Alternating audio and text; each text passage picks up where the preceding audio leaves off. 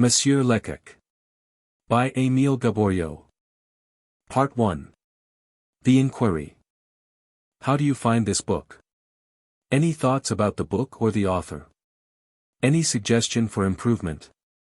Please take a moment to share your thoughts in a comment. If you like it, share it with your friends who might enjoy it as well. Subscribe to keep in touch. Visit completeaudiobooks.com for more quality content. Chapter 1.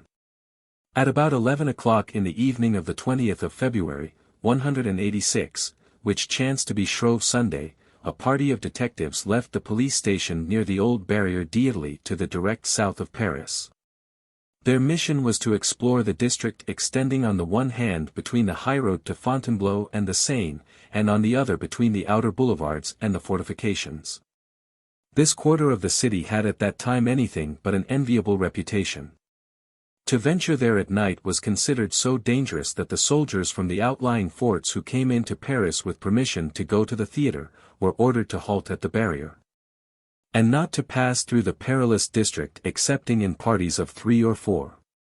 After midnight, these gloomy, narrow streets became the haunt of numerous homeless vagabonds, and escaped criminals and malefactors, moreover, made the quarter their rendezvous. If the day had been a lucky one, they made merry over their spoils, and when sleep overtook them, hid in doorways or among the rubbish in deserted houses. Every effort had been made to dislodge these dangerous guests, but the most energetic measures had failed to prove successful. Watched, hunted, and in imminent danger of arrest though they were, they always returned with idiotic obstinacy, obeying, as one might suppose, some mysterious law of attraction. Hence, the district was for the police an immense trap, constantly baited, and to which the game came of their own accord to be caught. The result of a tour of inspection of this locality was so certain, that the officer in charge of the police post called to the squad as they departed, "I will prepare lodgings for our guests. Good luck to you and much pleasure." This last wish was pure irony, for the weather was the most disagreeable that could be imagined. A very heavy snow-storm had prevailed for several days.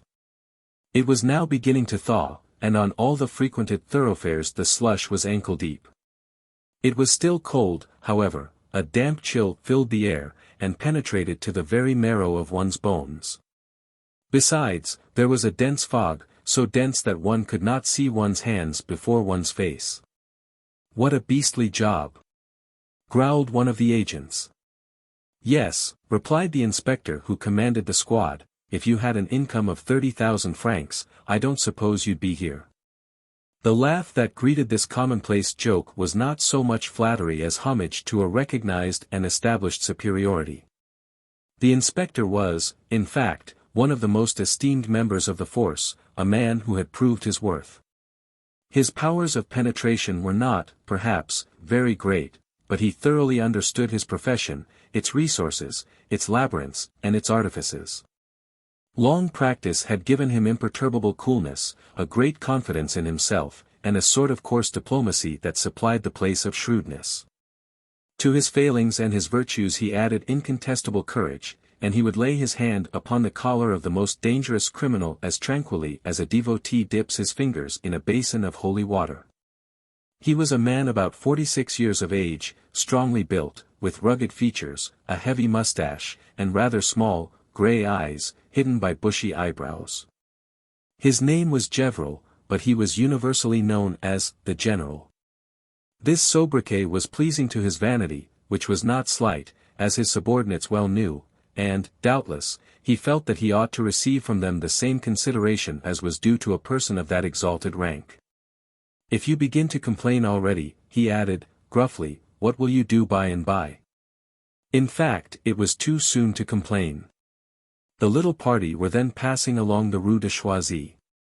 The people on the footways were orderly, and the lights of the wine shops illuminated the street. All these places were open. There is no fog or thaw that is potent enough to dismay lovers of pleasure. And a boisterous crowd of maskers filled each tavern and public ballroom. Through the open windows came alternately the sounds of loud voices and bursts of noisy music. Occasionally, a drunken man staggered along the pavement, or a masked figure crept by in the shadow cast by the houses. Before certain establishments Gevrol commanded a halt.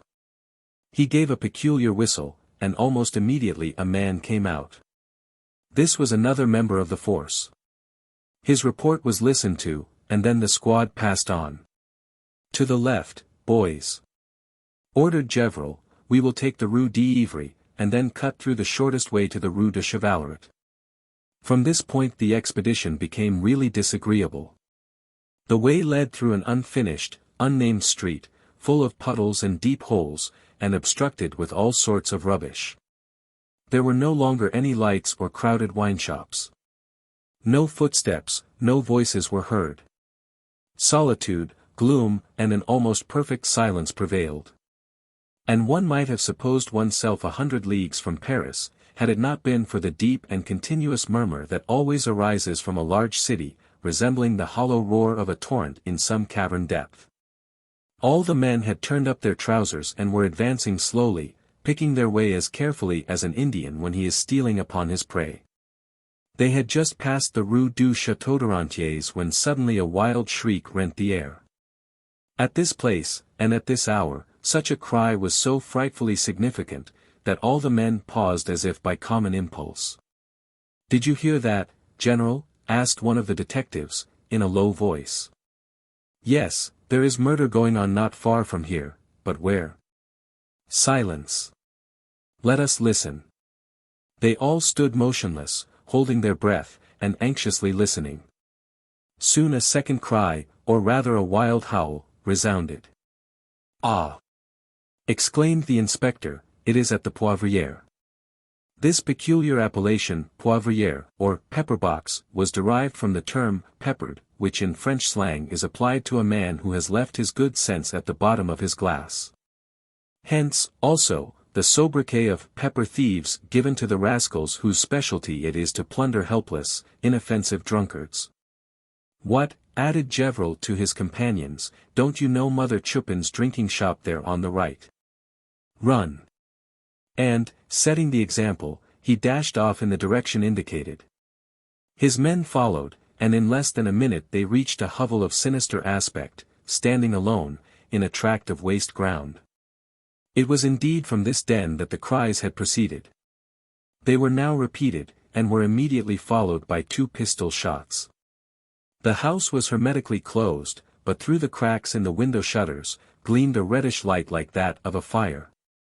One of the police agents darted to one of these windows, and raising himself up by clinging to the shutters with his hands, endeavored to peer through the cracks, and to see what was passing within.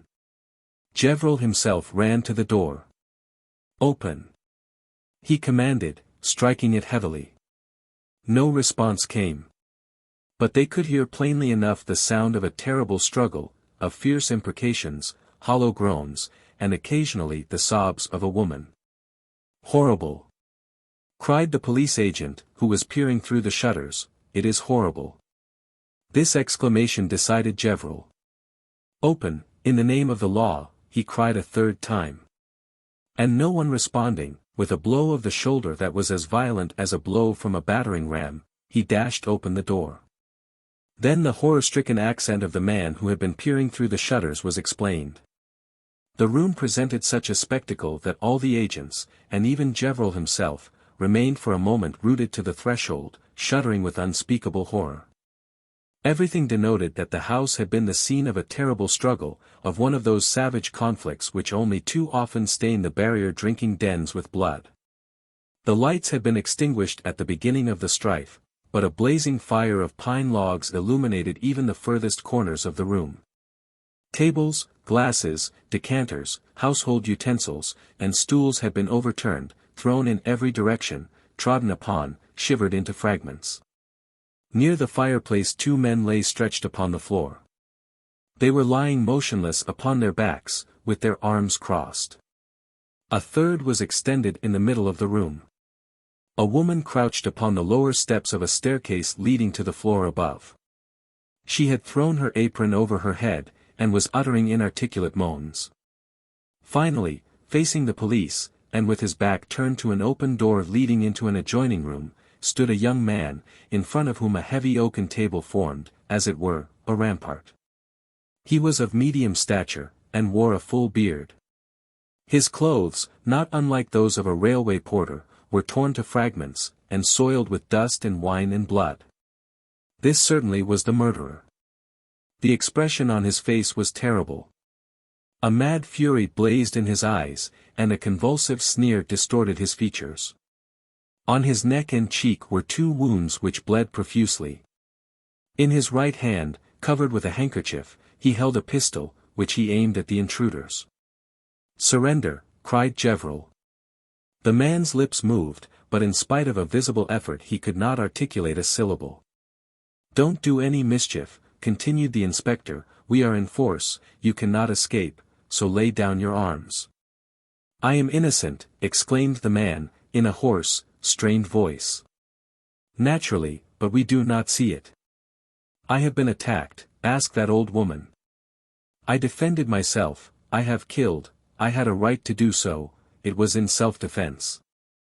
The gesture with which he enforced these words was so menacing that one of the agents drew Gevrol violently aside, saying, as he did so, "Take care, General, take care. The revolver has 5 barrels, and we have heard but 2 shots." But the inspector was inaccessible to fear. He freed himself from the grasp of his subordinate and again stepped forward, speaking in a still calmer tone. "No foolishness, my lad. If your case is a good one, which is possible, after all, don't spoil it." A frightful indecision betrayed itself on the young man's features. He held Gevrol's life at the end of his finger. Was he about to press the trigger? No, he suddenly threw his weapon to the floor, exclaiming, "Come and take me." And turning as he spoke he darted into the adjoining room, hoping doubtless to escape by some means of egress which he knew of. Gevrol had expected this movement. He sprang after him with outstretched arms, but the table retarded his pursuit. "Ah," he exclaimed, "the wretch escapes us." But the fate of the fugitive was already decided. While Gevrol parleyed, one of the agents, he who had peered through the shutters, had gone to the rear of the house and effected an entrance through the back door. As the murderer darted out, this man sprang upon him, seized him, and with surprising strength and agility dragged him back. The murderer tried to resist, but in vain. He had lost his strength, he tottered and fell upon the table that had momentarily protected him, murmuring loud enough for everyone to hear, "Lost. It is the Prussians who are coming." This simple and decisive maneuver on the part of the subordinate had won the victory, and at first it greatly delighted the inspector. "Good, my boy," said he, "very good. Ah! You have a talent for your business, and you will do well if ever an opportunity." But he checked himself. All his followers so evidently shared his enthusiasm that a feeling of jealousy overcame him. He felt his prestige diminishing, and hastened to add, "The idea had occurred to me, but I could not give the order without warning the scoundrel himself." This remark was superfluous. All the police agents had now gathered around the murderer. They began by binding his feet and hands, and then fastened him securely to a chair. He offered no resistance. His wild excitement had given place to that gloomy prostration that follows all unnatural efforts, either of mind or body.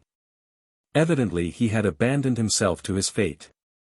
When Gevrol saw that the men had finished their task, he called on them to attend to the other inmates of the den, and in addition ordered the lamps to be lit for the fire was going out. The inspector began his examination with the 2 men lying near the fireplace. He laid his hand on their hearts, but no pulsations were to be detected. He then held the face of his watch close to their lips, but the glass remained quite clear. "Useless," he murmured, after several trials, "useless, they are dead. They will never see morning again. Leave them in the same position until the arrival of the public prosecutor, and let us look at the other one." The 3rd man still breathed. He was a young fellow, wearing the uniform of a common soldier of the line. He was unarmed, and his large bluish-gray cloak was partly open, revealing his bare chest. The agents lifted him very carefully, for he groaned piteously at the slightest movement, and placed him in an upright position, with his back leaning against the wall. He soon opened his eyes, and in a faint voice asked for something to drink. They brought him a glass of water, which he drank with evident satisfaction. He then drew a long breath, and seemed to regain some little strength.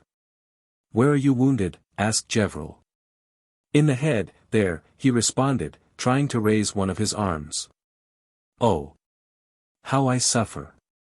The police agent, who had cut off the murderer's retreat, now approached, and with a dexterity that an old surgeon might have envied, made an examination of the gaping wound which the young man had received in the back of the neck.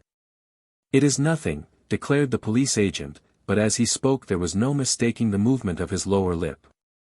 It was evident that he considered the wound very dangerous, probably mortal. "It will be nothing," affirmed Gevrol in his turn. "Wounds in the head, when they do not kill at once, are cured in a month." The wounded man smiled sadly. "I have received my death blow," he murmured. "Nonsense. Oh! It is useless to say anything, I feel it, but I do not complain. I have only received my just deserts." All the police agents turned toward the murderer on hearing these words, presuming that he would take advantage of this opportunity to repeat his protestations of innocence. But their expectations were disappointed. He did not speak, although he must certainly have heard the words. "It was that brigand, Lacheneur, who enticed me here," continued the wounded man, in a voice that was growing fainter. "Lacheneur?" "Yes, Jean Lacheneur, a former actor, who knew me when I was rich, for I had a fortune, but I spent it all. I wished to amuse myself. He, knowing I was without a single sou in the world, came and promised me money enough to begin life over again. Fool that I was to believe him, for he brought me to die here like a dog.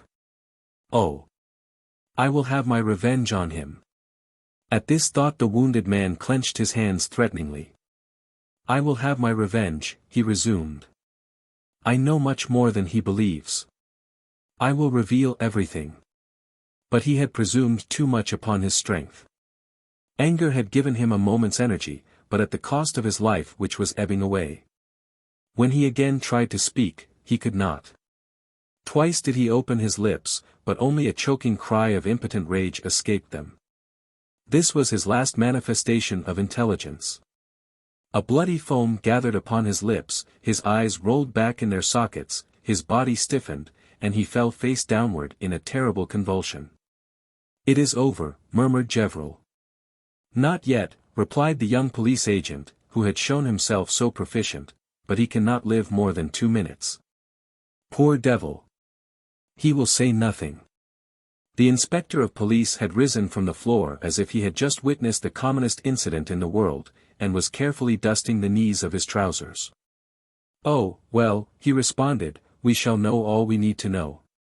This fellow is a soldier, and the number of his regiment will be given on the buttons of his cloak." A slight smile curved the lips of the subordinate. "I think you are mistaken, General," said he. "How?" "Yes, I understand. Seeing him attired in a military coat, you supposed, but no, this poor wretch was no soldier. Do you wish for an immediate proof? Is his hair the regulation cut? Where did you ever see soldiers with their hair falling over their shoulders?" This objection silenced the general for a moment, but he replied brusquely, "Do you think that I keep my eyes in my pocket? What you have remarked did not escape my notice. Only I said to myself, here is a young man who has profited by leave of absence to visit the wig maker. At least." But Gevrol would permit no more interruptions. "Enough talk," he declared. "We will now hear what has happened. Mother Chupin, the old hussy, is not dead." As he spoke, he advanced toward the old woman, who was still crouching upon the stairs. She had not moved nor ventured so much as a look since the entrance of the police, but her moans had not been discontinued. With a sudden movement, Gevrol tore off the apron which she had thrown over her head, and there she stood, such as years, vice, poverty, and drink had made her. Wrinkled, shriveled, toothless, and haggard, her skin as yellow and as dry as parchment and drawn tightly over her bones. "Come, stand up," ordered the inspector. "Your lamentations don't affect me. You ought to be sent to prison for putting such vile drugs into your liquors, thus breeding madness in the brains of your customers. The old woman's little red eyes traveled slowly round the room, and then in tearful tones she exclaimed, "What a misfortune! What will become of me? Everything is broken, I am ruined." She only seemed impressed by the loss of her table utensils. "Now tell us how this trouble began," said Gevrol. "Alas! I know nothing about it. I was upstairs mending my son's clothes, when I heard a dispute. And after that? Of course I came down, and I saw those 3 men that are lying there picking a quarrel with the young man you have arrested, the poor innocent. For he is innocent, as truly as I am an honest woman. If my son Polite had been here he would have separated them, but I, a poor widow, what could I do? I cried, 'Police,' with all my might." After giving this testimony she resumed her seat, thinking she had said enough. But Gevrol rudely ordered her to stand up again. "Oh! We have not done," said he. "I wish for other particulars." "What particulars, dear Monsieur Gevrol, since I saw nothing?" Anger crimsoned the inspector's ears. "What would you say, old woman, if I arrested you? It would be a great piece of injustice. Nevertheless, it is what will happen if you persist in remaining silent. I have an idea that a fortnight in Saint Lazare would untie your tongue." These words produced the effect of an electric shock on the widow Chupin. She suddenly ceased her hypocritical lamentations, rose, placed her hands defiantly on her hips, and poured forth a torrent of invective upon Gevrol and his agents, accusing them of persecuting her family ever since they had previously arrested her son, a good-for-nothing fellow.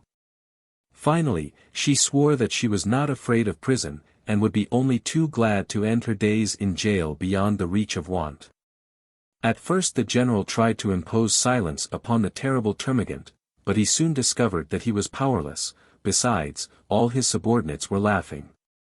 Accordingly he turned his back upon her, and, advancing toward the murderer, he said, "You, at least, will not refuse an explanation."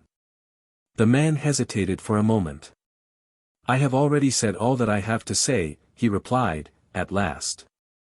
"I have told you that I am innocent, and this woman and a man on the point of death who was struck down by my hand, have both confirmed my declaration. What more do you desire? When the judge questions me, I will, perhaps, reply. Until then do not expect another word from me." It was easy to see that the fellow's resolution was irrevocable, and that he was not to be daunted by any inspector of police. Criminals frequently preserve an absolute silence, from the very moment they are captured. These men are experienced and shrewd, and lawyers and judges pass many sleepless nights on their account. They have learned that a system of defense cannot be improvised at once, that it is, on the contrary, a work of patience and meditation. And knowing what a terrible effect an apparently insignificant response drawn from them at the moment of detection may produce on a court of justice, they remain obstinately silent. So as to see whether the present culprit was an old hand or not, Gevrol was about to insist on a full explanation when someone announced that the soldier had just breathed his last. "As that is so, my boys," the inspector remarked, "2 of you will remain here, and I will leave with the others. I shall go and arouse the commissary of police, and inform him of the affair. He will take the matter in hand, and we can then do whatever he commands. My responsibility will be over, in any case. So untie our prisoner's legs and bind Mother Chupin's hands, and we will drop them both at the station house as we pass." The men hastened to obey, with the exception of the youngest among them, the same who had won the general's passing praise. He approached his chief, and motioning that he desired to speak with him, drew him outside the door. When they were a few steps from the house, Gevrol asked him what he wanted. "I wish to know, General, what you think of this affair." "I think, my boy, that 4 scoundrels encountered each other in this vile den. They began to quarrel. And from words they came to blows. One of them had a revolver, and he killed the others. It is as clear as daylight. According to his antecedents, and according to the antecedents of the victims, the assassin will be judged. Perhaps society owes him some thanks. And you think that any investigation, any further search is unnecessary. Entirely unnecessary. The younger man appeared to deliberate for a moment. It seems to me, General, he at length replied, that this affair is not perfectly clear. Have you noticed the murderer, remarked his demeanor, and observed his look? Have you been surprised as I have been? By what? Ah, well. It seems to me, I may, of course, be mistaken, but I fancy that appearances are deceitful, and, yes, I suspect something. Bah! Explain yourself, please. How can you explain the dog's faculty of scent?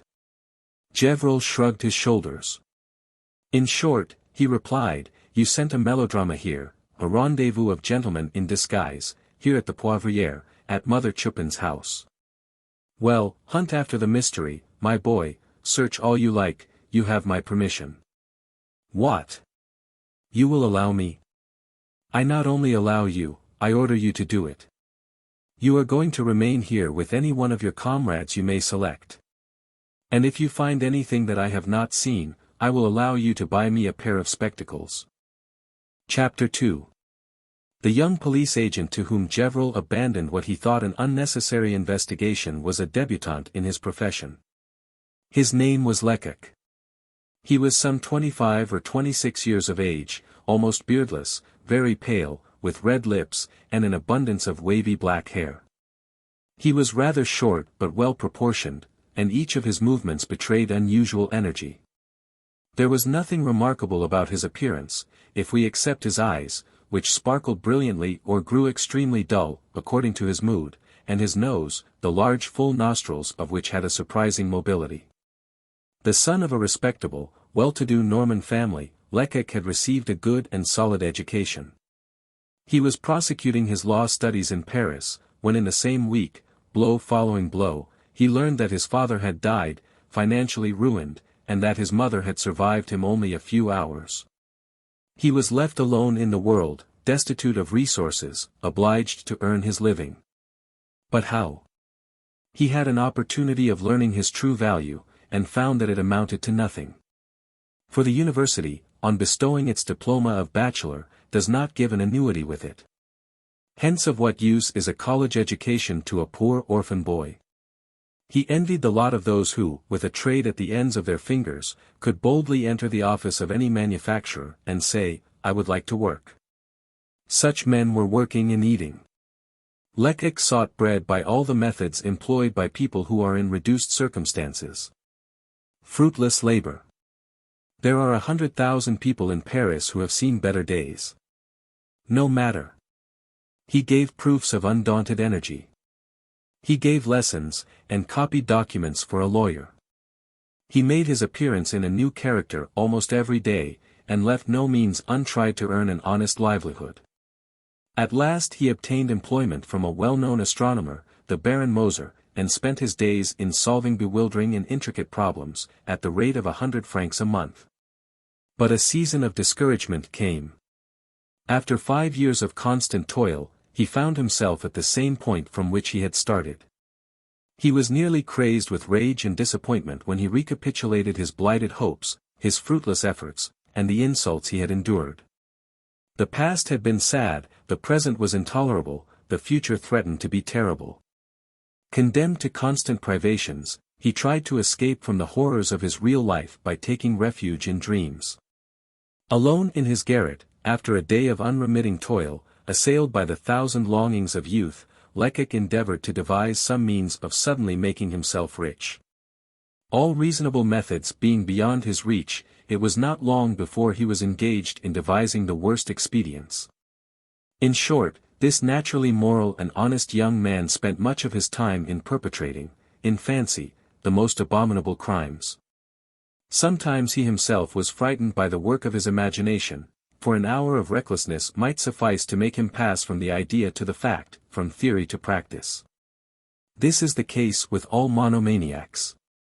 An hour comes in which the strange conceptions that have filled their brains can be no longer held in check. One day he could not refrain from exposing to his patron a little plan he had conceived, which would enable him to obtain 500 or 600 francs from London. 2 letters and a telegram were all that was necessary, and the game was won. It was impossible to fail, and there was no danger of arousing suspicion. The astronomer, amazed at the simplicity of the plan, could but admire it. On reflection, however, he concluded that it would not be prudent for him to retain so ingenious a secretary in his service.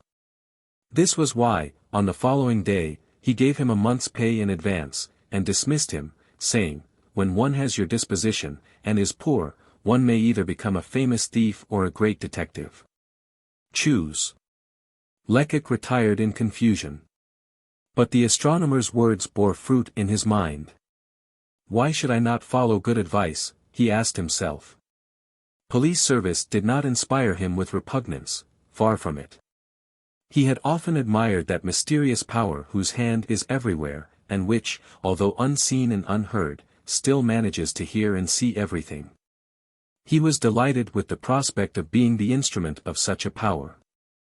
He considered that the profession of detective would enable him to employ the talents with which he had been endowed in a useful and honorable fashion, besides opening out a life of thrilling adventure with fame as its goal. In short, this profession had a wonderful charm for him. So much so, that on the following week, thanks to a letter from Baron Moser, he was admitted into the service. A cruel disenchantment awaited him. He had seen the results, but not the means.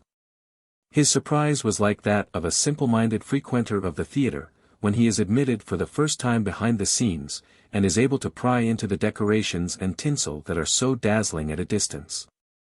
However, the opportunity for which he had so ardently longed, for which he had been waiting during many weary months, had come, he thought, at last, as he reached the Poivriere with Gevril and the other police agents. While he was clinging to the window shutters he saw by the light of his ambition a pathway to success. It was at first only a presentiment, but it soon became a supposition, and then a conviction based upon actual facts, which had escaped his companions, but which he had observed and carefully noted. He recognized that fortune had, at last, turned in his favor when he saw Gevril neglect all but the merest formalities of examination. And when he heard him declare peremptorily that this triple murder was merely the result of one of those ferocious quarrels so frequent among vagrants in the outskirts of the city. Ah, well, he thought, have it your own way, trust in appearances, since you will see nothing beneath them. But I will prove to you that my youthful theory is better than all your experience. The inspector's carelessness gave Lecoq a perfect right to secretly seek information on his own account. But by warning his superior officers before attempting anything on his own responsibility, he would protect himself against any accusation of ambition or of unduly taking advantage of his comrade. Such charges might prove most dangerous for his future prospects in a profession where so much rivalry is seen, and where wounded vanity has so many opportunities to avenge itself by resorting to all sorts of petty treason. Accordingly, he spoke to his superior officer, saying just enough to be able to remark, in case of success, "Ah! I warned you." Just enough so as not to dispel any of Gevril's doubts. The permission which Lecoq obtained to remain in charge of the bodies was his first triumph of the best possible augury. But he knew how to dissimulate, and it was in a tone of the utmost indifference that he requested one of his comrades to remain with him. Then, while the others were making ready to depart, he seated himself upon the corner of the table, apparently oblivious of all that was passing around. He did not dare to lift his head, for fear of betraying his joy, so much did he fear that his companions might read his hopes and plans in the expression of his face. Inwardly he was wild with impatience. Though the murderer submitted with good grace to the precautions that were taken to prevent his escape, it required some time to bind the hands of the widow Chupin, who fought and howled as if they were burning her alive. "They will never go," Lecoq murmured to himself. They did so at last, however. Gevril gave the order to start, and left the house, addressing a laughing goodbye to his subordinate. The latter made no reply. He followed his comrades as far as the threshold to make sure that they were really going, for he trembled at the thought that Gevril might reflect, change his mind, and returned to solve the mystery, as was his right. His anxiety was needless, however. The squad gradually faded away in the distance, and the cries of Widow Chupin died away in the stillness of the night. It was only then that Lecoq re-entered the room. He could no longer conceal his delight.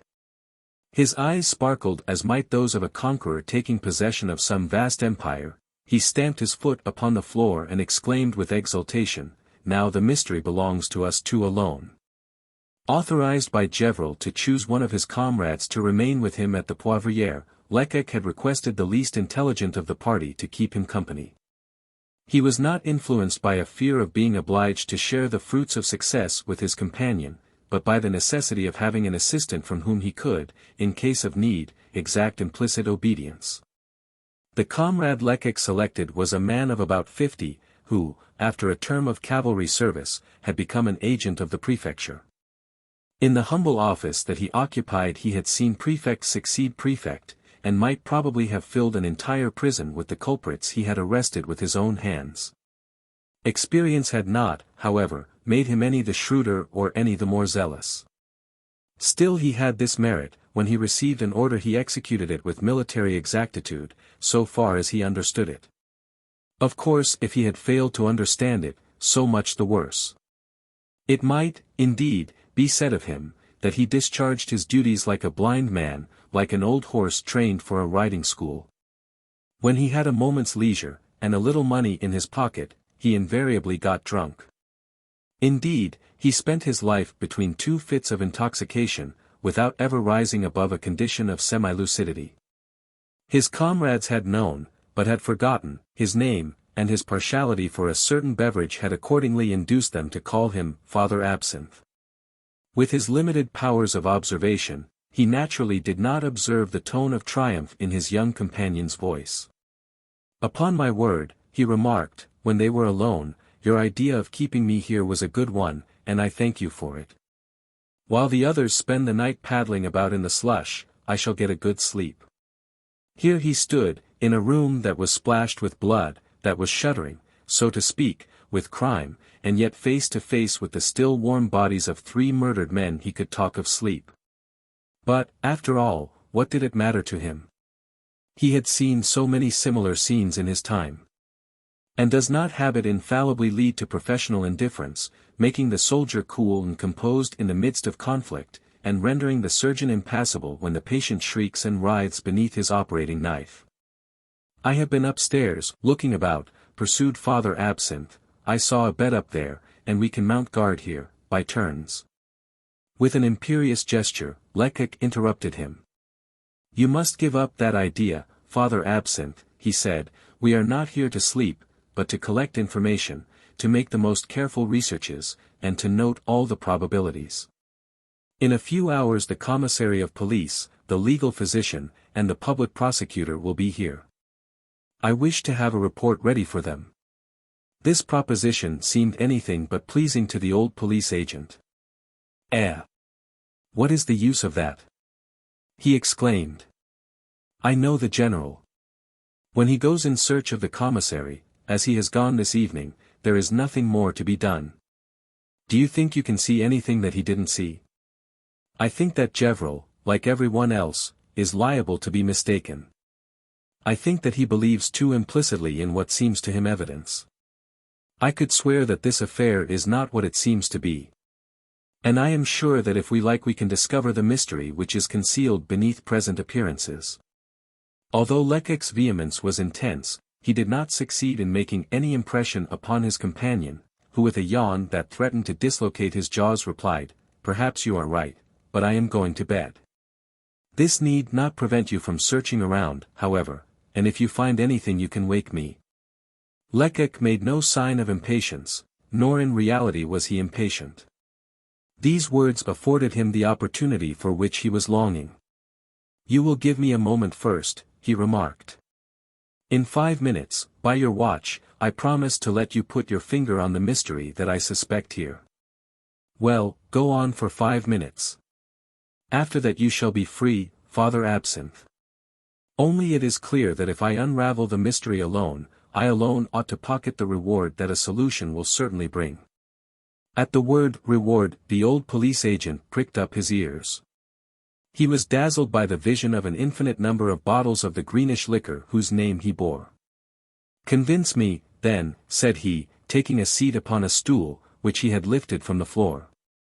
Lecoq remained standing in front of him. "To begin with," he remarked, "whom do you suppose the person we have just arrested to be? A porter, probably, or a vagabond. That is to say, a man belonging to the lowest class of society, consequently, a fellow without education." "Certainly." Lecoq spoke with his eyes fixed upon those of his companion. He distrusted his own powers, as is usual with persons of real merit, but he felt that if he could succeed in making his convictions penetrate his comrade's obtuse mind, their exactitude would be virtually proved. "And now," he continued, "what would you say if I showed you that this young man had received an excellent, even refined, education? I should reply that it was very extraordinary. I should reply that, but what a fool I am. You have not proved it to me yet. But I can do so very easily. Do you remember the words that he uttered as he fell?" "Yes, I remember them perfectly. He said, 'It is the Prussians who are coming.' What do you suppose he meant by that? What a question! I should suppose that he did not like the Prussians, and that he supposed he was offering us a terrible insult." Lecoq was waiting anxiously for this response. "Ah, well. Father Absinthe," he said gravely, "you are wrong, quite wrong. And that this man has an education superior to his apparent position is proved by the fact that you did not understand his meaning, nor his intention. It was this single phrase that enlightened me." Father Absinthe's physiognomy expressed the strange and comical perplexity of a man who is so thoroughly mystified that he knows not whether to laugh, or to be angry. After reflecting a little, he decided to adopt the latter course. "You are rather too young to impose upon an old fellow like me," he remarked. "I don't like boasters." "One moment," interrupted Lecoq, "allow me to explain. You have certainly heard of a terrible battle which resulted in one of the greatest defeats that ever happened to France, the Battle of Waterloo? I don't see the connection. Answer, if you please." "Yes, then. I have heard of it." "Very well, you must know then that for some time victory seemed likely to rest with the banners of France. The English began to fall back, and the Emperor had already exclaimed, 'We have them.' When suddenly on the right, a little in the rear, a large body of troops was seen advancing. It was the Prussian army. The Battle of Waterloo was lost. In all his life, worthy Father Absinthe had never made such a strenuous effort to understand anything. In this case his perseverance was not wholly useless, for, springing from his stool, and probably in much the same tone that Archimedes cried, 'Eureka,' he exclaimed, 'I understand.' The man's words were only an illusion." "It is as you have said," remarked Lecoq, approvingly. "But I had not finished. If the Emperor was thrown into consternation by the appearance of the Prussians, it was because he was momentarily expecting the arrival of one of his own generals from the same direction, Grouchy, with 35,000 men. So if this man's illusion was exact and complete, he was not expecting an enemy, but a friend. Now draw your own conclusions." Father Absinthe was amazed but convinced, and his eyes, heavy with sleep a few moments before, now opened to their widest extent. "Good heavens," he murmured, "if you put it in that way. But I forget. You must have seen something as you were looking through the shutters." The young man shook his head. "Upon my honor," he declared, "I saw nothing save the struggle between the murderer and the poor devil dressed as a soldier.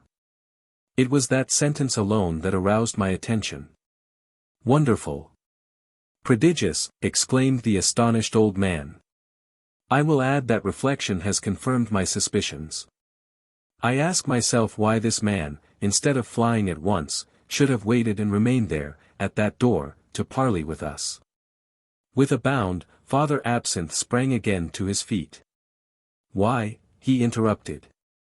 "Because he had accomplices, and he wished to give them time to escape." "Ah! I understand it all now. A triumphant smile parted Lecoq's lips.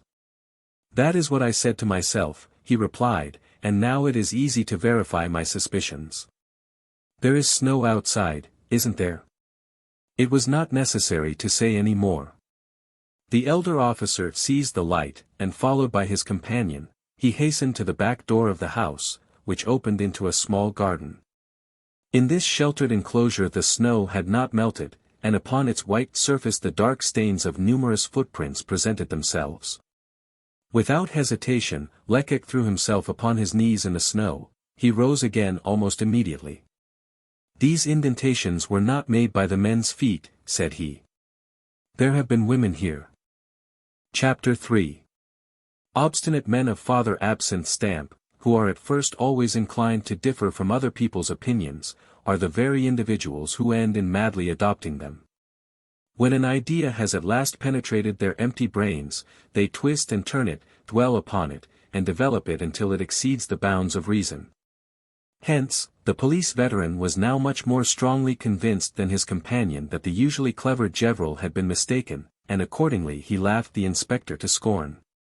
On hearing Lecoq affirm that women had taken part in the horrible scene at the Poivriere, his joy was extreme. "A fine affair," he exclaimed, "an excellent case." And suddenly recollecting a maxim that has been handed down from the time of Cicero, he added in sententious tones, "Who holds the woman holds the cause." Lecoq did not deign to reply. He was standing upon the threshold, leaning against the framework of the door, his hand pressed to his forehead, as motionless as a statue. The discovery he had just made, and which so delighted Father Absinthe, filled him with consternation.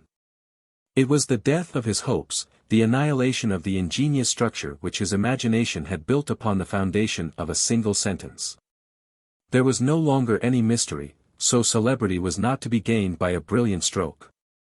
For the presence of two women in this vile den explained everything in the most natural and commonplace fashion. Their presence explained the quarrel, the testimony of Widow Chupin, the dying declaration of the pretended soldier. The behavior of the murderer was also explained. He had remained to cover the retreat of the two women. He had sacrificed himself in order to save them, an act of gallantry so common in the French character, that any scoundrel of the Barriers might have performed it. Still, the strange allusion to the Battle of Waterloo remained unexplained. But what did that prove now? Nothing, simply nothing. However, who could say how low an unworthy passion might cause a man even of birth and breeding to descend? And the carnival afforded an opportunity for the parties to disguise themselves. But while Lecoq was turning and twisting all these probabilities in his mind, Father Absinthe became impatient. "Are we going to remain here until doomsday?" he asked. "Are we to pause just at the moment when our search has been productive of such brilliant results?" Brilliant results! These words stung the young man as deeply as the keenest irony could have done. "Leave me alone," he replied gruffly. "And, above all, don't walk about the garden, as by doing so, you'll damage any footprints." His companion swore a little, but soon became silent in his turn. He was constrained to submit to the irresistible ascendancy of superior will and intelligence. Lecoq was engaged in following out his course of reasoning. The murderer, leaving the ball at the Rainbow, a dancing house not far from here, near the fortifications, came to this wine shop, accompanied by two women. He found three men drinking here, who either began teasing him, or who displayed too much gallantry toward his companions. He became angry.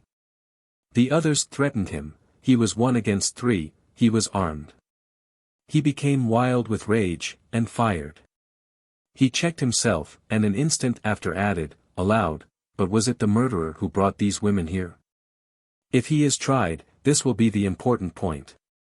It is necessary to obtain information regarding it." He immediately went back into the house, closely followed by his colleague, and began an examination of the footprints round about the door that Gevrol had forced open. Labor lost. There was but little snow on the ground near the entrance of the hovel, and so many persons had passed in and out that Lecoq could discover nothing. What a disappointment after his patient hopes! Lecoq could have cried with rage. He saw the opportunity for which he had sighed so long indefinitely postponed. He fancied he could hear Gevrol's coarse sarcasms. "Enough of this," he murmured, under his breath. "The general was right, and I am a fool." He was so positively convinced that one could do no more than discover the circumstances of some commonplace, vulgar broil, that he began to wonder if it would not be wise to renounce his search and take a nap, while awaiting the coming of the commissary of police. But Father Absinthe was no longer of this opinion. This worthy man, who was far from suspecting the nature of his companion's reflections, could not explain his inaction. "Come, my boy," said he, "have you lost your wits? This is losing time, it seems to me. The authorities will arrive in a few hours, and what report shall we be able to give them? As for me, if you desire to go to sleep, I shall pursue the investigation alone." Disappointed as he was, the young police officer could not repress a smile. He recognized his own exhortation of a few moments before. It was the old man who had suddenly become intrepid. To work, then. He sighed, like a man who, while foreseeing defeat, wishes, at least, to have no cause for self-reproach.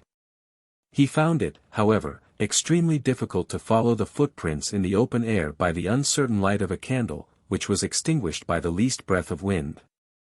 "I wonder if there is a lantern in the house," he said. "If we could only lay our hands upon one." They searched everywhere, and, at last, upstairs in the widow Chupin's own room, they found a well-trimmed lantern, so small and compact that it certainly had never been intended for honest purposes. "A regular burglar's implement," said Father Absinthe, with a coarse laugh. The implement was useful in any case, as both men agreed when they returned to the garden and recommenced their investigations systematically. They advanced very slowly and with extreme caution. The old man carefully held the lantern in the best position, while Lecoq, on his knees, studied each footprint with the attention of a chiromancer professing to read the future in the hand of a rich client. This new examination assured Lecoq that he had been correct in his first supposition. It was plain that two women had left the Poivriere by the back door. They had started off running, as was proved by the length of the steps and the shape of the footprints. The difference in the tracks left by the two fugitives was so remarkable that it did not escape Father Absinthe's eyes. "Sapristi," he muttered. "One of these jades can boast of having a pretty foot at the end of her leg." He was right. One of the tracks betrayed a small, coquettish, slender foot, clad in an elegant high-heeled boot with a narrow sole and an arched instep. The other denoted a broad, short foot growing wider toward the end. It had evidently been encased in a strong, low shoe. This was indeed a clue. Lecoq's hopes at once revived. So eagerly does a man welcome any supposition that is in accordance with his desires. Trembling with anxiety, he went to examine some other footprints a short distance from these, and an excited exclamation at once escaped his lips. "What is it?"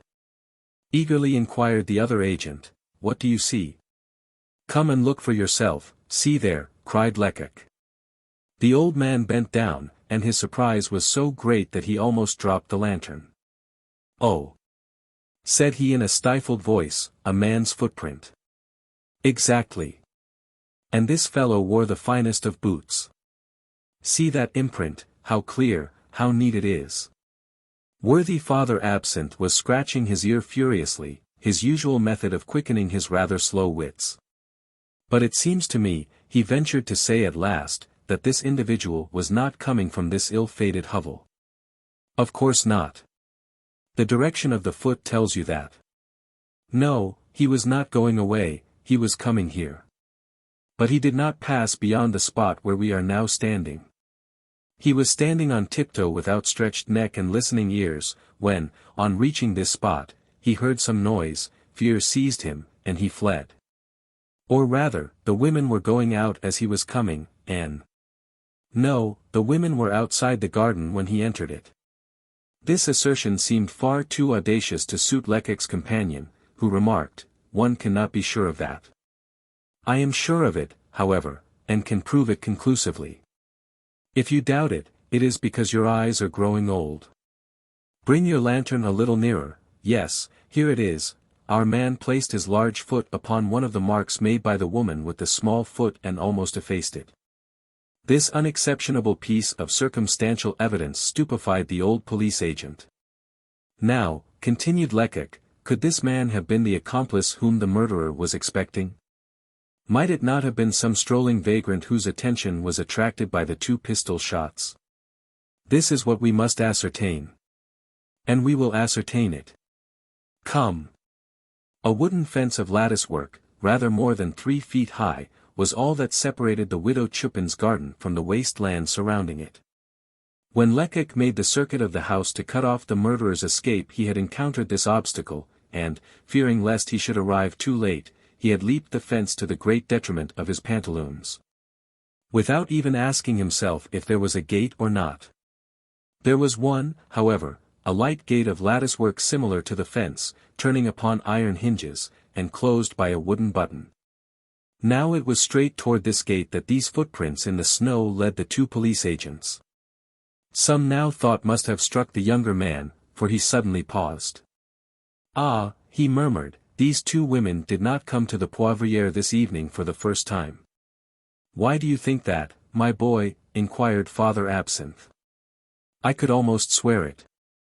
How, unless they were in the habit of coming to this den, could they have been aware of the existence of this gate? Could they have discovered it on such a dark, foggy night? No. For I, who can, without boasting, say that I have good eyes, I did not see it.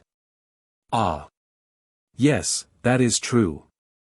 These 2 women, however, came here without hesitating, in a straight line. And note that to do this, it was necessary for them to cross the garden diagonally. The veteran would have given something if he could have found some objection to offer, but unfortunately he could find none. Upon my word! He exclaimed, yours is a droll way of proceeding. You are only a conscript, I am a veteran in the service, and have assisted in more affairs of this sort than you are years old, but never have I seen. Nonsense! Interrupted Lecoq, you will see much more.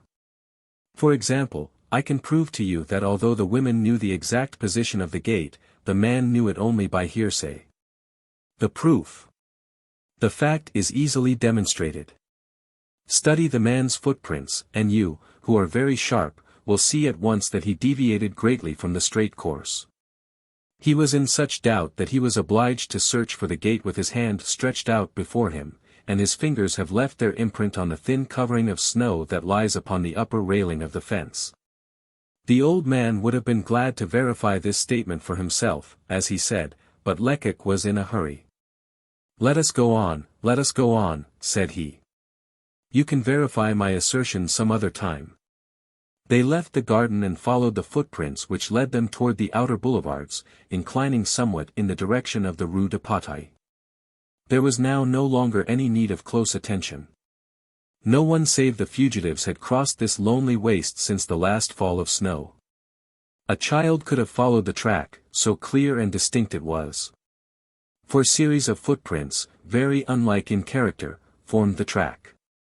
2 of these had evidently been left by the women, the other 2, one going and one returning, had been made by the man. On several occasions the latter had placed his foot exactly on the footprints left by the 2 women, half effacing them, thus dispelling all doubt as to the precise moment of his approach. About 100 yards from the Poivriere, Lecoq suddenly seized his colleague's arm. Halt, he exclaimed, we have reached a good place, I can see unmistakable proofs. The spot, all unenclosed as it was evidently utilized by some builder for the storage of various kinds of lumber. The ground was strewn with large blocks of granite, some chiseled, some in the rough, with numerous long planks and logs of wood in their midst. In front of one of these logs, the surface of which had been evidently wiped, all the various footprints came together, mingling confusedly. Here, declared the young detective, our fugitives met the man and took counsel with him. One of the women, the one with the little feet, sat down upon this log. We ought to make quite sure of that, said Father Absinthe, in an oracular tone. But his companion cut short his desire for verification. You, "My old friend," said he, "are going to do me the kindness to keep perfectly still, pass me the lantern and do not move." Lecoq's modest tone had suddenly become so imperious that his colleague dared offer no resistance. Like a soldier at the command to halt, he remained erect, motionless, and mute, following his colleague's movements with an inquisitive, wondering eye. Quick in his motions, and understanding how to maneuver the lantern in accordance with his wishes, the young police agent explored the surroundings in a very short space of time. A bloodhound in pursuit of his prey would have been less alert, less discerning, less agile. He came and went, now turning, now pausing, now retreating, now hurrying on again without any apparent reason. He scrutinized, he questioned every surrounding object, the ground, the logs of wood, the blocks of stone, in a word, nothing escaped his glance. For a moment he would remain standing, then fall upon his knees, and at times lie flat upon his stomach with his face so near the ground that his breath must have melted the snow. He had drawn a tape line from his pocket, and using it with a carpenter's dexterity, he measured, and measured. And all his movements were accompanied with the wild gestures of a madman, interspersed with oaths or short laughs, with exclamations of disappointment or delight. After a quarter of an hour of this strange exercise, he turned to Father Absinthe, placed the lantern on a stone, wiped his hands with his pocket handkerchief, and said, "Now I know everything." Well, that is saying a great deal. When I say everything, I mean all that is connected with the episode of the drama which ended in that bloody bout in the hovel. This expanse of earth covered with snow is a white page upon which the people we are in search of have written, not only their movements, their goings, and comings, but also their secret thoughts, their alternate hopes and anxieties. What do these footprints say to you, Papa Absinthe? To me they are alive like the persons who made them, they breathe, speak, accuse. The old agent was saying to himself, certainly, this fellow is intelligent, undeniably shrewd. But he is very disagreeable. These are the facts as I have read them, pursued Lecoq. When the murderer repaired to the Poivriere with the two women, his companion, should say his accomplice, came here to wait. He was a tall man of middle age, he wore a soft hat and a shaggy brown overcoat. He was, moreover, probably married, or had been so, as he had a wedding ring on the little finger of his right hand. His companion's despairing gestures obliged the speaker to pause. This description of a person whose existence had but just now been demonstrated, these precise details given in a tone of absolute certainty, completely upset all Father Absinthe's ideas, increasing his perplexity beyond all bounds. "This is not right," he growled, "this is not kind. You are poking fun at me. I take the thing seriously, I listen to you, I obey you in everything, and then you mock me in this way. We find a clue, and instead of following it up, you stop to relate all these absurd stories." "No," replied his companion, "I am not jesting, and I have told you nothing of which I am not absolutely sure, nothing that is not strictly and indisputably true. And you would have me believe." "Fear nothing, Papa. I would not have you do violence to your convictions. When I have told you my reasons, and my means of information, you will laugh at the simplicity of the theory that seems so incomprehensible to you now." "Go on, then," said the good man, in a tone of resignation. "We had decided," rejoined Lecoq, "that the accomplice mounted guard here." The time seemed long, and, growing impatient, he paced to and fro, the length of this log of wood, occasionally pausing to listen. Hearing nothing, he stamped his foot, doubtless exclaiming, "What the deuce has happened to him down there?"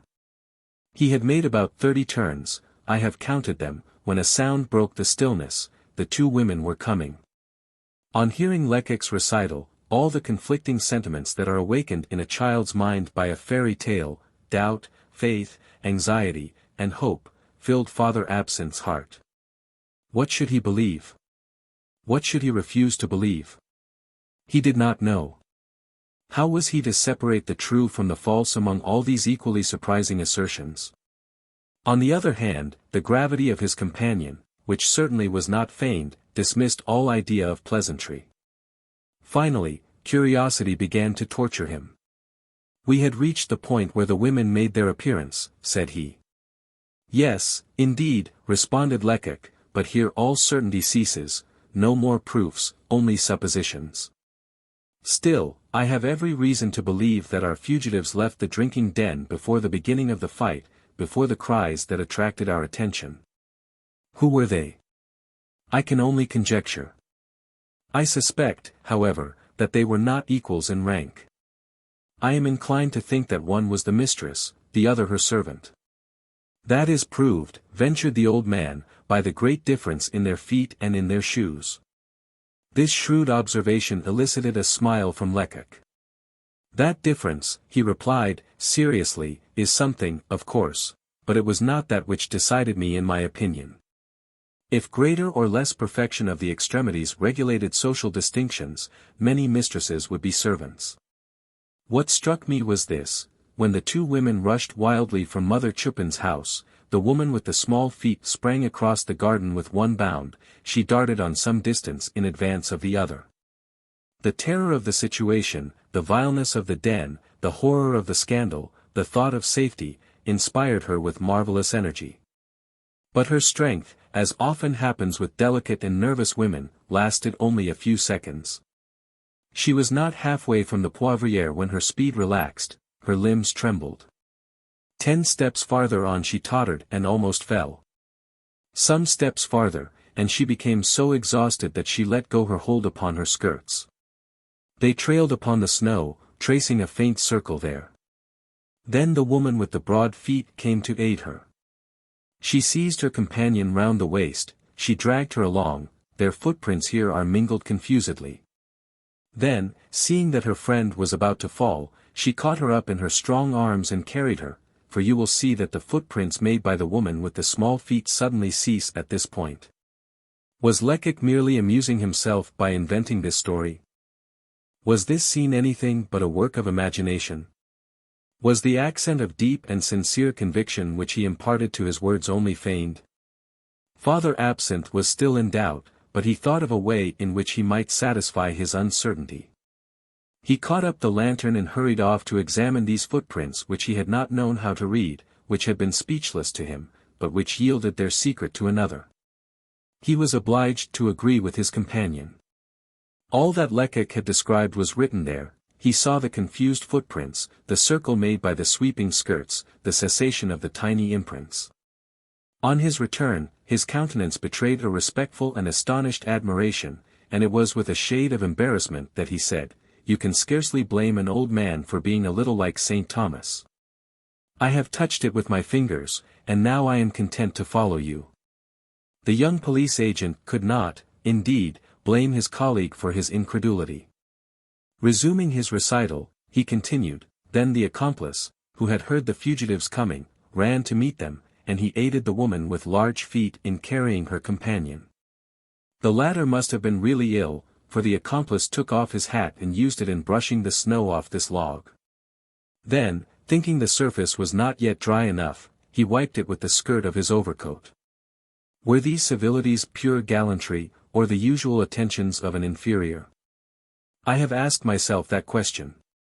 This much, however, is certain: while the woman with the small feet was recovering her strength, half reclining upon this board, the other took the accomplice a little on one side, 5 or 6 steps away to the left. Just beside that enormous block of granite. There she talked with him, and, as he listened, the man leaned upon the snow-covered stone. His hand left a very distinct imprint there. Then, as the conversation continued, he rested his elbow upon the snowy surface. Like all men of limited intelligence, Father Absinthe had suddenly passed from unreasoning distrust to unquestioning confidence. Henceforth, he could believe anything for the very same reason that had, at first, made him believe nothing. Having no idea of the bounds of human reasoning and penetration, he saw no limits to the conjectural genius of his companion. With perfect faith, therefore, he inquired, and what was the accomplice saying to the woman with the broad shoes? Lecoq smiled at this simplicity, but the other did not see him do so. "It is rather difficult for me to answer that question," replied the young detective. "I think, however, that the woman was explaining to the man the immensity and imminence of the danger that threatened his companion. And that they were trying to devise some means to rescue him from it. Perhaps she brought him orders given by the murderer. It is certain that she ended by beseeching the accomplice to run to the Poivriere and see what was passing there. And he did so, for his tracks start from this block of granite. And only to think, exclaimed Father Absinthe, that we were in the hovel at that very moment. A word from Gevril, and we might have had handcuffs on the whole gang. How unfortunate. Lecoq was not sufficiently disinterested to share his companion's regret. On the contrary, he was very thankful for Gevril's blunder. Had it not been for that, how would he ever have found an opportunity of investigating an affair that grew more and more mysterious as his search proceeded, but which he hoped to fathom finally? To conclude, he resumed, the accomplice soon returned, he had witnessed the scene, and was evidently afraid. He feared that the thought of exploring the premises might enter the minds of the police. It was to the lady with small feet that he addressed himself. He explained the necessity of flight, and told her that even a moment's delay might be fatal. At his words, she summoned all her energy. She rose and hastened away, clinging to the arm of her companion. Did the man indicate the route they were to take, or did they know it themselves? This much is certain, he accompanied them some distance, in order to watch over them. But besides protecting these women, he had a still more sacred duty to perform, that of succoring his accomplice, if possible. He retraced his steps, passed by here once more, and the last footprint that I can discover leads in the direction of the Rue du Château de Rentiers. He wished to know what would become of the murderer, and went to place himself where he might see him pass by with his captors. Like a dilettante who can scarcely restrain his applause until the close of the aria that delights him, Father Absinthe had been unable during the recital to entirely suppress his admiration. But it was not until Lecoq ceased speaking that he gave full vent to his enthusiasm. Here is a detective if you like, he exclaimed. And they pretend that Gevril is shrewd. What has he ever done to compare with this? Ah! Shall I tell you what I think? Why, in comparison with you, the general is a more John the Baptist. Certainly the flattery was gross, but it was impossible to doubt its sincerity. This was the first time that the balmy dew of praise had fallen upon Lecoq's vanity, and it greatly delighted him, although he modestly replied, "Nonsense, you are too kind, Papa. After all, what have I done that is so very clever? I told you that the man was of middle age. It was not difficult to see that after one had examined his heavy, dragging step. I told you that he was tall, an easy matter. When I saw that he had been leaning upon that block of granite there to the left, I measured the block in question. It is almost 5 feet 5 inches in height, consequently a man who could rest his elbow upon it must be at least 6 feet high. The mark of his hand proves that I am not mistaken. On seeing that he had brushed away the snow which covered the plank, I asked myself what he had used. I thought that it might be his cap, and the mark left by the peak proves that I was right. Finally, if I have discovered the color and the material of his overcoat, it is only because when he wiped the wet board, some splinters of the wood tore off a few tiny flakes of brown wool, which I have found, and which will figure in the trial. But what does this amount to, after all? Nothing. We have only discovered the first clues of the affair. Still, we are on the right scent, so, forward then. The old officer was electrified, and, like an echo, he repeated, "Forward." Chapter 4. That night the vagabonds, who had taken refuge in the neighborhood of the Poivriere, had a very bad time of it. For while those who managed to sleep were disturbed by frightful dreams of a police raid, those who remained awake witnessed some strange incidents, well calculated to fill their minds with terror. On hearing the shots fired inside Mother Chupin's drinking den, most of the vagrants concluded that there had been a collision between the police and some of their comrades, and they immediately began prowling about, eagerly listening and watching, and ready to take flight at the least sign of danger. At first they could discover no particular reasons for alarm. But later on, at about 2 o'clock in the morning, just as they were beginning to feel secure again, the fog lifted a little, and they witnessed a phenomenon well calculated to arouse anxiety. Upon the unoccupied tract of land, which the people of the neighborhood called the plain, a small but very bright light was seen describing the most capricious evolutions.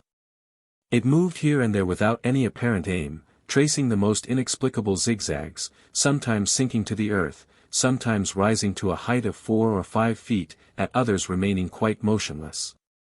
And the next second flying off like a ball. In spite of the place and the season of the year, the less ignorant among vagabonds believed the light to be some ignis fatuus, one of those luminous meteors that raise from the marshes and float about in the atmosphere at the bidding of the wind. In point of fact, however, this ignis fatuus was the lantern by the light of which the two police agents were pursuing their investigations. After thus suddenly revealing his capacity to his first disciple, Lecoq found himself involved in a cruel perplexity. He had not the boldness and promptness of decision which is the gift of a prosperous past, and was hesitating between two courses, both equally reasonable, and both offering strong probabilities of success. He stood between two paths, that made by the two women on the one side, and that made by the accomplice on the other. Which should he take? For he could not hope to follow both. Seated upon the log where the women had rested a few moments before, with his hand pressed upon his forehead, he reflected and weighed the chances. If I follow the man I shall learn nothing that I do not know already. He has gone to hover round the party, he has followed them at a distance, he has seen them lock up his accomplice, and he is undoubtedly prowling round about the station house. If I hurried in pursuit, could I hope to overtake and capture him? No. Too long a time has elapsed. Father Absinthe listened to this monologue with intense curiosity, as anxious as an unsophisticated person who, having questioned a clairvoyant in regard to some lost articles, is waiting the oracle's response. To follow the women, continued the young man, to what would that lead? Perhaps to an important discovery, perhaps to nothing. However, he preferred the unknown, which, with all its chances of failure, had chances of success as well. He rose, his course was decided. Father Absinthe, said he, we are going to follow the footprints of these two women, and wherever they lead us we will go. Inspired with equal ardor they began their walk. At the end of the path upon which they had entered they fancied they observed, as in some magic glass, the one the fruits, the other the glory of success. They hurried forward. At first it was only play to follow the distinct footprints that led toward the Seine. But it was not long before they were obliged to proceed more slowly. On leaving the waste ground they arrived at the outer limits of civilization, so to speak. And strange footprints mingled constantly with the footprints of the fugitives, at times even effacing them. In many spots, either on account of exposure or the nature of the soil, the thaw had completed its work, and there were large patches of ground entirely free from snow. In such cases they lost the trail, and it required all Lecoq's sagacity and all his companions' goodwill to find it again. On such occasions Father Absinthe planted his cane in the earth, near the last footprint that had been discovered, and Lecoq and himself hunted all over the ground around this point. Much after the fashion of a couple of bloodhounds thrown off the scent. Then it was that the lantern moved about so strangely. More than a dozen times, in spite of all their efforts, they would have lost the clue entirely had it not been for the elegant shoes worn by the lady with the little feet. These had such small and extremely high heels that the impression they left could not be mistaken. They sank down 3 or 4 inches in the snow, or the mud, and their telltale impress remained as clear and distinct as that of a seal. Thanks to these heels, the pursuers were able to discover that the two fugitives had not gone up the Rue de Bataille, as might have been supposed. Probably they had considered this street too frequented, and too well lighted. They had only crossed it, just below the Rue de la Croix Rouge, and had profited by an empty space between two houses to regain the open ground. Certainly these women were well acquainted with the locality, murmured Lecoq. Indeed, the topography of the district evidently had no secrets for them, for, on quitting the Rue de Bataille, they had immediately turned to the right, so as to avoid several large excavations, from which a quantity of brick clay had been dug. But at last the trail was recovered, and the detectives followed it as far as the Rue du Chevaleret. Here the footprints abruptly ceased. Lecoq discovered 8 or 10 footmarks left by the woman who wore the broad shoes, but that was all. Hereabout, moreover, the condition of the ground was not calculated to facilitate an exploration of this nature. There had been a great deal of passing to and fro in the Rue du Chevaleret, and not merely was there scarcely any snow left on the footpaths, but the middle of the street was transformed into a river of slush. Did these people recollect at last that the snow might betray them? Did they take the middle of the road? Grumbled the young police agent. Certainly they could not have crossed to a vacant space as they had done just before, for on the other side of the street extended a long factory wall. Ah, sighed Father Absinthe, we have our labor for our pains. But Lecoq possessed a temperament that refused to acknowledge defeat. Animated by the cold anger of a man who sees the object which he was about to seize disappear from before his eyes, he recommenced his search, and was well repaid for his efforts.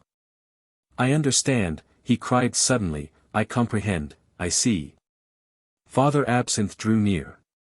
He did not see nor divine anything. But he no longer doubted his companion's powers. Look there, said Lecoq, what are those marks? Marks left by the wheels of some carriage that plainly turned here. Very well, Papa, these tracks explain everything. When they reached this spot, our fugitives saw the light of an approaching cab, which was returning from the center of Paris. It was empty, and proved their salvation. They waited, and when it came nearer they hailed the driver. No doubt they promised him a handsome fare, this is indeed evident, since he consented to go back again. He turned round here. They got into the vehicle, and that is why the footprints go no further. This explanation did not please Lecoq's companion. Have we made any great progress now that we know that? He asked. Lecoq could not restrain an impulse to shrug his shoulders. Did you expect that the tracks made by the fugitives would lead us through Paris and up to their very doors? He asked. No, but... Then what would you ask more? Do you think that I shall not know how to find this driver tomorrow? He was returning with his empty vehicle, his day's work was ended, hence, his stable is in the neighborhood. Do you suppose that he will have forgotten that he took up 2 persons in the Rue du Chevaleret? He will tell us where he drove them, but that will not do us any good, for, of course, they will not have given him their real address. But at all events he can probably give us a description of them, tell us how they were dressed, describe their appearance, their manner, and their age. And with that, and what we already know. An eloquent gesture expressed the remainder of his thought, then he added, we must now go back to the Poivriere, and go quickly. And you, my friend, may now extinguish your lantern. While doing his best to keep pace with his companion, who was in such haste to get back to the Poivriere that he almost ran, Father Absinthe's thoughts were as busy as his legs, and an entirely new train of ideas was awakened in his mind. During the 25 years that he had been connected with the police force, the good man, to use his own expression, had seen many of his colleagues walk over him and win, after only a few months' work. A promotion that his long years of service had not gained for him. In these cases he had not failed to accuse his superiors of injustice, and his fortunate rivals of gross flattery. In his opinion, seniority was the only claim to advancement, the only, the best, the most respectable claim. And he was wont to sum up all his opinions, all his grief and bitterness of mind in one phrase: it is infamous to pass over an old member of the service. Tonight, however, Father Absinthe discovered that there is something else in the world besides seniority, and sufficient reasons for what he had formerly regarded as favoritism. He secretly confessed that this newcomer whom he had treated so carelessly had just followed up a clue as he, veteran though he was, would never have succeeded in doing. But communing with himself was not this good man's forte. He soon grew weary of reflection, and on reaching a place where they were obliged to proceed more slowly on account of the badness of the road, he deemed it a favorable opportunity to resume the conversation. "You are silent, comrade," he ventured to remark, "and one might swear that you were not exactly pleased." This surprising result of the old man's reflections would have amazed Lecoq, if his mind had not been 100 leagues away. "No, I am not pleased," he responded. "And why, pray?" Only 10 minutes ago you were as gay as a lark. Then I did not see the misfortune that threatens us. A misfortune. A very great misfortune. Do you not perceive that the weather has undesirably changed? It is evident that the wind is now coming from the south. The fog has disappeared, but the sky is cloudy and threatening. It will rain in less than an hour. A few drops are falling now, I just felt one. These words produced on Lecoq much the same effect as a whip-up on a spirited horse. He sprang forward, and, adopting a still more hurried pace, exclaimed, "Let us make haste. Let us make haste." The old police agent followed him as in duty bound, but his mind was, if possible, still more troubled by the replies of his young companion. A great misfortune. The wind from the south. Rain. He could not see the connection. Greatly puzzled, and not a little anxious, Father Absinthe asked for an explanation, although he had but little more breath than was absolutely necessary to enable him to continue the forced march he was making. "Upon my word," said he, "I have racked my brains." His companion took pity on his anxiety. "What?" he exclaimed, as he still hastened forward, "you do not understand that our investigation, my success, and your reward, are dependent upon those black clouds which the wind is driving toward us. Oh!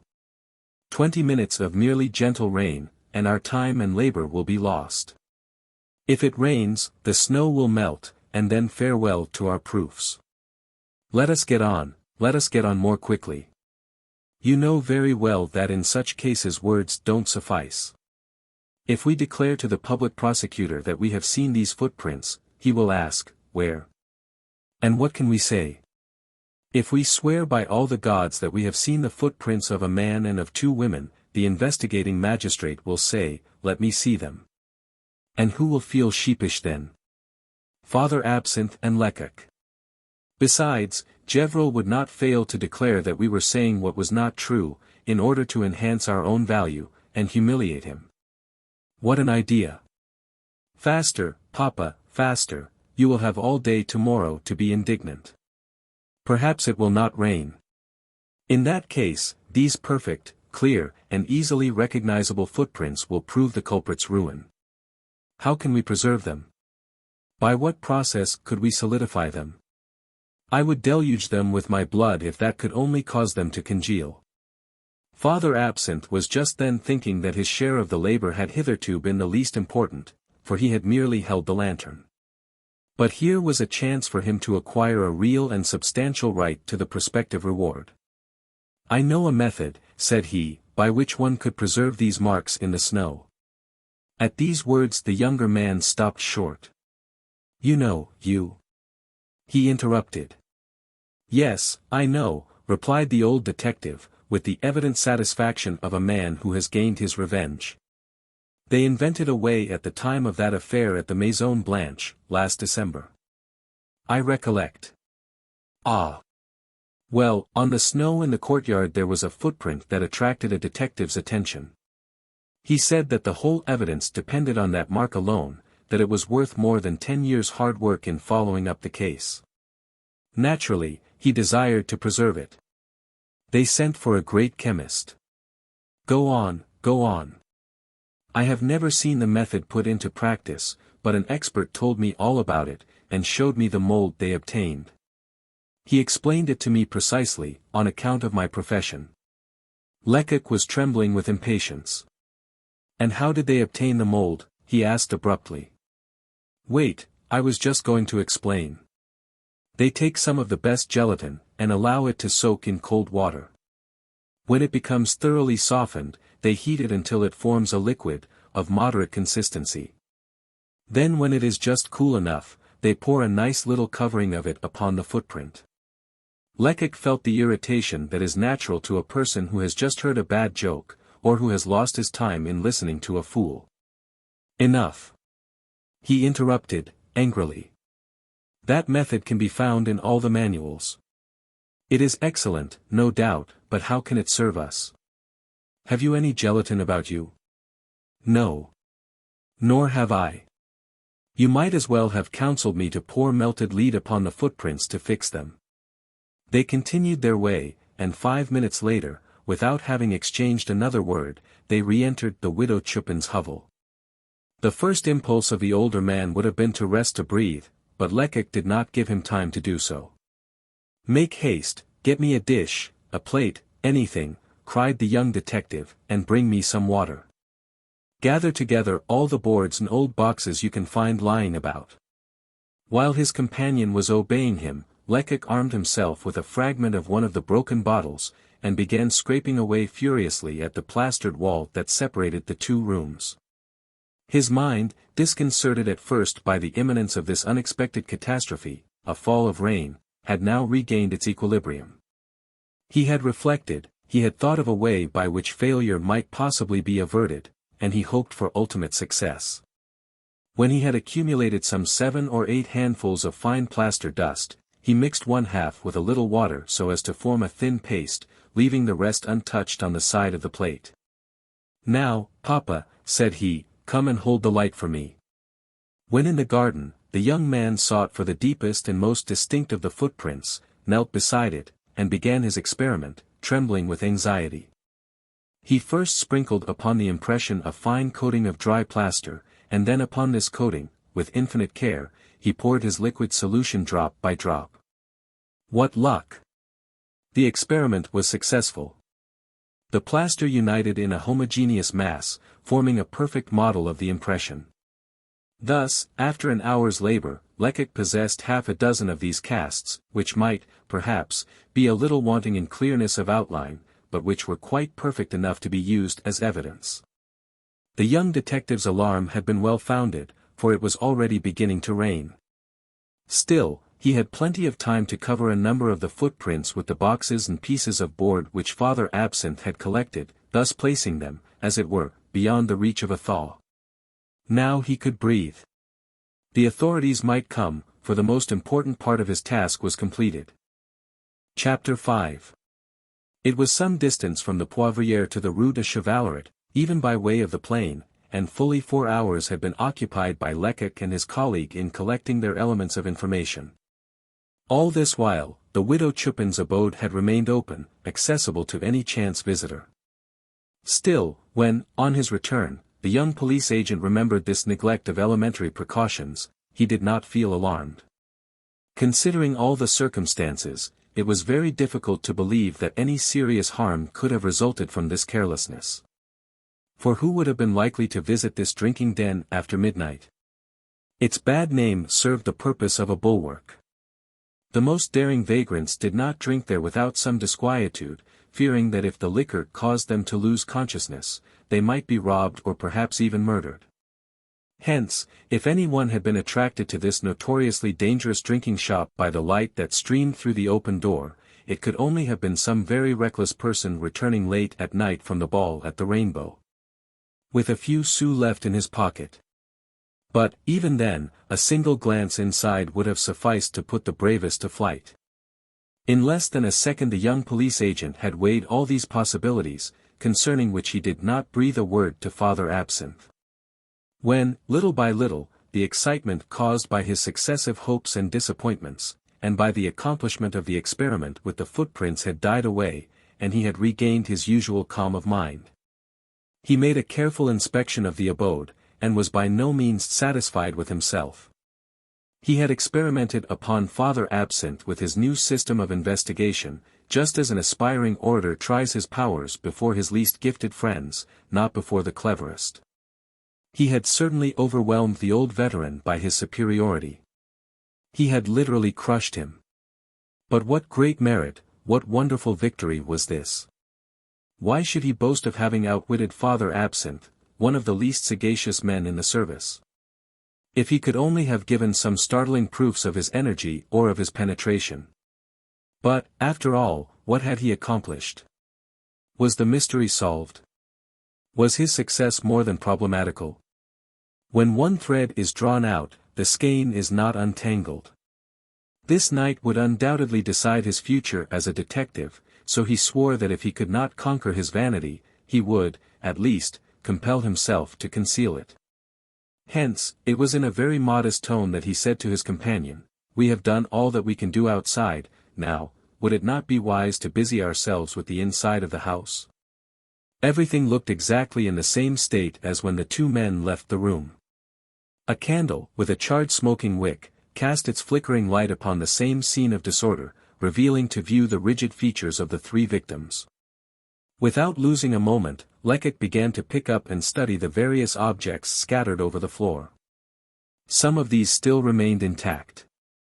The widow Chupin had recoiled from the expense of a tiled floor, judging the bare ground upon which the cabin was built quite good enough for the feet of her customers. This ground, which must originally have been well beaten down, had, by constant use and damp, become well-nigh as muddy as the soil outside. The first fruits of Lecoq's search were a large salad bowl and a big iron spoon, the latter so twisted and bent that it had evidently been used as a weapon during the conflict. On inspecting the bowl, it became evident that when the quarrel began the victims were regaling themselves with the familiar mixture of water, wine, and sugar, known round about the barriers as vin à la frangaise.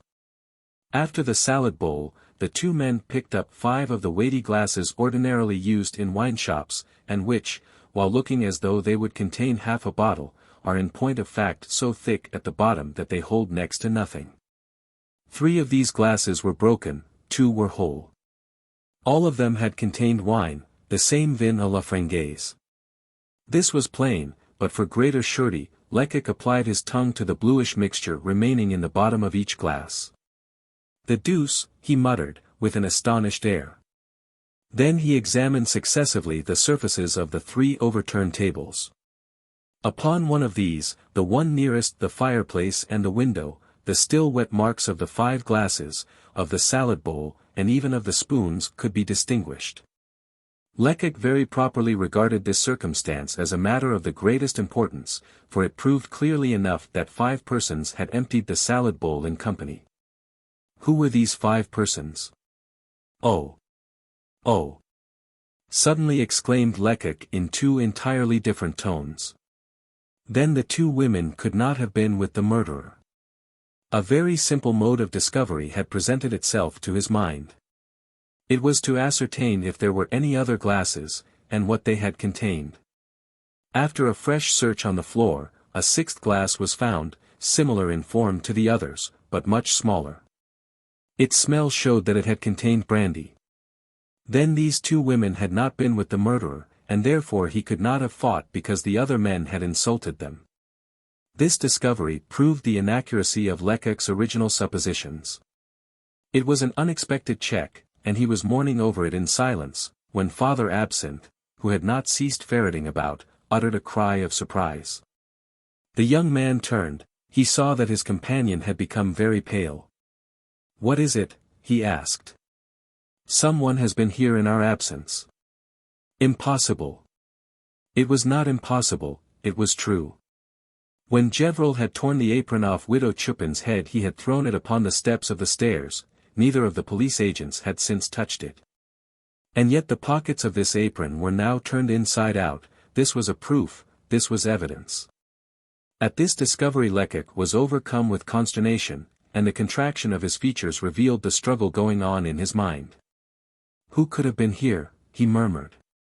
"Robbers? That is improbable." Then, after a long silence which his companion took good care not to interrupt, he added, "The person who came here. Who dared to penetrate into this abode and face the corpses of these murdered men, this person could have been none other than the accomplice. But it is not enough to suspect this, it is necessary to know it. I will know it." They searched for a long time, and it was not until after an hour of earnest work that, in front of the door forced open by the police, they discovered in the mud, just inside the marks made by Gevrol's tread, a footprint that bore a close resemblance to those left by the man who had entered the garden. They compared the impressions and recognized the same designs formed by the nails upon the sole of the boot. "It must have been the accomplice," exclaimed Lecoq. "He watched us, he saw us go away, and then he entered." But why? What pressing, irresistible necessity made him decide to brave such imminent danger? He seized his companion's hand, nearly crushing it in his excitement. "Ah! I know why," continued he, violently. "I understand only too well. Some article that would have served to throw light on this horrible affair had been left or forgotten, or lost here, and to obtain it, to find it, he decided to run this terrible risk. And to think that it was my fault alone, that this convincing proof escaped us. And I thought myself so shrewd. What a lesson! The door should have been locked. Any fool would have thought of it." Here he checked himself, and remained with open mouth and distended eyes, pointing with his finger to one of the corners of the room. "What is the matter?" asked his frightened companion. Lecoq made no reply, but slowly, and with the stiff movements of a somnambulist, he approached the spot to which he had pointed, stooped, picked up something, and said, "My folly is not deserving of such luck." The object he had found was an earring composed of a single large diamond. The setting was of marvelous workmanship. "This diamond," declared Lecoq, after a moment's examination, "must be worth at least 5,000 or 6,000 francs. Are you in earnest? I think I could swear to it." He would not have troubled about such a preamble as, I think, a few hours before, but the blunder he had made was a lesson that would not be forgotten so long as he lived. "Perhaps it was that same diamond earring that the accomplice came to seek," ventured Father Absinthe. "The supposition is scarcely admissible. In that case, he would not have sought for it in Mother Chupin's apron. No, he must have been seeking for something else, a letter, for example." The older man was not listening, he had taken the earring, and was examining it in his turn. "And to think," he murmured, astonished by the brilliancy of the stone, "to think that a woman who had 10,000 francs worth of jewels in her ears would have come to the Poivriere. Who would have believed it?" Lecoq shook his head thoughtfully. "Yes, it is very strange, very improbable, very absurd. And yet we shall see many things quite as strange if we ever arrive, which I very much doubt, at a solution of this mysterious affair." Day was breaking, cold, cheerless, and gloomy, when Lecoq and his colleague concluded their investigation. There was not an inch of space that had not been explored, carefully examined and studied, one might almost say, with a magnifying glass. There now only remained to draw up the report. The younger man seated himself at the table, and, with the view of making his recital as intelligible as possible, he began by sketching a plan of the scene of the murder. The point where the squad of police, under the command of Inspector Gevril, heard the cries of the victims. The distance from this point to the wine shop known as the Poivriere, is only 123 yards. Hence it may reasonably be supposed that these cries were the first that were uttered, and consequently the conflict had just commenced. The window closed with shutters, through the cracks of which one of the police agents was able to see the scene within. The door forced open by Inspector Gevril. The staircase upon which the widow Chupin was seated, crying. It was upon the third step of this staircase that the widow Chupin's apron was afterward found, the pockets turned inside out. Fireplace. Tables. The remnants of the salad bowl and of the 5 glasses were found scattered on the floor between the points F and B. Door communicating with the back room of the hovel, before which the armed murderer was standing with the table H before him as a rampart. Back door of the hut, opening into the garden, by which the agent of police, who thought of cutting off the murderer's retreat, entered and secured him. Gate of the garden, opening upon the unoccupied ground. Footprints on the snow, discovered by the police agent remaining at the Poivriere, after the departure of Inspector Gavril. It will be seen that in the memoranda appended to this explanatory diagram, Lecoq had not once written his own name. In noting the things that he had imagined or discovered, he referred to himself simply as one of the police.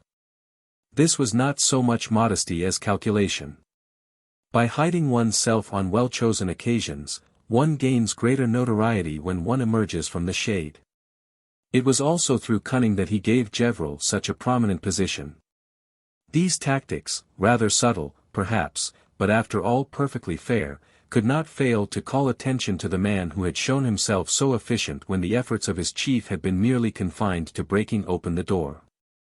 The document Lecoq drew up was not a procès-verbal, a formal act reserved for the officers of judiciary police.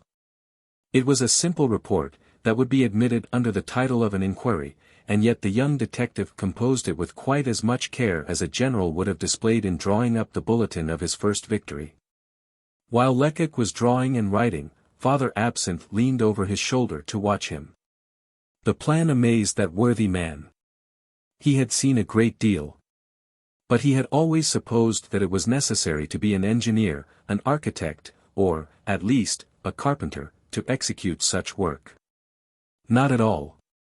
With a tape line with which to take some measurements, and a bit of board in place of a rule, his inexperienced colleague had soon accomplished the miracle. Father Absinthe's respect for Lecoq was thereby greatly augmented. It is true that the worthy veteran had not noticed the explosion of the young police agent's vanity, nor his return to his former modest demeanor. He had not observed his alarm, nor his perplexity, nor his lack of penetration.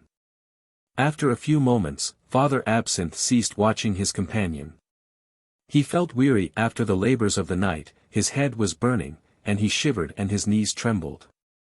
Perhaps, though he was by no means sensitive, he felt the influence of the horrors that surrounded him, and which seemed more sinister than ever in the bleak light of morning. He began to ferret in the cupboards, and at last succeeded in discovering, oh, marvelous fortune! A bottle of brandy, 3 parts full. He hesitated for an instant, then he poured out a glass, and drained it at a single draught. "Will you have some?" he inquired of his companion. "It is not a very famous brand, to be sure, but it is just as good, it makes one's blood circulate and enlivens one." Lecoq refused, he did not need to be enlivened. All his faculties were hard at work. He intended that, after a single perusal of his report, the investigating magistrate should say, "Let the officer who drew up this document be sent for." It must be remembered that Lecoq's future depended upon such an order. Accordingly, he took particular care to be brief, clear, and concise, to plainly indicate how his suspicions on the subject of the murder had been aroused, how they had increased, and how they had been confirmed. He explained by what series of deductions he had succeeded in establishing a theory which, if it was not the truth, was at least plausible enough to serve as the basis for further investigation. Then he enumerated the articles of conviction ranged on the table before him. There were the flakes of brown wool collected upon the plank, the valuable earring, the models of the different footprints in the garden, and the widow Chupin's apron with its pockets turned inside out. There was also the murderer's revolver, with 2 barrels discharged and 3 still loaded. This weapon, although not of an ornamental character, was still a specimen of highly finished workmanship. It bore the name of one Stevens, 14, Skinner Street, a well-known London gunsmith. Lecoq felt convinced that by examining the bodies of the victims he would obtain other and perhaps very valuable information. But he did not dare venture upon such a course. Besides his own inexperience in such a matter, there was Gevrol to be thought of, and the inspector, furious at his own mistake, would not fail to declare that, by changing the attitude of the bodies, Lecoq had rendered a satisfactory examination by the physicians impossible. The young detective accordingly tried to console himself for his forced inaction in this respect, and he was rereading his report, modifying a few expressions, when Father Absinthe, who was standing upon the threshold of the outer door, called to him. "Is there anything new?" asked Lecoq. "Yes," was the reply. "Here come Gevrol and 2 of our comrades with the commissary of police and 2 other gentlemen." It was, indeed, the commissary who was approaching, interested but not disturbed by this triple murder which was sure to make his arrondissement the subject of Parisian conversation during the next few days. Why, indeed, should he be troubled about it? For Gevrol, whose opinion in such matters might be regarded as an authority, had taken care to reassure him when he went to arouse him from his slumbers. It was only a fight between some old offenders.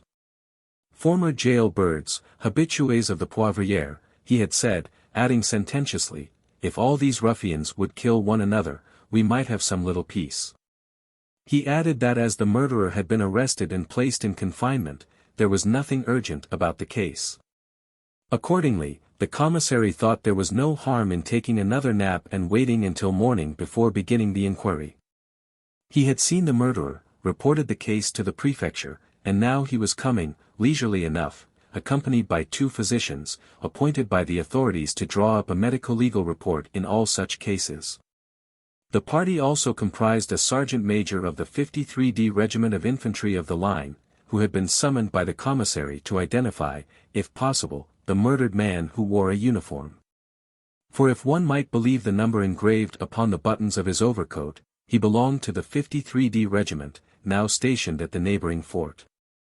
As the party approached, it was evident that Inspector Gevrol was even less disturbed than the commissary.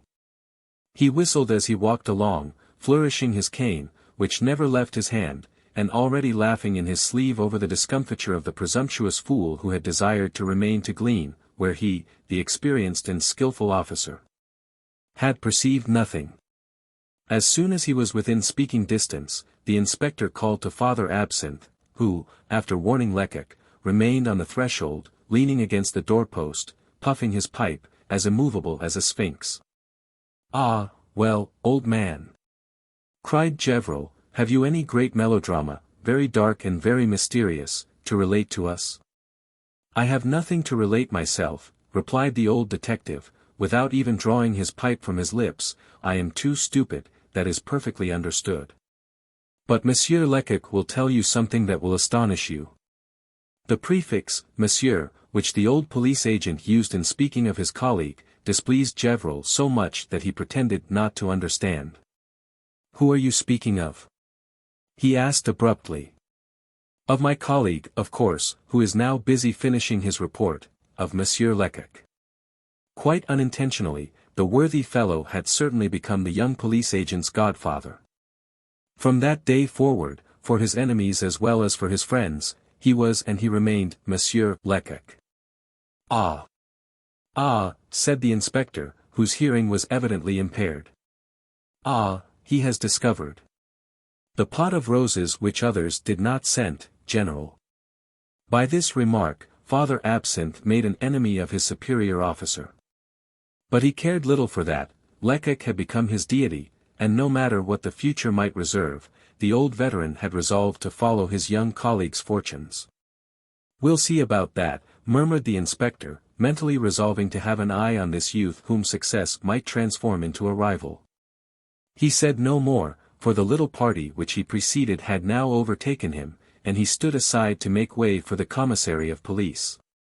This commissary was far from being a novice. He had served for many years, and yet he could not repress a gesture of horror as he entered the Poivriere. The sergeant major of the 53d, who followed him, an old soldier, decorated and medalled, who had smelt powder many scores of times, was still more overcome. He grew as pale as the corpses lying on the ground, and was obliged to lean against the wall for support. The 2 physicians alone retained their stoical indifference. Lecoq had risen, his report in his hand. He bowed, and assuming a respectful attitude, was waiting to be questioned. "You must have passed a frightful night," said the commissary, kindly, and quite unnecessarily, since any investigation was superfluous. "I think, however," replied the young police agent, having recourse to all his diplomacy, "that my time has not been entirely lost. I have acted according to the instructions of my superior officer. I have searched the premises thoroughly, and I have ascertained many things. I have, for example, acquired the certainty that the murderer had a friend, possibly an accomplice, of whom I can give quite a close description.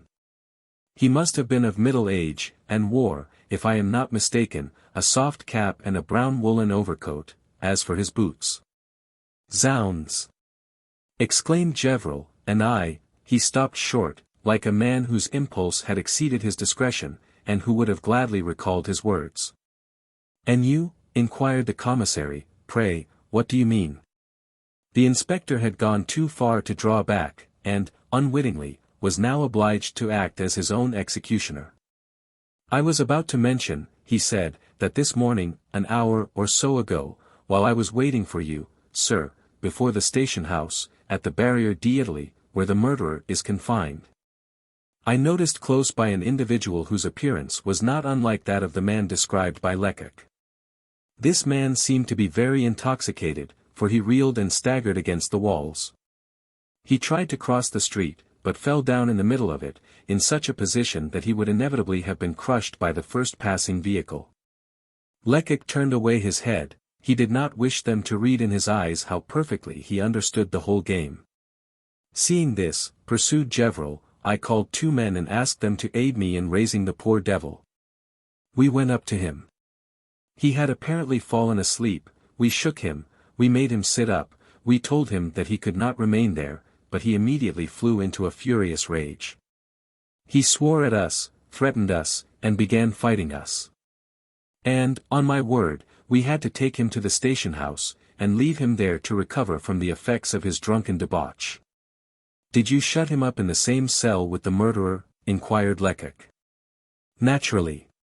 You know very well that there are only 2 cages in the station house at the Barrière, one for men and the other for women, consequently. The commissary seemed thoughtful. Ah. That's very unfortunate, he stammered, and there is no remedy.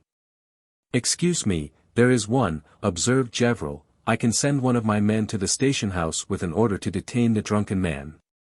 Lecoq interposed with a gesture. Trouble lost, he said coldly.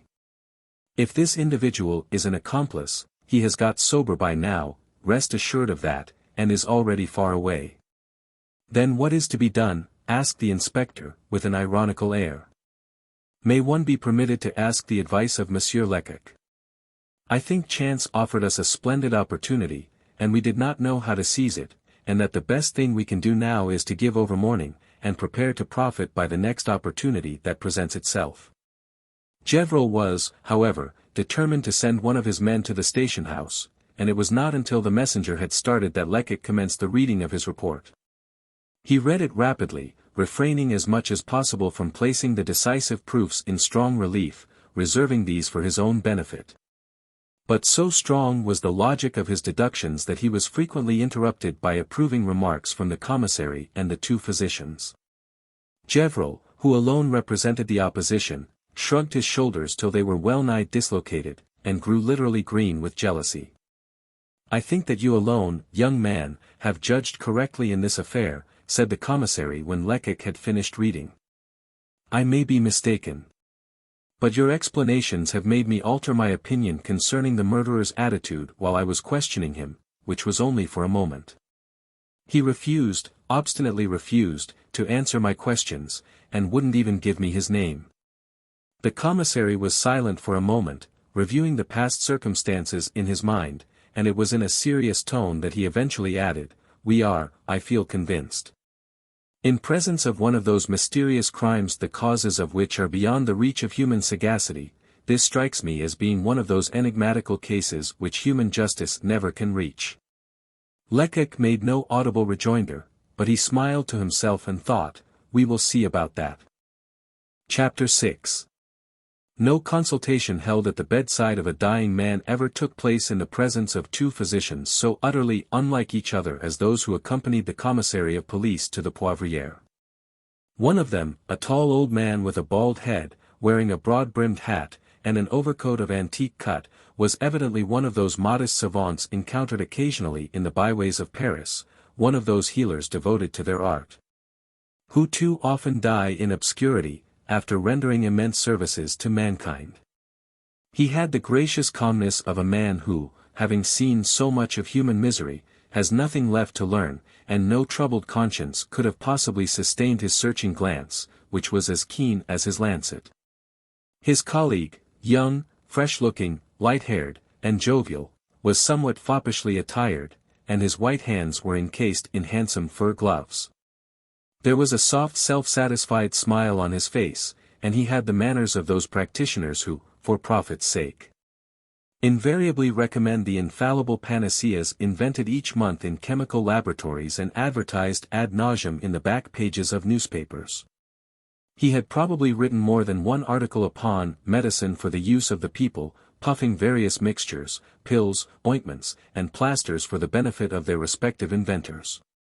"I will request you, gentlemen," said the commissary of police, "to begin your duties by examining the victim who wears a military costume. Here is a sergeant major summoned to answer a question of identity, whom I must send back to his quarters as soon as possible." The two physicians responded with a gesture of assent, and aided by Father Absinthe and another agent of police, they lifted the body and laid it upon two tables, which had previously been placed end to end. They were not obliged to make any note of the attitude in which they found the body, since the unfortunate man, who was still alive when the police entered the cabin, had been moved before he expired. "Approach, sergeant," ordered the commissary, "and look carefully at this man." It was with very evident repugnance that the old soldier obeyed. "What is the uniform that he wears?" "It is the uniform of the 2D battalion of the 53D regiment of the line." "Do you recognize him?" "Not at all." "Are you sure that he does not belong to your regiment?" "I cannot say for certain, there are some conscripts at the depot whom I have never seen. But I am ready to swear that he had never formed part of the 2D battalion, which, by the way, is mine, and in which I am sergeant major." Lecoq, who had hitherto remained in the background, now stepped forward. "It might be as well," he suggested, "to note the numbers marked on the other articles of clothing." "That is a very good idea," said the commissary, approvingly. "Here is his shako," added the young police agent. "It bears the number 3129. The officials followed Lecoq's advice, and soon discovered that each article of clothing worn by the unfortunate man bore a different number. "The deuce!" murmured the sergeant, "there is every indication, but it is very singular." Invited to consider what he was going to say, the brave trooper evidently made an effort to collect his intellectual faculties. "I would stake my epaulets that this fellow never was a soldier," he said at last. "He must have disguised himself to take part in the Shrove Sunday Carnival." "Why do you think that?" "Oh, I know it better than I can explain it. I know it by his hair, by his nails, by his whole appearance, by a certain je ne sais quoi, in short, I know it by everything and by nothing. Why look, the poor devil did not even know how to put on his shoes. He has laced his gaiters wrong side outwards." Evidently further doubt was impossible after this evidence, which confirmed the truth of Lecoq's first remark to Inspector Gevril. "Still, if this person was a civilian, how could he have procured this clothing?" insisted the commissary. "Could he have borrowed it from the men in your company?" "Yes, that is possible, but it is difficult to believe." "Is there no way by which you could ascertain?" "Oh, very easily. I have only to run over to the fort and order an inspection of clothing." "Do so," approved the commissary, "it would be an excellent way of getting at the truth." But Lecoq had just thought of a method quite as convincing, and much more prompt. "One word, sergeant," said he, "isn't cast-off military clothing sold by public auction?" "Yes, at least once a year, after the inspection." "And are not the articles thus sold marked in some way?" "Assuredly." "Then see if there isn't some mark of the kind on this poor wretch's uniform."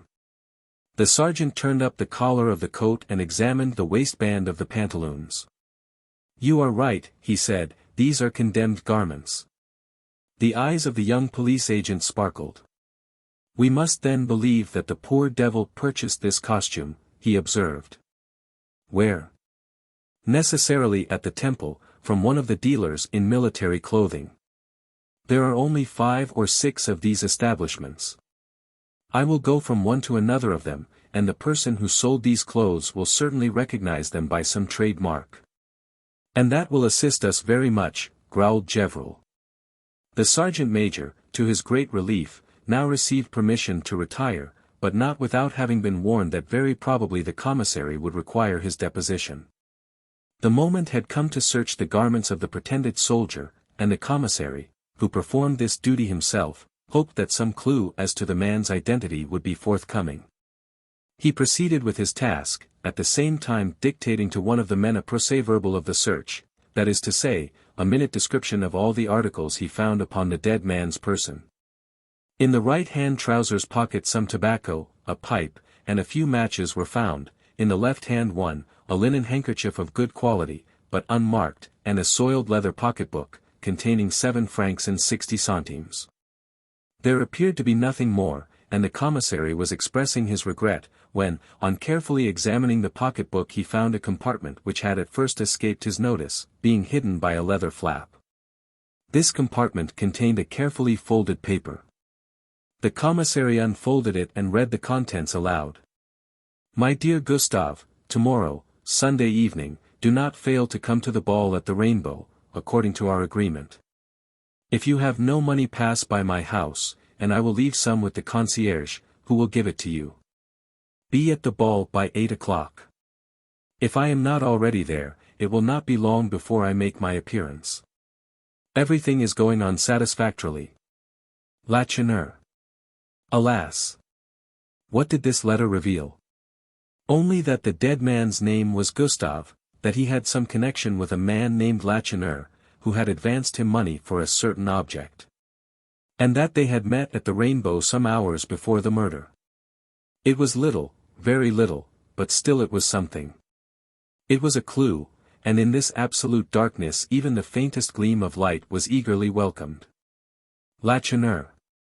Growled Gevril, the poor devil uttered that name in his last agony. Precisely, insisted Father Absinthe, and he declared that he wished to revenge himself upon him. He accused him of having drawn him into a trap. Unfortunately, death cut his story short. Lecoq was silent. The commissary of police had handed him the letter, and he was studying it with the closest attention. The paper on which it was written was of the ordinary kind, the ink was blue.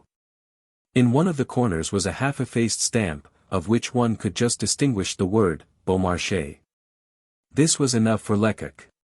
This letter, he thought, was certainly written in a café on the boulevard Beaumarchais. In which one? I must ascertain that point, for this Lacheneur must be found. While the agents of the prefecture were gathered around the commissary, holding council and deliberating, the physicians began their delicate and disagreeable task. With the assistance of Father Absinthe, they removed the clothing of the pretended soldier, and then, with sleeves rolled up, they bent over their subject, like surgeons in the schools of anatomy, and examined, inspected, and appraised him physically. Very willingly would the younger doctor have dispensed with these formalities, which he considered very ridiculous, and entirely unnecessary. But the old physician had too high a regard for his profession, and for the duty he had been called upon to fulfill, to neglect the slightest detail. Minutely, and with the most scrupulous exactitude, he noted the height of the dead man, his supposed age, the nature of his temperament, the color and length of his hair, and the degree of development of his muscular system. Then the doctors passed to an examination of the wound. Lecoq had judged correctly. The medical men declared it to be a fracture of the base of the skull. It could, they stated, only have been caused by some instrument with a very broad surface, or by a violent knock of the head against some hard substance of considerable magnitude. But no weapon, other than the revolver, had been found. And it was evidently not heavy enough to produce such a wound. There must, then, necessarily, have been a hand-to-hand struggle between the pretended soldier and the murderer. And the latter, seizing his adversary by the throat, had dashed him violently against the wall. The presence of some very tiny but very numerous spots of extravasated blood about the neck made this theory extremely plausible. No other wound, not even a bruise or a scratch, was to be found. Hence, it became evident that this terrible struggle must have been exceedingly short. The murder of the pretended soldier must have been consummated between the moment when the squad of police heard the shrieks of despair and the moment when Lecoq peered through the shutter and saw the victim fall. The examination of the other murdered man required different but even greater precautions than those adopted by the doctors in their inspection of the pseudo-soldier. The position of these two victims had been respected. They were still lying across the hearth as they had fallen, and their attitude was a matter of great importance, since it might have decisive bearing on the case. Now, this attitude was such that one could not fail to be impressed with the idea that with both these men death had been instantaneous. They were both stretched out upon their backs, their limbs extended, and their hands wide open. No contraction or extension of the muscles, no trace of conflict could be perceived. It seemed evident that they had been taken unawares, the more so as their faces expressed the most intense terror. Thus, said the old doctor, we may reasonably suppose that they were stupefied by some entirely unexpected, strange, and frightful spectacle. I have come across this terrified expression depicted upon the faces of dead people more than once. I recollect noticing it upon the features of a woman who died suddenly from the shock she experienced when one of her neighbors, with the view of playing her a trick, entered her house disguised as a ghost. Lecoq followed the physician's explanations, and tried to make them agree with the vague hypotheses that were revolving in his own brain. But who could these individuals be? Would they, in death, guard the secret of their identity, as the other victim had done? The first subject examined by the physicians was over 50 years of age. His hair was very thin and quite grey, and his face was closely shaven, excepting a thick tuft of hair on his rather prominent chin. He was very poorly clad, wearing a soiled woolen blouse and a pair of dilapidated trousers hanging in rags over his boots, which were very much trodden down at the heels. The old doctor declared that this man must have been instantly killed by a bullet. The size of the circular wound, the absence of blood around its edge, and the blackened and burnt state of the flesh demonstrated this fact with almost mathematical precision. The great difference that exists in wounds made by firearms, according to the distance from which the death-dealing missile comes, was seen when the physicians began to examine the last of the murdered men. The ball that had caused the latter's death had scarcely crossed a yard of space before reaching him, and his wound was not nearly so hideous in aspect as the others. This individual, who was at least 15 years younger than his companion, was short and remarkably ugly, his face, which was quite beardless, being pitted all over by the smallpox. His garb was such as is worn by the worst frequenters of the Barrière. His trousers were of a grey checked material, and his blouse, turned back at the throat, was blue.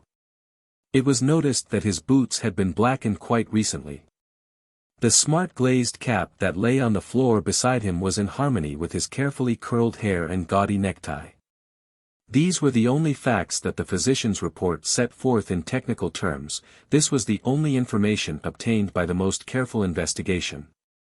The two men's pockets were explored and turned inside out. But they contained nothing that gave the slightest clue to their identity, either as regards name, social position, or profession.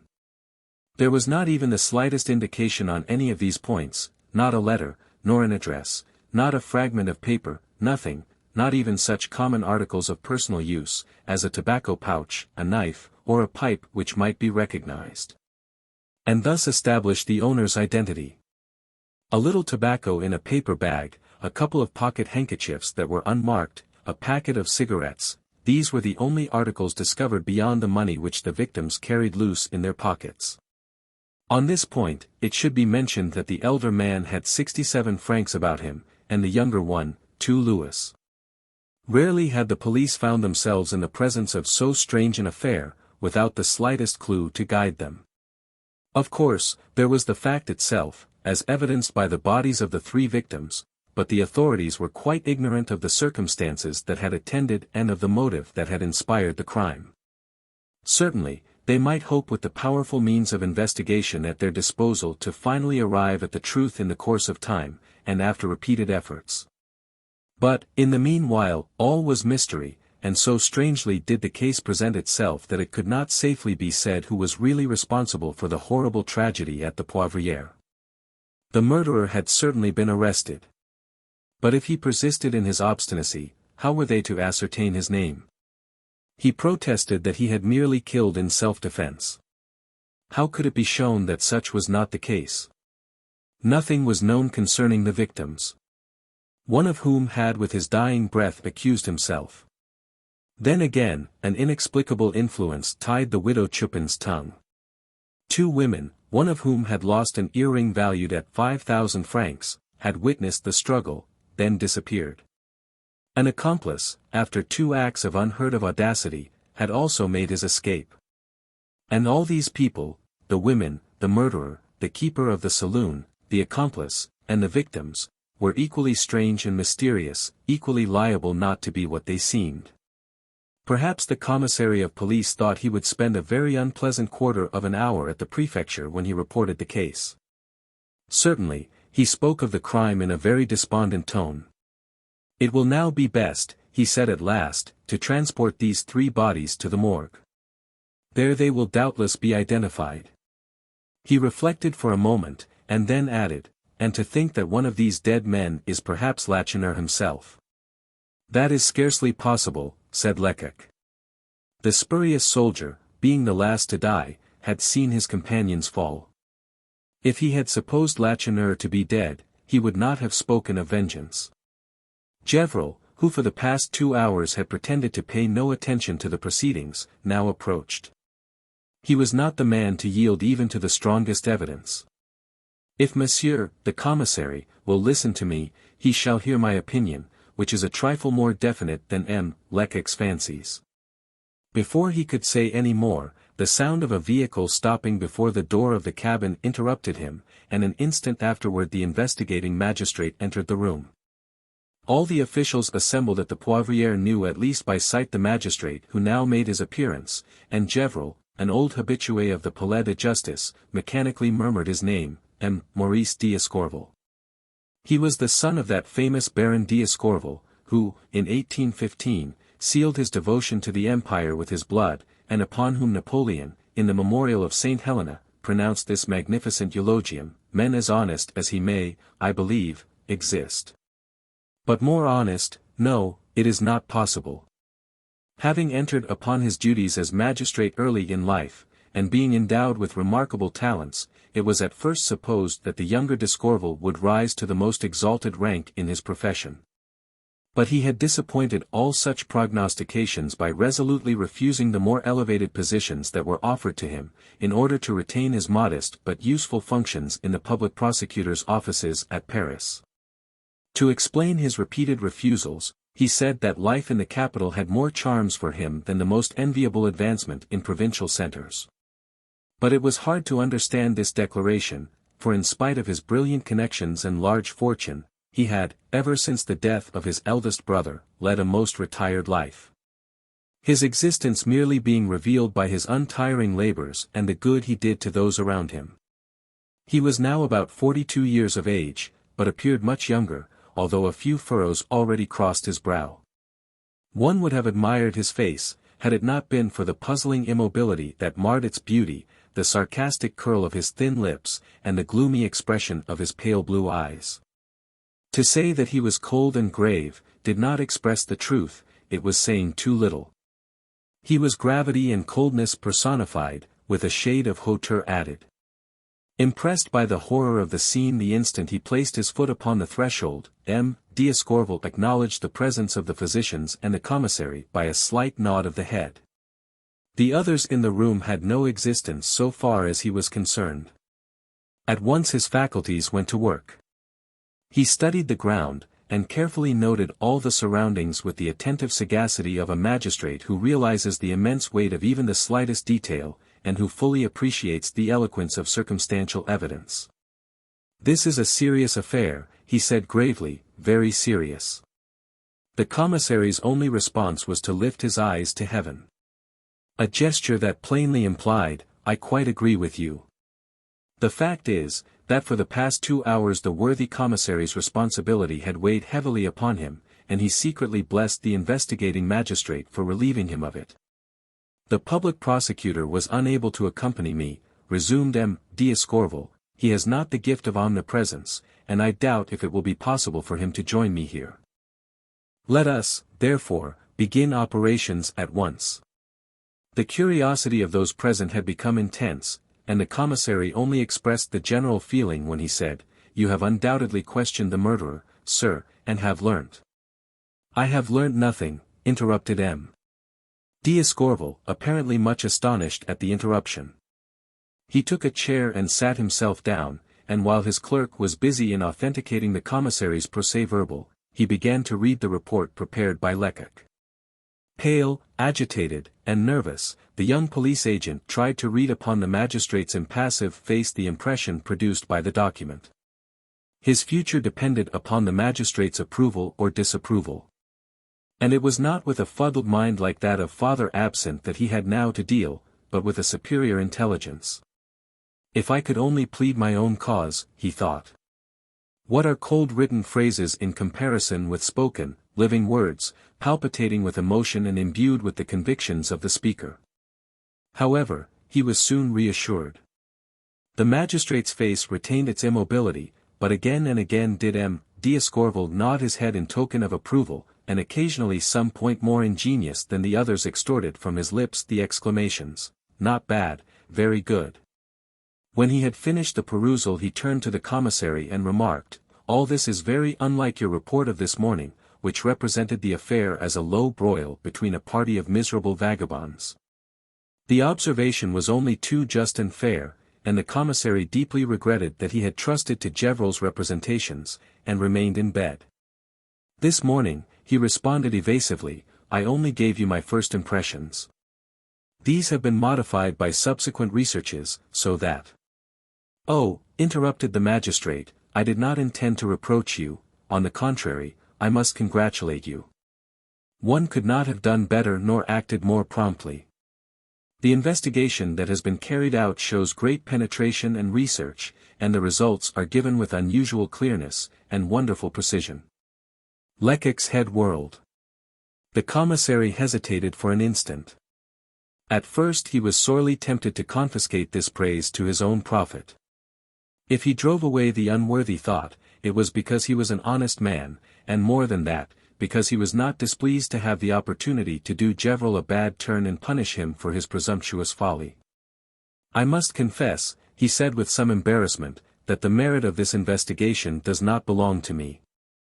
"To whom, then, shall I attribute it?" "To the inspector," thought M. D'Escorval, not without surprise, for having occasionally employed Gevrol, he did not expect from him such ingenuity and sagacity as was displayed in this report. "Is it you, then, who have conducted this investigation so ably?" he asked. "Upon my word, no," responded Inspector Gevrol. "I, myself, am not so clever as all that. I content myself with telling what I actually discover, and I only give proofs when I have them in hand. May I be hung if the grounds of this report have any existence save in the brains of the man who imagined them."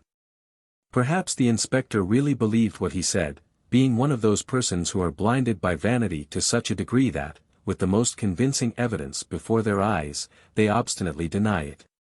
"And yet," insisted the magistrate, "these women whose footprints have been detected must have existed.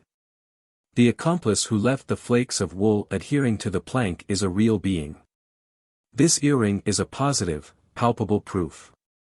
Gevrol had hard work to refrain from shrugging his shoulders. "All this can be satisfactorily explained," he said, "without a search of 12 or 14 hours. That the murderer had an accomplice is possible. The presence of the women is very natural. Wherever there are male thieves, you will find female thieves as well. As for the diamond, what does that prove? That the scoundrels had just met with a stroke of good luck, that they had come here to divide their booty, and that the quarrel arose from the division. This was an explanation, and such a plausible one, that M. D'Escorval was silent, reflecting before he announced his decision. "Decidedly," he declared at last, "decidedly, I adopt the hypothesis set forth in the report." "Who prepared it?" Gevrol's face turned red with anger. "One of my men," he replied, "a clever, adroit fellow, Monsieur Lecoq. Come forward, Lecoq, that the magistrate may see you." The young man advanced, his lips tightly compressed so as to conceal a smile of satisfaction which almost betrayed itself. "My report, sir, is only a summary," he began, "but I have certain ideas." "Which you will acquaint me with, when I ask for them," interrupted the magistrate. And oblivious of Lecoq's chagrin, he drew from his clerk's portfolio 2 forms, which he filled up and handed to Gevrol, saying, "Here are 2 orders. Take them to the station, where the murderer and the landlady of this cabin are confined, and have them conducted to the prefecture, where they will be privately examined." Having given these directions, M. D'Escorval was turning toward the physicians, when Lecoq, at the risk of a second rebuff, interposed. "May I venture, sir, to beg of you to confide this message to me?" he asked of the investigating magistrate. "Impossible, I may have need of you here. I desired, sir, to collect certain evidence, and an opportunity to do so may not present itself again." The magistrate perhaps fathomed the young man's motive. "Then, let it be so," he replied, "but after your task is completed you must wait for me at the prefecture, where I shall proceed as soon as I have finished here. You may go." Lecoq did not wait for the order to be repeated. He snatched up the papers, and hastened away. He literally flew over the ground, and strange to say he no longer experienced any fatigue from the labors of the preceding night. Never had he felt so strong and alert either in body or mind. He was very hopeful of success. He had every confidence in himself, and his happiness would indeed have been complete if he had had another judge to deal with. But M. D'Escorval overawed him to such a degree that he became almost paralyzed in his presence. With what a disdainful glance the magistrate had surveyed him! With what an imperious tone he had imposed silence upon him, and that, too, when he had found his work deserving of commendation. "Still, never mind," the young detective mentally exclaimed, "no one ever tastes perfect happiness here below." And concentrating all his thoughts on the task before him, he hurried on his way. Chapter 7. When, after a rapid walk of 20 minutes, Lecoq reached the police station near the Barrière d'Italie, the doorkeeper, with his pipe in his mouth, was pacing slowly to and fro before the guard-house. His thoughtful air, and the anxious glances he cast every now and then toward one of the little grated windows of the building sufficed to indicate that some very rare bird indeed had been entrusted to his keeping. As soon as he recognized Lecoq, his brow cleared, and he paused in his promenade. "Ah, well," he inquired, "what news do you bring?" "I have an order to conduct the prisoners to the prefecture." The keeper rubbed his hands, and his smile of satisfaction plainly implied that he felt a load the less on his shoulders. "Capital! Capital!" he exclaimed. "The Black Maria, the prison van, will pass here in less than an hour. We will throw them in, and hurry the driver off." Lecoq was obliged to interrupt the keeper's transports of satisfaction. "Are the prisoners alone?" he inquired. "Quite alone, the woman in one cell, and the man in the other. This has been a remarkably quiet night, for Shrove Sunday. Quite surprising indeed. It is true your hunt was interrupted. You had a drunken man here, however." "No, yes, that's true, this morning just at daybreak. A poor devil, who is under a great obligation to Gevrol." The involuntary irony of this remark did not escape Lecoq. "Yes, under a great obligation, indeed," he said with a derisive laugh. "You may laugh as much as you like," retorted the keeper, "but such is really the case. If it hadn't been for Gevrol the man would certainly have been run over." "And what has become of him?" The keeper shrugged his shoulders. "You ask me too much," he responded. "He was a worthy fellow who had been spending the night at a friend's house, and on coming out into the open air, the wine flew into his head. He told us all about it when he got sober, half an hour afterward. I never saw a man so vexed as he was. He wept, and stammered, 'The father of a family, and at my age too. Oh! It is shameful. What shall I say to my wife? What will the children think?' Did he talk much about his wife?" "He talked about nothing else. He mentioned her name, Eudosia Leocadi, or some name of that sort. He declared that he should be ruined if we kept him here. He begged us to send for the commissary, to go to his house, and when we set him free, I thought he would go mad with joy. He kissed our hands, and thanked us again and again." "And did you place him in the same cage as the murderer?" inquired Lecoq. "Of course. Then they talked with each other." "Talked? Why, the drunkard was so gone, I tell you, that he couldn't have said bread distinctly. When he was placed in a cell, bang! He fell down like a log of wood. As soon as he recovered, we let him out. I'm sure, they didn't talk to each other. The young police agent had grown very thoughtful. I was evidently right, he murmured. What did you say? Inquired the keeper. Nothing, replied Lecoq, who was not inclined to communicate his reflections to the custodian of the guardhouse. These reflections of his were by no means pleasant ones. I was right, he thought. This pretended drunkard was none other than the accomplice.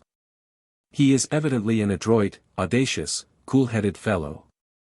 While we were tracking his footprints he was watching us. When we had got to some distance, he was bold enough to enter the hovel. Then he came here and compelled them to arrest him, and thanks to an assumption of childish simplicity, he succeeded in finding an opportunity to speak with the murderer. He played his part perfectly. Still, I know that he did play a part, and that is something. I know that one must believe exactly the opposite of what he said. He talked of his family, his wife and children, hence, he has neither children, wife, nor family.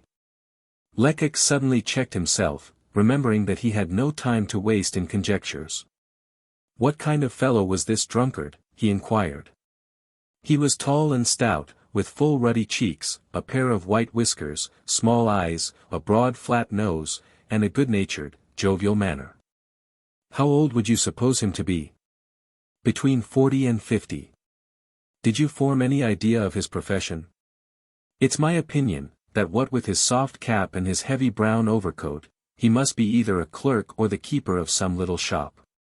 Having obtained this description, which agreed with the result of his investigations, Lecoq was about to enter the station house when a sudden thought brought him to a standstill. I hope this man has had no communication with this widow Chupin, he exclaimed. The keeper laughed heartily. How could he have had any? He responded. Isn't the old woman alone in her cell? Ah, the old wretch. She has been cursing and threatening ever since she arrived. Never in my whole life have I heard such language as she has used. It has been enough to make the very stones blush. Even the drunken man was so shocked that he went to the grating in the door, and told her to be quiet. Lecoq's glance and gesture were so expressive of impatience and wrath that the keeper paused in his recital much perturbed. What is the matter? He stammered. Why are you angry? Because, replied Lecoq, furiously, because, not wishing to disclose the real cause of his anger, he entered the station house, saying that he wanted to see the prisoner. Left alone, the keeper began to swear in his turn. These police agents are all alike, he grumbled. They question you, you tell them all they desire to know, and afterward, if you venture to ask them anything, they reply, nothing, or, because. They have too much authority, it makes them proud. Looking through the little latticed window in the door, by which the men on guard watched the prisoners, Lecoq eagerly examined the appearance of the assumed murderer. He was obliged to ask himself if this was really the same man he had seen some hours previously at the Poivriere, standing on the threshold of the inner door, and holding the whole squad of police agents in check by the intense fury of his attitude. Now, on the contrary, he seemed, as it were, the personification of weakness and despondency. He was seated on a bench opposite the grating in the door, his elbows resting on his knees, his chin upon his hand, his under lip hanging low and his eyes fixed upon vacancy. No, murmured Lecoq, no, this man is not what he seems to be. So saying he entered the cell, the culprit raised his head, gave the detective an indifferent glance, but did not utter a word. Well, how goes it? Asked Lecoq. I am innocent, responded the prisoner, in a hoarse, discordant voice. I hope so, I am sure, but that is for the magistrate to decide. I came to see if you wanted anything. No, replied the murderer, but a second later he changed his mind. All the same, he said, I shouldn't mind a crust and a drink of wine. You shall have them, replied Lecoq, who at once went out to forage in the neighborhood for eatables of some sort. In his opinion, if the murderer had asked for a drink after at first refusing to partake of anything, it was solely with the view of conveying the idea that he was really the kind of man he pretended to be. At all events, whoever he might be, the prisoner ate with an excellent appetite. He then took up the large glass of wine that had been brought him, drained it slowly, and remarked, "That's capital. There can be nothing to beat that." This seeming satisfaction greatly disappointed Lecoq, who had selected, as a test, one of those horribly thick, bluish, nauseous mixtures in vogue around the barriers, hoping, nay, almost expecting, that the murderer would not drink it without some sign of repugnance. And yet the contrary proved the case. However, the young detective had no time to ponder over the circumstance, for a rumble of wheels now announced the approach of that lugubrious vehicle, the Black Maria. When the widow Chupin was removed from her cell she fought and scratched and cried, "Murder," at the top of her voice, and it was only by sheer force that she was at length got into the van. Then it was that the officials turned to the assassin. Lecoq certainly expected some sign of repugnance now, and he watched the prisoner closely. But he was again doomed to disappointment. The culprit entered the vehicle in the most unconcerned manner, and took possession of his compartment like one accustomed to it, knowing the most comfortable position to assume in such close quarters. "Ah! What an unfortunate morning," murmured Lecoq, disconsolately. "Still I will lie in wait for him at the prefecture." When the door of the prison van had been securely closed, the driver cracked his whip, and the sturdy horses started off at a brisk trot. Lecoq had taken his seat in front, between the driver and the guard. But his mind was so engrossed with his own thoughts that he heard nothing of their conversation, which was very jovial, although frequently interrupted by the shrill voice of the widow Chupin, who sang and yelled her imprecations alternately. It is needless, however, to recapitulate her oaths. Let us rather follow the train of Lecoq's meditation. By what means could he secure some clue to the murderer's identity? He was still convinced that the prisoner must belong to the higher ranks of society. After all, it was not so extraordinary that he should have succeeded in feigning an appetite, that he should have concealed his distaste for a nauseous beverage, and that he should have entered the Black Maria without hesitation. Such conduct was quite possible, indeed almost probable on the part of a man, endowed with considerable strength of will, and realizing the imminence of his peril. But granting this, would he be equally able to hide his feelings when he was obliged to submit to the humiliating formalities that awaited him, formalities which in certain cases can, and must, be pushed even to the verge of insult and outrage? No, Lecoq could not believe that this would be possible. He felt sure that the disgraceful position in which the prisoner would find himself would cause him to revolt, to lose his self-control, to utter some word that might give the desired clue. It was not until the gloomy vehicle had turned off the Pont Neuf on to the Quai de l'Horloge that the young detective became conscious of what was transpiring around him. Soon the van passed through an open gateway, and drew up in a small, damp courtyard. Lecoq immediately alighted, and opened the door of the compartment in which the supposed murderer was confined, exclaiming as he did so, "Here we are, get out." There was no fear of the prisoner escaping. The iron gate had been closed, and at least a dozen agents were standing near at hand, waiting to have a look at the new arrivals. The prisoner slowly stepped to the ground. His expression of face remained unchanged, and each gesture evinced the perfect indifference of a man accustomed to such ordeals. Lecoq scrutinized his demeanor as attentively as an anatomist might have watched the action of a muscle.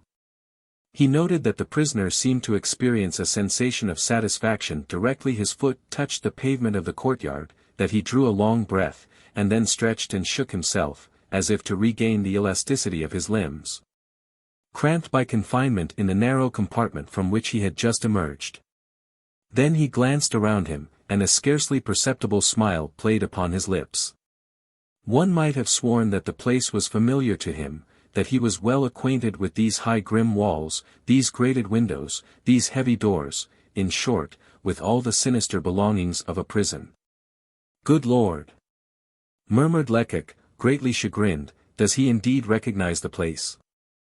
And his sense of disappointment and disquietude increased when, without waiting for a word, a motion, or a sign, the prisoner turned toward one of the 5 or 6 doors that opened into the courtyard.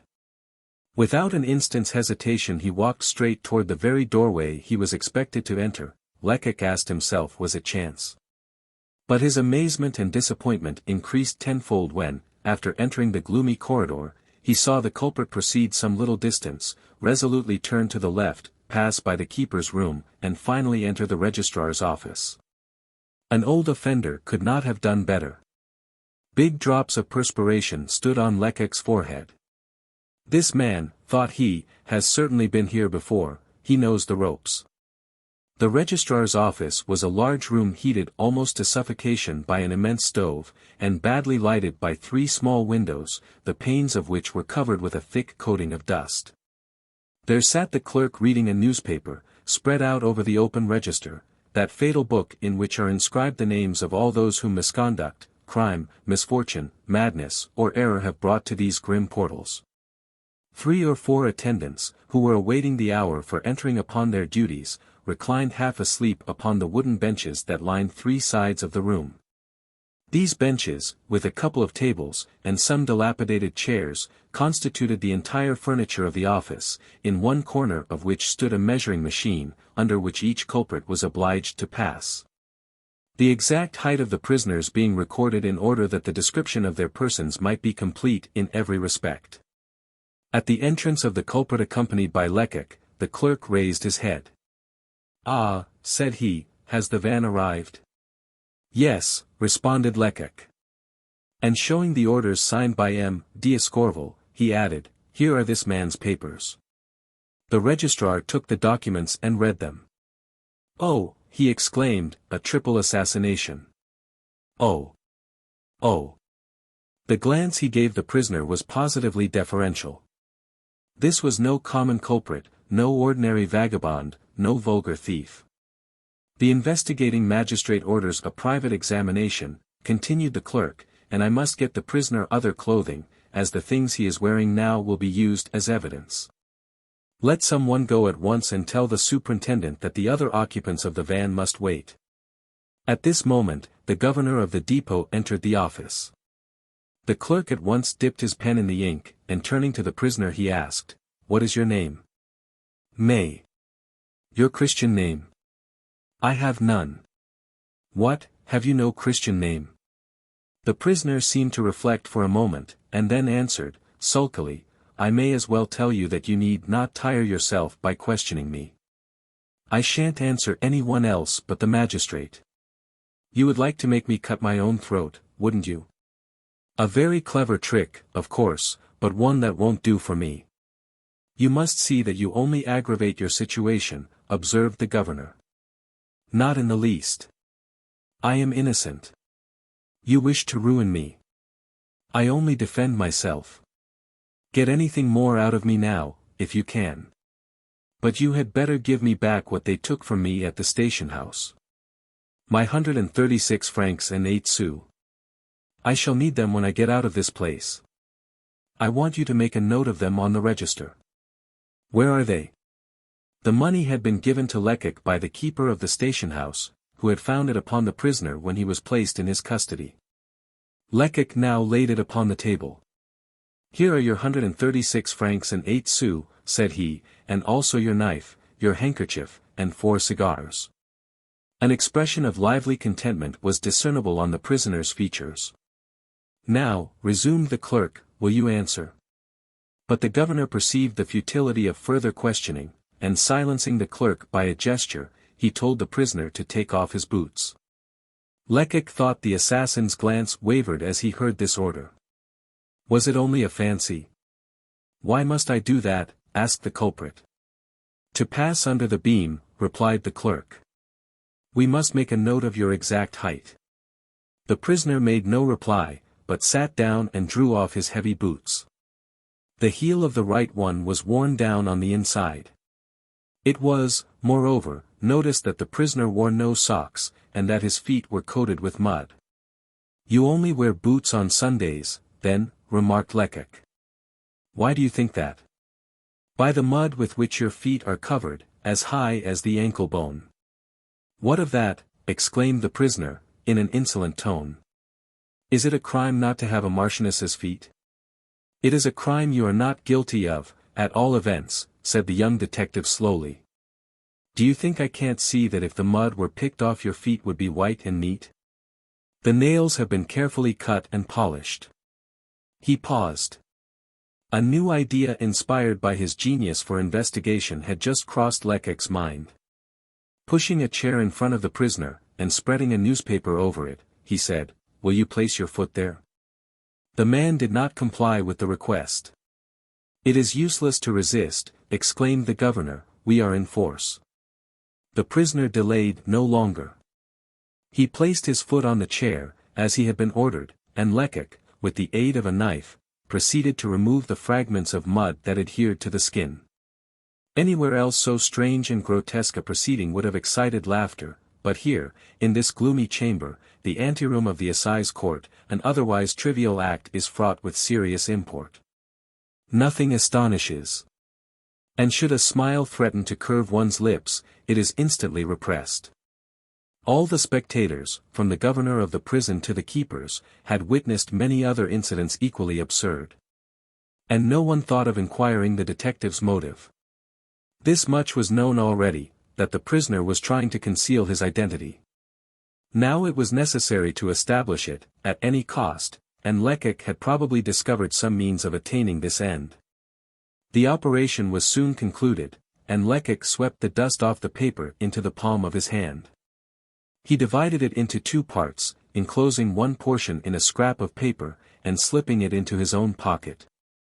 With the remainder he formed a package which he handed to the governor, saying, "I beg you, sir, to take charge of this, and to seal it up here, in presence of the prisoner. This formality is necessary, so that by and by he may not pretend that the dust has been changed." The governor complied with the request, and as he placed this bit of proof, as he styled it, in a small satchel for safe keeping, the prisoner shrugged his shoulders with a sneering laugh. Still, beneath this cynical gaiety Lecoq thought he could detect poignant anxiety. Chance owed him the compensation of this slight triumph, for previous events had deceived all his calculations. The prisoner did not offer the slightest objection when he was ordered to undress, and to exchange his soiled and blood-stained garments for the clothing furnished by the government. Not a muscle of his face moved while he submitted his person to one of those ignominious examinations which make the blood rush to the forehead of the lowest criminal. It was with perfect indifference that he allowed an inspector to comb his hair and beard, and to examine the inside of his mouth, so as to make sure that he had not concealed either some fragment of glass, by the aid of which captives can sever the strongest bars, or one of those microscopical bits of lead with which prisoners write the notes they exchange, rolled up in a morsel of bread, and called postilions. These formalities having been concluded, the superintendent rang for one of the keepers. "Conduct this man to number 3 of the secret cells," he ordered. There was no need to drag the prisoner away. He walked out, as he had entered, preceding the guard, like some old habitué, who knows where he is going. "What a rascal!" exclaimed the clerk. "Then you think," began Lecoq, baffled but not convinced. "Ah! There can be no doubt of it," declared the governor. "This man is certainly a dangerous criminal, an old offender. I think I have seen him before, I could almost swear to it." Thus it was evident these people, with their long, varied experience, shared Gevrol's opinion. Lecoq stood alone. He did not discuss the matter. What good would it have done? Besides, the widow Chupin was just being brought in. The journey must have calmed her nerves, for she had become as gentle as a lamb. It was in a wheedling voice, and with tearful eyes, that she called upon these good gentlemen to witness the shameful injustice with which she was treated, she, an honest woman. Was she not the mainstay of her family, since her son Pauline was in custody, charged with pocket-picking? Hence what would become of her daughter-in-law, and of her grandson Toto, who had no one to look after them but her? Still, when her name had been taken, and a keeper was ordered to remove her, nature reasserted itself, and scarcely had she entered the corridor than she was heard quarreling with the guard. "You are wrong not to be polite," she said. "You are losing a good fee. Without counting many a good drink I would stand you when I get out of here." Lecoq was now free until M. d'Escorval's arrival. He wandered through the gloomy corridors, from office to office, but finding himself assailed with questions by every one he came across, he eventually left the depot, and went and sat down on one of the benches beside the quay. Here he tried to collect his thoughts. His convictions were unchanged. He was more than ever convinced that the prisoner was concealing his real social standing, but, on the other hand, it was evident that he was well acquainted with the prison and its usages. He had also proved himself to be endowed with far more cleverness than Lecoq had supposed. What self-control! What powers of dissimulation he had displayed! He had not so much as frowned while undergoing the severest ordeals, and he had managed to deceive the most experienced eyes in Paris. The young detective had waited during nearly 3 hours, as motionless as the bench on which he was seated, and so absorbed in studying his case that he had thought neither of the cold nor of the flight of time. When a carriage drew up before the entrance of the prison, and M. d'Escorval alighted, followed by his clerk. Lecoq rose and hastened, well-nigh breathless with anxiety, toward the magistrate. "My researches on the spot," said this functionary, "confirm me in the belief that you are right. Is there anything fresh?" "Yes, sir, a fact that is apparently very trivial, though, in truth, it is of importance that—" "Very well," interrupted the magistrate. "You will explain it to me by and by. First of all, I must summarily examine the prisoners. A mere matter of form for today. Wait for me here." Although the magistrate promised to make haste, Lecoq expected that at least an hour would elapse before he reappeared. In this he was mistaken. 20 minutes later, M. d'Escorval emerged from the prison without his clerk. He was walking very fast, and instead of approaching the young detective, he called to him at some little distance. "I must return home at once," he said, instantly, "I cannot listen to you." "But, sir—" "Enough. The bodies of the victims have been taken to the morgue.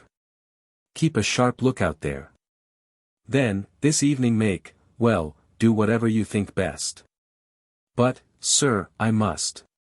"Tomorrow. Tomorrow, at 9 o'clock, in my office in the Palais de Justice."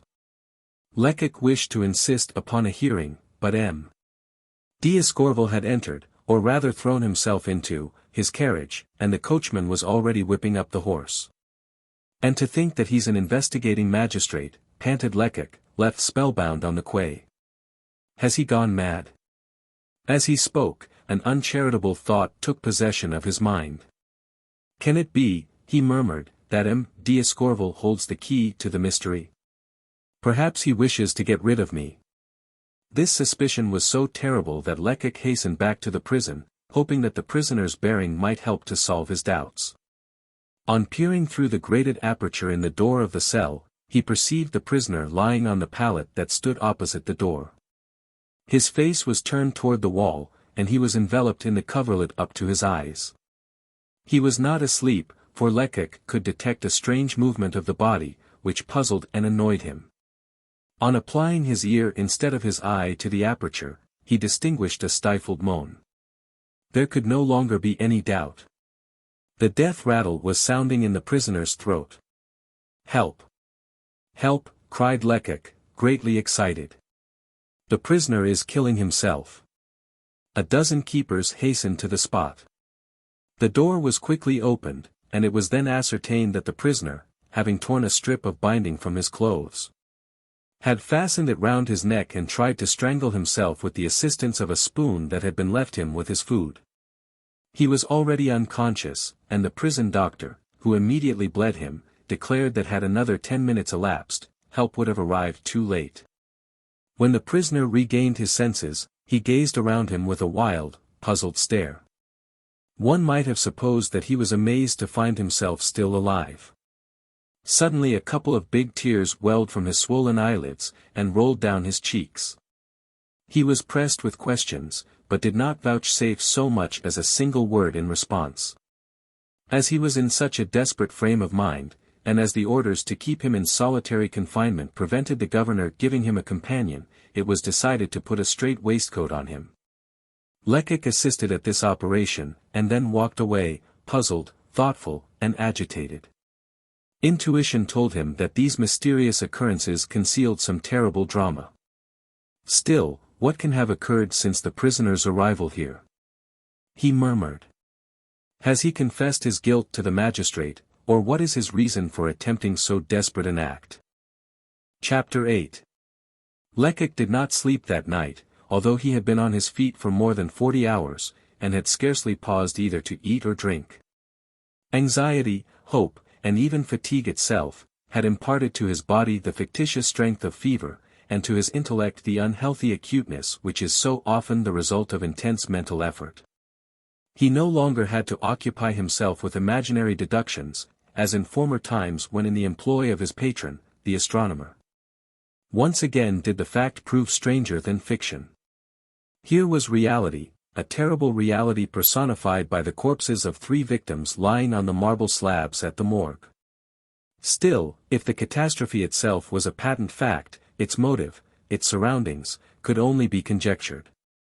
Who could tell what circumstances had preceded and paved the way for this tragical denouement? It is true that all doubt might be dispelled by one discovery, the identity of the murderer. Who was he? Who was right, Gevrol or Lecoq? The former's views were shared by the officials at the prison, the latter stood alone. Again, the former's opinion was based upon formidable proof, the evidence of sight. While Lecoq's hypothesis rested only on a series of subtle observations and deductions, starting from a single sentence that had fallen from the prisoner's lips. And yet Lecoq resolutely persisted in his theory, guided by the following reasons. He learned from M. D'Escorval's clerk that when the magistrate had examined the prisoner, the latter not only refused to confess, but answered all the questions put to him in the most evasive fashion. In several instances, moreover, he had not replied at all. If the magistrate had not insisted, it was because this first examination was a mere formality, solely intended to justify the somewhat premature delivery of the order to imprison the accused. Now, under these circumstances, how was one to explain the prisoner's attempt at self-destruction? Prison statistics show that habitual offenders do not commit suicide.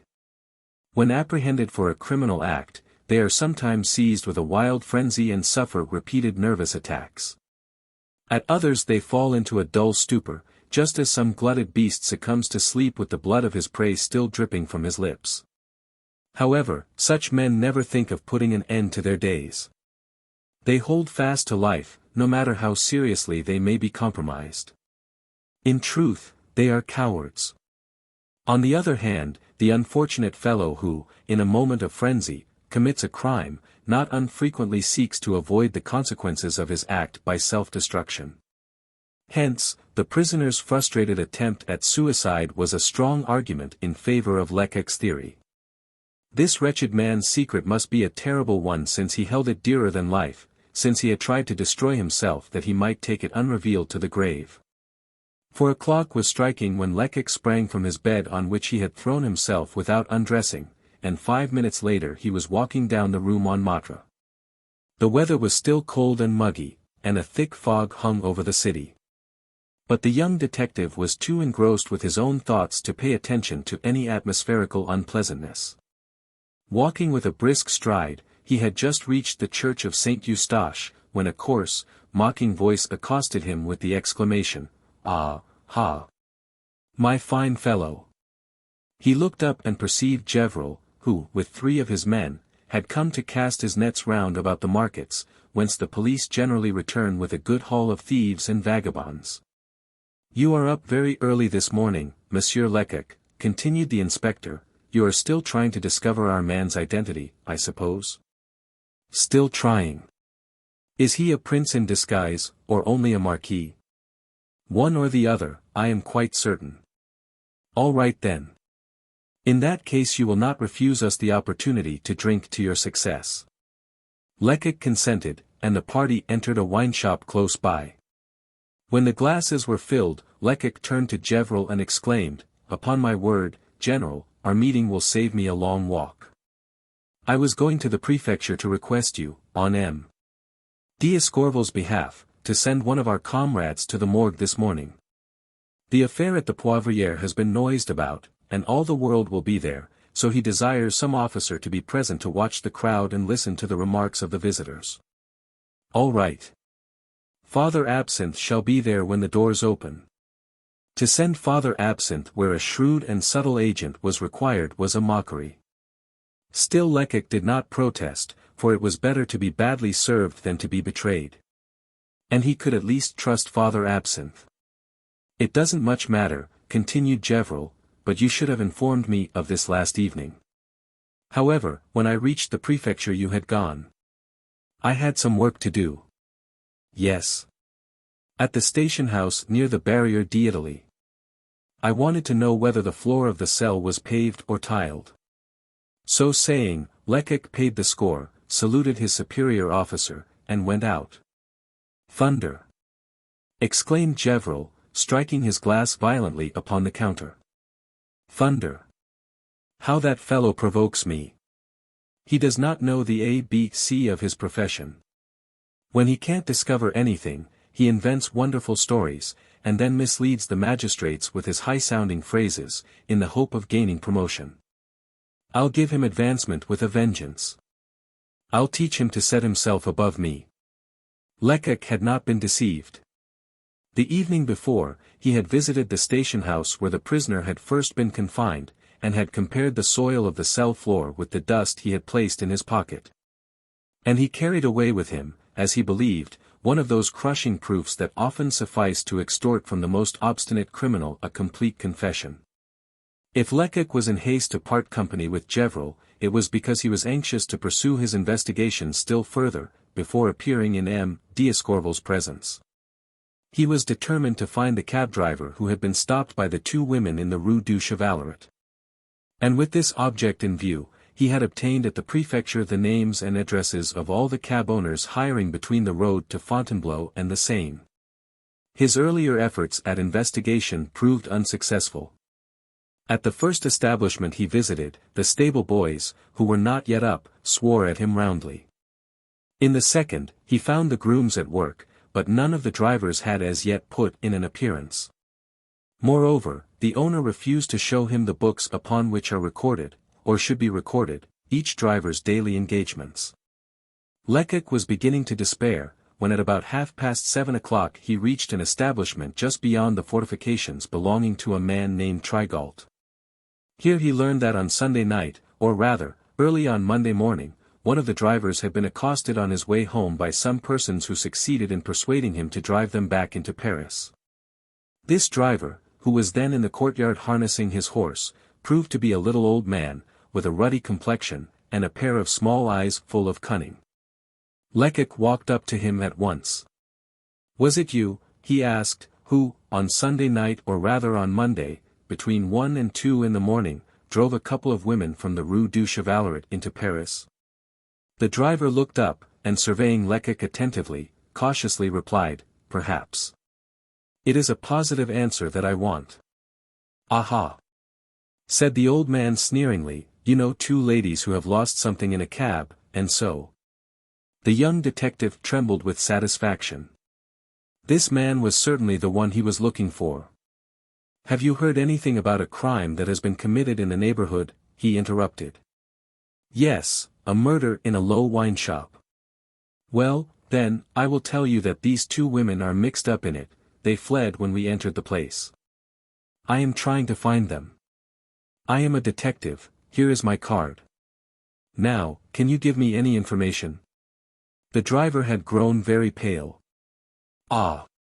The wretches," he exclaimed. "I am no longer surprised at the luck money they gave me, a louis and 2 5-franc pieces for the fare, 30 francs in all. Cursed money! If I hadn't spent it, I'd throw it away." "And where did you drive them?" "To the Rue de Bourgogne. I have forgotten the number, but I should recognize the house. Unfortunately, they would not have let you drive them to their own door." "Who knows? I saw them ring the bell, and I think they went in just as I drove away. Shall I take you there?" Lecoq's sole response was to spring on to the box, exclaiming, "Let us be off." It was not to be supposed that the women who had escaped from the widow Chupin's drinking den at the moment of the murder were utterly devoid of intelligence.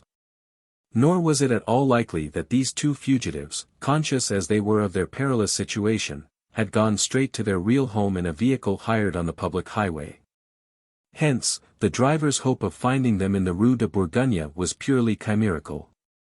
Lecoq was fully aware of this, and yet he did not hesitate to jump onto the box and give the signal for starting. In so doing, he obeyed a maxim which he had framed in his early days of meditation, a maxim intended to assure his after fame, and which ran as follows: always suspect that which seems probable, and begin by believing what appears incredible. As soon as the vehicle was well under way, the young detective proceeded to ingratiate himself into the driver's good graces, being anxious to obtain all the information that this worthy was able to impart. In a tone that implied that all trifling would be useless, the cabman cried, hey up, cocotte," and his mare pricked up her ears and quickened her pace, so that the Rue de Choisy was speedily reached. Then it was that Lecoq resumed his inquiries. "Well, my good fellow," he began, "you have told me the principal facts, now I should like the details. How did these two women attract your attention?" "Oh, it was very simple. I had been having a most unfortunate day, 6 hours on a stand on the boulevards, with the rain pouring all the time. It was simply awful. At midnight I had not made more than 1.5 francs for myself, but I was so wet and miserable and the horse seemed so done up that I decided to go home. I did grumble, I can tell you. Well, I had just passed the corner of the Rue Picard, in the Rue du Chevaleret, when I saw two women standing under a lamp, some little distance off. I did not pay any attention to them, for when a man is as old as I am, women—" "Go on," said Lecoq, who could not restrain his impatience. "I had already passed them, when they began to call after me. I pretended I did not hear them, but one of them ran after the cab, crying, 'A Louis. A Louis for yourself.' I hesitated for a moment, when the woman added, 'and 10 francs for the fare.' I then drew up." Lecoq was boiling over with impatience. But he felt that the wisest course was not to interrupt the driver with questions, but to listen to all he had to say. "As you may suppose," continued the coachman, "I wasn't inclined to trust two such suspicious characters, alone at that hour and in that part of the city. So, just as they were about to get into the cab, I called to them, 'Wait a bit, my little friends, you have promised Papa some sous, where are they?' The one who had called after the cab at once handed me 30 francs, saying, 'Above all, make haste.'" "Your recital could not be more minute," exclaimed Lecoq, approvingly. "Now, how about these two women?" "What do you mean?" "I mean, what kind of women did they seem to be, what did you take them for?" "Oh, for nothing very good," replied the driver, with a knowing smile. "Ah! And how were they dressed?" "Like most of the girls who go to dance at the Rainbow. One of them, however, was very neat and prim, while the other, well, she was a terrible dowdy." "Which ran after you?" "The girl who was neatly dressed, the one who," the driver suddenly paused, some vivid remembrance passed through his brain, and, abruptly jerking the reins, he brought his horse to a standstill. "Thunder!" he exclaimed. "Now I think of it, I did notice something strange. One of the two women called the other madam as large as life, while the other said thee and thou, and spoke as if she were somebody." "Oh! Oh! Oh!" exclaimed the young detective, in 3 different keys. "And which was it that said thee and thou?" "Why, the dowdy one. She with shabby dress and shoes as big as a gouty man's. You should have seen her shake the prim-looking girl, as if she had been a plum tree. 'You little fool,' said she, 'do you want to ruin us? You will have time to faint when we get home, now come along.' And then she began to sob, 'Indeed, madam, indeed I can't,' she said, and really she seemed quite unable to move. In fact, she appeared to be so ill that I said to myself, 'Here is a young woman who has drunk more than is good for her.'" These facts confirmed even if they corrected Lecoq's first suppositions. As he had suspected, the social position of the two women was not the same. He had been mistaken, however, in attributing the higher standing to the woman wearing the shoes with the high heels, the marks of which he had so particularly noticed in the snow, with all the attendant signs of precipitation, terror, and weakness. In reality, social preeminence belonged to the woman who had left the large, broad footprints behind her. And not merely was she of a superior rank, but she had also shown superior energy. Contrary to Lecoq's original idea, it now seemed evident that she was the mistress, and her companion the servant.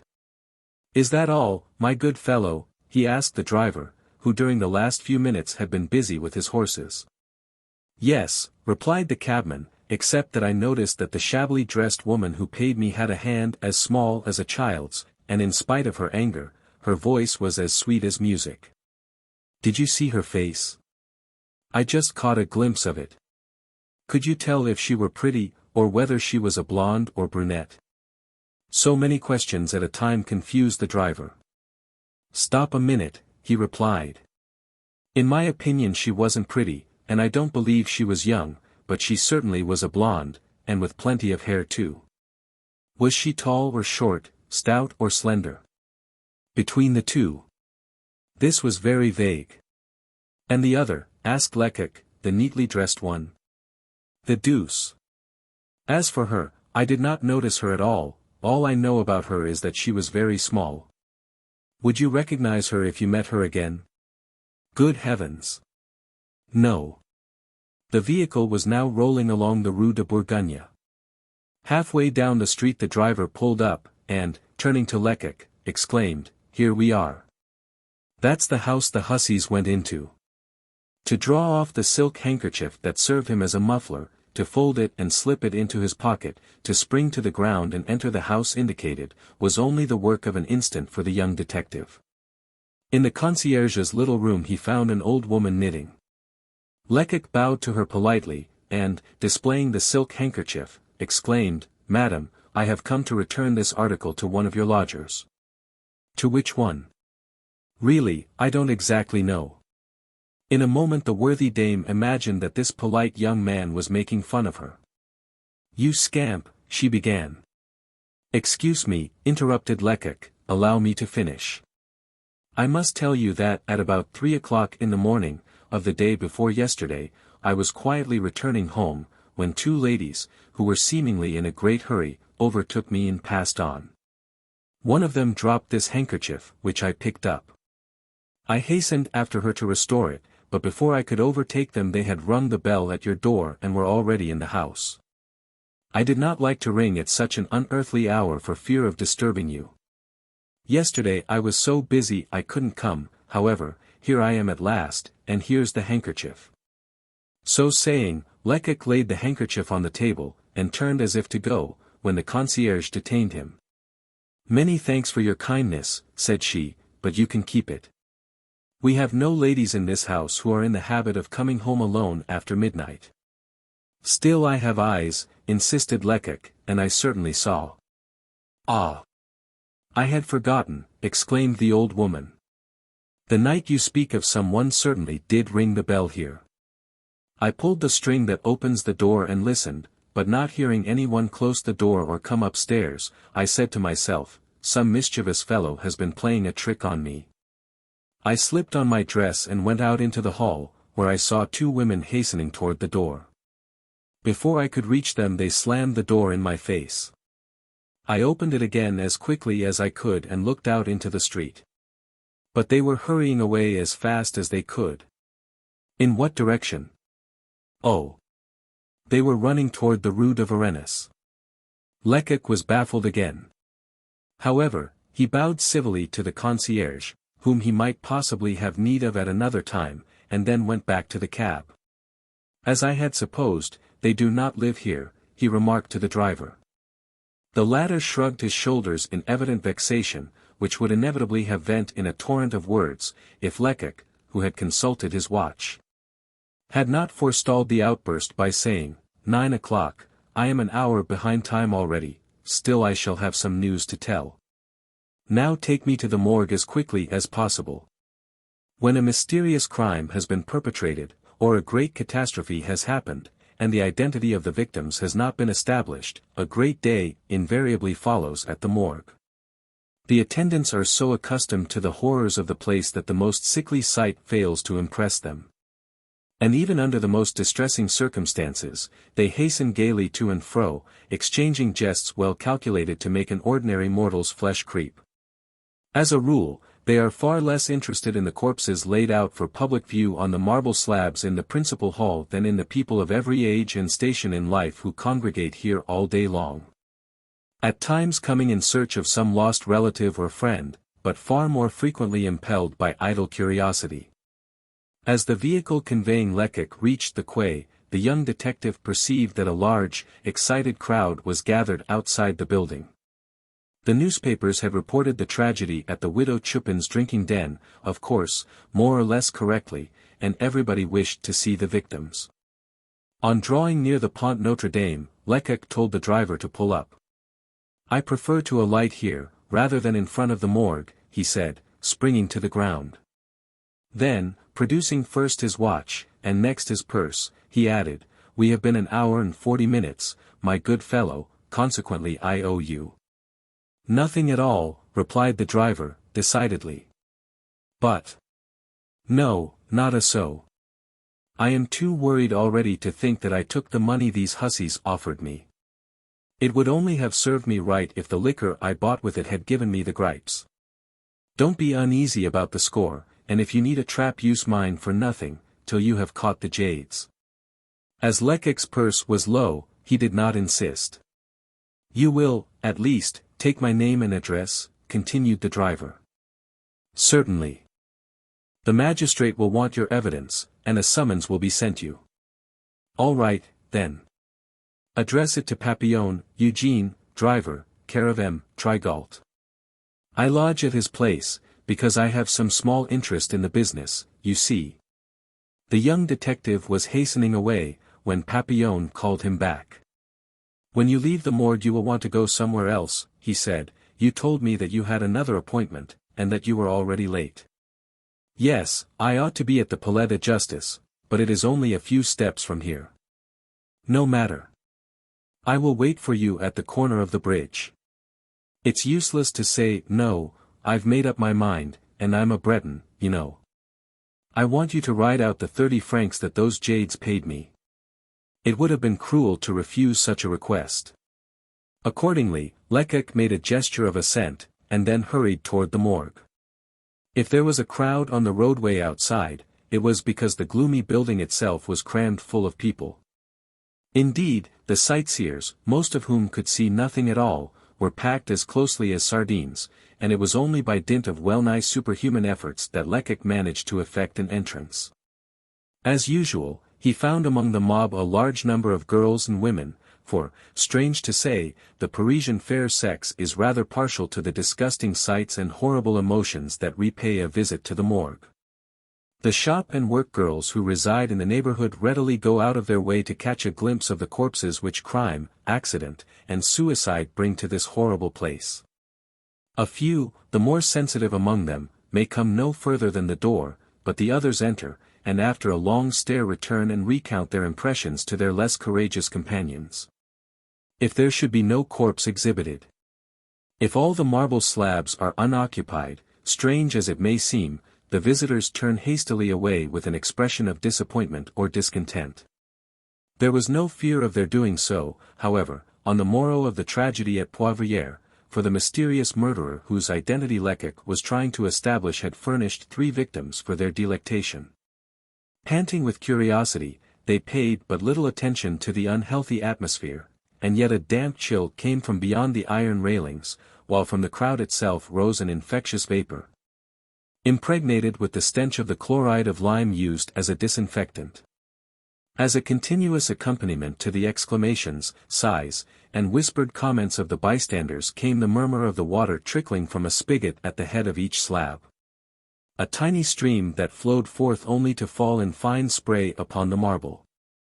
Through the small arched windows a grey light stole in on the exposed bodies, bringing each muscle into bold relief, revealing the ghastly tints of the lifeless flesh, and imparting a sinister aspect to the tattered clothing hung around the room to aid in the identification of the corpses. This clothing, after a certain time, is sold, for nothing is wasted at the morgue.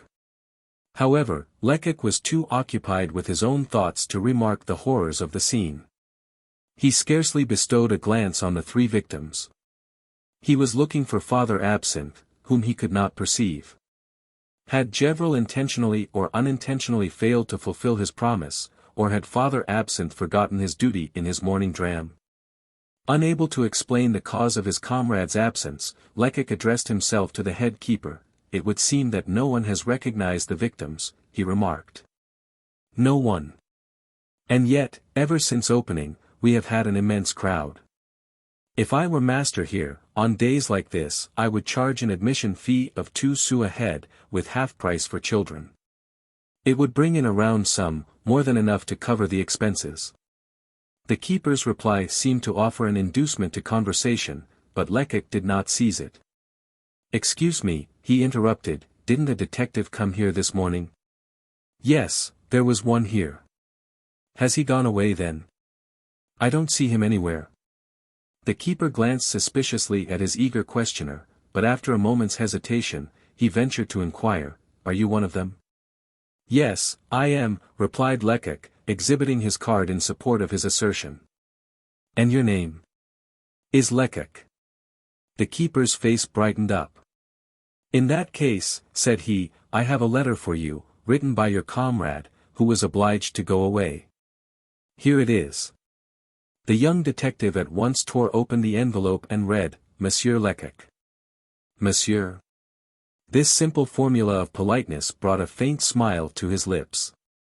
Was it not, on Father Absinthe's part, an evident recognition of his colleague's superiority? Indeed, our hero accepted it as a token of unquestioning devotion which it would be his duty to repay with a master's kind protection toward his first disciple.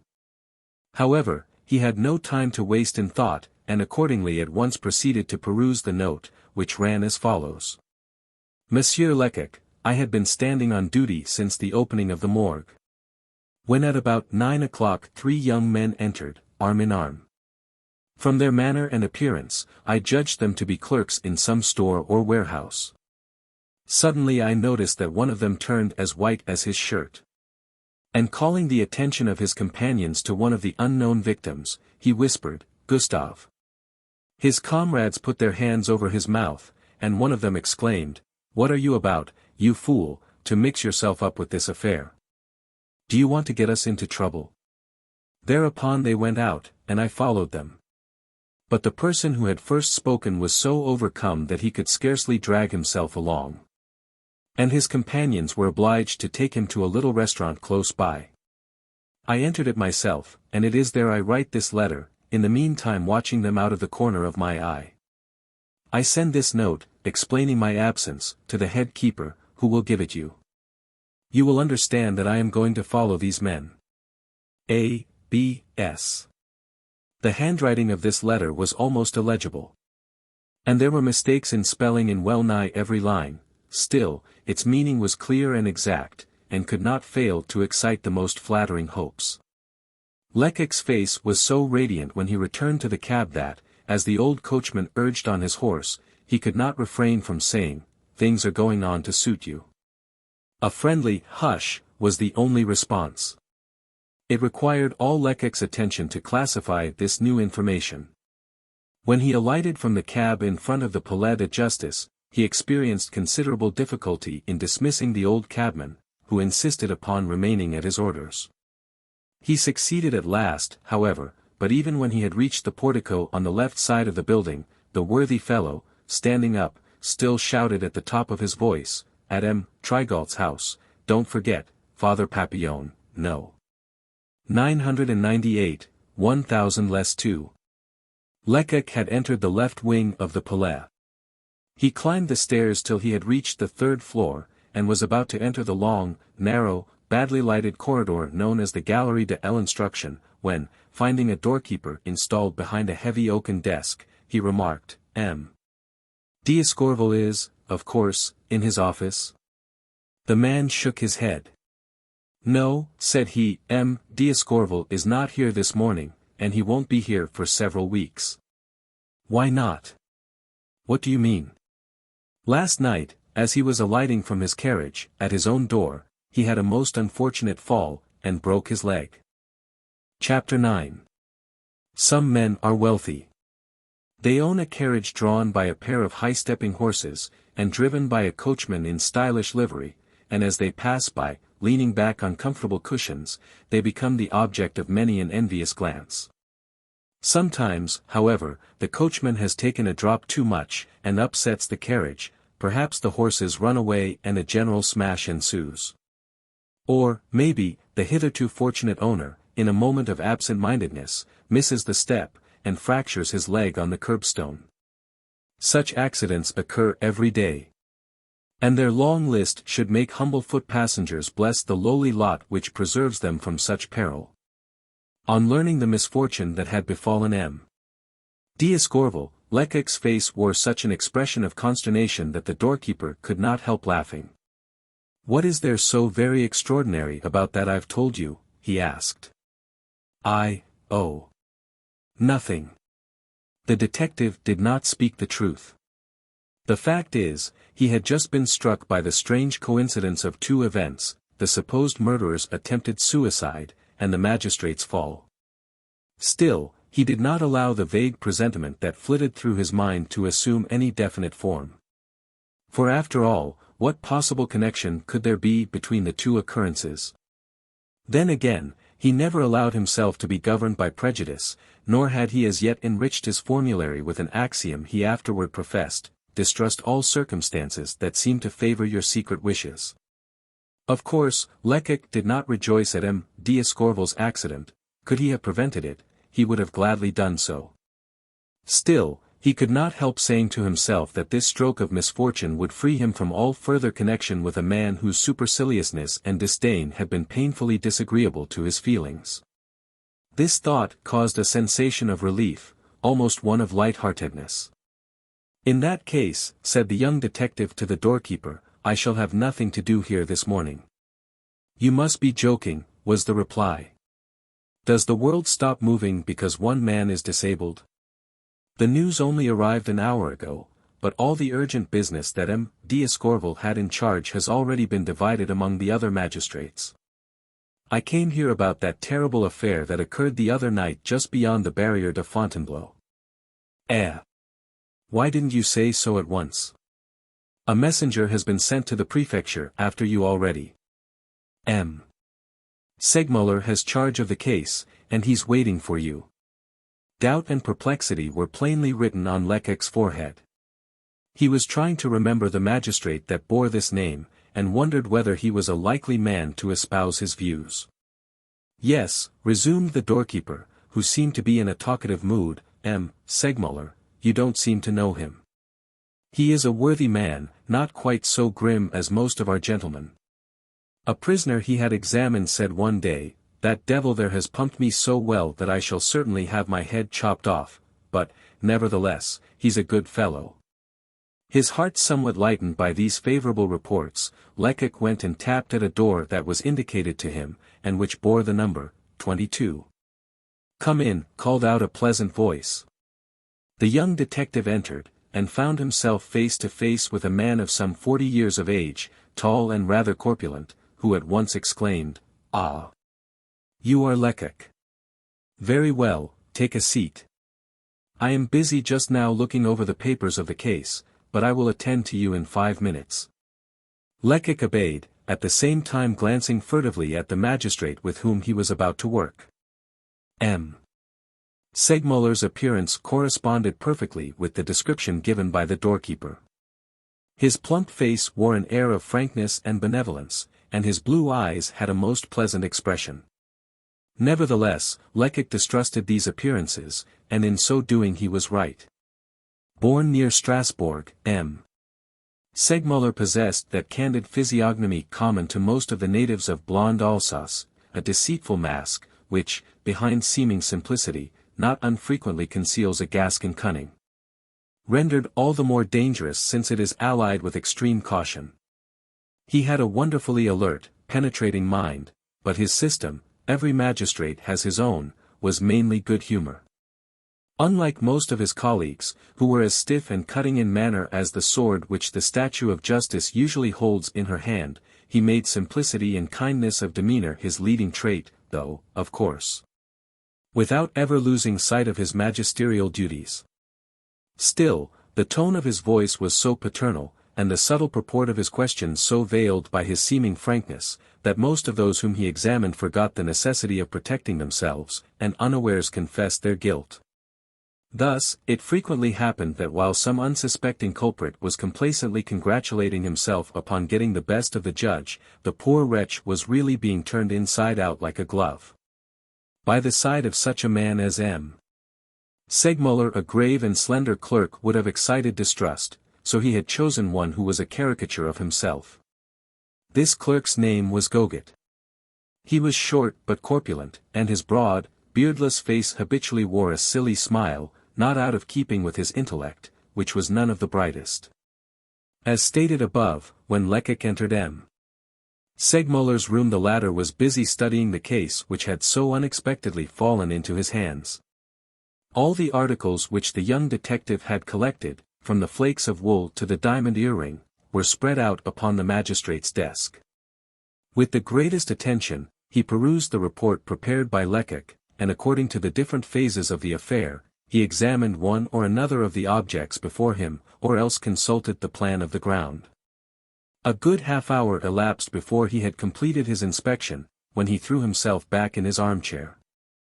"Monsieur Lecoq," he said, slowly, "Monsieur d'Escorval has informed me by a note on the margin of this file of papers that you are an intelligent man, and that we can trust you. I am willing, at all events. You speak too slightingly of yourself. This is the first time that an agent has brought me a report as complete as yours. You are young, and if you persevere, I think you will be able to accomplish great things in your profession." Nervous with delight, Lecoq bowed and stammered his thanks. "Your opinion in this matter coincides with mine," continued M. Segmuller, "and the public prosecutor informs me that M. d'Escorval shares the same views. An enigma is before us. And it ought to be solved." "Oh! We'll solve it, I am certain, sir," exclaimed Lecoq, who at this moment felt capable of the most extraordinary achievements. Indeed, he would have gone through fire and water for the magistrate who had received him so kindly, and his enthusiasm sparkled so plainly in his eyes that M. Segmuller could not restrain a smile. "I have strong hopes of it myself," he responded. "But we are far from the end. Now, what have you been doing since yesterday? Did M. d'Escorval give you any orders? Have you obtained any fresh information?" "I don't think I have wasted my time," replied Lecoq, who at once proceeded to relate the various facts that had come to his knowledge since his departure from the Poivriere. With rare precision and that happiness of expression which seldom fails a man well acquainted with his subject, he recounted the daring feats of the presumed accomplice, the points he had noted in the supposed murderer's conduct. The latter's unsuccessful attempt at self-destruction. He repeated the testimony given by the cab driver, and by the concierge in the Rue de Bourgogne, and then read the letter he had received from Father Absinthe. In conclusion, he placed on the magistrate's desk some of the dirt he had scraped from the prisoner's feet, at the same time depositing beside it a similar parcel of dust collected on the floor of the cell in which the murderer was confined at the Barrière d'Italie. When Lecoq had explained the reasons that had led him to collect this soil, and the conclusions that might be drawn from a comparison of the two parcels, M. Segmuller, who had been listening attentively, at once exclaimed, "You are right. It may be that you have discovered a means to confound all the prisoner's denials. At all events, this is certainly a proof of surprising sagacity on your part." "So it must have been," for Goget, the clerk, nodded approvingly. "Capital," he murmured. "I should never have thought of that." While he was talking, M. Segmuller had carefully placed all the so-called articles of conviction in a large drawer, from which they would not emerge until the trial. "Now," said he, "I understand the case well enough to examine the widow Chupin. We may gain some information from her." He was laying his hand upon the bell, when Lecoq stopped him with an almost supplicating gesture. "I have one great favor to ask you, sir," he observed. "What is it? Speak." "I should very much like to be present at this examination. It takes so little, sometimes, to awaken a happy inspiration. Although the law says that the accused shall first of all be privately examined by the investigating magistrate assisted by his clerk, it also allows the presence of police agents. Accordingly, M. Segmuller told Lecoq that he might remain. At the same time he rang his bell, which was speedily answered by a messenger. "Has the widow Chupin been brought here, in compliance with my orders?" asked M. Segmuller. "Yes, sir, she is in the gallery outside." "Let her come in then." An instant later the hostess of the Poivriere entered the room, bowing to the right and to the left. This was not her first appearance before a magistrate, and she was not ignorant of the respect that is due to justice. Accordingly, she had arrayed herself for her examination with the utmost care. She had arranged her rebellious grey locks in smooth bandeaus, and her garments, although of common material, looked positively neat. She had even persuaded one of the prison warders to buy her, with the money she had about her at the time of her arrest, a black crepe cap, and a couple of white pocket handkerchiefs, intending to deluge the latter with her tears, should the situation call for a pathetic display. She was indeed far too knowing to rely solely on the mere artifices of dress. Hence, she had also drawn upon her repertoire of grimaces for an innocent, sad, and yet resigned expression, well fitted, in her opinion, to win the sympathy and indulgence of the magistrate upon whom her fate would depend. Thus disguised, with downcast eyes and honeyed voice, she looked so unlike the terrible termagant of the Poivriere, that her customers would scarcely have recognized her. Indeed, an honest old bachelor might have offered her 20 francs a month to take charge of his chambers, solely on the strength of her good looks. But M. Segmuller had unmasked so many hypocrites that he was not deceived for a moment. "What an old actress," he muttered to himself, and, glancing at Lecoq, he perceived the same thought sparkling in the young detective's eyes. It is true that the magistrate's penetration may have been due to some notes he had just perused, notes containing an abstract of the woman's former life, and furnished by the chief of police at the magistrate's request. With a gesture of authority M. Segmuller warned Goget, the clerk with the silly smile, to get his writing materials ready. He then turned toward the widow Chupin. "Your name?" he asked in a sharp tone. "Aspasie Clapperty, my maiden name," replied the old woman, "and today, the widow Chupin, at your service, sir." So saying, she made a low courtesy, and then added, "A lawful widow, you understand, sir. I have my marriage papers safe in my chest at home, and if you wish to send any one—" "Your age?" interrupted the magistrate. 54. "Your profession?" "Dealer in wines and spirits outside of Paris, near the Rue du Château de Rentiers, just beyond the fortifications." A prisoner's examination always begins with these questions as to individuality, which gives both the magistrate and the culprit time to study each other, to try, as it were, each other's strength, before joining in a serious struggle. Just as two duelists, about to engage in mortal combat, first try a few passes with the foils. "Now," resumed M. Segmuller, "we will note your antecedents. Have you not already been found guilty of several offences?" The widow Chupin was too well versed in criminal procedure to be ignorant of those famous records which render the denial of identity such a difficult matter in France. "I have been unfortunate, my good judge," she whined. "Yes, several times. First of all, you were arrested on a charge of receiving stolen goods. But it was proved that I was innocent, that my character was whiter than snow. My poor, dear husband had been deceived by his comrades, that was all. Possibly. But while your husband was undergoing his sentence, you were condemned, first to 1 month's and then to 3 months' imprisonment for stealing. Oh, I had some enemies who did their best to ruin me. Next you were imprisoned for having led some young girls astray. They were good-for-nothing hussies, my kind sir, heartless, unprincipled creatures. I did them many favors, and then they went and related a batch of falsehoods to ruin me. I have always been too kind and considerate toward others." The list of the woman's offences was not exhausted, but M. Segmuller thought it useless to continue. "Such is your past," he resumed. "At the present time your wine shop is the resort of rogues and criminals. Your son is undergoing his 4th term of imprisonment, and it has been clearly proved that you abetted and assisted him in his evil deeds. Your daughter-in-law, by some miracle, has remained honest and industrious, hence you have tormented and abused her to such an extent that the authorities have been obliged to interfere. When she left your house you tried to keep her child, no doubt meaning to bring it up after the same fashion as its father. This, thought the widow Chupin, is the right moment to try and soften the magistrate's heart. Accordingly, she drew one of her new handkerchiefs from her pocket, and, by dint of rubbing her eyes, endeavored to extract a tear.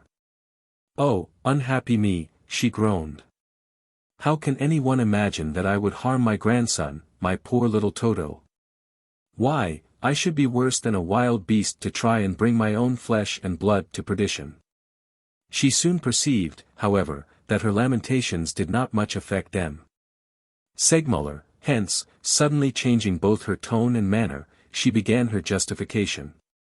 She did not positively deny her past. But she threw all the blame on the injustice of destiny, which, while favoring a few, generally the less deserving, showed no mercy to others. Alas! She was one of those who had had no luck in life, having always been persecuted, despite her innocence. In this last affair, for instance, how was she to blame? A triple murder had stained her shop with blood. But the most respectable establishments are not exempt from similar catastrophes. During her solitary confinement, she had, said she, dived down into the deepest recesses of her conscience, and she was still unable to discover what blame could justly be laid at her door. "I can tell you," interrupted the magistrate. "You are accused of impeding the action of the law." "Good heavens! Is it possible?" "And of seeking to defeat justice. This is equivalent to complicity, widow Chupin, take care. When the police entered your cabin, after this crime had been committed, you refused to answer their questions." "I told them all that I knew."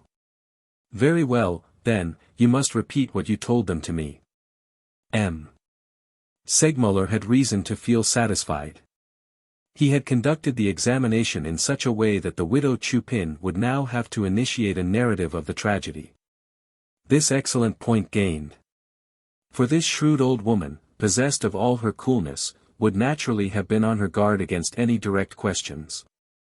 Now, it was essential that she should not suspect either what the magistrate knew of the affair, or what he was ignorant of.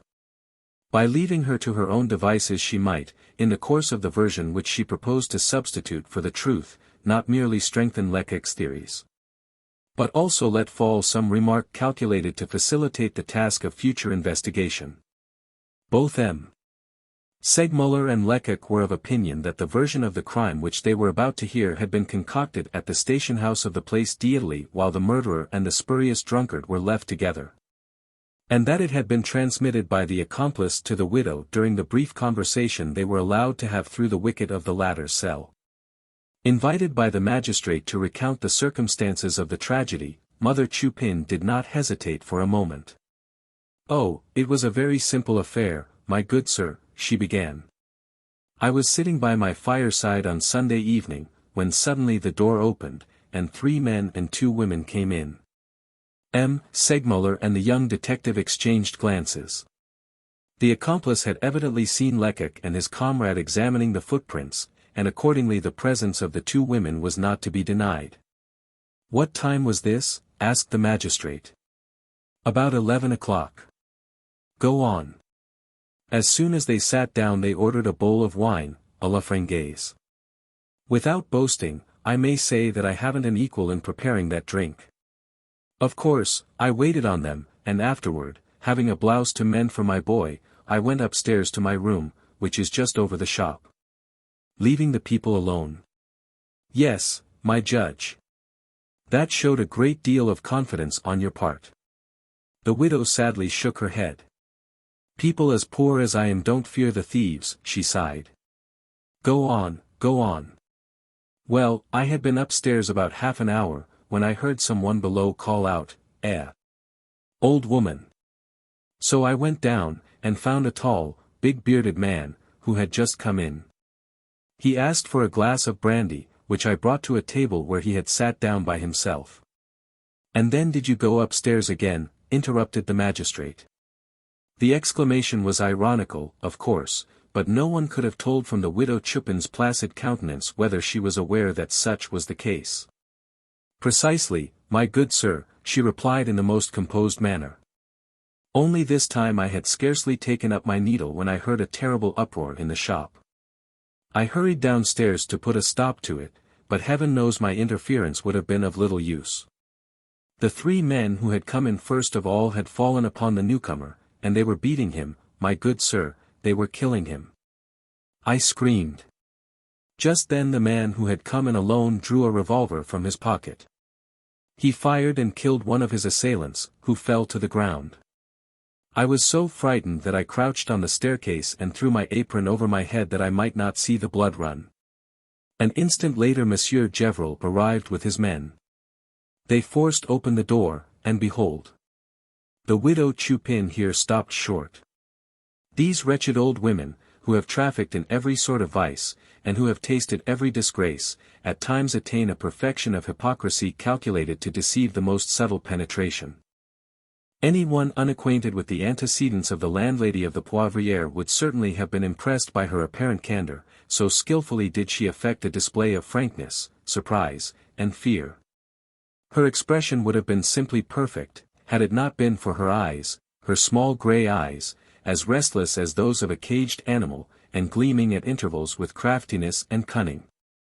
There she stood, mentally rejoicing at the success of her narrative, for she was convinced that the magistrate placed implicit confidence in her revelations, although during her recital, delivered, by the way, with conjuror-like volubility. Not a muscle of M. Segmuller's face had betrayed what was passing in his mind. When she paused, out of breath, he rose from his seat, and without a word approached his clerk to inspect the notes taken during the earlier part of the examination. From the corner where he was quietly seated, Lecoq did not cease watching the prisoner. "She thinks that it's all over," he muttered to himself, "she fancies that her deposition is accepted without question." If such were, indeed, the widow's opinion, she was soon to be undeceived, for, after addressing a few low-spoken words to the smiling Goguet, M. Segmuller took a seat near the fireplace, convinced that the moment had now come to abandon defensive tactics, and open fire on the enemy's position.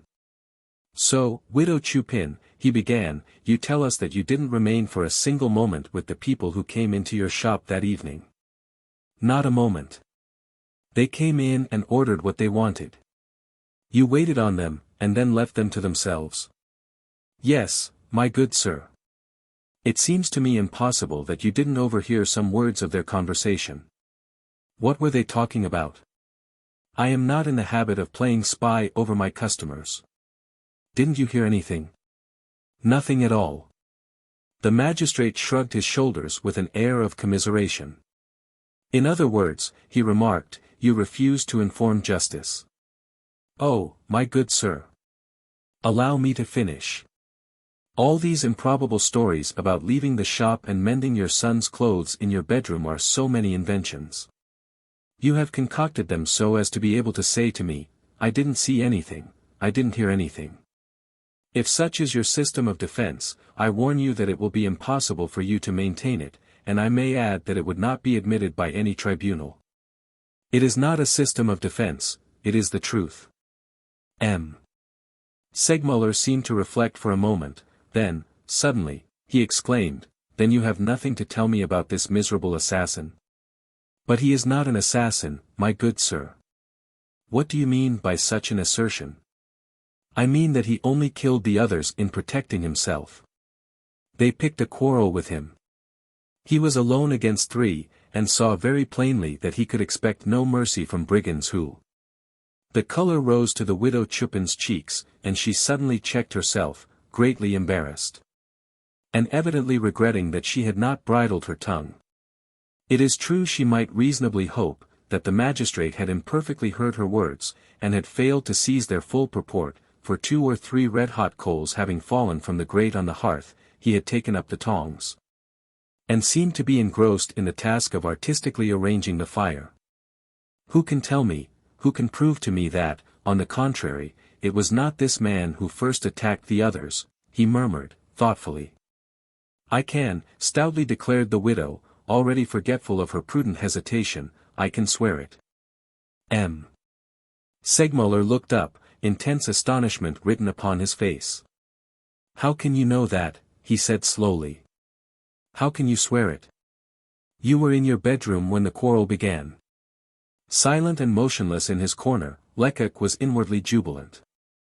This was a most happy result, he thought, but a few questions more, and the old woman would be obliged to contradict herself. What she had already said sufficed to show that she must have a secret interest in the matter, or else she would never have been so imprudently earnest in defending the prisoner. However, you have probably been led to this conclusion by your knowledge of the murderer's character, remarked M. Segmuller. You are apparently well acquainted with him. Oh, I had never set eyes on him before that evening. But he must have been in your establishment before. Never in his life. Oh. Then how do you explain that on entering the shop while you were upstairs, this unknown person, this stranger, should have called out, "Here, old woman"? Did he merely guess that the establishment was kept by a woman, and that this woman was no longer young? He did not say that. Reflect a moment, you, yourself just told me so. Oh, I didn't say that, I'm sure, my good sir. Yes, you did, and I will prove it by having your evidence read. Goget, read the passage, if you please. The smiling clerk looked back through his minutes and then, in his clearest voice, he read these words, taken down as they fell from the widow Chupin's lips. I had been upstairs about half an hour, when I heard someone below call out, old woman. So I went down, etc., etc. Are you convinced? Asked M. Segmuller. The old offender's assurance was sensibly diminished by this proof of her prevarication. However, instead of discussing the subject any further, the magistrate glided over it as if he did not attach much importance to the incident. And the other men, he resumed, those who were killed, did you know them? No, good sir, no more than I knew Adam and Eve. And were you not surprised to see 3 men utterly unknown to you, and accompanied by 2 women, enter your establishment? Sometimes chance. Come. You do not think of what you are saying.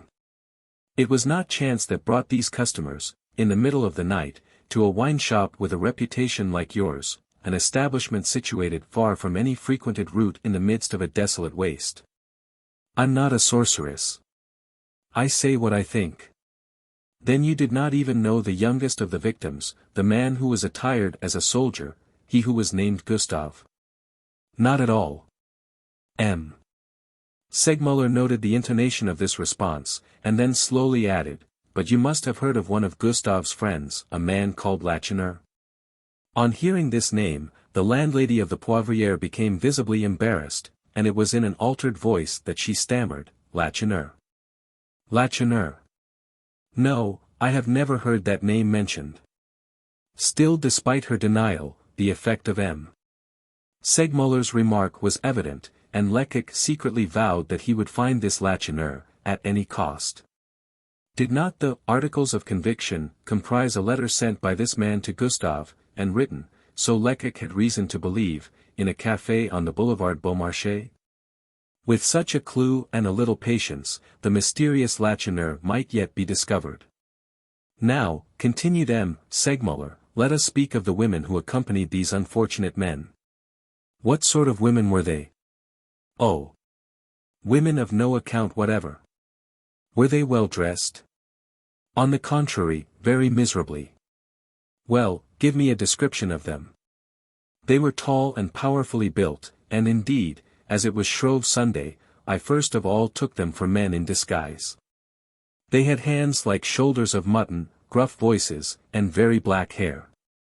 They were as dark as mulattoes. Enough. Interrupted the magistrate, I require no further proof of your mendacity. These women were short, and one of them was remarkably fair. I swear to you, my good sir. Do not declare it upon oath. I shall be forced to confront you with an honest man, who will tell you to your face that you are a liar. The widow did not reply, and there was a moment's silence. M. Segmuller determined to deal a decisive blow. Do you also affirm that you had nothing of a compromising character in the pocket of your apron? He asked. Nothing, you may have it examined, it was left in the house. Then you still persist in your system, resumed M. Segmuller. Believe me, you are wrong. Reflect, it rests with you to go to the assize court as a witness, or an accomplice. Although the widow seemed crushed by this unexpected blow, the magistrate did not add another word. Her deposition was read over to her, she signed it, and was then led away. M. Segmuller immediately seated himself at his desk, filled up a blank form and handed it to his clerk, saying, "This is an order for the governor of the depot. Tell him to send the supposed murderer here at once." Chapter 10. If it is difficult to extort a confession from a man interested in preserving silence and persuaded that no proofs can be produced against him, it is a yet more arduous task to make a woman, similarly situated, speak the truth. As they say at the Palais de Justice, one might as well try to make the devil confess. The examination of the widow Chupin had been conducted with the greatest possible care by M. Segmuller, who was as skillful in managing his questions as a tried general in maneuvering his troops. However, all that he had discovered was that the landlady of the Poivriere was conniving with the murderer. The motive of her connivance was yet unknown, and the murderer's identity still a mystery. Both M. Segmuller and Lecoq were nevertheless of the opinion that the old hag knew everything. It is almost certain, remarked the magistrate, that she was acquainted with the people who came to her house, with the women, the victims, the murderer, with all of them, in fact. I am positive as regards that fellow Gustave, I read it in her eyes. I am also convinced that she knows Lacheneur, the man upon whom the dying soldier breathed vengeance, the mysterious personage who evidently possesses the key to the enigma. That man must be found. Ah, replied Lecoq, and I will find him even if I have to question every one of the 1,100,000 men who constantly walk the streets of Paris. This was promising so much that the magistrate, despite his preoccupation, could not repress a smile. If this old woman would only decide to make a clean breast of it at her next examination, remarked Lecoq. Yes. But she won't. The young detective shook his head despondently. Such was his own opinion. He did not delude himself with false hopes, and he had noticed between the widow Chupin's eyebrows those furrows which, according to physiognomists, indicate a senseless, brutish obstinacy. Women never confess, resumed the magistrate. And even when they seemingly resign themselves to such a course they are not sincere. They fancy they have discovered some means of misleading their examiner. On the contrary, evidence will crush the most obstinate man. He gives up the struggle, and confesses. Now, a woman scoffs at evidence. Show her the sun, tell her it's daytime, at once she will close her eyes and say to you, no, it's night. Male prisoners plan and combine different systems of defense according to their social positions. The women, on the contrary, have but one system, no matter what may be their condition in life. They deny everything, persist in their denials even when the proof against them is overwhelming, and then they cry. When I worry the Chupin with disagreeable questions, at her next examination, you may be sure she will turn her eyes into a fountain of tears.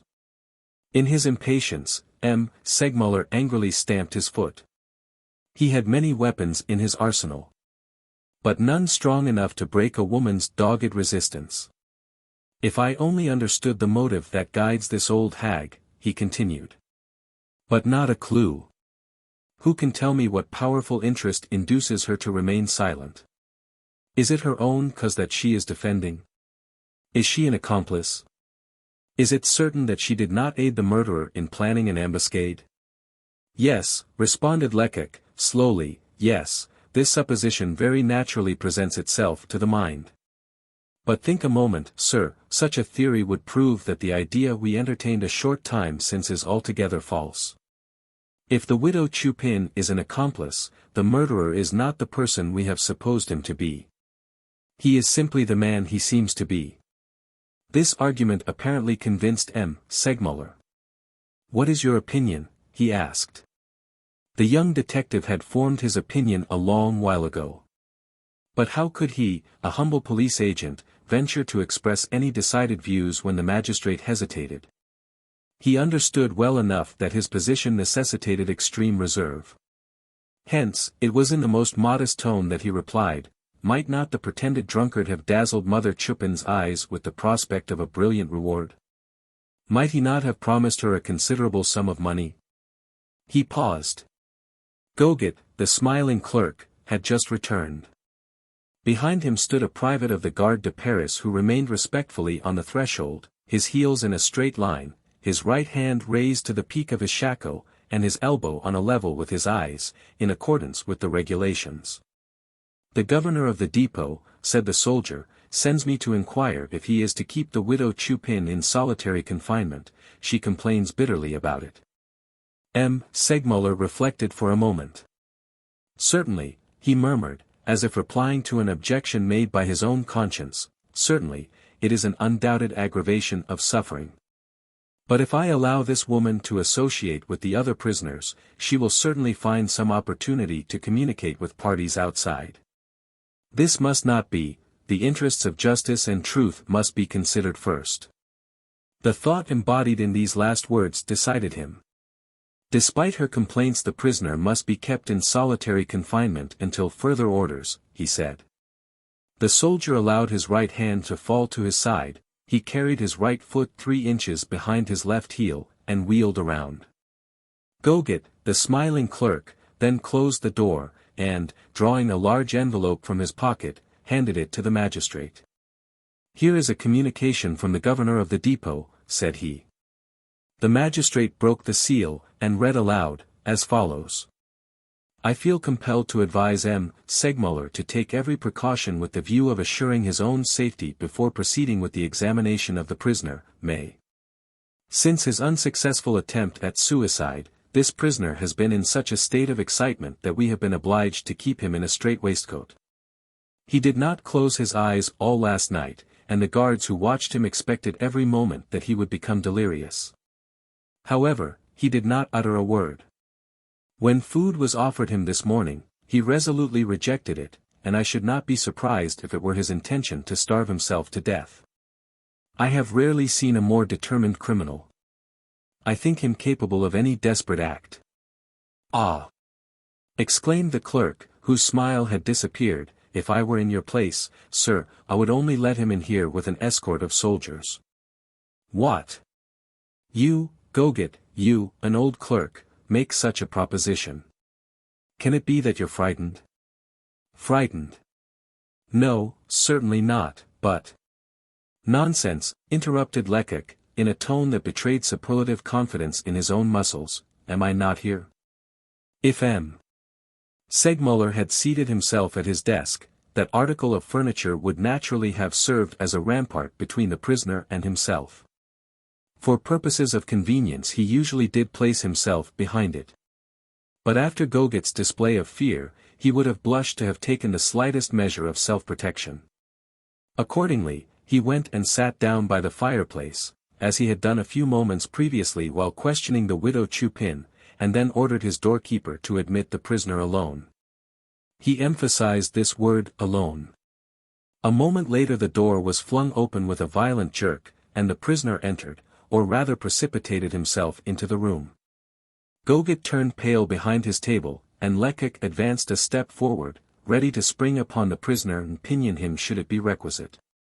But when the latter reached the center of the room, he paused and looked around him. "Where is the magistrate?" he inquired, in a hoarse voice. "I am the magistrate," replied M. Segmuller. "No, the other one." "What other one?" "The one who came to question me last evening. He has met with an accident. Yesterday, after leaving you, he fell down and broke his leg." "Oh.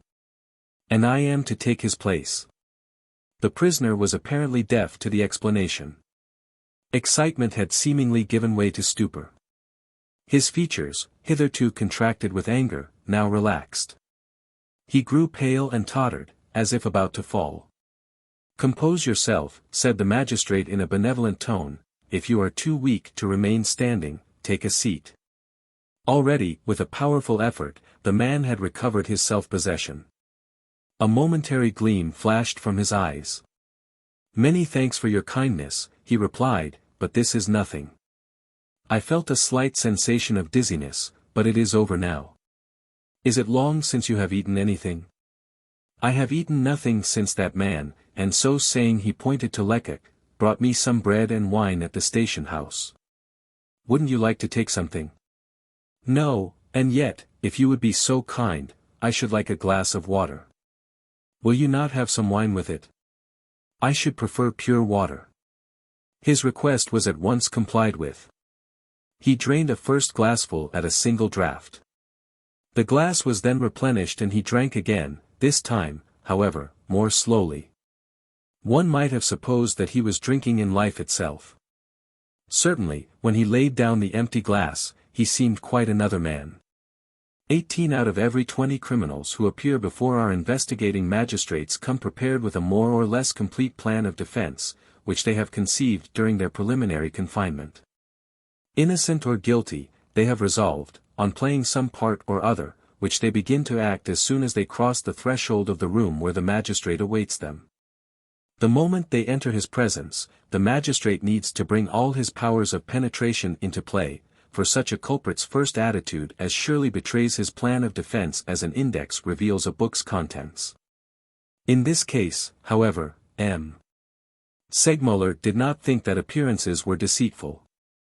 It seemed evident to him that the prisoner was not feigning, but that the excited frenzy which marked his entrance was as real as his after stupor. At all events, there seemed no fear of the danger the governor of the depot had spoken of, and accordingly M. Segmuller seated himself at his desk. Here he felt stronger and more at ease, for his back being turned to the window, his face was half hidden in shadow, and in case of need, he could, by bending over his papers, conceal any sign of surprise or discomfiture. The prisoner, on the contrary, stood in the full light, and not a movement of his features, not the fluttering of an eyelid could escape the magistrate's attention. He seemed to have completely recovered from his indisposition. And his features assumed an expression which indicated either careless indifference, or complete resignation. "Do you feel better?" asked M. Segmuller. "I feel very well." "I hope," continued the magistrate, paternally, "that in future you will know how to moderate your excitement. Yesterday you tried to destroy yourself. It would have been another great crime added to many others, a crime which—" With a hasty movement of the hand, the prisoner interrupted him. "I have committed no crime," said he, in a rough, but no longer threatening voice. "I was attacked, and I defended myself. Anyone has a right to do that. There were 3 men against me. It was a great misfortune, and I would give my right hand to repair it, but my conscience does not reproach me, that much." The prisoner's "that much" was a contemptuous snap of his finger and thumb. "And yet I've been arrested and treated like an assassin," he continued. "When I saw myself interred in that living tomb which you call a secret cell, I grew afraid. I lost my senses. I said to myself, 'My boy, they've buried you alive, and it is better to die quickly, if you don't wish to suffer.' So I tried to strangle myself. My death wouldn't have caused the slightest sorrow to anyone. I have neither wife nor child depending upon me for support. However, my attempt was frustrated.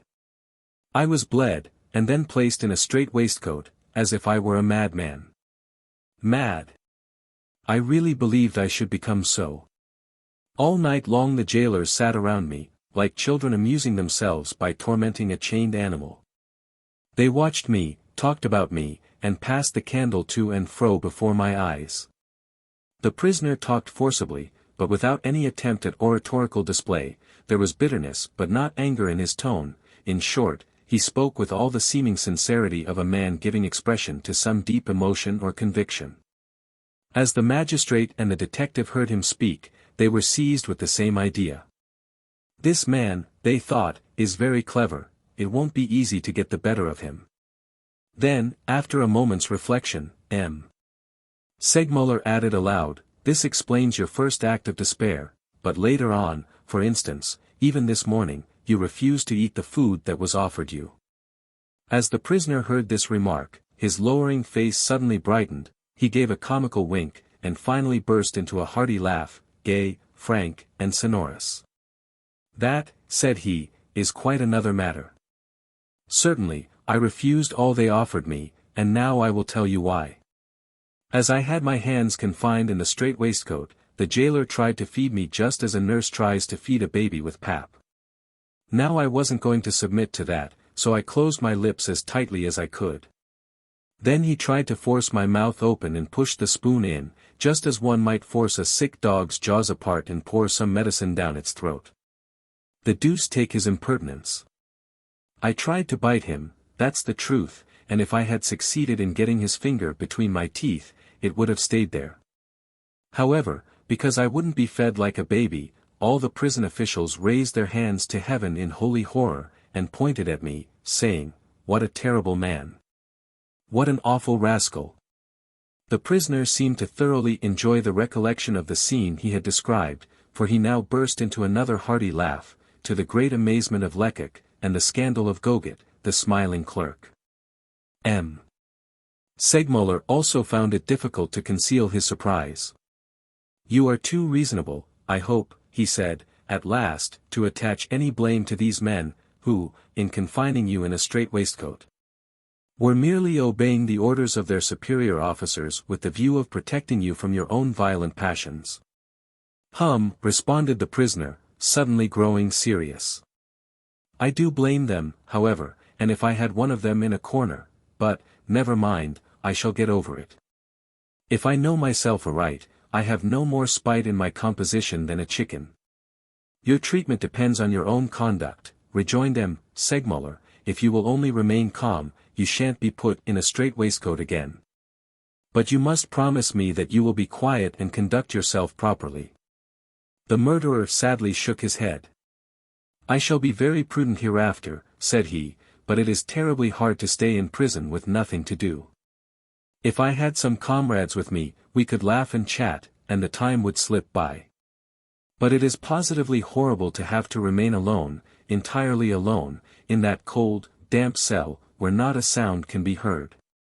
The magistrate bent over his desk to make a note. The word "comrades" had attracted his attention, and he proposed to ask the prisoner to explain it at a later stage of the inquiry.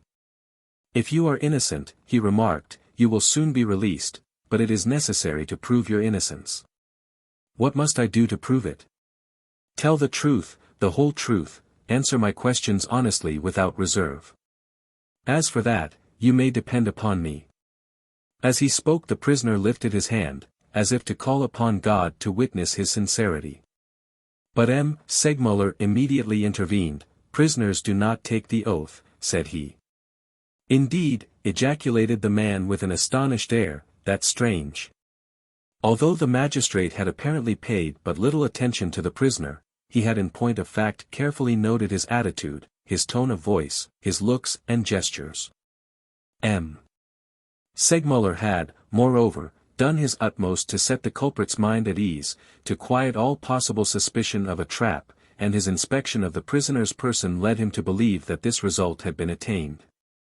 "Now," said he, "you will give me your attention, and do not forget that your liberty depends upon your frankness. What is your name?" "May." "What is your Christian name?" "I have none." "That is impossible." "I have been told that already 3 times since yesterday," rejoined the prisoner impatiently. "And yet it's the truth.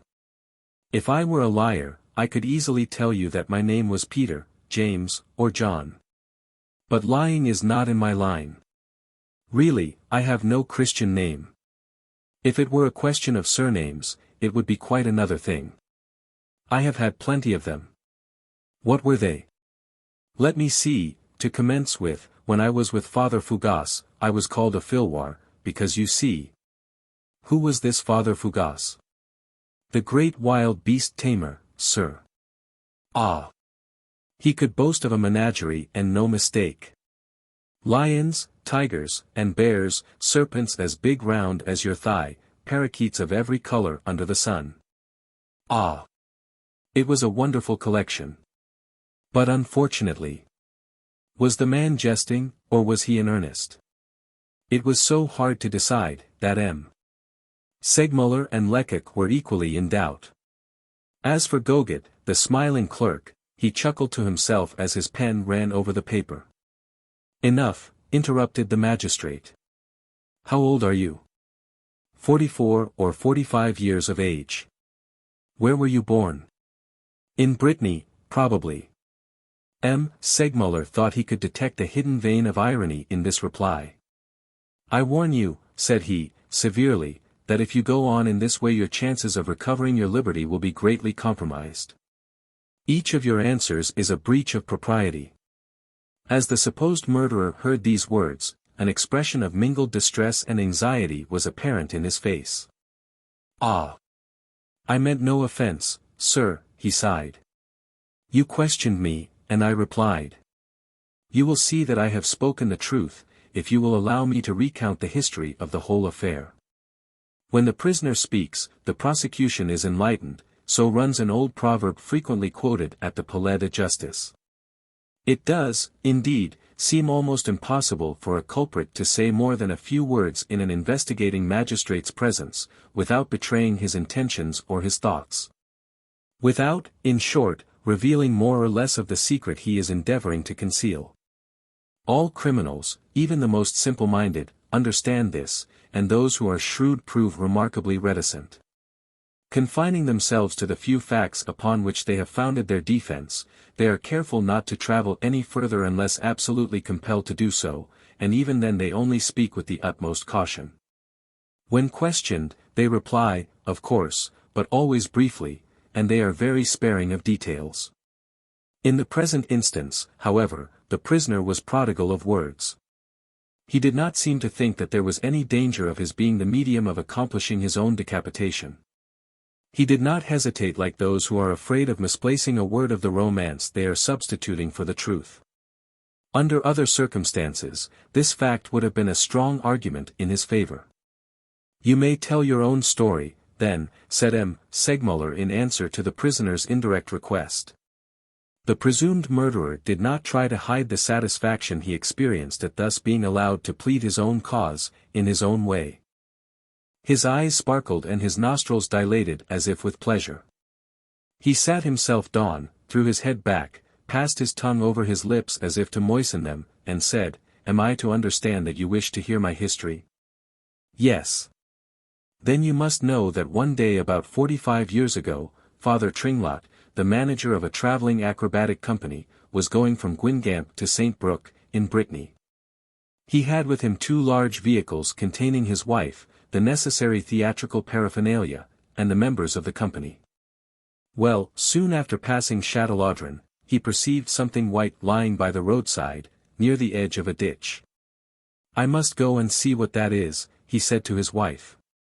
He stopped the horses, alighted from the vehicle he was in, went to the ditch, picked up the object he had noticed, and uttered a cry of surprise. You will ask me what he had found? Ah! Good heavens! A mere trifle. He had found your humble servant, then about 6 months old.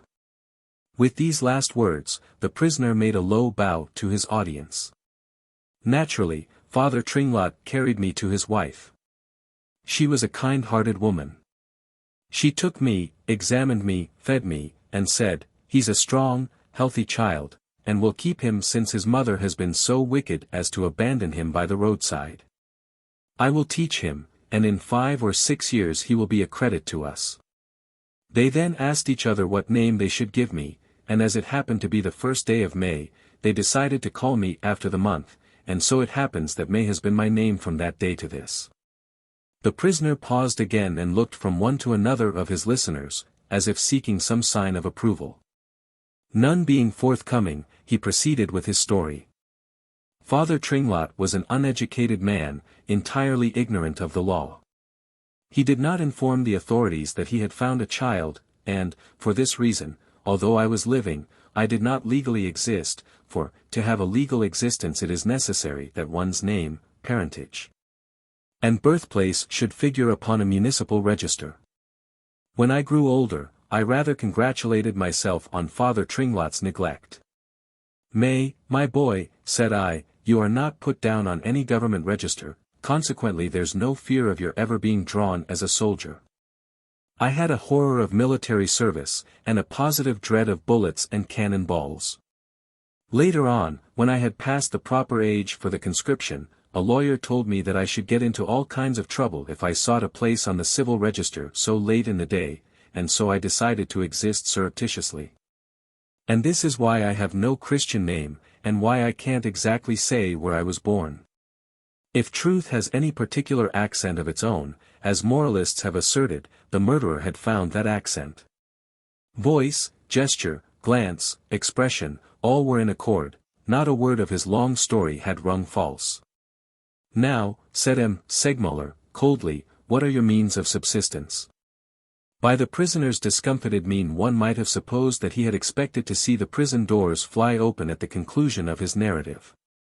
"I have a profession," he replied plaintively. "The one that Mother Tringlot taught me. I subsist by its practice, and I have lived by it in France and other countries." The magistrate thought he had found a flaw in the prisoner's armor. "You say you have lived in foreign countries?" he inquired. "Yes. During the 17 years that I was with M. Simpson's company, I traveled most of the time in England and Germany." "Then you are a gymnast and an athlete. How is it that your hands are so white and soft?" Far from being embarrassed, the prisoner raised his hands from his lap and examined them with evident complacency. "It is true they are pretty," said he, "but this is because I take good care of them and scarcely use them." "Do they pay you, then, for doing nothing?" "Ah, no, indeed. But, sir, my duty consists in speaking to the public, in turning a compliment, in making things pass off pleasantly, as the saying is. And, without boasting, I flatter myself that I have a certain knack." M. Segmuller stroked his chin, according to his habit whenever he considered that a prisoner had committed some grave blunder. "In that case," said he, "will you give me a specimen of your talent?" "Ah, ha," laughed the prisoner, evidently supposing this to be a jest on the part of the magistrate. "Ah, ha." "Obey me, if you please," insisted M. Segmuller. The supposed murderer made no objection. His face at once assumed a different expression, his features wearing a mingled air of impudence, conceit, and irony. He caught up a ruler that was lying on the magistrate's desk, and, flourishing it wildly, began as follows, in a shrill falsetto voice: "Silence, music. And you, big drum, hold your peace. Now is the hour, now is the moment, ladies and gentlemen, to witness the grand, unique performance of these great artists, unequaled in the world for their feats upon the trapeze and the tightrope, and in innumerable other exercises of grace, suppleness, and strength." "That is sufficient," interrupted the magistrate. "You can speak like that in France, but what do you say in Germany?" "Of course, I use the language of that country." "Let me hear, then," retorted M. Segmuller, whose mother tongue was German. The prisoner ceased his mocking manner, assumed an air of comical importance, and without the slightest hesitation began to speak as follows, in very emphatic tones: "Mit Bewilligung der Hochloeblichen Obrigkeit, Word Hut. Vor Heisiger Ehrenwerthen Bürgerschaft, zum Erstenmal aufgeführt, Genevese. Oder." This opening of the prisoner's German harangue may be thus rendered: "With the permission of the local authorities there will now be presented before the honorable citizens, for the first time, Genevieve, or the—" "Enough," said the magistrate, harshly. He rose, perhaps to conceal his chagrin, and added, "We will send for an interpreter to tell us whether you speak English as fluently." On hearing these words, Lecoq modestly stepped forward. "I understand English," said he. "Very well. You hear, prisoner." But the man was already transformed. British gravity and apathy were written upon his features, his gestures were stiff and constrained, and in the most ponderous tones he exclaimed, "Walk up. Ladies and gentlemen, walk up. Long life to the Queen and to the honorable mayor of this town. No country, England excepted, our glorious England, could produce such a marvel, such a paragon, for a minute or two longer he continued in the same strain. M. Segmuller was leaning upon his desk, his face hidden by his hands. Lecoq, standing in front of the prisoner, could not conceal his astonishment. Goget, the smiling clerk, alone found the scene amusing. Chapter 11. The Governor of the Depot. A functionary who had gained the reputation of an oracle by 20 years' experience in prisons and with prisoners, a man whom it was most difficult to deceive, had advised the magistrate to surround himself with every precaution before examining the prisoner. May. And yet this man, characterized as a most dangerous criminal, and the very announcement of whose coming had made the clerk turn pale, had proved to be a practical, harmless, and jovial philosopher, vain of his eloquence. A bohemian whose existence depended upon his ability to turn a compliment. In short, a somewhat erratic genius. This was certainly strange, but the seeming contradiction did not cause M. Segmuller to abandon the theory propounded by Lecoq. On the contrary, he was more than ever convinced of its truth. If he remained silent, with his elbows leaning on the desk, and his hands clasped over his eyes, it was only that he might gain time for reflection. The prisoner's attitude and manner were remarkable. When his English harangue was finished, he remained standing in the center of the room, a half-pleased, half-anxious expression on his face. Still, he was as much at ease as if he had been on the platform outside some stroller's booth, where, if one could believe his story, he had passed the greater part of his life. It was in vain that the magistrate sought for some indication of weakness on his features, which in their mobility were more enigmatical than the lineaments of the Sphinx. Thus far, M. Segmuller had been worsted in the encounter. It is true, however, that he had not as yet ventured on any direct attack, nor had he made use of any of the weapons which Lecoq had forged for his use. Still he was none the less annoyed at his defeat, as it was easy to see by the sharp manner in which he raised his head after a few moments' silence. "I see that you speak 3 European languages correctly," said he. "It is a rare talent." The prisoner bowed, and smiled complacently. "Still that does not establish your identity," continued the magistrate. "Have you any acquaintances in Paris? Can you indicate any respectable person who will vouch for the truth of this story?" "Ah! Sir, it is 17 years since I left France." "That is unfortunate, but the prosecution cannot content itself with such an explanation. What about your last employer, M. Simpson?" "Who is he?" "M. Simpson is a rich man," replied the prisoner, rather coldly, "worth more than 200,000 francs, and honest besides. In Germany he traveled with a show of marionettes, and in England with a collection of phenomena to suit the tastes of that country." "Very well. Then this millionaire could testify in your favor. It would be easy to find him, I suppose?" "Certainly," responded May, emphatically. "M. Simpson would willingly do me this favor. It would not be difficult for me to find him, only it would require considerable time." "Why?" "Because at the present moment he must be on his way to America. It was on account of this journey that I left his company. I detest the ocean." A moment previously Lecoq's anxiety had been so intense that his heart almost stopped beating. On hearing these last words, however, he regained all his self-possession. As for the magistrate, he merely greeted the murderer's reply with a brief but significant ejaculation. "When I say that he is on his way," resumed the prisoner, "I may be mistaken. He may not have started yet, though he had certainly made all his arrangements before we separated." "What ship was he to sail by?" "He did not tell me." "Where was he when you left him?" "At Leipzig." "When was this?"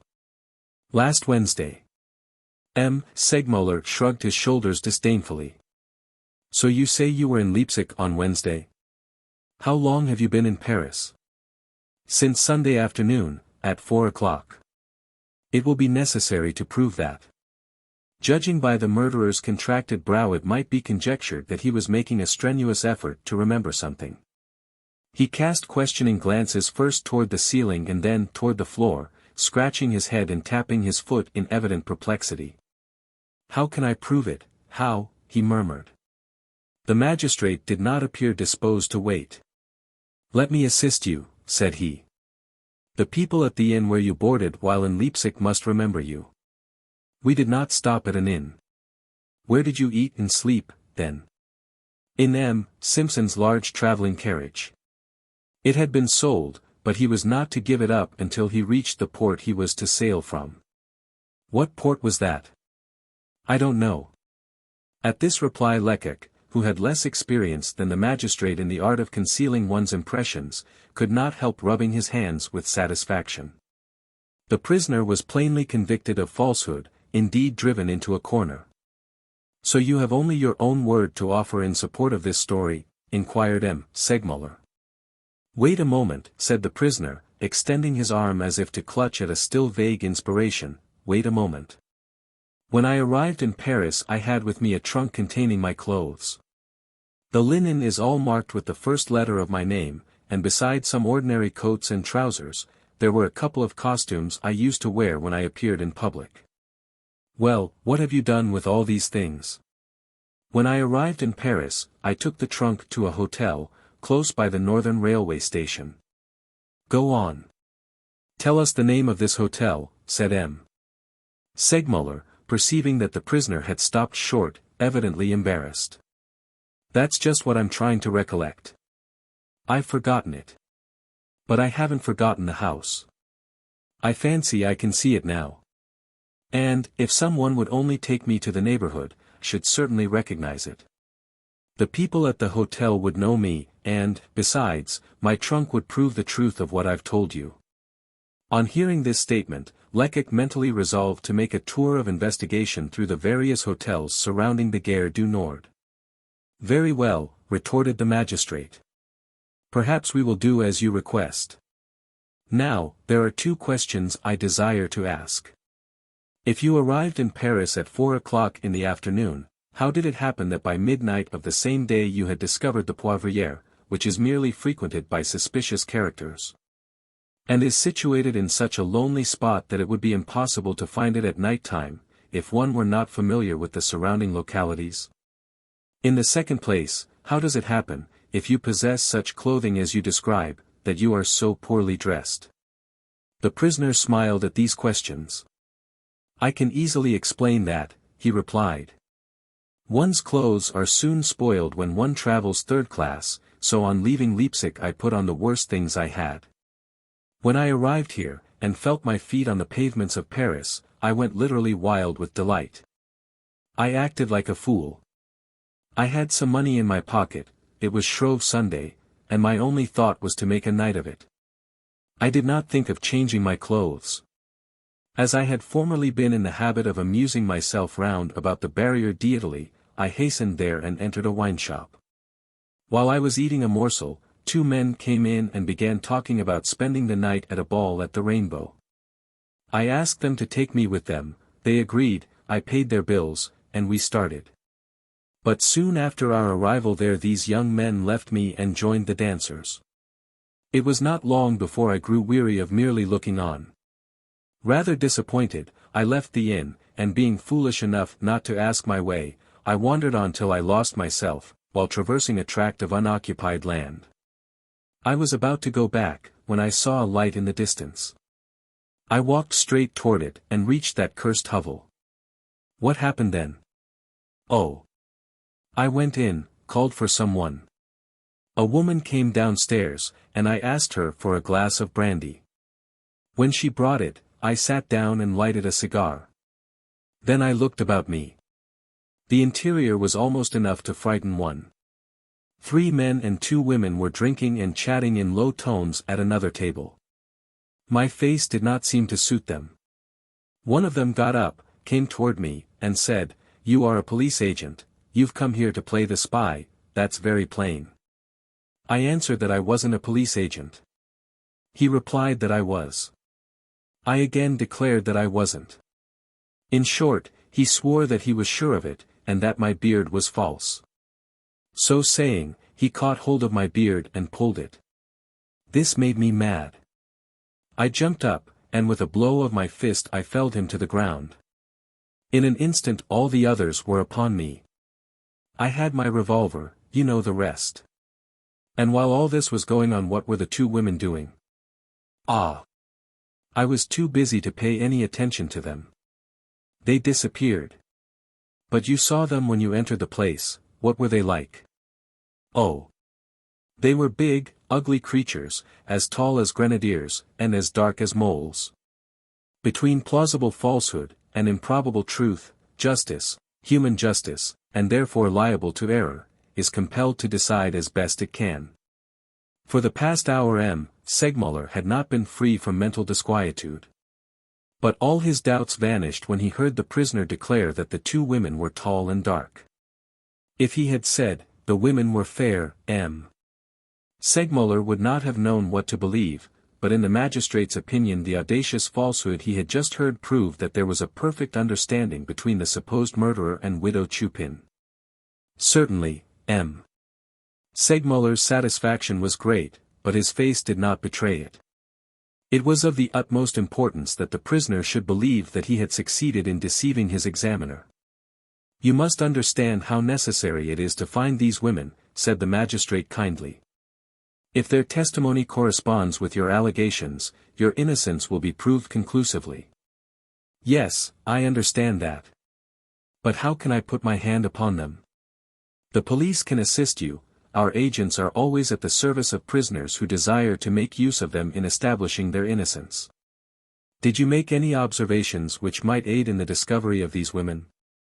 Lecoq, whose eyes never wandered from the prisoner's face, fancied that he saw the faint shadow of a smile on the man's lips. I remarked nothing, said the prisoner coldly. Segmuller had opened the drawer of his desk a moment before. He now drew from it the earring which had been found on the scene of the tragedy, and handing it abruptly to the prisoner, he asked, so you didn't notice this in the ear of one of the women? The prisoner's imperturbable coolness of demeanor did not forsake him. He took the jewel in his hand, examined it attentively, held it up to the light, admired its brilliant scintillations, and said, "It is a very handsome stone, but I didn't notice it." "This stone," remarked the magistrate, "is a diamond." "Ah! Yes, and worth several thousand francs." "So much as that?" This exclamation may have been in accordance with the spirit of the part assumed by the prisoner, though, at the same time, its simplicity was undoubtedly far-fetched. It was strange that a nomad, such as the murderer pretended to have been, acquainted with most of the countries and capitals of Europe, should have displayed this astonishment on learning the value of a diamond. Still, Segmuller did not seem to notice the discrepancy. "Another thing," said he. "When you threw down your pistol, crying, 'Come and take me,' what did you intend to do?" "I intended to make my escape." "In what way?" "Why, of course, by the door, sir, by—" "Yes, by the back door," retorted the magistrate, with freezing irony. "It remains for you to explain how you who had just entered that hovel for the first time, could have known of this door's existence." For once, in the course of the examination, the prisoner seemed troubled. For an instant all his assurance forsook him. He evidently perceived the danger of his position, and after a considerable effort he contrived to burst out in a laugh. His laugh was a poor one, however. It rang false, and failed to conceal a sensation of deep anxiety. Growing gradually bolder, he at length exclaimed, "That's nonsense, I had just seen these two women go out by that very door." "Excuse me, you declared a minute ago that you did not see these women leave, that you were too busy to watch their movements." "Did I say that?" "Word for word, the passage shall be shown you." "Go find it." The clerk at once read the passage referred to, whereupon the prisoner undertook to show that the remark had been misunderstood. He had not said, at least, he did not intend to say, that they had quite misinterpreted his words. With such remarks did he try to palliate the effect of his apparent blunders. In the meanwhile, Lecoq was jubilant. "Ah, my fine fellow," thought he, "you are contradicting yourself, you are in deep water already, you are lost. There's no hope for you." The prisoner's situation was indeed not unlike that of a bather, who, unable to swim, imprudently advances into the sea until the water rises above his chin. He may for a while have preserved his equilibrium, despite the buffeting of the waves, but now he totters, loses his footing, another second, and he will sink. Enough, enough, said the magistrate, cutting the prisoner's embarrassed explanation short. Now, if you started out merely with the intention of amusing yourself, how did it happen that you took your revolver with you?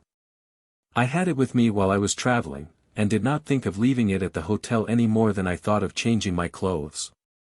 Where did you purchase it? It was given me by M. Simpson as a souvenir. Confess that this M. Simpson is a very convenient personage, said the magistrate coldly. Still, go on with your story. Only 2 chambers of this murderous weapon were discharged, but 3 men were killed. You have not told me the end of the affair. What's the use? Exclaimed the prisoner, in saddened tones. 2 of my assailants had fallen, the struggle became an equal one. I seized the remaining man, the soldier, round the body, and threw him down. He fell against a corner of the table, and did not rise again. M. Segmuller had unfolded upon his desk the plan of the Poivriere drawn by Lecoq. Come here, he said, addressing the prisoner, and show me on this paper the precise spot you and your adversaries occupied. May obeyed, and with an assurance of manner a little surprising in a man in his position, he proceeded to explain the drama. I entered, said he, by this door, marked C. I seated myself at the table, H, to the left of the entrance. My assailants occupied the table between the fireplace, F, and the window, B. I must admit, said the magistrate, that your assertions fully agree with the statements of the physicians, who say that one of the shots must have been fired about a yard off, and the other about 2 yards off. This was a victory for the prisoner, but he only shrugged his shoulders and murmured, that proves that the physicians knew their business. Lecoq was delighted. This part of the prisoner's narrative not merely agreed with the doctor's statements, but also confirmed his own researches. The young detective felt that, had he been the examiner, he would have conducted the investigation in precisely the same way. Accordingly, he thanked heaven that M. Segmuller had supplied the place of M. d'Escorval. This admitted, resumed the magistrate, it remains for you to explain a sentence you uttered when the agent you see here arrested you. What sentence? You exclaimed, ah, it's the Prussians who are coming, I'm lost. What did you mean by that? A fleeting crimson tinge suffused the prisoner's cheek. It was evident that if he had anticipated the other questions, and had been prepared for them, this one, at least, was unexpected. It's very strange, said he, with ill-disguised embarrassment, that I should have said such a thing. 5 persons heard you, insisted the magistrate. The prisoner did not immediately reply. He was evidently trying to gain time, ransacking in his mind for a plausible explanation. After all, he ultimately said, the thing's quite possible. When I was with M. Simpson, we had with us an old soldier who had belonged to Napoleon's bodyguard and had fought at Waterloo. I recollect he was always repeating that phrase. I must have caught the habit from him. This explanation, though rather slow in coming, was none the less ingenious. At least, M. Segmuller appeared to be perfectly satisfied. That's very plausible, said he, but there is one circumstance that passes my comprehension. Were you freed from your assailants before the police entered the place? Answer me, yes or no. Yes. Then why, instead of making your escape by the back door, the existence of which you had divined, did you remain on the threshold of the door leading into the back room, with a table before you to serve as a barricade? And your revolver leveled at the police, as if to keep them at bay? The prisoner hung his head, and the magistrate had to wait for his answer. I was a fool, he stammered at last. I didn't know whether these men were police agents or friends of the fellows I had killed. In either case your own interest should have induced you to fly.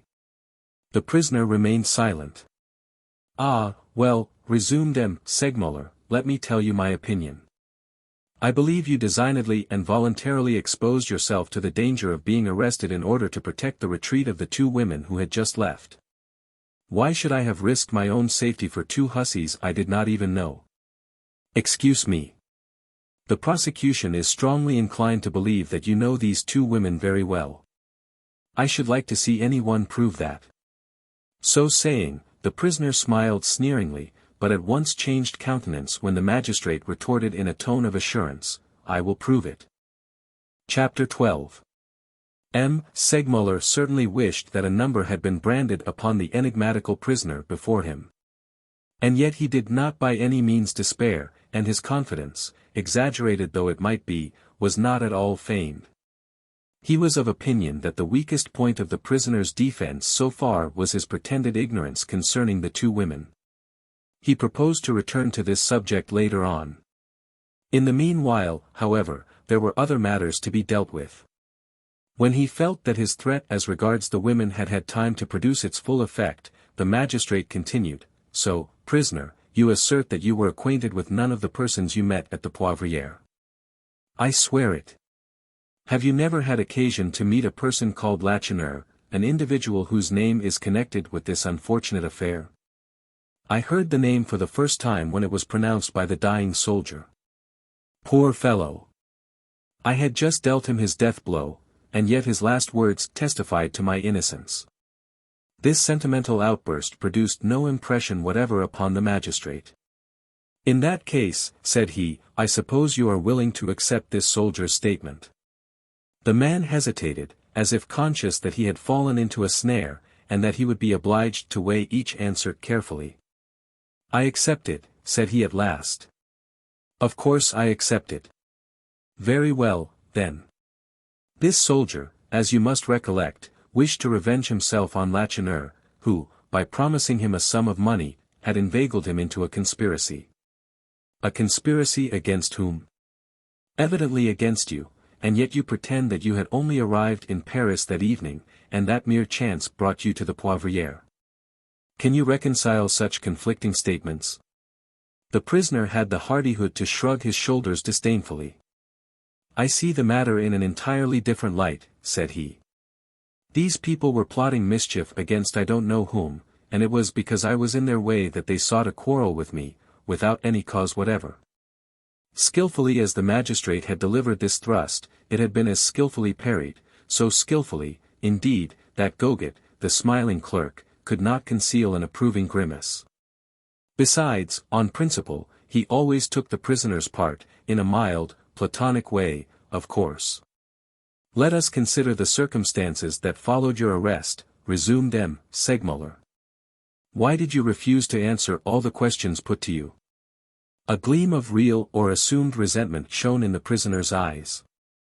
This examination, he growled, will alone suffice to make a culprit out of an innocent man. I advise you, in your own interest, to behave properly. Those who arrested you observed that you were conversant with all the prison formalities and rules. Ah! Sir, haven't I told you that I have been arrested and put in prison several times, always on account of my papers? I told you the truth, and you shouldn't taunt me for having done so. The prisoner had dropped his mask of careless gaiety, and had assumed a surly, discontented tone. But his troubles were by no means ended. In fact, the battle had only just begun. Laying a tiny linen bag on his desk, Segmuller asked him if he recognized it. Perfectly. It is the package that the governor of the depot placed in his safe. The magistrate opened the bag, and poured the dust that it contained on to a sheet of paper. You are aware, prisoner, said he, that this dust comes from the mud that was sticking to your feet. The police agent who collected it has been to the station house where you spent the night of the murder, and has discovered that the composition of this dust is identical with that of the floor of the cell you occupied. The prisoner listened with gaping mouth. Hence, continued the magistrate, it was certainly at the station house, and designedly, that you soiled your feet with that mud. In doing so you had an object. I wished. Let me finish. Being determined to keep your identity secret, and to assume the character of a member of the lower classes, of a mountebank, if you please, you reflected that the care you bestow upon your person might betray you. You foresaw the impression that would be caused when the coarse, ill-fitting boots you wore were removed, and the officials perceived your trim, clean feet, which are as well kept as your hands. Accordingly, what did you do? You poured some of the water that was in the pitcher in your cell onto the ground and then dabbled your feet in the mud that had thus been formed.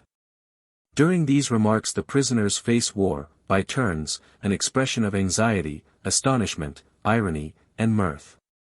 When the magistrate had finished, he burst into a hearty laugh. "So that's the result of 12 or 14 hours' research," he at length exclaimed, turning toward Lecoq. "Ah! Mr. Agent, it's good to be sharp, but not so sharp as that. The truth is, that when I was taken to the station house, 48 hours, 36 of them spent in a railway carriage, had elapsed since I had taken off my boots. My feet were red and swollen, and they burned like fire. What did I do? I poured some water over them. As for your other suspicions, if I have a soft white skin, it is only because I take care of myself. Besides, as is usual with most men of my profession, I rarely wear anything but slippers on my feet. This is so true that, on leaving Leipzig, I only owned a single pair of boots, and that was an old cast-off pair given me by M. Simpson." Lecoq struck his chest. "Fool, imbecile, idiot, that I am," he thought. He was waiting to be questioned about this circumstance. He is so wonderfully shrewd that, when he saw me take the dust, he divined my intentions. And since then he has managed to concoct this story, a plausible story enough, and one that any jury would believe. M. Segmuller was saying the same thing to himself. But he was not so surprised nor so overcome by the skill the prisoner had displayed in fencing with this point. "Let us continue," said he. "Do you still persist in your statements, prisoner?" "Yes." "Very well. Then I shall be forced to tell you that what you are saying is untrue." The prisoner's lips trembled visibly, and it was with difficulty that he faltered, "May my first mouthful of bread strangle me, if I have uttered a single falsehood." "A single falsehood. Wait." The magistrate drew from the drawer of his desk the molds of the footprints prepared by Lecoq, and showing them to the murderer, he said, "You told me a few minutes ago that the two women were as tall as grenadiers. Now, just look at the footprints made by these female giants. They were as dark as moles, you said. A witness will tell you that one of them was a small, delicate-featured blonde, with an exceedingly sweet voice." He sought the prisoner's eyes, gazed steadily into them, and added slowly, "And this witness is the driver whose cab was hired in the Rue de Chevaleret by the two fugitives, both short, fair-haired women." This sentence fell like a thunderbolt upon the prisoner. He grew pale, tottered, and leaned against the wall for support. "Ah! You have told me the truth," scornfully continued the pitiless magistrate. "Then, who is this man who was waiting for you while you were at the Poivriere? Who is this accomplice who, after your arrest, dared to enter the widow Chupin's den to regain possession of some compromising object, no doubt a letter, which he knew he would find in the pocket of the widow Chupin's apron? Who is this devoted, courageous friend who feigned drunkenness so effectually that even the police were deceived, and thoughtlessly placed him in confinement with you? Dare you deny that you have not arranged your system of defense in concert with him? Can you affirm that he did not give the widow Chupin counsel as to the course she should pursue?" But already, thanks to his power of self-control, the prisoner had mastered his agitation. "All this," said he, in a harsh voice, "is a mere invention of the police. However faithfully one may describe an examination of this kind, a narrative can convey no more idea of the real scene than a heap of cold ashes can give the effect of a glowing fire. One can note down each word, each ejaculation, but phraseology is powerless to portray the repressed animation, the impassioned movements, the studied reticence, the varied tones of voice, the now bold, now faltering glances, full of hatred and suspicion, which follow each other in rapid succession, mostly on the prisoner's side, but not entirely so, for although the magistrate may be an adept in the art of concealing his feelings, at times nature cannot be controlled. When the prisoner reeled beneath the magistrate's last words, the latter could not control his feelings. "He yields," he thought, "he succumbs, he is mine." But all hope of immediate success vanished when M. Segmuller saw his redoubtable adversary struggle against his momentary weakness, and arm himself for the fight with renewed, and, if possible, even greater energy. The magistrate perceived that it would require more than one assault to overcome such a stubborn nature. So, in a voice rendered still more harsh by disappointment, he resumed, "It is plain that you are determined to deny evidence itself." The prisoner had recovered all his self-possession. He must have bitterly regretted his weakness, for a fiendish spite glittered in his eyes. "What evidence?" he asked, frowning. "This romance invented by the police is very plausible, I don't deny it, but it seems to me that the truth is quite as probable. You talk to me about a cabman whose vehicle was hired by two short, fair-haired women, but who can prove that these women were the same that fled from the Poivriere? The police agent you see here followed the tracks they left across the snow. Ah! At night time, across fields intersected by ditches, and up a long street, a fine rain falling all the while, and a thaw already beginning. Oh, your story is very probable." As he spoke, the murderer extended his arm toward Lecoq, and then, in a tone of crushing scorn, he added, "A man must have great confidence in himself, or a wild longing for advancement, to try and get a man guillotined on such evidence as that." At these words, Goguet, the smiling clerk, whose pen was rapidly flying across the paper, could not help remarking to himself, "The arrow has entered the bull's-eye this time." The comment was not without foundation, for Lecoq was evidently cut to the quick. Indeed, he was so incensed that, forgetful of his subordinate position, he sprang to his feet, exclaiming, "This circumstance would be of slight importance if it were not one of a long chain." "Be good enough to keep silent," interrupted the magistrate, who, turning to the prisoner, added, "The court does not utilize the proofs and testimony collected by the police until it has examined and weighed them." "No matter," murmured the prisoner. "I should like to see this cab driver." "Have no fear about that, he shall repeat his evidence in your presence." "Very well. I am satisfied then. I will ask him how he can distinguish people's faces when it is as dark as—" He checked himself, apparently enlightened by a sudden inspiration. "How stupid I am," he exclaimed. "I'm losing my temper about these people when you know all the while who they are." For of course the cabmen drove them home. Segmuller saw that the prisoner understood him. He perceived, moreover, that the latter was doing all he could to increase the mystery that enshrouded this essential point of the case, a point upon which the prosecution was particularly anxious to obtain information. The prisoner was truly an incomparable comedian, for his last observation was made in a tone of remarkable candor, just tinged with sufficient irony to show that he felt he had nothing to fear in this direction. "If you are consistent with yourself," remarked the magistrate, "you will also deny the existence of an accomplice, of a comrade." "What would be the use denying it, since you believe nothing that I say?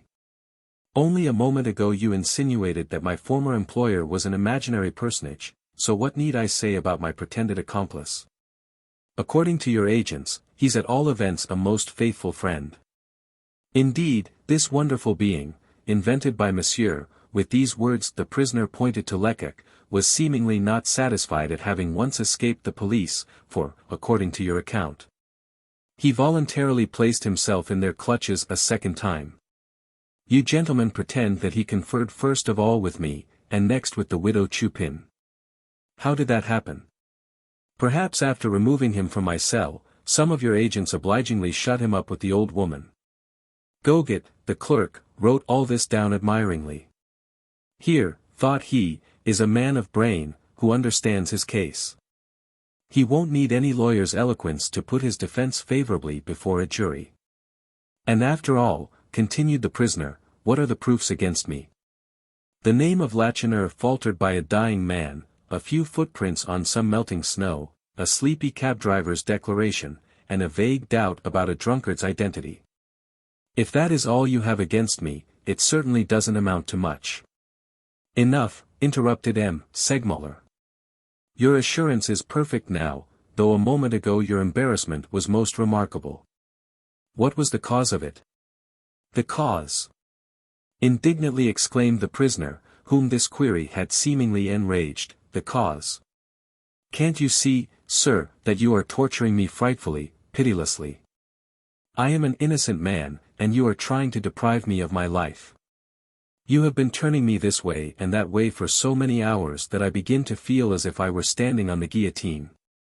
Each time I open my mouth to speak I ask myself, is it this answer that will send me to the scaffold? My anxiety and dismay surprise you, do they? Why, since this examination began, I've felt the cold knife graze my neck at least 20 times. I wouldn't like my worst enemy to be subjected to such torture as this." The prisoner's description of his sufferings did not seem at all exaggerated. His hair was saturated with perspiration, and big drops of sweat rested on his pallid brow, or coursed down his cheeks on to his beard. "I am not your enemy," said the magistrate more gently. "A magistrate is neither a prisoner's friend nor enemy, he is simply the friend of truth and the executor of the law. I am not seeking either for an innocent man or for a culprit. I merely wish to arrive at the truth. I must know who you are, and I do know. Ah! If the assertion costs me my life, I may and none other." "No, you are not. Who am I then? Some great man in disguise? Ah! I wish I were. In that case, I should have satisfactory papers to show you, and then you would set me free, for you know very well, my good sir, that I am as innocent as you are." The magistrate had left his desk, and taken a seat by the fireplace within a yard of the prisoner. "Do not insist," said he. Then, suddenly changing both manner and tone, he added with the urbanity that a man of the world displays when addressing an equal. "Do me the honor, sir, to believe me gifted with sufficient perspicuity to recognize, under the difficult part you play to such perfection, a very superior gentleman, a man endowed with remarkable talents." Lecoq perceived that this sudden change of manner had unnerved the prisoner. He tried to laugh, but his merriment partook somewhat of the nature of a sob, and big tears glistened in his eyes. "I will not torture you any longer," continued the magistrate. "In subtle reasoning I confess that you have conquered me.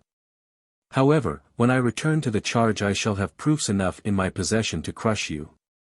He reflected for a moment, then lingering over each word, he added, "Only do not then expect from me the consideration I have shown you today.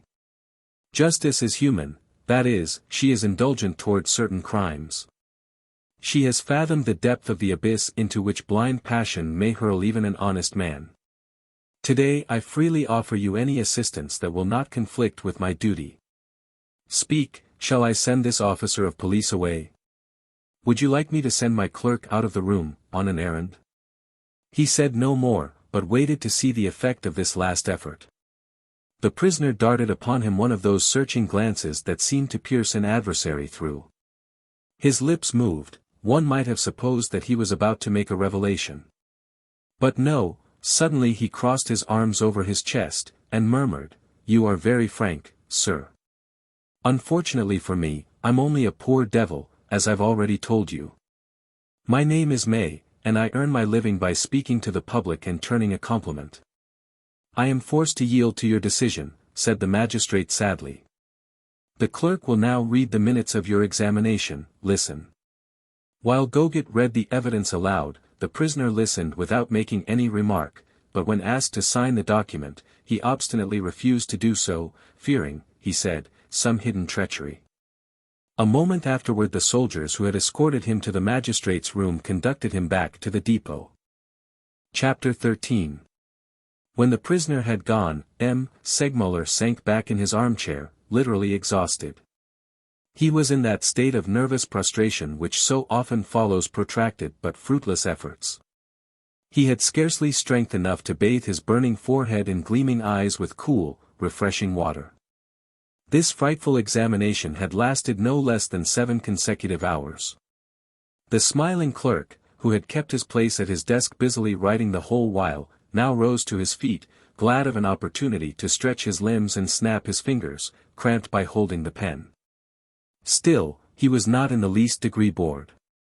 He invariably took a semi-theatrical interest in the dramas that were daily enacted in his presence.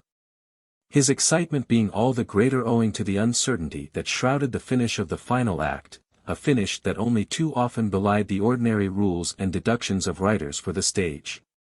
"What a knave!" he exclaimed after vainly waiting for the magistrate or the detective to express an opinion. "What a rascal!" Segmuller ordinarily put considerable confidence in his clerk's long experience. He sometimes even went so far as to consult him, doubtless somewhat in the same style that Molière consulted his servant. But, on this occasion he did not accept his opinion. "No," said he in a thoughtful tone, "that man is not a knave. When I spoke to him kindly he was really touched, he wept, he hesitated. I could have sworn that he was about to tell me everything." "Ah, he's a man of wonderful power," observed Lecoq. The detective was sincere in his praise. Although the prisoner had disappointed his plans, and had even insulted him, he could not help admiring his shrewdness and courage. He, Lecoq, had prepared himself for a strenuous struggle with this man, and he hoped to conquer in the end. Nevertheless in his secret soul he felt for his adversary, admiring that sympathy which a foeman worthy of one's steel always inspires. "What coolness, what courage," continued the young detective. "Ah! There's no denying it, his system of defense, of absolute denial, is a masterpiece. It is perfect. How well he played that difficult part of buffoon. At times I could scarcely restrain my admiration. What is a famous comedian beside that fellow? The greatest actors need the adjunct of stage scenery to support the illusion, whereas this man, entirely unaided, almost convinced me even against my reason." "Do you know what your very appropriate criticism proves?" inquired the magistrate. "I am listening, sir."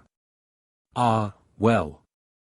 I have arrived at this conclusion: either this man is really May, the stroller, earning his living by paying compliments, as he says, or else he belongs to the highest rank of society, and not to the middle classes. It is only in the lowest or in the highest ranks that you encounter such grim energy as he has displayed, such scorn of life, as well as such remarkable presence of mind and resolution. A vulgar tradesman attracted to the Poivriere by some shameful passion would have confessed it long ago." "But, sir, this man is surely not the buffoon, May," replied the young detective. "No, certainly not," responded Segmuller. "We must, therefore, decide upon some plan of action." He smiled kindly, and added, in a friendly voice, "It was unnecessary to tell you that, Monsieur Lecoq. Quite unnecessary, since to you belongs the honor of having detected this fraud. As for myself, I confess, that if I had not been warned in advance, I should have been the dupe of this clever artist's talent." The young detective bowed, a blush of modesty tinged his cheeks, but a gleam of pleased vanity sparkled in his eyes. What a difference between this friendly, benevolent magistrate and D'Escorval, so taciturn and haughty. This man, at least, understood, appreciated, and encouraged him. And it was with a common theory and an equal ardor that they were about to devote themselves to a search for the truth. Scarcely had Lecoq allowed these thoughts to flit across his mind than he reflected that his satisfaction was, after all, a trifle premature, and that success was still extremely doubtful.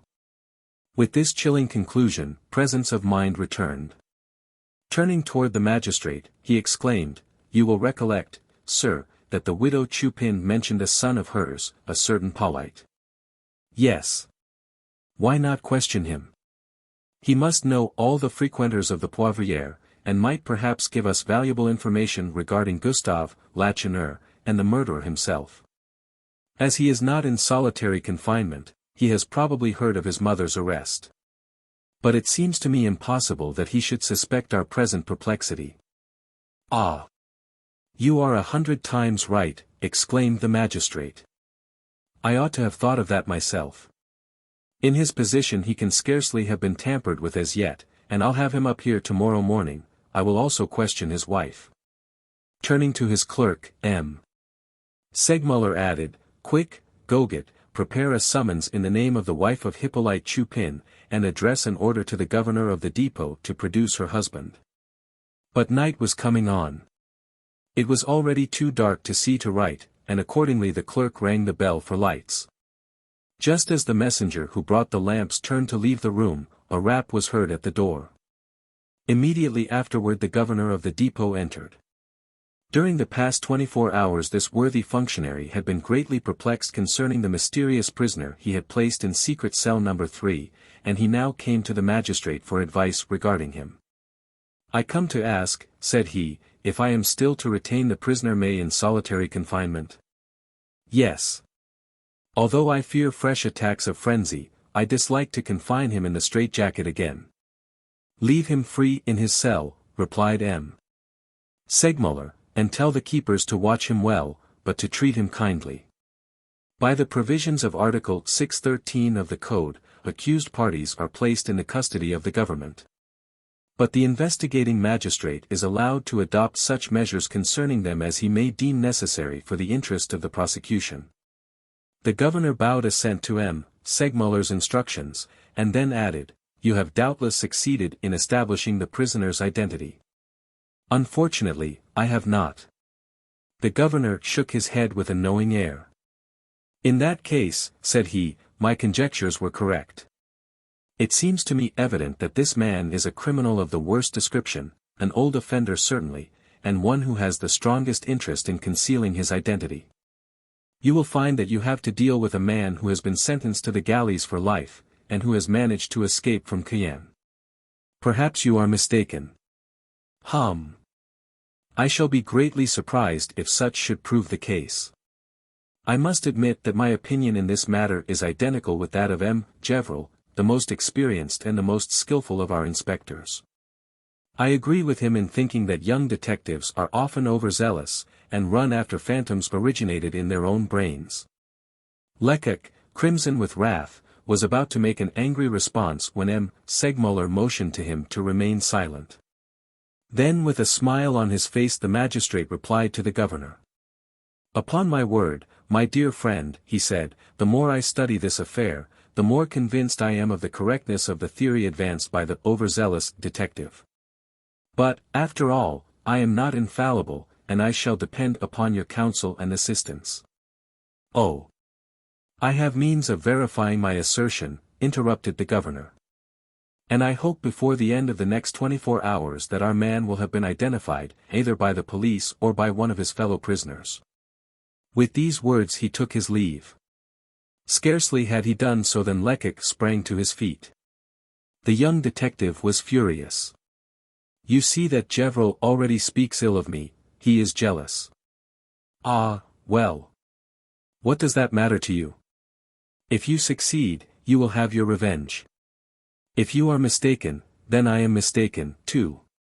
Then, as it was already late, M. Segmuller confided to Lecoq's keeping the various articles the latter had accumulated in support of his theory. He also placed in his hands the diamond earring, the owner of which must be discovered.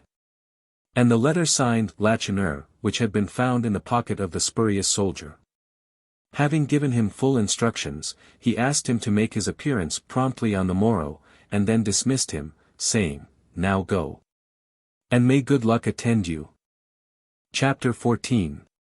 Long, narrow, and low of ceiling, having on the one side a row of windows looking on to a small courtyard, and on the other a range of doors, each with a number on its central panel. Thus reminding one of some corridor in a second-rate hotel, such is the Galerie d'Instruction at the Palais de Justice, whereby admittance is gained into the various rooms occupied by the investigating magistrates. Even in the daytime, when it is thronged with prisoners, witnesses, and guards, it is a sad and gloomy place. But it is absolutely sinister of aspect at night time, when deserted, and only dimly lighted by the smoky lamp of a solitary attendant, waiting for the departure of some magistrate whom business has detained later than usual. Although Lecoq was not sensitive to such influences, he made haste to reach the staircase and thus escape the echo of his footsteps, which sounded most drearily in the silence and darkness pervading the gallery. Finding an open window on the floor below, he looked out to ascertain the state of the weather. The temperature was much milder, the snow had altogether disappeared, and the pavement was almost dry. A slight haze, illumined by the ruddy glare of the street lamps, hung like a purple mantle over the city. The streets below were full of animation. Vehicles were rolling rapidly to and fro, and the footways were too narrow for the bustling crowd, which, now that the labors of the day were ended, was hastening homeward or in search of pleasure. The sight drew a sigh from the young detective. "And it is in this great city," he murmured, "in the midst of this world of people that I must discover the traces of a person I don't even know. Is it possible to accomplish such a feat?" The feeling of despondency that had momentarily surprised him was not, however, of long duration. "Yes, it is possible," cried an inward voice. "Besides, it must be done, your future depends upon it. Where there's a will, there's a way." 10 seconds later he was in the street, more than ever inflamed with hope and courage. Unfortunately, however, man can only place organs of limited power at the disposal of his boundless desires. And Lecoq had not taken 20 steps along the streets before he became aware that if the spirit was willing, the flesh was weak. His limbs trembled, and his head whirled. Nature was asserting her rights. During the last 48 hours, the young detective had taken scarcely a moment's rest, and he had, moreover, now passed an entire day without food. "Am I going to be ill?" he thought, sinking onto a bench. And he groaned inwardly on recapitulating all that he wished to do that evening. If he dealt only with the more important matters, must he not at once ascertain the result of Father Absinthe's search after the man who had recognized one of the victims at the morgue? Test the prisoner's assertions regarding the box of clothes left at one of the hotels surrounding the Northern Railway station? And last, but not the least, must he not procure the address of Pauline Chupin's wife, in order to serve her with the summons to appear before M. Segmuller? Under the power of urgent necessity, he succeeded in triumphing over his attack of weakness, and rose, murmuring, "I will go first to the prefecture and to the morgue, then I will see." But he did not find Father Absinthe at the prefecture, and no one could give any tidings of him. He had not been there at all during the day. Nor could any one indicate, even vaguely, the abode of the widow Chupin's daughter-in-law. On the other hand, however, Lecoq met a number of his colleagues, who laughed and jeered at him unmercifully. "Ah! You are a shrewd fellow," they said. "It seems that you have just made a wonderful discovery, and it said you are going to be decorated with the Legion of Honor."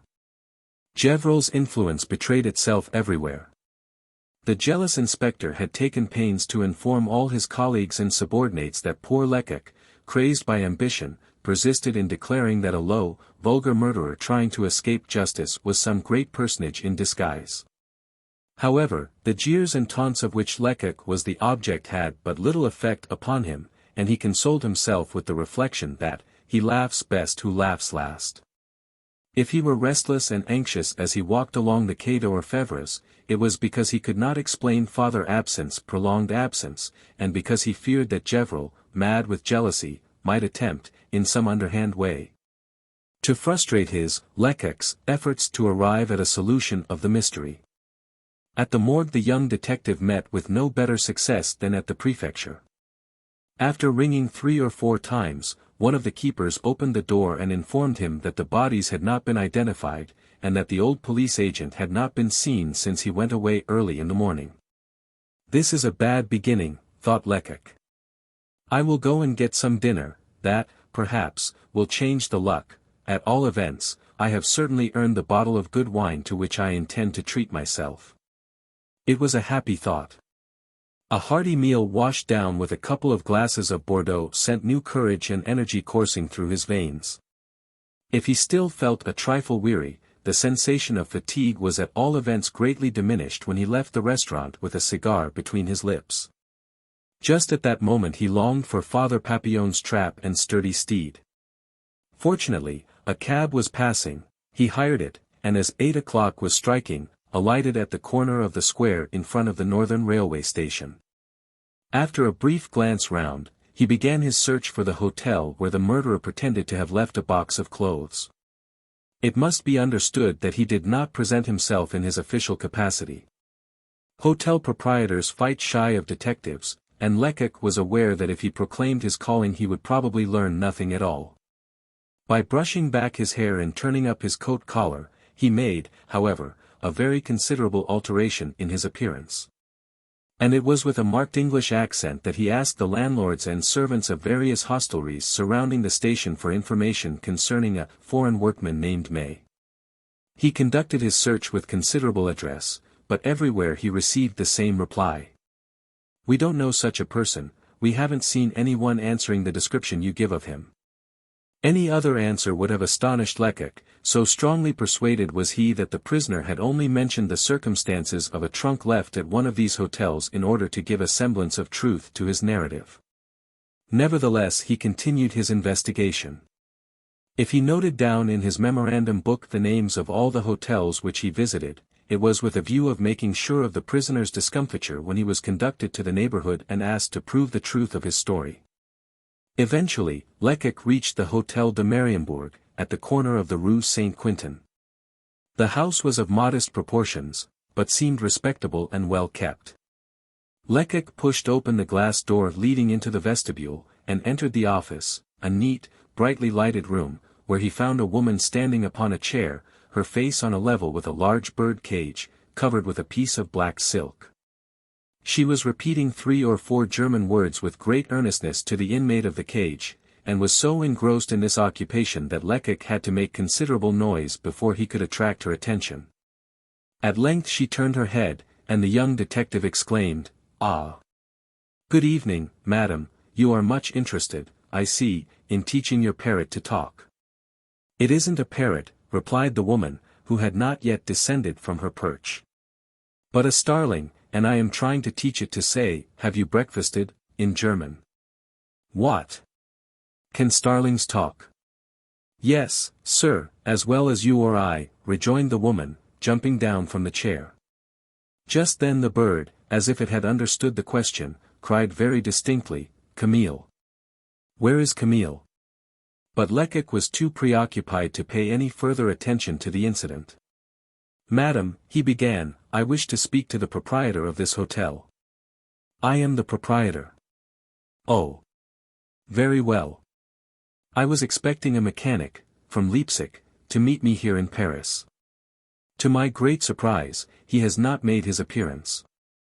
And I came to inquire if he was stopping here. His name is May."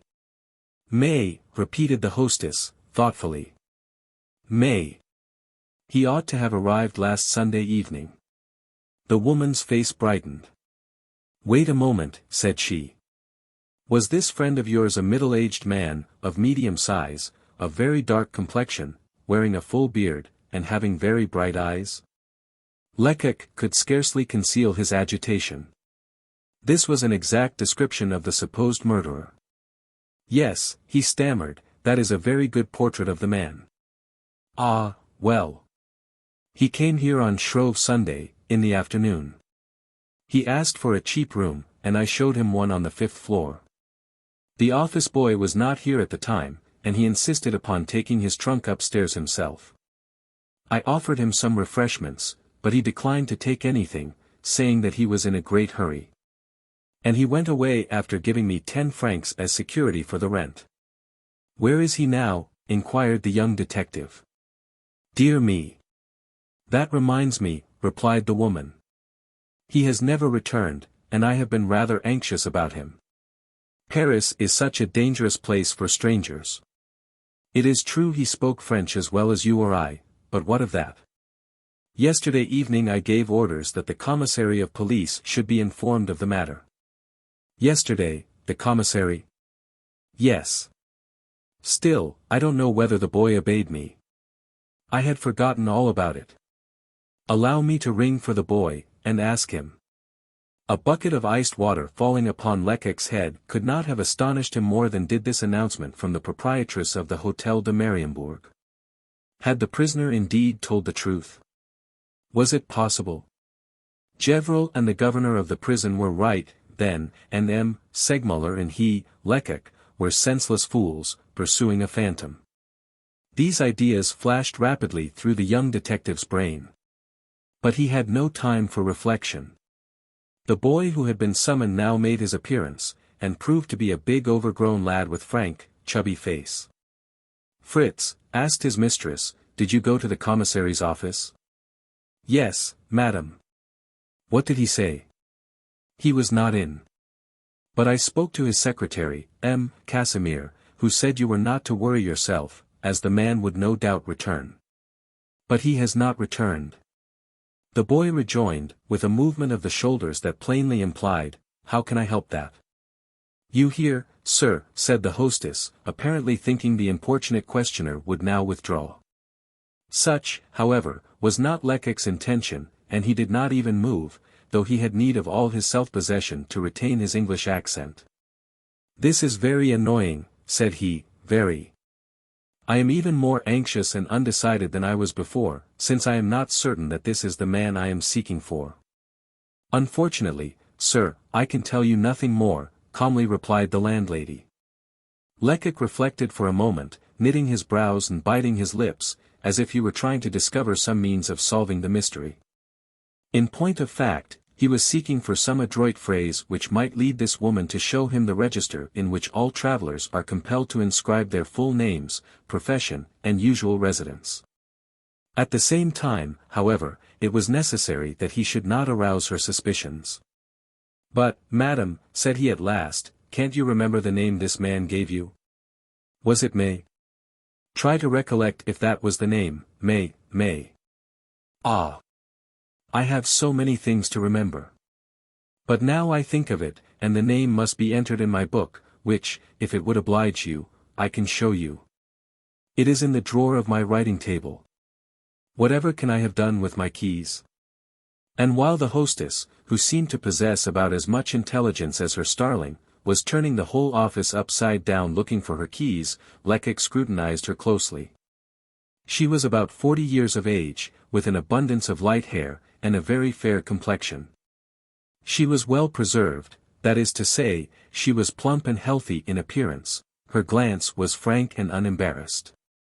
Her voice was clear and musical, and her manners were pleasing, and entirely free from affectation. Ah, she eventually exclaimed, I have found those wretched keys at last. So saying, she opened her desk, took out the register, laid it on the table, and began turning over the leaves. At last she found the desired page. Sunday, February 20th, said she. Look, sir, here on the 7th line, May, no Christian name, foreign artist, coming from Leipzig, without papers. While Lecoq was examining this record with a dazed air, the woman exclaimed, Ah! Now I can explain how it happened that I forgot the man's name and strange profession, foreign artist. I did not make the entry myself. Who made it, then? The man himself, while I was finding 10 francs to give him as change for the louis he handed me. You can see that the writing is not at all like that of other entries. Lecoq had already noted this circumstance, which seemed to furnish an irrefutable argument in favor of the assertions made by the landlady and the prisoner.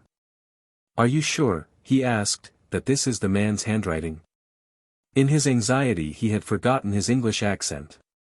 The woman noticed this at once, for she drew back, and cast a suspicious glance at the pretended foreigner. I know what I am saying, she said, indignantly. And now this is enough, isn't it? Knowing that he had betrayed himself and thoroughly ashamed of his lack of coolness, Lecoq renounced his English accent altogether. Excuse me, he said, if I ask one more question. Have you this man's trunk in your possession? Certainly. You would do me an immense service by showing it to me. Show it to you, exclaimed the landlady, angrily. What do you take me for? What do you want? And who are you? You shall know in half an hour, replied the young detective, realizing that further persuasion would be useless. He hastily left the room, ran to the Place de Roubaix, jumped into a cab, and giving the driver the address of the district commissary of police, promised him 100 sous over and above the regular fare if he would only make haste. As might have been expected under such circumstances, the poor horse fairly flew over the ground. Lecoq was fortunate enough to find the commissary at his office. Having given his name, he was immediately ushered into the magistrate's presence and told his story in a few words. It is really true that they came to inform me of this man's disappearance, said the commissary. Casimir told me about it this morning. They came to inform you, faltered Lecoq. Yes, yesterday, but I have had so much to occupy my time. Now, my man, how can I serve you? Come with me, sir. Compel them to show us the trunk, and send for a locksmith to open it. Here is the authority, a search warrant given me by the investigating magistrate to use in case of necessity. Let us lose no time. I have a cab at the door. We will start at once, said the commissary. The driver whipped up his horse once more, and they were soon rapidly rolling in the direction of the Rue Saint-Quentin. Now, sir, said the young detective, permit me to ask if you know this woman who keeps the Hôtel de Mariembourg. Yes, indeed, I know her very well.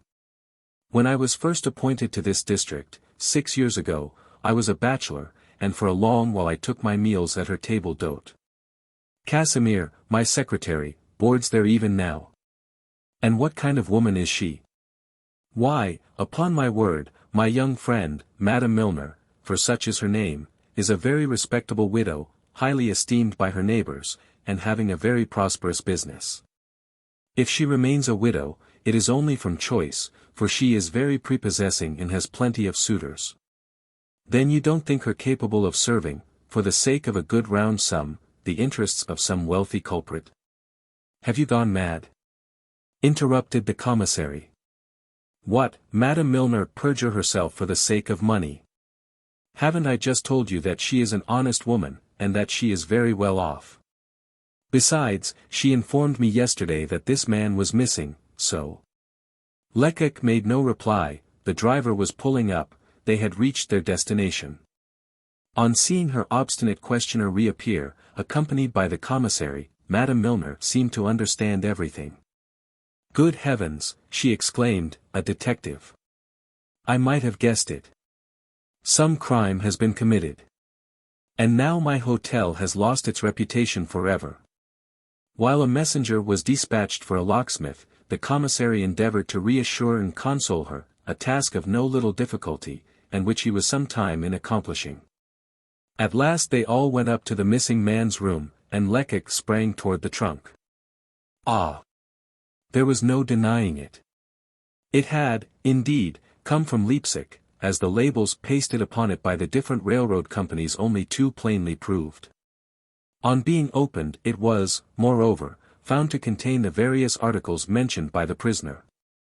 Lecoq was thunderstruck. When he had seen the commissary lock the trunk and its contents up in a cupboard and take possession of the key, he felt he could endure nothing more.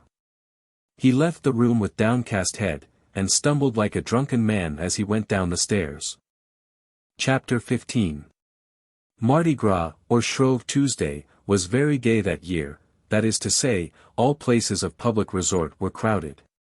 When Lecoq left the Hôtel de Mariembourg about midnight, the streets were as full as if it had been noonday, and the cafés were thronged with customers.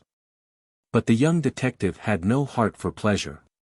He mingled with the crowd without seemingly seeing it, and jostled against groups of people chatting at the corners, without hearing the imprecations occasioned by his awkwardness. Where was he going? He had no idea. He walked aimlessly, more disconsolate and desperate than the gambler who had staked his last hope with his last louis, and lost. I must yield, he murmured, this evidence is conclusive. My presumptions were only chimeras. My deductions the playthings of chance. All I can now do is to withdraw, with the least possible damage and ridicule, from the false position I have assumed. Just as he reached the boulevard, however, a new idea entered his brain, an idea of so startling a kind that he could scarcely restrain a loud exclamation of surprise. What a fool I am, cried he, striking his hand violently against his forehead. Is it possible to be so strong in theory, and yet so ridiculously weak in practice? Ah! I am only a child, a mere novice, disheartened by the slightest obstacle. I meet with a difficulty, and at once I lose all my courage. Now, let me reflect calmly. What did I tell the judge about this murderer, whose plan of defense so puzzles us? Did I not tell him that we had to deal with a man of superior talent, with a man of consummate penetration and experience, a bold, courageous fellow of imperturbable coolness, who will do anything to ensure the success of his plans? Yes. I told him all that, and yet I give up the game in despair as soon as I meet with a single circumstance that I cannot instantly explain. It is evident that such a prisoner would not resort to old, hackneyed, commonplace expedients. Time, patience, and research are requisite to find a flaw in his defense. With such a man as he is, the more appearances are against my presumptions, and in favor of his narrative, the more certain it is that I am right, or else logic is no longer logic. At this thought, Lecoq burst into a hearty laugh. Still, continued he, it would perhaps be premature to expose this theory at headquarters in Gevrol's presence. He would at once present me with a certificate for admission into some lunatic asylum. The young detective paused. While absorbed in thought, his legs, obeying an instinctive impulse, had brought him to his lodgings. He rang the bell, the door opened, and he groped his way slowly up to the 4th floor. He had reached his room, and was about to enter, when someone, whom he could not distinguish in the dark, called out, "Is that you, Monsieur Lecoq?" "Yes, it's I," replied the young man, somewhat surprised, "but who are you?" "I'm Father Absinthe." "Oh. Indeed. Well, you are welcome. I didn't recognize your voice, will you come in?" They entered the room, and Lecoq lit a candle. Then the young man could see his colleague, and, good heavens! He found him in a most pitiable condition. He was as dirty and as bespattered with mud as a lost dog that has been wandering about in the rain and the mire for a week at the very least. His overcoat bore the traces of frequent contact with damp walls, his hat had lost its form entirely. His eyes wore an anxious look, and his mustache drooped despondently. He spoke, moreover, so strangely that one might have supposed his mouth was full of sand. "Do you bring me bad news?" inquired Lecoq, after a short examination of his companion. "Yes, bad. The people you were following escaped you, then?" The old man nodded his head affirmatively. "It is unfortunate, very unfortunate," said Lecoq. "But it is useless to distress ourselves about it. Don't be so cast down, Father Absinthe. Tomorrow, between us, we will repair the damage." This friendly encouragement only increased the old man's evident embarrassment. He blushed, this veteran, as if he had been a schoolgirl, and raising his hands toward heaven, he exclaimed, "Ah, you wretch! Didn't I tell you so?" "Why? What is the matter with you?" inquired Lecoq. Father Absinthe made no reply. Approaching a looking-glass that hung against the wall, he surveyed himself reproachfully and began to heap cruel insults upon the reflection of his features. "You old good-for-nothing," he exclaimed. "You vile deserter! Have you no shame left? You were entrusted with a mission, were you not? And how have you fulfilled it? You have got drunk, you old wretch, so drunk as to have lost your wits. Ah, you shan't escape punishment this time, for even if M. Lecoq is indulgent, you shan't taste another drop for a week. Yes, you old sot, you shall suffer for this escapade." "Come, come," said Lecoq, "you can sermonize by and by. Now tell me your story." "Ah! I am not proud of it, believe me. However, never mind. No doubt you received the letter in which I told you I was going to follow the young men who seemed to recognize Gustave." "Yes, yes, go on."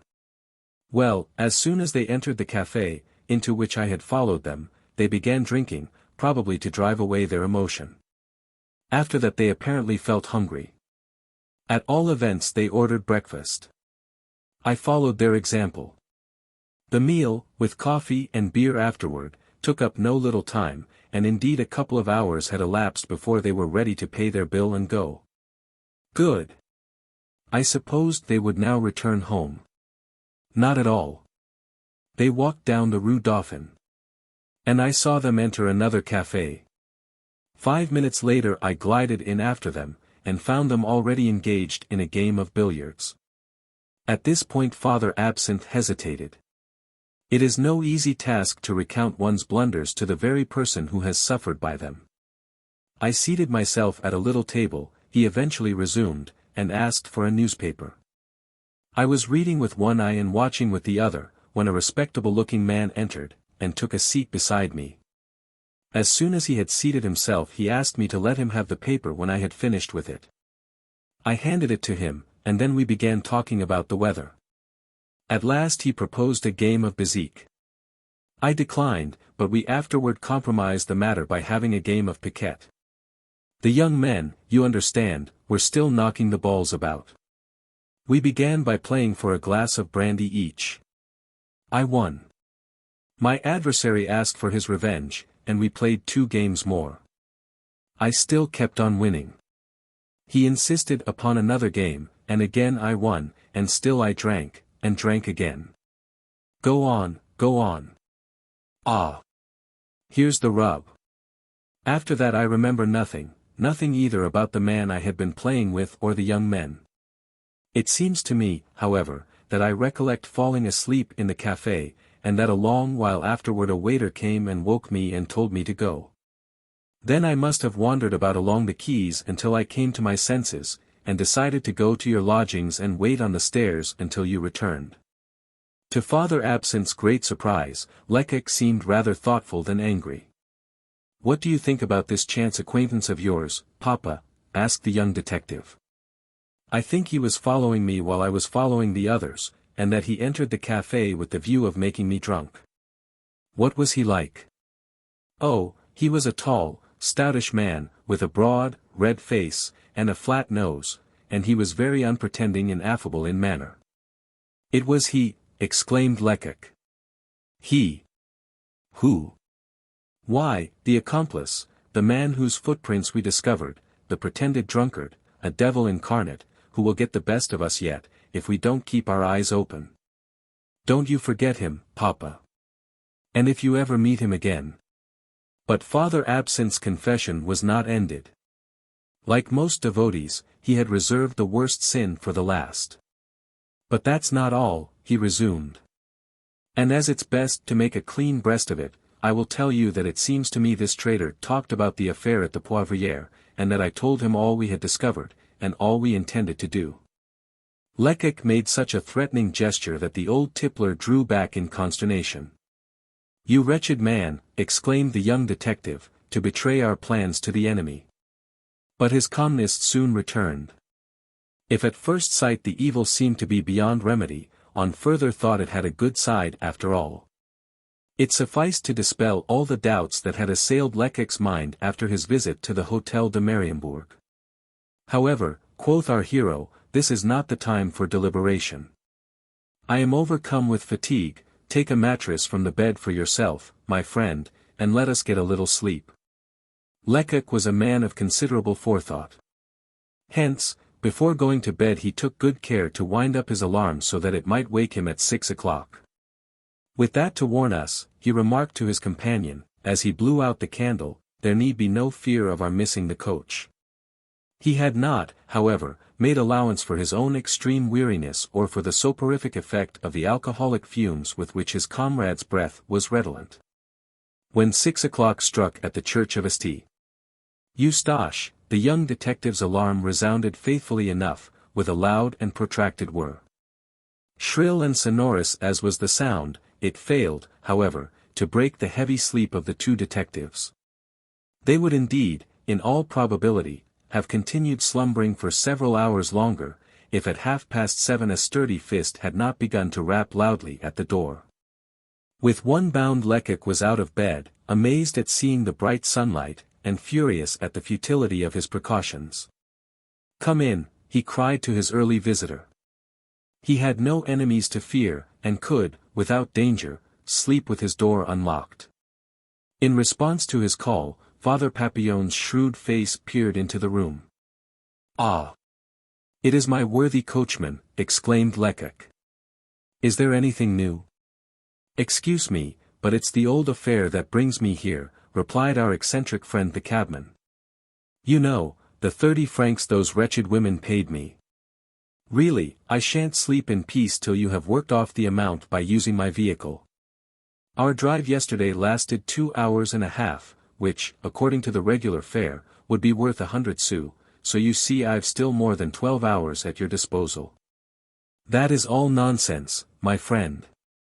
Possibly, but I am responsible for it, and if you won't use my cab, I've sworn to spend those 12 hours waiting outside your door. So now make up your mind.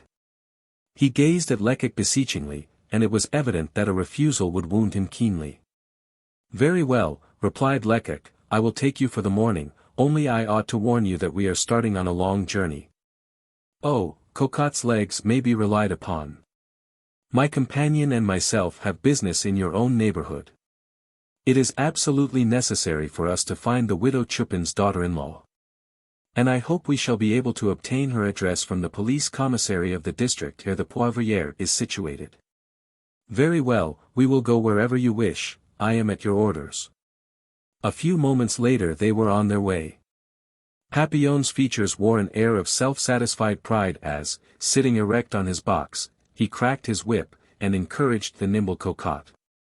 The vehicle could not have got over the ground more rapidly if its driver had been promised 100 sous gratuity. Father Absinthe alone was sad. He had been forgiven by Lecoq, but he could not forget that he, an old police agent, had been duped as easily as if he had been some ignorant provincial. The thought was humiliating, and then in addition he had been fool enough to reveal the secret plans of the prosecution. He knew but too well that this act of folly had doubled the difficulties of Lecoq's task. The long drive in Father Papillon's cab was not a fruitless one.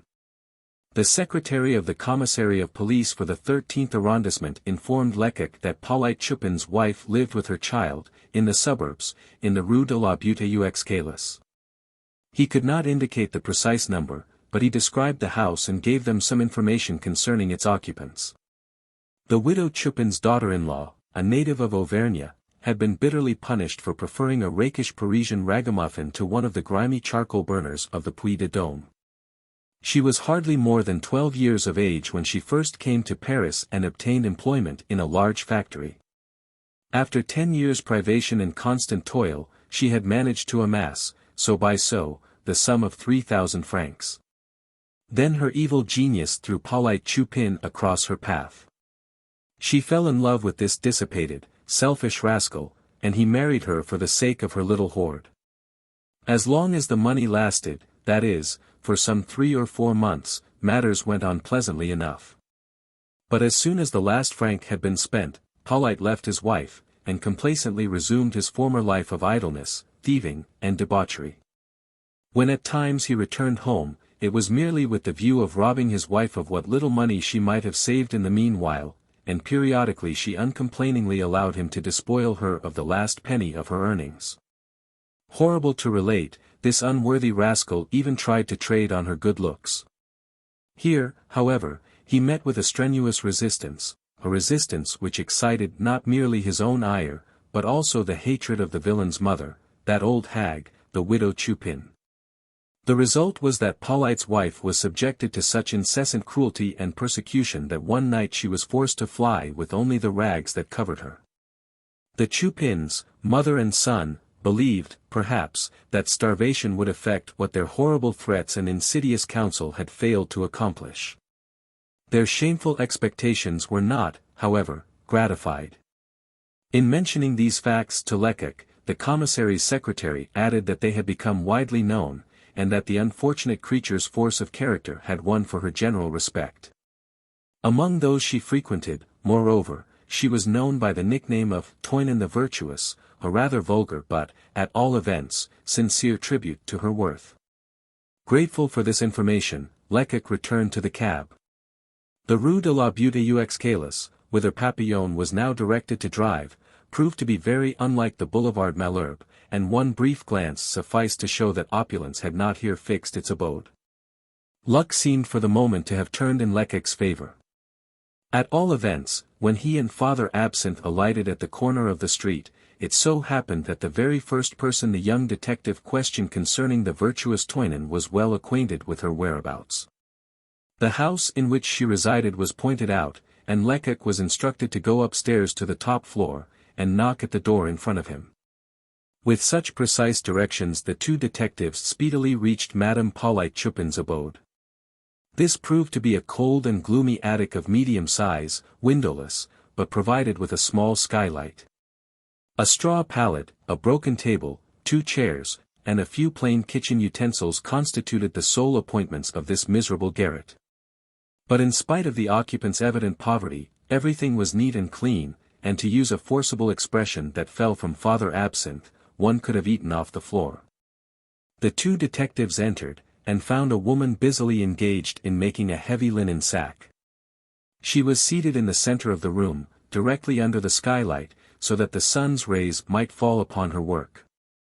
At the sight of two strangers, she half rose from her chair, surprised, and perhaps a little frightened.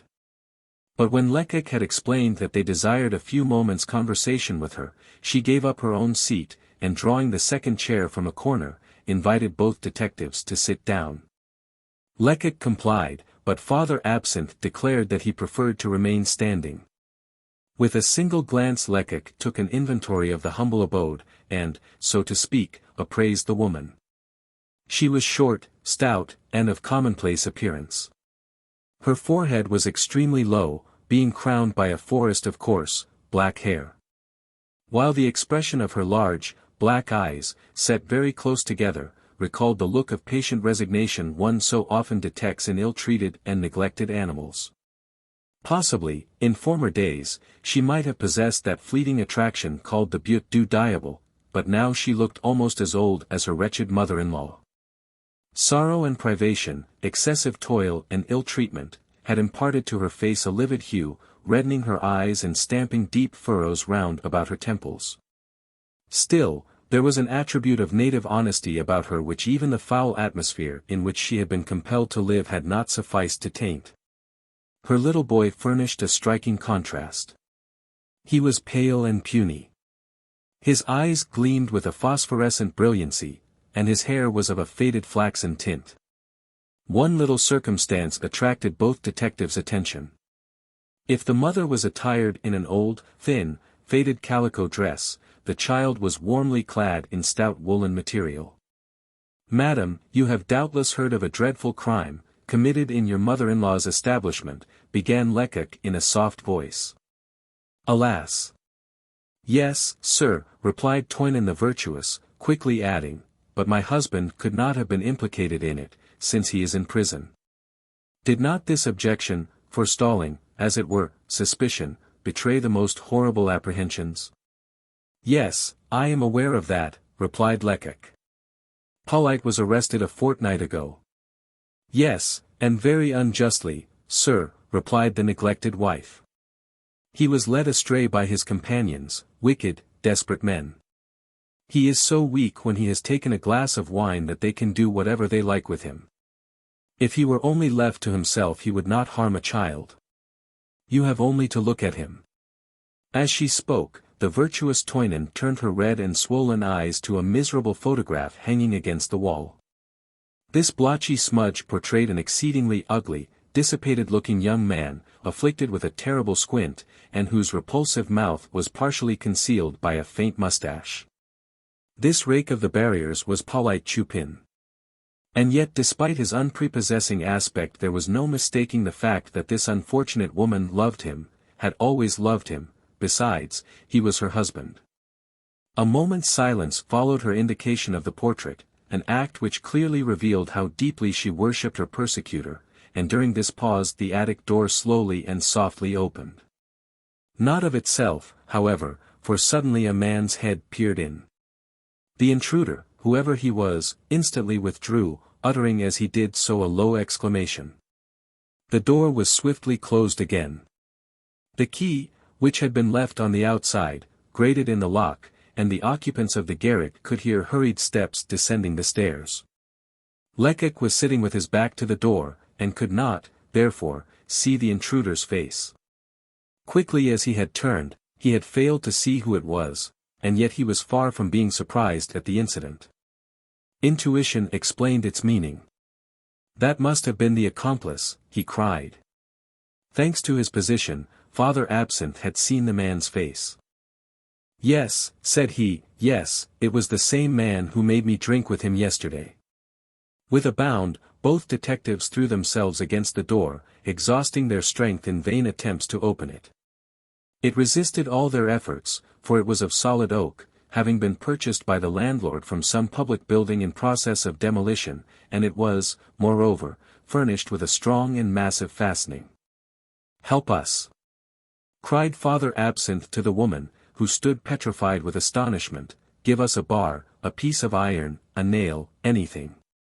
The younger man was making frantic efforts to push back the bolt, or to force the lock from the wood. He was wild with rage. At last, having succeeded in forcing the door open, they dashed out in pursuit of their mysterious adversary. On reaching the street, they eagerly questioned the bystanders. Having described the man as best they could, they found 2 persons who had seen him enter the house of Toynen the Virtuous, and a third who had seen him as he left. Some children who were playing in the middle of the street added that he had run off in the direction of the Rue du Moulin de Presse as fast as his legs could carry him. It was in this street, near the corner of the Rue de la Butte aux Escales, that Lecoq had left old Papillon waiting with the cab. "Let us hasten there," proposed Father Absinthe, "perhaps Papillon can give us some information." But Lecoq shook his head despondently. He would go no further. It would be of no use, he said. He had sufficient presence of mind to turn the key in the lock, and that saved him. He is at least 10 minutes in advance of us, and we should never overtake him. Father Absinthe could not restrain his anger. He looked upon this mysterious accomplice who had so cruelly duped him as a personal enemy, and he would willingly have given a month's pay to be able to lay his hand on his shoulder. Lecoq was quite as angry as his subordinate, and his vanity was likewise wounded. He felt, however, that coolness and deliberation were necessary. "Yes," said he thoughtfully, "he's a shrewd and daring fellow, a perfect demon. He doesn't remain idle. If we are working, he's at work too. No matter what side I turn, I find him on the defensive. He foiled you, Papa, in your effort to obtain a clue concerning Gustave's identity. And he made me appear a fool in arranging that little comedy at the Hôtel de Mariembourg. His diligence has been wonderful. He has hitherto been in advance of us everywhere, and this fact explains the failures that have attended all my efforts. Here we arrived before him. But if he came here, it was because he scented danger. Hence, we may hope. Now let us get back and question Pauline wife." Alas! Poor Toynen the Virtuous did not understand the affair at all. She had remained upstairs, holding her child by the hand, and leaning over the baluster, her mind in great perplexity and her eyes and ears on the alert. As soon as she perceived the 2 detectives coming up the stairs again, she hastened down to meet them. "In the name of heaven, what does this all mean?" she asked. "Whatever has happened?" But Lecoq was not the man to tell his business on a landing, with inquisitive ears all around him, and before he answered Toynen he made her go up into her own garret, and securely closed the door. "We started in pursuit of a man who is implicated in the murders at the Poivriere," he said, "one who came here hoping to find you alone, who was frightened at seeing us." "A murderer," faltered Toynen, with clasped hands. "What could he want of me?" "Who knows? It is very probable that he is one of your husband's friends." "Oh! Sir! Why, did you not tell me just now that Pauline had some very undesirable acquaintances? But don't be alarmed. This does not compromise him in the least. Besides, you can very easily clear him of all suspicion." "How? In what way?" "Oh, tell me at once." "Merely by answering me frankly, and by assisting me to find the guilty party. Now, among your husband's friends, don't you know any who might be capable of such a deed? Give me the names of his acquaintances." The poor woman's hesitation was evident. Undoubtedly she had been present at many sinister cabals, and had been threatened with terrible punishment if she dared to disclose the plans formed by Pauline or his associates. "You have nothing to fear," said Lecoq, encouragingly, "and I promise you no one shall ever know that you have told me a word. Very probably you can tell me nothing more than I know already." I have heard a great deal about your former life, and the brutality with which Polite and his mother have treated you. My husband has never treated me brutally, said the young woman, indignantly. Besides, that matter would only concern myself. And your mother-in-law? She is, perhaps, a trifle quick-tempered, but in reality she has a good heart. Then, if you were so happy at the widow Chupin's house, why did you fly from it? Toynen the virtuous turned scarlet to the very roots of her hair. I left for other reasons, she replied. There were always a great many drunken men about the house. And, sometimes, when I was alone, some of them tried to carry their pleasantry too far. You may say that I have a solid fist of my own, and that I am quite capable of protecting myself. That's true. But while I was away one day some fellows were wicked enough to make this child drink to such an excess that when I came home I found him as stiff and cold as if he were dead. It was necessary to fetch a doctor or else. She suddenly paused. Her eyes dilated. From red she turned livid, and in a hoarse, unnatural voice, she cried, Toto! Wretched child! Lecoq looked behind him, and shuddered. He understood everything. This child, not yet 5 years old, had stolen up behind him, and, ferreting in the pockets of his overcoat, had rifled them of their contents. Ah, well, yes, exclaimed the unfortunate mother, bursting into tears. That's how it was. Directly the child was out of my sight, they used to take him into town. They took him into the crowded streets, and taught him to pick people's pockets, and bring them everything he could lay his hands on. If the child was detected they were angry with him and beat him, and if he succeeded they gave him a sou to buy some sweets, and kept what he had taken. The luckless Toynen hid her face in her hands, and sobbed in an almost unintelligible voice, Ah, I did not wish my little one to be a thief. But what this poor creature did not tell was that the man who had led the child out into the streets, to teach him to steal, was his own father, and her husband, the ruffian, Polite Chupin. The two detectives plainly understood, however, that such was the case, and the father's crime was so horrible, and the woman's grief so great, that, familiar as they were with all the phases of crime, their very hearts were touched. Lecoq's main thought, however, was to shorten this painful scene. The poor mother's emotion was a sufficient guarantee of her sincerity. Listen, said he, with affected harshness. 2 questions only, and then I will leave you. Was there a man named Gustave among the frequenters of the Poivriere? No, sir, I'm quite sure there wasn't. Very well. But Lacheneur, you must know Lacheneur. Yes, sir, I know him. The young police agent could not repress an exclamation of delight. At last, thought he, I have a clue that may lead me to the truth. What kind of man is he? He asked with intense anxiety. Oh. He is not at all like the other men who come to drink at my mother-in-law's shop. I have only seen him once, but I remember him perfectly. It was on a Sunday. He was in a cab. He stopped at the corner of the waste ground and spoke to Polite. When he went away, my husband said to me, Do you see that old man there? He will make all our fortunes. I thought him a very respectable-looking gentleman.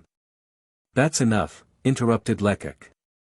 Now it is necessary for you to tell the investigating magistrate all you know about him. I have a cab downstairs. Take your child with you, if you like, but make haste, come quickly. Chapter 16. The extreme uncertainty of the result was another attraction for M. Segmuller's investigating mind. Given the magnitude of the difficulties that were to be overcome, he rightly considered that if his efforts proved successful, he would have achieved a really wonderful victory.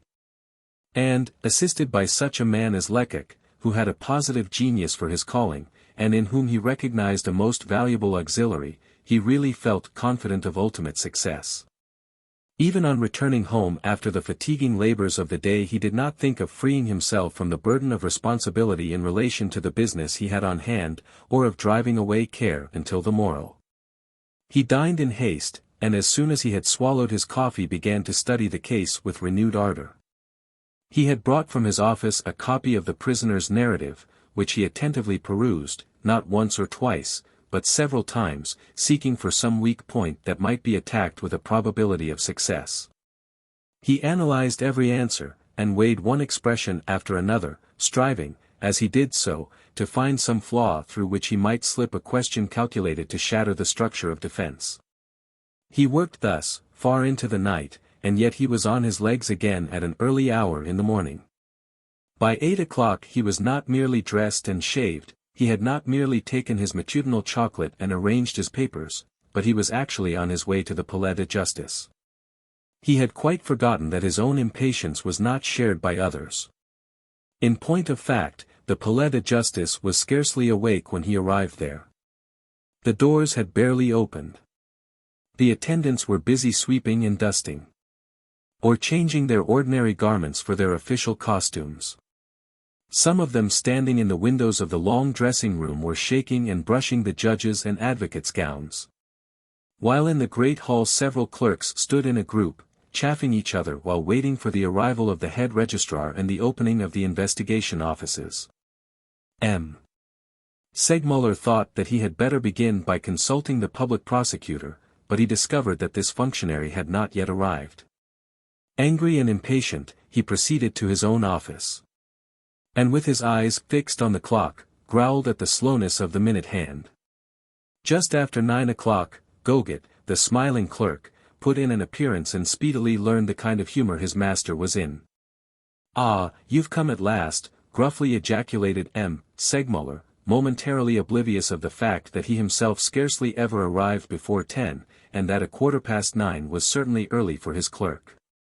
Goget's curiosity had indeed prompted him to hurry to the Palais. Still, although well aware that he did not deserve a reprimand, he endeavored to mumble an excuse cut short by M.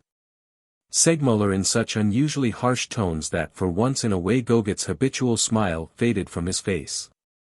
"It's evident," thought he, "that the wind's blowing from a bad quarter this morning." With which reflection he philosophically put on his black sleeves and going to his table pretended to be absorbed in the task of mending his pens and preparing his paper. In the meanwhile, M. Segmuller, who was usually calmness personified, and dignity par excellence, paced restlessly to and fro. At times he would sit down and then suddenly spring to his feet again, gesticulating impatiently as he did so. Indeed, he seemed unable to remain quiet for a moment. The prosecution is evidently making no headway, thought the clerk. May's prospects are encouraging. Owing to the magistrate's harsh reception the idea delighted him. And, indeed, letting his rancor have the upper hand, Goget actually offered up a prayer that the prisoner might get the better of the fight. From 9:30 till 10 o'clock M. Segmuller rang for his messenger at least 5 times, and each time he asked him the same questions. "Are you sure that M. Lecoq has not been here this morning? Inquire. If he has not been here he must certainly have sent someone, or else have written to me." Each time the astonished doorkeeper replied, "No one has been here, and there is no letter for you." 5 identical negative answers to the same inquiries only increased the magistrate's wrath and impatience. "It is inconceivable," he exclaimed. "Here I am upon coals of fire, and that man dares to keep me waiting. Where can he be?" At last he ordered a messenger to go and see if he could not find Lecoq somewhere in the neighborhood, perhaps in some restaurant or café. "At all events, he must be found and brought back immediately," said he. When the man had started, M. Segmuller began to recover his composure. "We must not lose valuable time," he said to his clerk. "I was to examine the widow Chupin's son. I had better do so now. Go and tell them to bring him to me." Lecoq left the order at the prison. In less than a quarter of an hour Paulet entered the room. From head to foot, from his lofty silk cap to his gaudy colored carpet slippers, he was indeed the original of the portrait upon which poor Toynon the virtuous had lavished such loving glances. And yet the photograph was flattering. The lens had failed to convey the expression of low cunning that distinguished the man's features, the impudence of his leering smile, and the mingled cowardice and ferocity of his eyes, which never looked another person in the face. Nor could the portrait depict the unwholesome, livid pallor of his skin, the restless blinking of his eyelids, and the constant movement of his thin lips as he drew them tightly over his short, sharp teeth. There was no mistaking his nature. One glance and he was estimated at his worth. When he had answered the preliminary questions, telling the magistrate that he was 30 years of age, and that he had been born in Paris, he assumed a pretentious attitude and waited to see what else was coming. But before proceeding with the real matter in hand, M. Segmuller wished to relieve the complacent scoundrel of some of his insulting assurance. Accordingly, he reminded Pauline, in forcible terms, that his sentence in the affair in which he was now implicated would depend very much upon his behavior and answers during the present examination. Pauline listened with a nonchalant and even ironical air. In fact, this indirect threat scarcely touched him. Having previously made inquiries, he had ascertained that he could not be condemned to more than 6 months' imprisonment for the offence for which he had been arrested, and what did a month more or less matter to him? The magistrate, who read this thought in Pauline's eyes, cut his preamble short. "Justice," said he, "now requires some information from you concerning the frequenters of your mother's establishment." "There are a great many of them, sir," answered Pauline in a harsh voice. "Do you know one of them named Gustave?" "No, sir." To insist would probably awaken suspicion in Pauline's mind. Accordingly, M. Segmuller continued, "You must, however, remember Lacheneur." "Lacheneur? No, this is the first time I've heard that name." "Take care. The police have means of finding out a great many things." The scapegrace did not flinch. "I am telling the truth, sir," he retorted. "What interest could I possibly have in deceiving you?" Scarcely had he finished speaking than the door suddenly opened and Toynen the virtuous entered the room, carrying her child in her arms. On perceiving her husband, she uttered a joyful exclamation, and sprang toward him. But Pauline, stepping back, gave her such a threatening glance that she remained rooted to the spot. "It must be an enemy who pretends that I know any one named Lacheneur," cried the Barrière bully.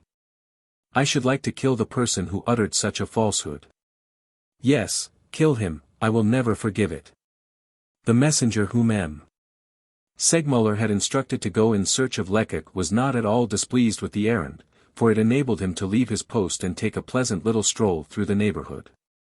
He first of all proceeded to the prefecture of police, going the longest way round as a matter of course, but, on reaching his destination, he could find no one who had seen the young detective. Accordingly, M. Segmuller's envoy retraced his steps, and leisurely sauntered through the restaurants, cafés, and wine shops installed in the vicinity of the Palais de Justice, and dependent on the customers it brought them. Being of a conscientious turn of mind, he entered each establishment in succession and meeting now and again various acquaintances, he felt compelled to proffer and accept numerous glasses of the favorite morning beverage, white wine. Turn which way he would, however, loiter as long as he might, there were still no signs of Lecoq. He was returning in haste, a trifle uneasy on account of the length of his absence, when he perceived a cab pull up in front of the Palais gateway. A second glance, and oh, great good fortune, he saw Lecoq, Father Absinthe, and the virtuous Toynen alight from this very vehicle. His peace of mind at once returned. And it was in a very important and somewhat husky tone that he delivered the order for Lecoq to follow him without a minute's delay. "M. Segmuller has asked for you a number of times," said he has been extremely impatient, and he is in a very bad humor, so you may expect to have your head snapped off in the most expeditious manner." Lecoq smiled as he went up the stairs. Was he not bringing with him the most potent of justifications? He thought of the agreeable surprise he had in store for the magistrate, and fancied he could picture the sudden brightening of that functionary's gloomy face. And yet, fate so willed it that the doorkeeper's message and his urgent appeal that Lecoq should not loiter on the way, produced the most unfortunate results. Believing that M. Segmuller was anxiously waiting for him, Lecoq saw nothing wrong in opening the door of the magistrate's room without previously knocking. And being anxious to justify his absence, he yielded, moreover, to the impulse that led him to push forward the poor woman whose testimony might prove so decisive. When he saw, however, that the magistrate was not alone, and when he recognized Polite Chupin, the original of the photograph, in the man Segmuller was examining, his stupefaction became intense. He instantly perceived his mistake and understood its consequences. There was only one thing to be done. He must prevent any exchange of words between the two. Accordingly, springing toward Toynen and seizing her roughly by the arm, he ordered her to leave the room at once. But the poor creature was quite overcome, and trembled like a leaf. Her eyes were fixed upon her unworthy husband, and the happiness she felt at seeing him again shone plainly in her anxious gaze. Just for 1 second, and then she caught his withering glance and heard his words of menace. Terror-stricken, she staggered back, and then Lecoq seized her around the waist, and, lifting her with his strong arms, carried her out into the passage. The whole scene had been so brief that Segmuller was still forming the order for Toynen to be removed from the room, when he found the door closed again, and himself and Goget alone with Polite. Ah, thought the smiling clerk, in a flutter of delight, this is something new. But as these little diversions never made him forget his duties, he leaned toward the magistrate and asked, "Shall I take down the last words the witness uttered?" "Certainly," replied Segmuller, "and word for word, if you please." He paused. The door opened again, this time to admit the magistrate's messenger, who timidly, and with a rather guilty air, handed his master a note, and then withdrew. This note, scribbled in pencil by Lecoq on a leaf torn from his memorandum book, gave the magistrate the name of the woman who had just entered his room, and recapitulated briefly but clearly the information obtained in the Rue de la Butte aux Calas. "That young fellow thinks of everything," murmured Segmuller. The meaning of the scene that had just occurred was now explained to him. He understood everything. He bitterly regretted this unfortunate meeting. At the same time casting the blame on his own impatience and lack of caution, which, as soon as the messenger had started in search of Lecoq, had induced him to summon Polite Chupin. Although he could not conceal from himself the enormous influence this seemingly trivial incident might have, still he would not allow himself to be cast down. But prepared to resume his examination of Polite Chupin in hopes of yet obtaining the information he desired. "Let us proceed," he said to Polite, who had not moved since his wife had been taken from the room, being to all appearances sublimely indifferent to everything passing around him. To the magistrate's proposal he carelessly nodded assent. "Was that your wife who came in just now?" asked Segmuller. "Yes. She wished to embrace you, and you repulsed her." "I didn't repulse her. You kept her at a distance at all events. If you had a spark of affection in your nature, you would at least have looked at your child, which she held out to you. Why did you behave in that manner? It wasn't the time for sentiment. You are not telling the truth. You simply desired to attract her attention, to influence her evidence." I influence her evidence. I don't understand you. But for that supposition, your words would have been meaningless." "What words?" The magistrate turned to his clerk. "Goget," said he, "read the last remark you took down." In a monotonous voice, the smiling clerk repeated, "I should like to kill the person who dared to say that I knew Lacheneur." "Well, then," insisted Segmuller, "what did you mean by that?" "It's very easy to understand, sir." Segmuller rose. "Don't prevaricate any longer," he said. "You certainly ordered your wife not to say anything about Lacheneur. That's evident. Why did you do so? What are you afraid of her telling us? Do you suppose the police are ignorant of your acquaintance with Lacheneur, of your conversation with him when he came in a cab to the corner of the waste ground near your mother's wine shop? And of the hopes of fortune you based upon his promises? Be guided by me, confess everything, while there is yet time, and abandon the present course which may lead you into serious danger. One may be an accomplice in more ways than one." As these words fell on Polite's ears, it was evident his impudence and indifference had received a severe shock. He seemed confounded, and hung his head as if thoroughly abashed. Still, he preserved an obstinate silence. And the magistrate, finding that this last thrust had failed to produce any effect, gave up the fight in despair. He rang the bell, and ordered the guard to conduct the witness back to prison, and to take every precaution to prevent him seeing his wife again. When Polite had departed, Lecoq re-entered the room. "Ah, sir," said he, despondently, "to think that I didn't draw out of this woman everything she knew, when I might have done so easily. But I thought you would be waiting for me, and made haste to bring her here. I thought I was acting for the best. Never mind, the misfortune can be repaired." "No, sir, no. Since she has seen her husband, it is quite impossible to get her to speak. She loves that rascal intensely, and he has a wonderful influence over her. You heard what he said. He threatened her with death if she breathed a word about Lacheneur, and she is so terrified that there is no hope of making her speak." Lecoq's apprehension was based on fact, as M. Segmuller himself perceived the instant Toynon the virtuous again set foot in his office. The poor creature seemed nearly heartbroken, and it was evident she would have given her life to retract the words that had escaped her when first questioned by Lecoq. Polite's threat had aroused the most sinister apprehensions in her mind. Not understanding his connection with the affair, she asked herself if her testimony might not prove his death warrant. Accordingly, she answered all M. Segmuller's questions with "no" or "I don't know," and retracted everything she had previously stated to Lecoq. She swore that she had been misunderstood, that her words had been misconstrued, and vowed on her mother's memory, that she had never heard the name of Lacheneur before. At last, she burst into wild, despairing sobs, and pressed her frightened child against her breast.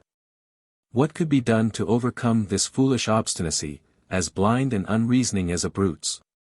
M. Segmuller hesitated.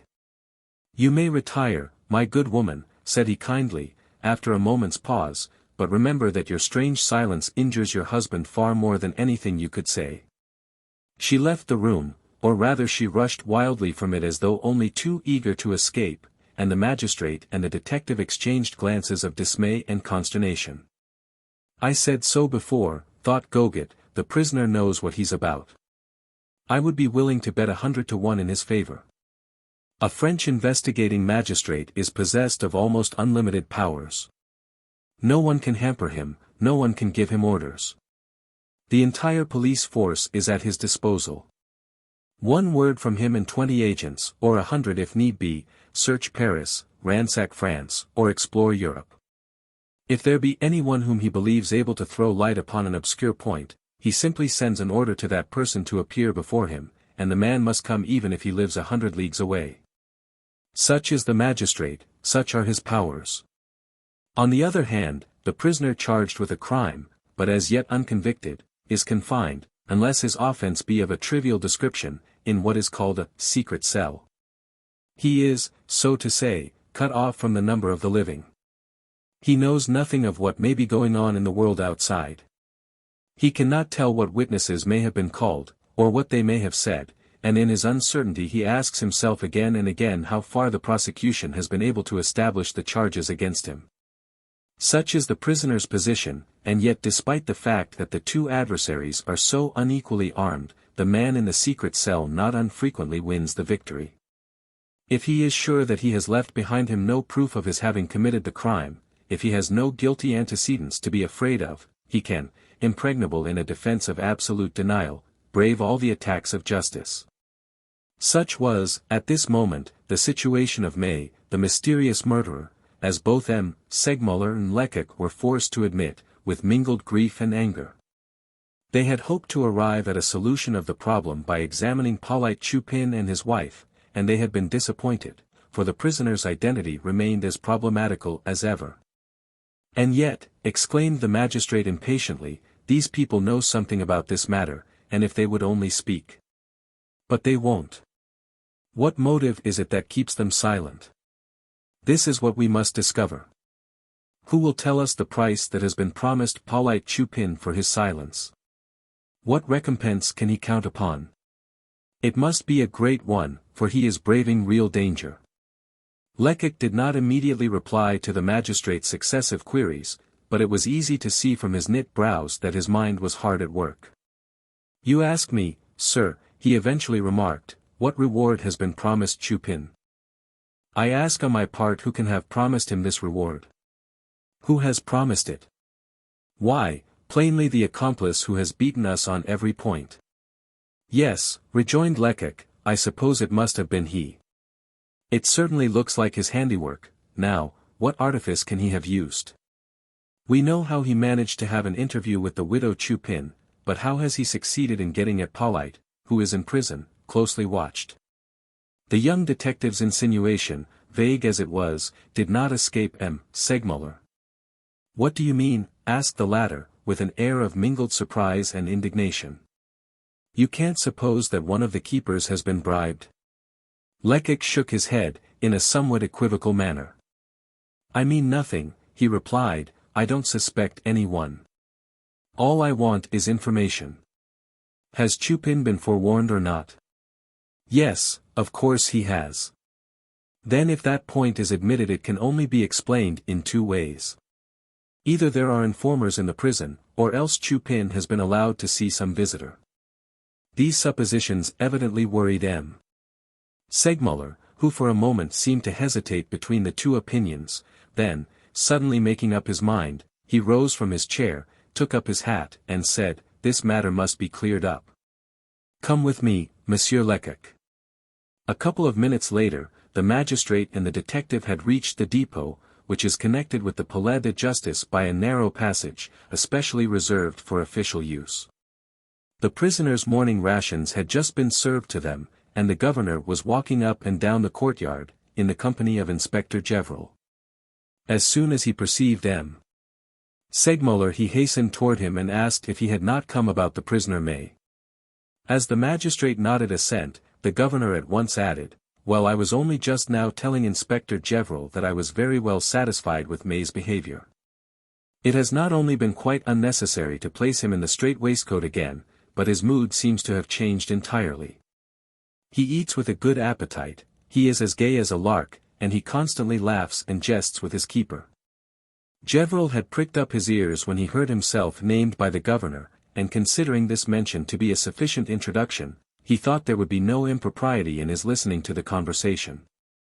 Accordingly, he approached the others, and noted with some satisfaction the troubled glances which Lecoq and the magistrate exchanged. M. Segmuller was plainly perplexed. May's gay manner to which the governor of the depot alluded might perhaps have been assumed for the purpose of sustaining his character as a jester and buffoon, it might be due to a certainty of defeating the judicial inquiry, or, who knows? The prisoner had perhaps received some favorable news from outside.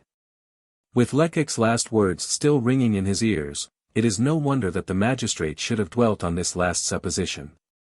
Are you quite sure, he asked, that no communication from outside can reach the inmates of the secret cells?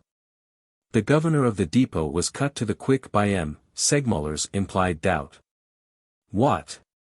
Were his subordinates suspected? Was his own professional honesty impugned?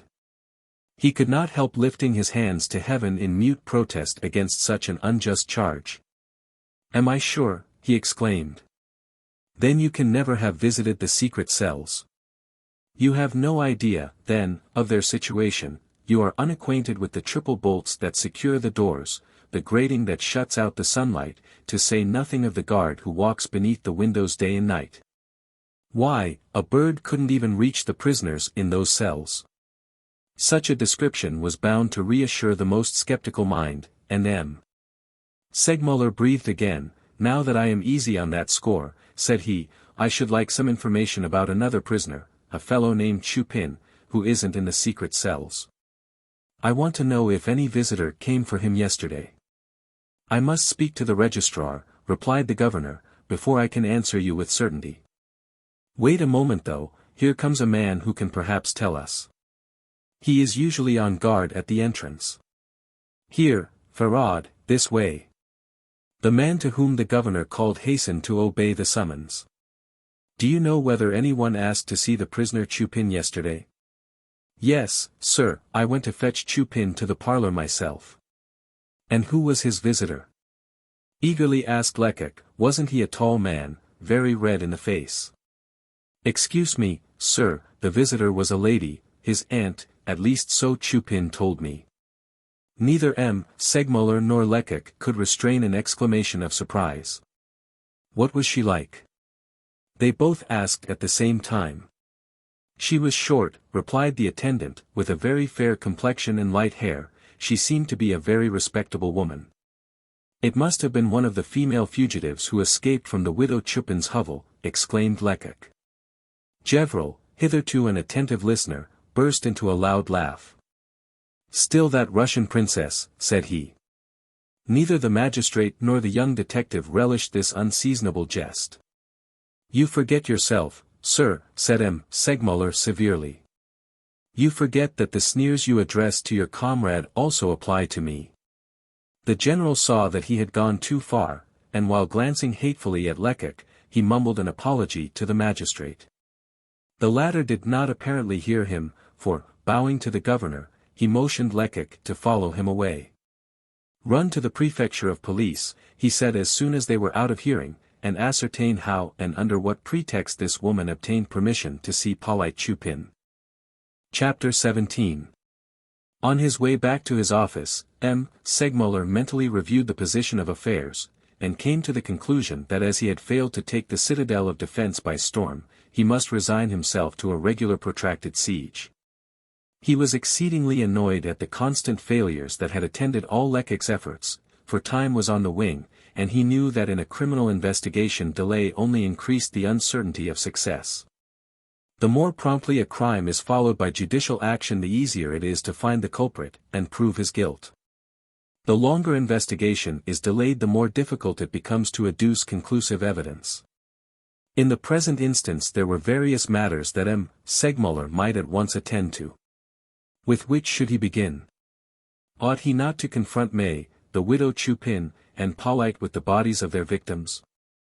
Such horrible meetings have at times the most momentous results, and more than one murderer when unsuspectedly brought into the presence of his victim's lifeless corpse has changed color and lost his assurance. Then there were other witnesses whom M. Segmuller might examine. Papillon, the cab driver, the concierge of the house in the Rue de Bourgogne, where the two women flying from the Poivriere had momentarily taken refuge.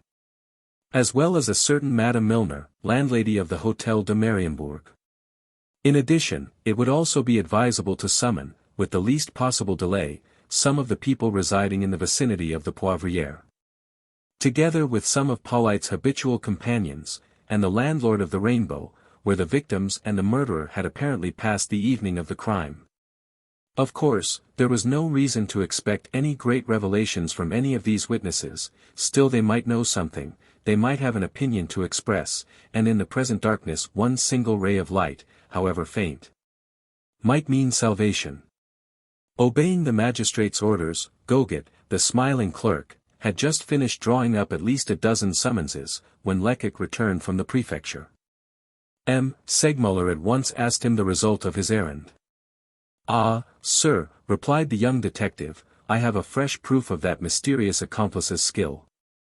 The permit that was used yesterday to see young Chupin was in the name of his mother's sister, a woman named Rose Petard.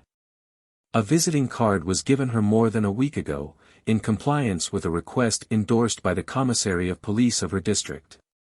The magistrate's surprise was so intense that it imparted to his face an almost ludicrous expression. Is this aunt also in the plot? He murmured. I don't think so, replied Lecoq, shaking his head. At all events, it wasn't she who went to the prison parlor yesterday. The clerks at the prefecture remember the widow's sister very well, and gave me a full description of her. She's a woman over 5 feet high, with a very dark complexion, and very wrinkled and weather-beaten about the face. She's quite 60 years old, whereas, yesterday's visitor was short and fair, and not more than 45. If that's the case, interrupted M. Segmuller, this visitor must be one of our fugitives. I don't think so. Who do you suppose she was, then? Why, the landlady of the Hôtel de Mariembourg, that clever woman who succeeded so well in deceiving me. But she had better take care. There are means of verifying my suspicions. The magistrate scarcely heard Lecoq's last words. So enraged was he at the inconceivable audacity and devotion displayed by so many people, all of whom were apparently willing to run the greatest risk so long as they could only assure the murderers incognito.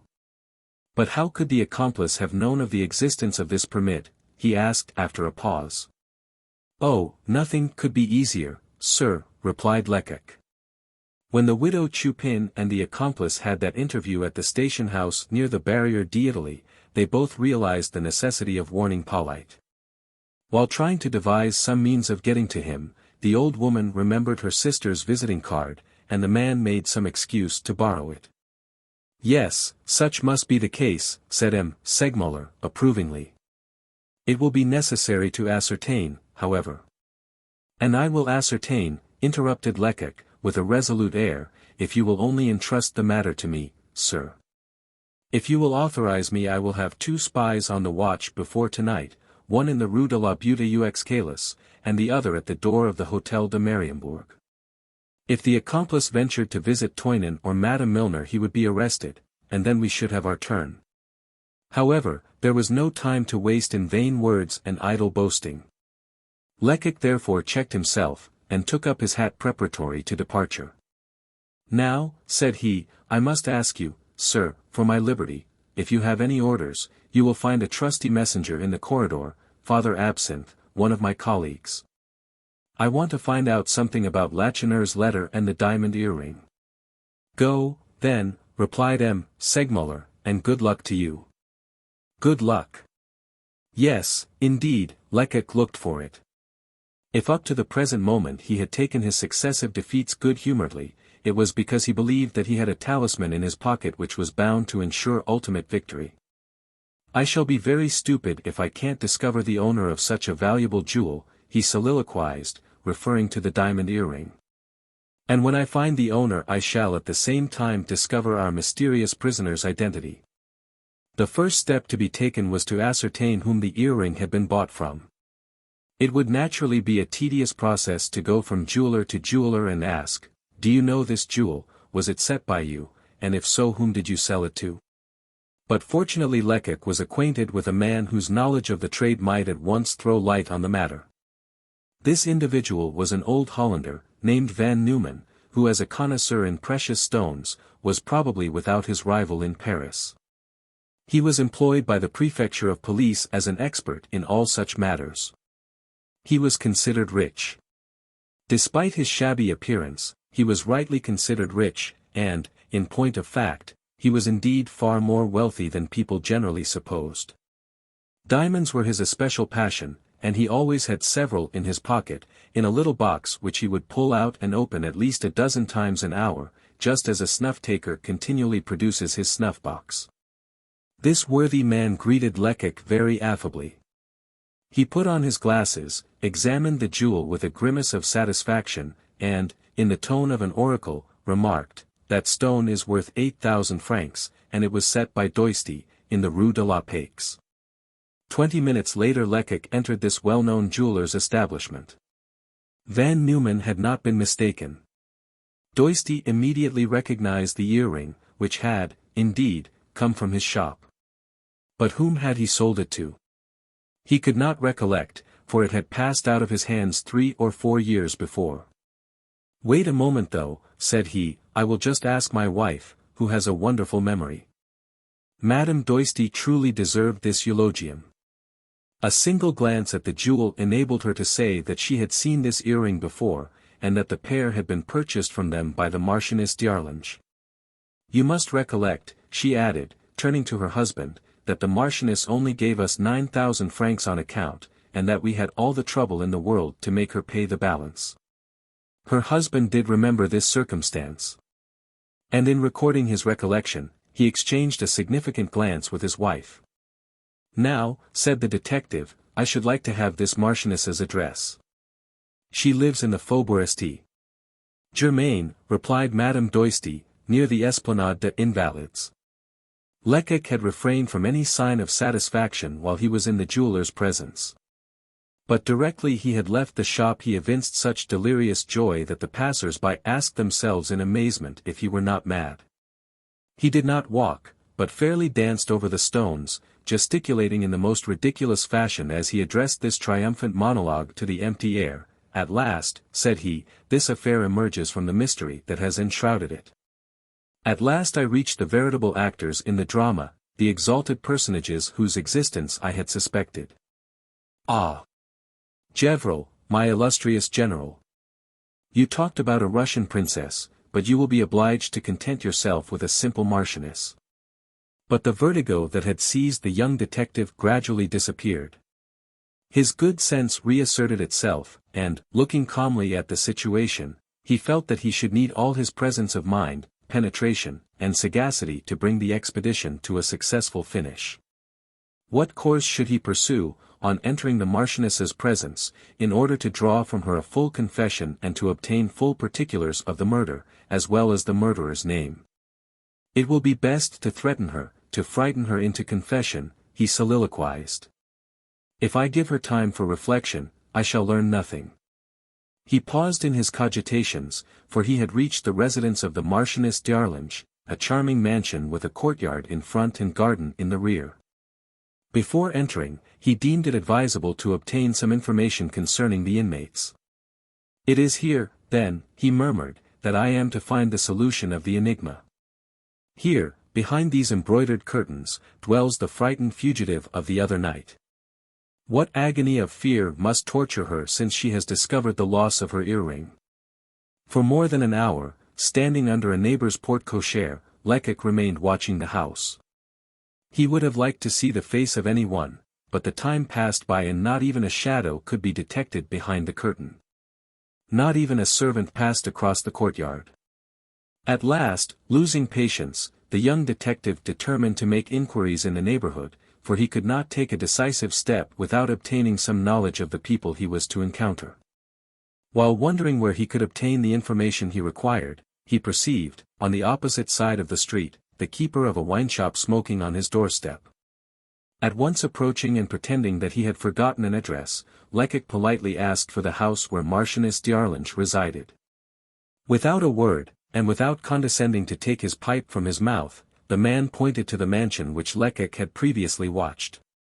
There was a way, however, to make him more communicative, namely, to enter the shop, call for something to drink, and invite the landlord to drink as well.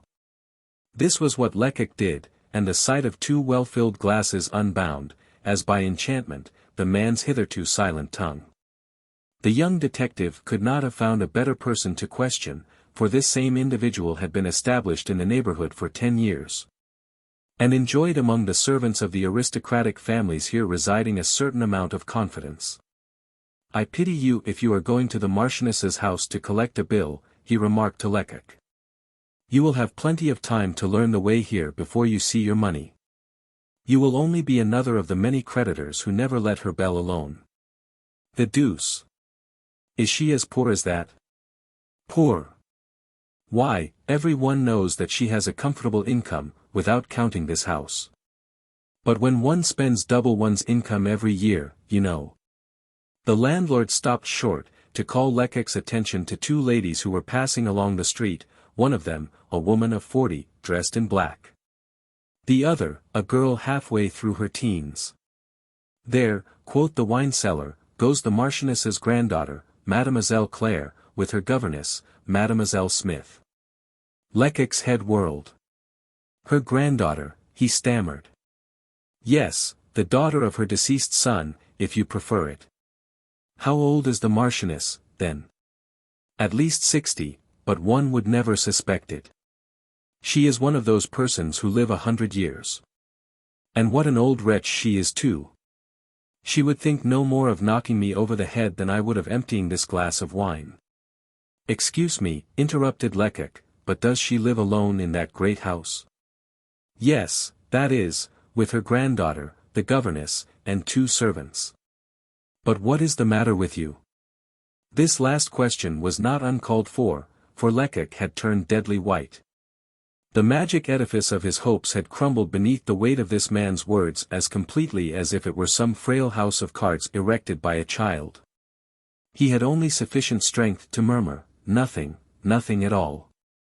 Then, as he could endure this torture of uncertainty no longer, he went toward the Marchioness's house and rang the bell. The servant who came to open the door examined him attentively, and then announced that Madame d'Arlange was in the country. He evidently fancied that Lecoq was a creditor. But the young detective insisted so adroitly, giving the lackey to understand so explicitly that he did not come to collect money, and speaking so earnestly of urgent business, that the servant finally admitted him to the hall, saying that he would go and see if Madame had really gone out. Fortunately for Lecoq, she happened to be at home, and an instant afterward the valet returned requesting the young detective to follow him. After passing through a large and magnificently furnished drawing-room, they reached a charming boudoir, hung with rose-colored curtains, where, sitting by the fireside, in a large easy-chair, Lecoq found an old woman, tall, bony, and terrible of aspect, her face loaded with paint, and her person covered with ornaments. The aged coquette was Madame, the Marchioness, who, for the time being, was engaged in knitting a strip of green wool. She turned toward her visitor just enough to show him the rouge on one cheek, and then, as he seemed rather frightened, a fact flattering to her vanity, she spoke in an affable tone. "Ah, well, young man," said she, "what brings you here?" In point of fact, Lecoq was not frightened, but he was intensely disappointed to find that Madame d'Arlange could not possibly be one of the women who had escaped from the widow Chupin's hovel on the night of the murder. There was nothing about her appearance that corresponded in the least degree with the descriptions given by Papillon. Remembering the small footprints left in the snow by the two fugitives, the young detective glanced, moreover, at the Marchioness's feet, just perceivable beneath her skirt. And his disappointment reached its climax when he found that they were truly colossal in size. "Well, are you dumb?" inquired the old lady, raising her voice. Without making a direct reply, Lecoq produced the precious earring, and, placing it upon the table beside the Marchioness, remarked, "I bring you this jewel, madam, which I have found, and which, I am told, belongs to you." Madame d'Arlange laid down her knitting and proceeded to examine the earring. "It is true," she said, after a moment, "that this ornament formerly belonged to me.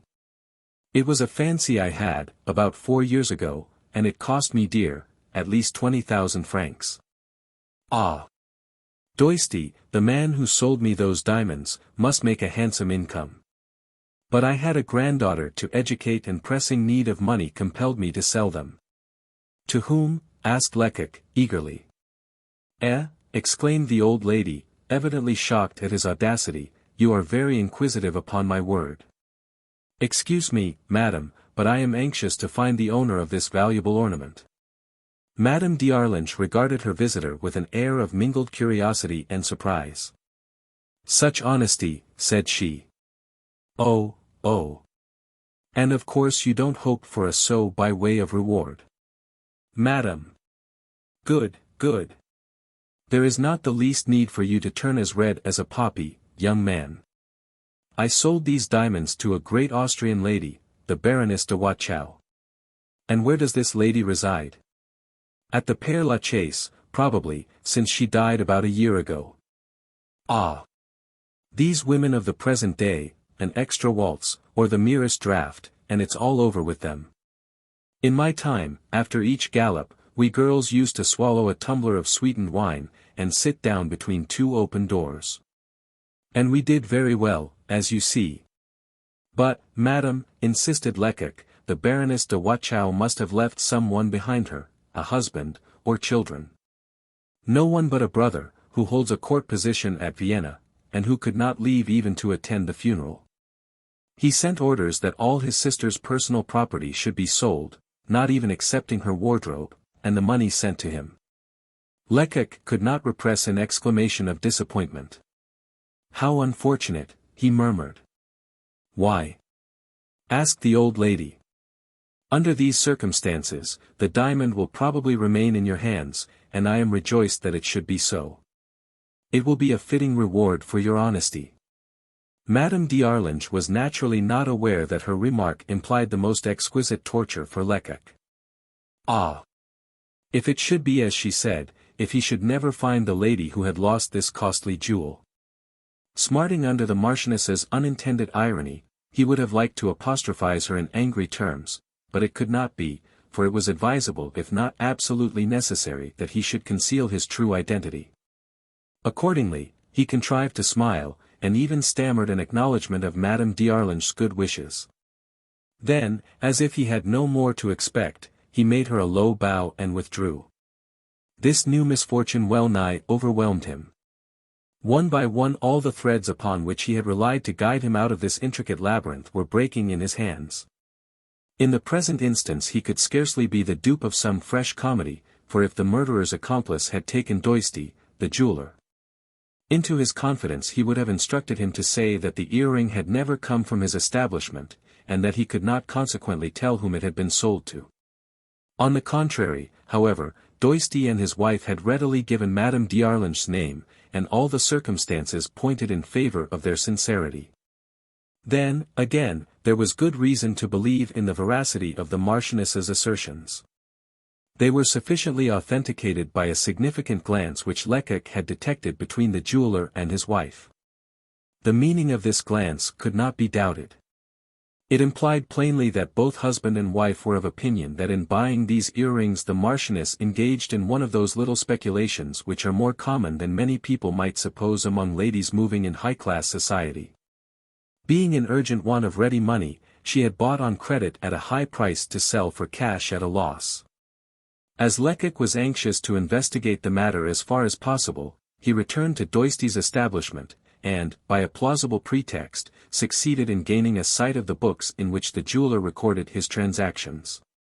He soon found the sale of the earrings duly recorded, specified by Madame Doisty at the date, both in the day-book and the ledger. Madame d'Arlange first paid 9,000 francs on account, and the balance of the purchase money, an equivalent sum, had been received in installments at long intervals subsequently.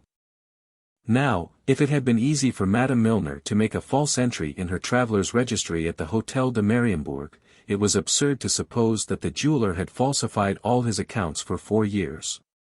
Hence, the facts were indisputable. And yet, the young detective was not satisfied.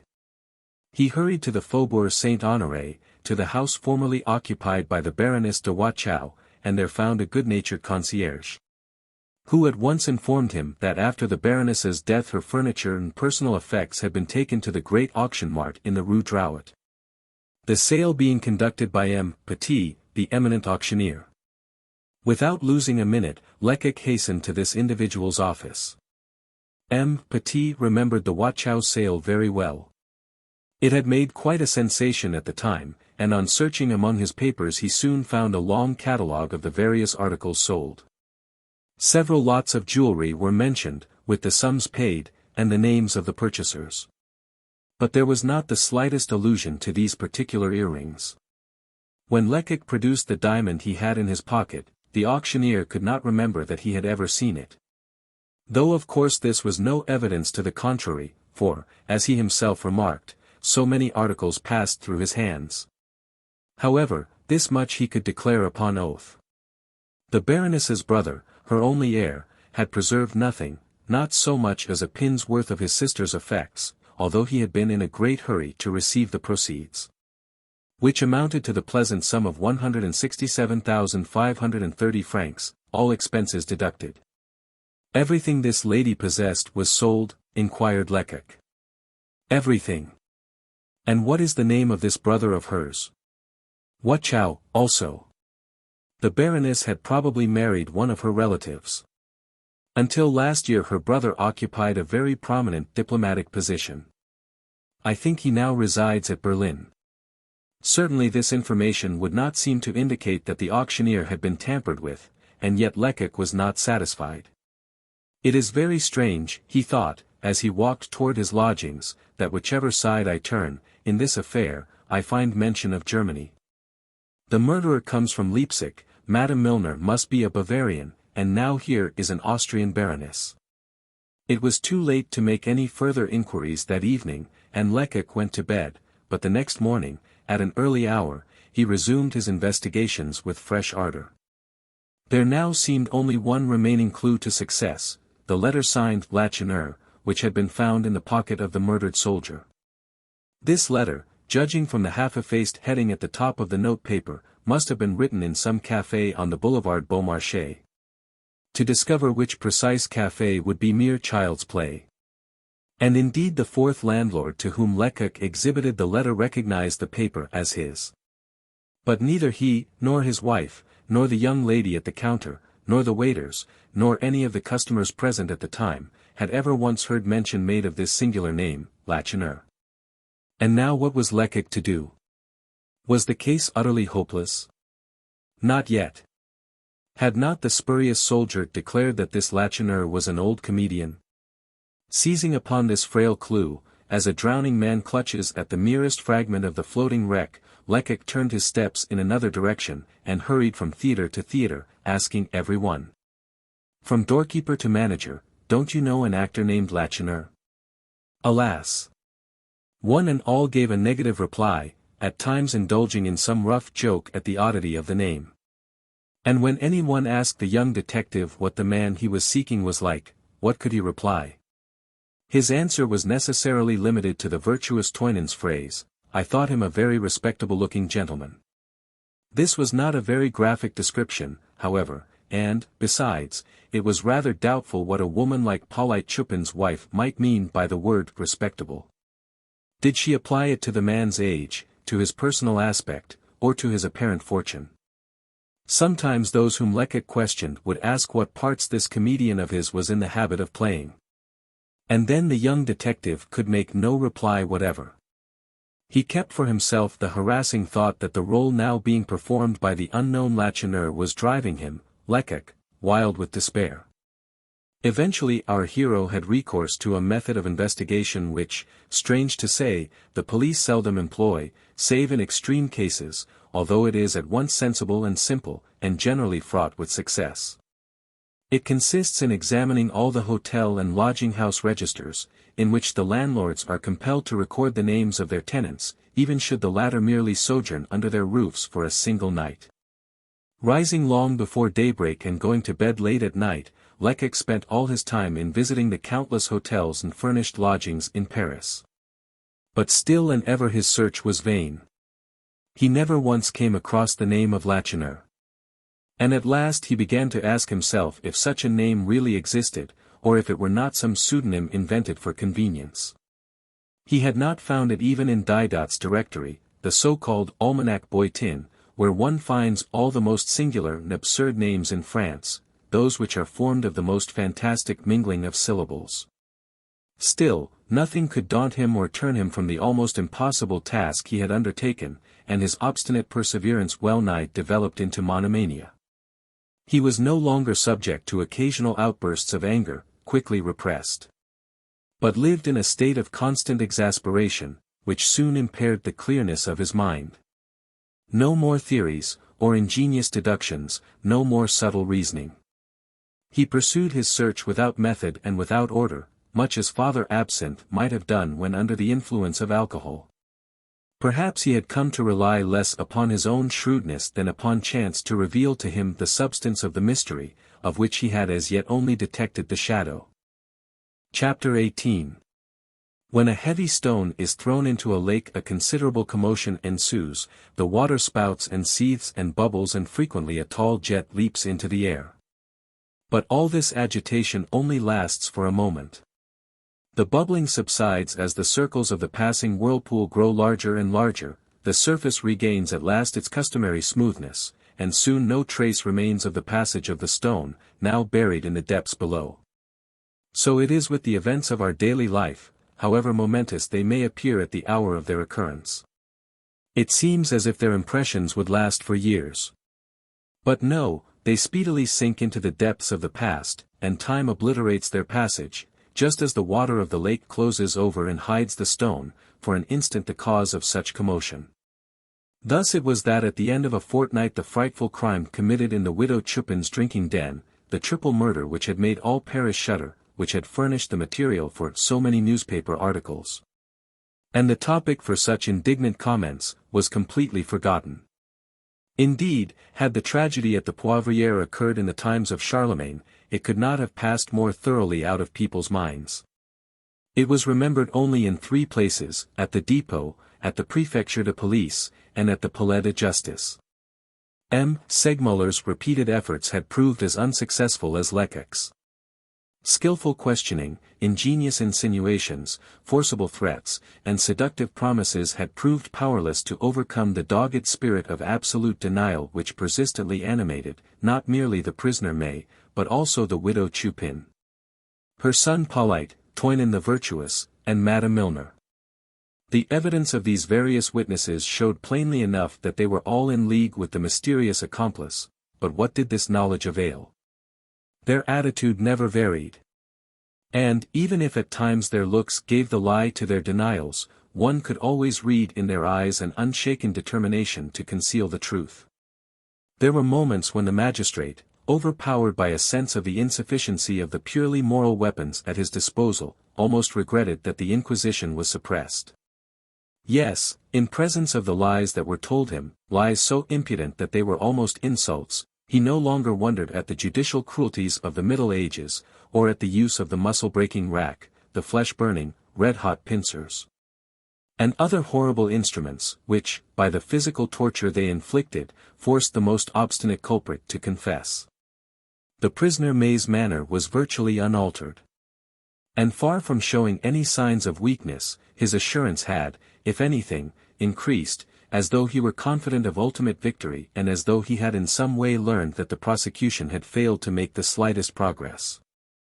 On one occasion, when summoned before M. Segmuller, he ventured to remark in a tone of covert irony, "Why do you keep me confined so long in a secret cell? Am I never to be set at liberty or sent to the assizes? Am I to suffer much longer on account of your fantastic idea that I am some great personage in disguise?" "I shall keep you until you have confessed," was M. Segmuller's answer. "Confessed what?" "Oh. You know very well." The prisoner shrugged his shoulders at these last words, and then in a tone of mingled despondency and mockery retorted, "In that case there is no hope of my ever leaving this cursed prison." It was probably this conviction that induced him to make all seeming preparations for an indefinite stay. He applied for and obtained a portion of the contents of the trunk found at the Hôtel de Mariembourg, and evinced great joy when the various knickknacks and articles of clothing were handed over to him. Thanks to the money found upon his person when arrested, and deposited with the prison registrar, he was, moreover, able to procure many little luxuries, which are never denied to unconvicted prisoners. No matter what may be the charges against them, for they have a right to be considered as innocent until a jury has decided to the contrary.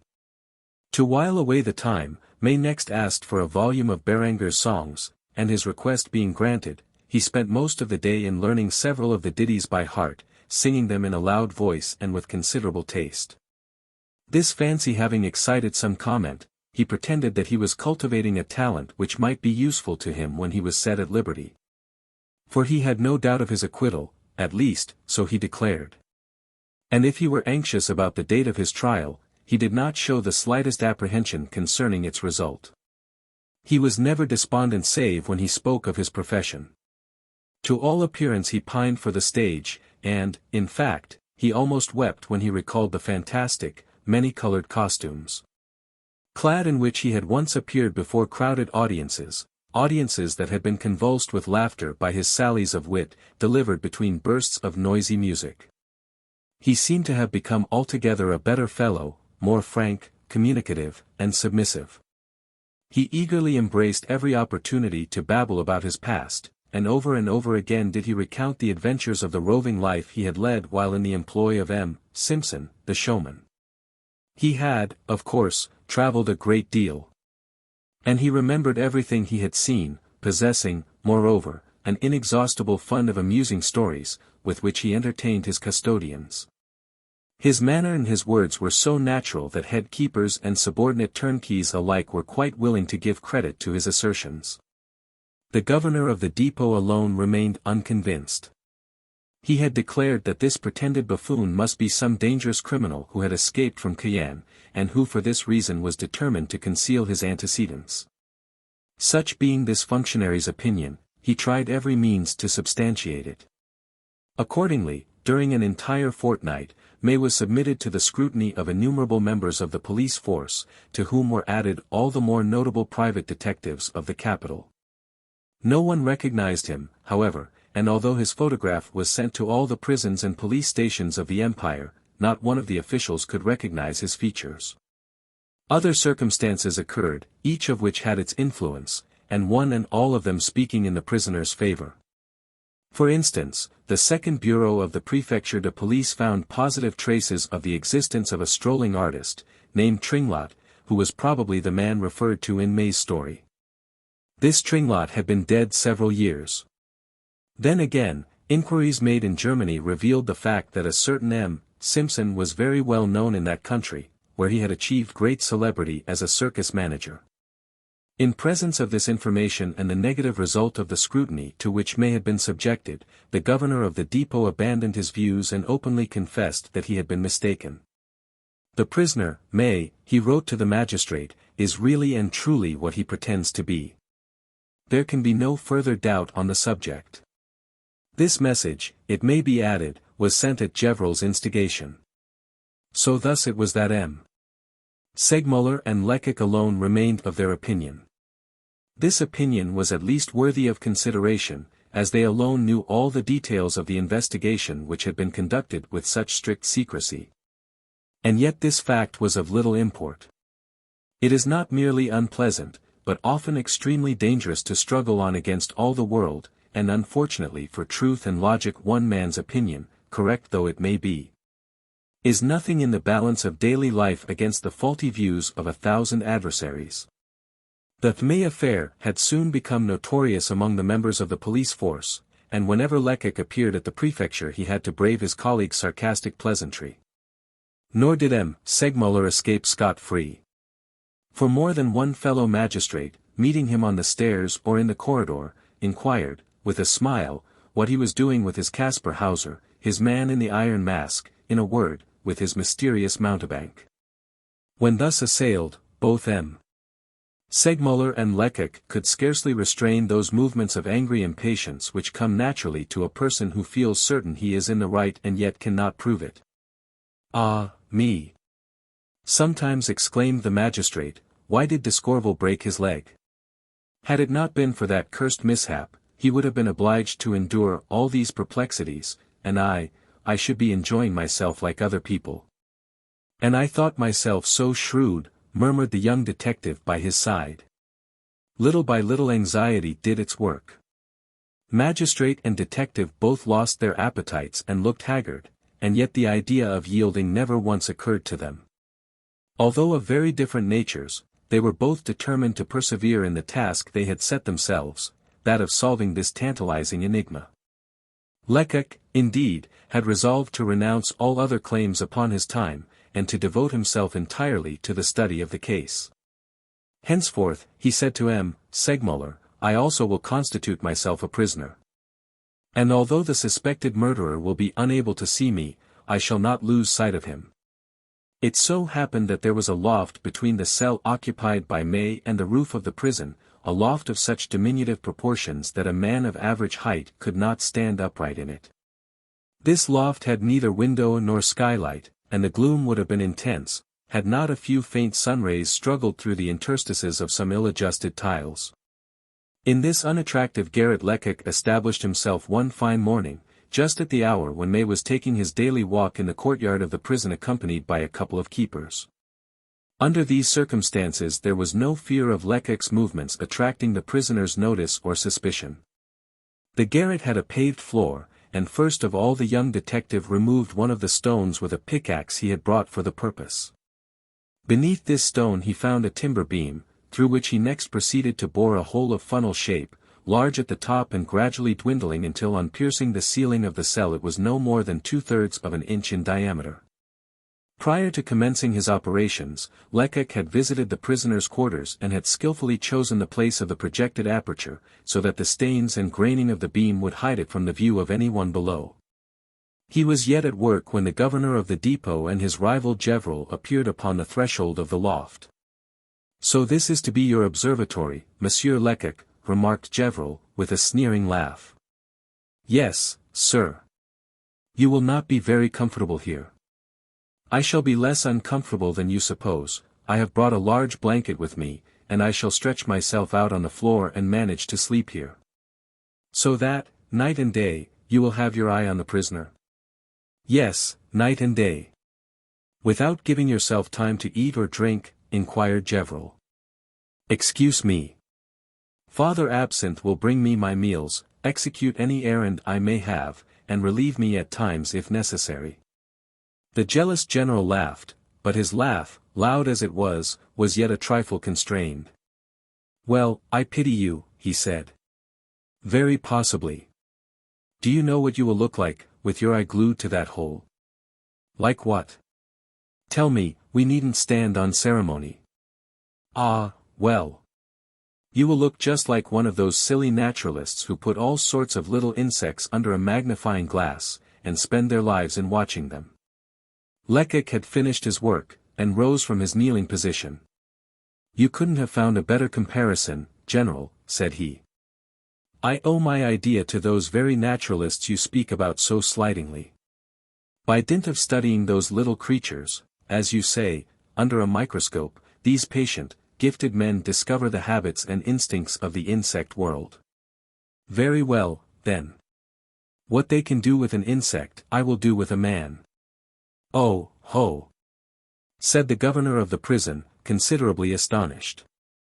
Yes, that's my plan, continued Lecoq. I want to learn this prisoner's secret, and I will do so. That I've sworn. And success must be mine, for, however strong his courage may be, he will have his moments of weakness, and then I shall be present at them. I shall be present if ever his will fails him, if, believing himself alone, he lets his mask fall, or forgets his part for an instant, if an indiscreet word escapes him in his sleep, if his despair elicits a groan, a gesture, or a look, I shall be there to take note of it.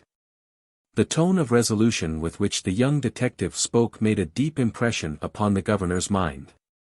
For an instant he was a believer in Lecoq's theory. And he was impressed by the strangeness of this conflict between a prisoner, determined to preserve the secret of his identity, and the agent for the prosecution, equally determined to wrest it from him. Upon my word, my boy, you are not wanting in courage and energy, said he. Misdirected as it may be, growled Gevrol, who, although he spoke very slowly and deliberately, was in his secret soul by no means convinced of what he said. Faith is contagious, and he was troubled in spite of himself by Lecoq's imperturbable assurance. What if this debutante in the profession should be right, and he, Gevrol, the oracle of the prefecture, wrong? What shame and ridicule would be his portion, then? But once again he inwardly swore that this inexperienced youngster could be no match for an old veteran like himself, and then added aloud, the prefect of police must have more money than he knows what to do with. To pay 2 men for such a nonsensical job as this. Lecoq disdained to reply to this slighting remark. For more than a fortnight the general had profited of every opportunity to make himself as disagreeable as possible, and the young detective feared he would be unable to control his temper if the discussion continued. It would be better to remain silent, and to work and wait for success. To succeed would be revenge enough. Moreover, he was impatient to see these unwelcome visitors depart. Believing, perhaps, that Gevrol was quite capable of attracting the prisoner's attention by some unusual sound. As soon as they went away, Lecoq hastily spread his blanket over the stones and stretched himself out upon it in such a position that he could alternately apply his eye and his ear to the aperture. In this position he had an admirable view of the cell below. He could see the door, the bed, the table, and the chair, only the small space near the window and the window itself were beyond his range of observation. He had scarcely completed his survey, when he heard the bolts rattle. The prisoner was returning from his walk. He seemed in excellent spirits, and was just completing what was, undoubtedly, a very interesting story, since the keeper who accompanied him lingered for a moment to hear the finish. Lecoq was delighted with the success of his experiment. He could hear as easily as he could see. Each syllable reached his ear distinctly, and he had not lost a single word of the recital, which was amusing, though rather coarse. The turnkey soon left the cell. The bolts rattled once more, and the key grated in the lock. After walking once or twice across his cell, May took up his volume of Barrière and for an hour or more seemed completely engrossed in its contents. Finally, he threw himself down upon his bed. Here he remained until mealtime in the evening, when he rose and ate with an excellent appetite. He next resumed the study of his book, and did not go to bed until the lights were extinguished. Lecoq knew well enough that during the night his eyes would not serve him, but he trusted that his ears might prove of use, hoping that some telltale word might escape the prisoner's lips during his restless slumber. In this expectation he was disappointed. May tossed to and fro upon his pallet, he sighed, and one might have thought he was sobbing, but not a syllable escaped his lips. He remained in bed until very late the next morning. But on hearing the bell sound the hour of breakfast, 11 o'clock, he sprang from his couch with a bound, and after capering about his cell for a few moments, began to sing, in a loud and cheerful voice, the old ditty. Diogene. Sous ton manteau, libre et content, je ris, je bois, sans gene. The prisoner did not stop singing until a keeper entered his cell carrying his breakfast. The day now beginning differed in no respect from the one that had preceded it, neither did the night.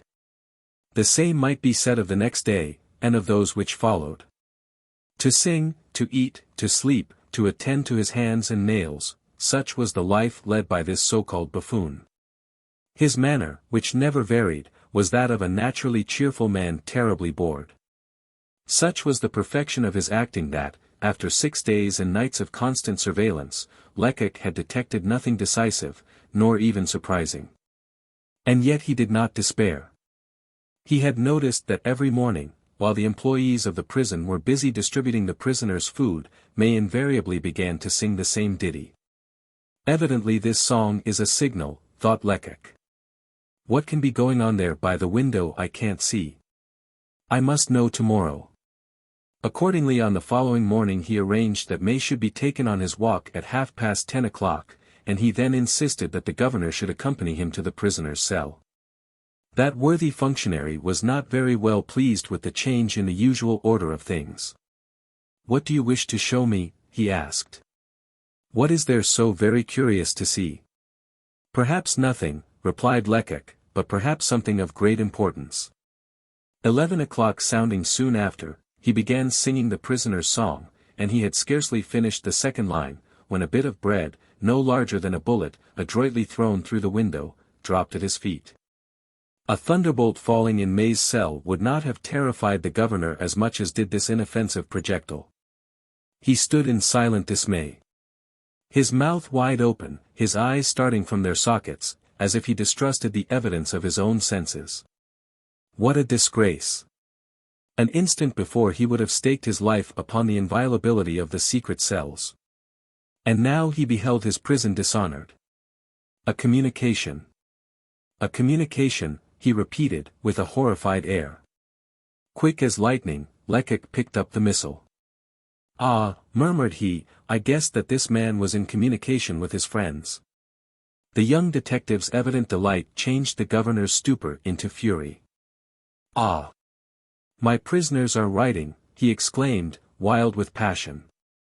"My warders are acting as postmen. By my faith, this matter shall be looked into." So saying, he was about to rush to the door when Lecoq stopped him. "What are you going to do, sir?" he asked. "I am going to call all the employees of this prison together, and inform them that there is a traitor among them, and that I must know who he is, as I wish to make an example of him. And if, in 24 hours from now, the culprit has not been discovered, every man connected with this prison shall be removed." Again he started to leave the room, and Lecoq, this time, had almost to use force to detain him.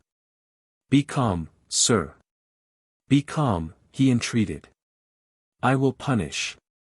Yes, I understand that, but wait until you have regained your self-possession. It is quite possible that the guilty party may be one of the prisoners who assist in the distribution of food every morning. What does that matter? Excuse me, but it matters a great deal. If you noise this discovery abroad, we shall never discover the truth. The traitor will not be fool enough to confess his guilt. We must be silent and wait. We will keep a close watch and detect the culprit in the very act. These objections were so sensible that the governor yielded. So be it, he sighed, I will try and be patient. But let me see the missive that was enclosed in this bit of bread. Lecoq could not consent to this proposal. I warned M. Segmuller, said he, that there would probably be something new this morning, and he will be waiting for me in his office. We must only examine the letter in his presence. This remark was so correct that the governor assented. And they at once started for the Palais de Justice. On their way, Lecoq endeavored to convince his companion that it was wrong to deplore a circumstance which might be of incalculable benefit to the prosecution. It was an illusion, said he, to imagine that the governor of a prison could be more cunning than the prisoners entrusted to him. A prisoner is almost always a match in ingenuity for his custodians. The young detective had not finished speaking when they reached the magistrate's office. Scarcely had Lecoq opened the door than M. Segmuller and his clerk rose from their seats. They both read important intelligence in our hero's troubled face. What is it? Eagerly asked the magistrate. Lecoq's sole response was to lay the pellet of bread upon M. Segmuller's desk. In an instant the magistrate had opened it, extracting from the center a tiny slip of the thinnest tissue paper. This he unfolded, and smoothed upon the palm of his hand. As soon as he glanced at it, his brow contracted. Ah! This note is written in cipher, he exclaimed, with a disappointed air. We must not lose patience, said Lecoq quietly. He took the slip of paper from the magistrate and read the numbers inscribed upon it. They ran as follows: 235, 15, 3, 8, 25, 2, 16, 208, 5, 360, 4, 36, 19, 7, 14, 118, 84, 23, 9, 40, 11, 99. And so we shall learn nothing from this note, murmured the governor. Why not? The smiling clerk ventured to remark. There is no system of cipher which cannot be read with a little skill and patience. There are some people who make it their business. You are right, said Lecoq, approvingly. And I, myself, once had the knack of it. What? Exclaimed the magistrate, do you hope to find the key to this cipher? With time, yes. Lecoq was about to place the paper in his breast pocket, when the magistrate begged him to examine it a little further. He did so, and after a while his face suddenly brightened. Striking his forehead with his open palm, he cried, I've found it. An exclamation of incredulous surprise simultaneously escaped the magistrate, the governor, and the clerk. At least I think so, added Lecoq, more cautiously. If I am not mistaken, the prisoner and his accomplice have adopted a very simple system called the double book cipher. The correspondents first agree upon some particular book, and both obtain a copy of the same edition. When one desires to communicate with the other, he opens the book haphazard, and begins by writing the number of the page. Then he must find on the same page the words that will express his thoughts. If the first word he wishes to write is the 20th on the page, he places number 20 after the number of the page, then he begins to count 1, 2, 3, and so on, until he finds the next word he wishes to use. If this word happens to be the 6th, he writes the figure 6, and he continues so on till he has finished his letter. You see, now, how the correspondent who receives the note must begin. He finds the page indicated, and then each figure represents a word. Nothing could be clearer, said the magistrate, approvingly. If this note, pursued Lecoq, had been exchanged between two persons at liberty, it would be folly to attempt its translation. This simple system is the only one which has completely baffled inquisitive efforts, simply because there is no way of ascertaining the book agreed upon. But in this instance such is not the case. May is a prisoner, and he has only one book in his possession, the Songs of Barrière. Let this book be sent for. The governor of the depot was actually enthusiastic. I will run and fetch it myself, he interrupted. But Lecoq, with a gesture, detained him. Above all, sir, said he, take care that May doesn't discover his book has been tampered with. If he has returned from his promenade, make some excuse to have him sent out of his cell again. And don't allow him to return there while we are using his book. Oh, trust me, replied the governor, hastily leaving the room.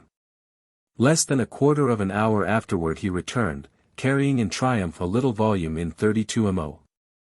With a trembling hand Lecoq turned to page 235, and began to count. The 15th word on the page was, I, the 3rd afterward, have, the 8th following, told, the 25th, her, the 2nd, your, the 16th, wishes. Hence, the meaning of those 6 numbers was, I have told her your wishes. The 3 persons who had witnessed this display of shrewdness could not restrain their admiration.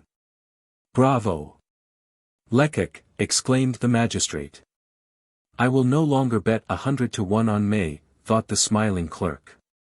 But Lecoq was still busily engaged in deciphering the missive, and soon, in a voice trembling with gratified vanity, he read the entire note aloud.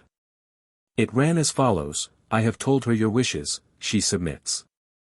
Our safety is assured, we are waiting your orders to act. Hope. Courage. Chapter 19. Yet what a disappointment it produced after the fever of anxiety and expectation that had seized hold of everybody present. This strange epistle furnished no clue whatever to the mystery. And the ray of hope that had sparkled for an instant in M. Segmuller's eyes speedily faded away.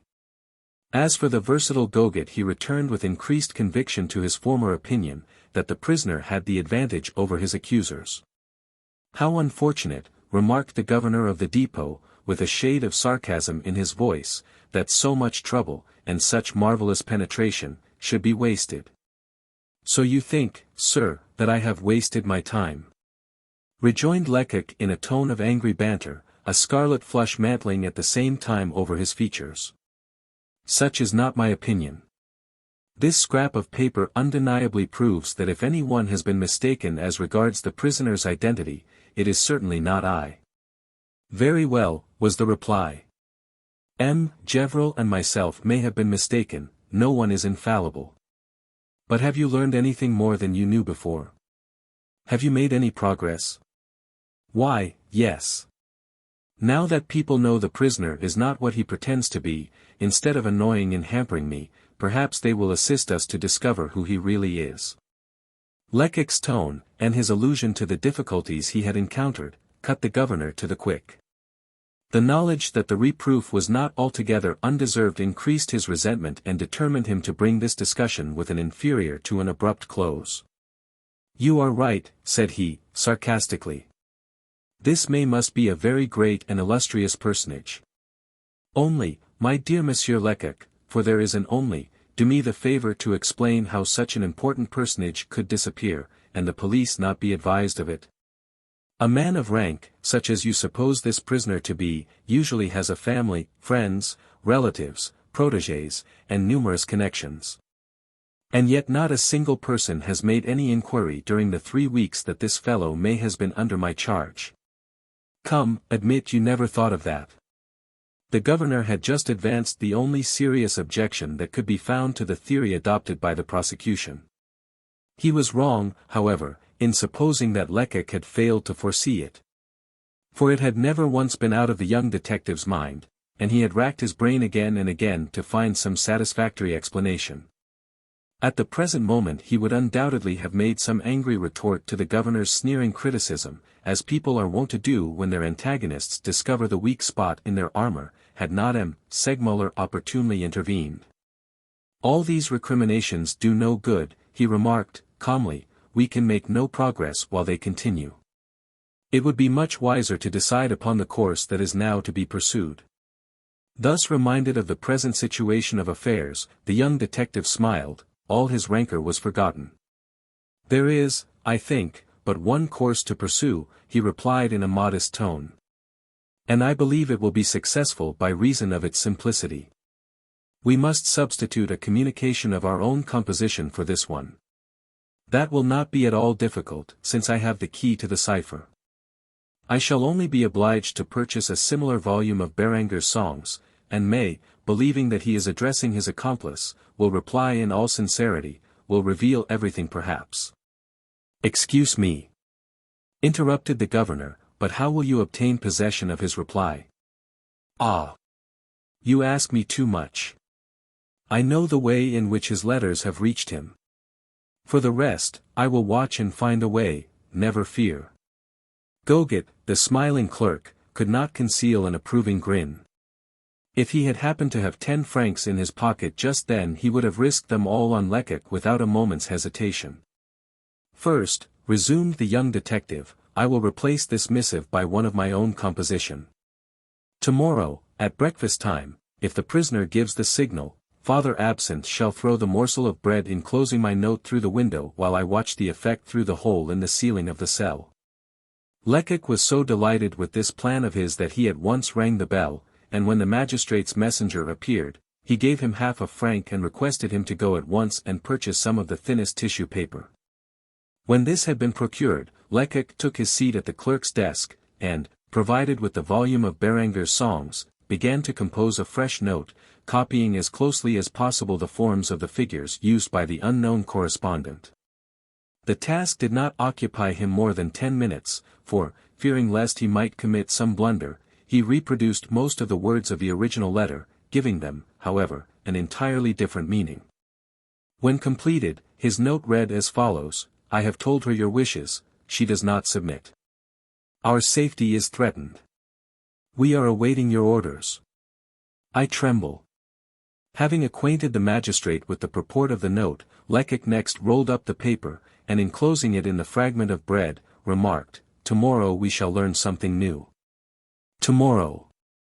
The 24 hours that separated the young man from the decisive moment he looked forward to seemed as it were a century, and he resorted to every possible expedient to hasten the passing of the time. At length, after giving precise instructions to Father Absinthe, he retired to his loft for the night. The hours seemed interminable, and such was his nervous excitement that he found it quite impossible to sleep. On rising at daybreak he discovered that the prisoner was already awake. May was sitting on the foot of his bed, apparently plunged in thought. Suddenly he sprang to his feet and paced restlessly to and fro. He was evidently in an unusually agitated frame of mind, for he gesticulated wildly, and at intervals repeated, What misery! My God! What misery! Ah! My fine fellow, thought Lecoq, you are anxious about the daily letter you failed to receive yesterday. Patience, patience. One of my writing will soon arrive. At last the young detective heard the stir usually preceding the distribution of the food. People were running to and fro, sabots clicked noisily in the corridors, and the keepers could be heard engaged in loud conversation. By and by the prison bell began to toll. It was 11 o'clock, and soon afterward the prisoner commenced to sing his favorite song. Diogene. Sous ton manteau, libre et content. Before he commenced the third line the slight sound caused by the fragment of bread as it fell upon the stone floor caused him to pause abruptly.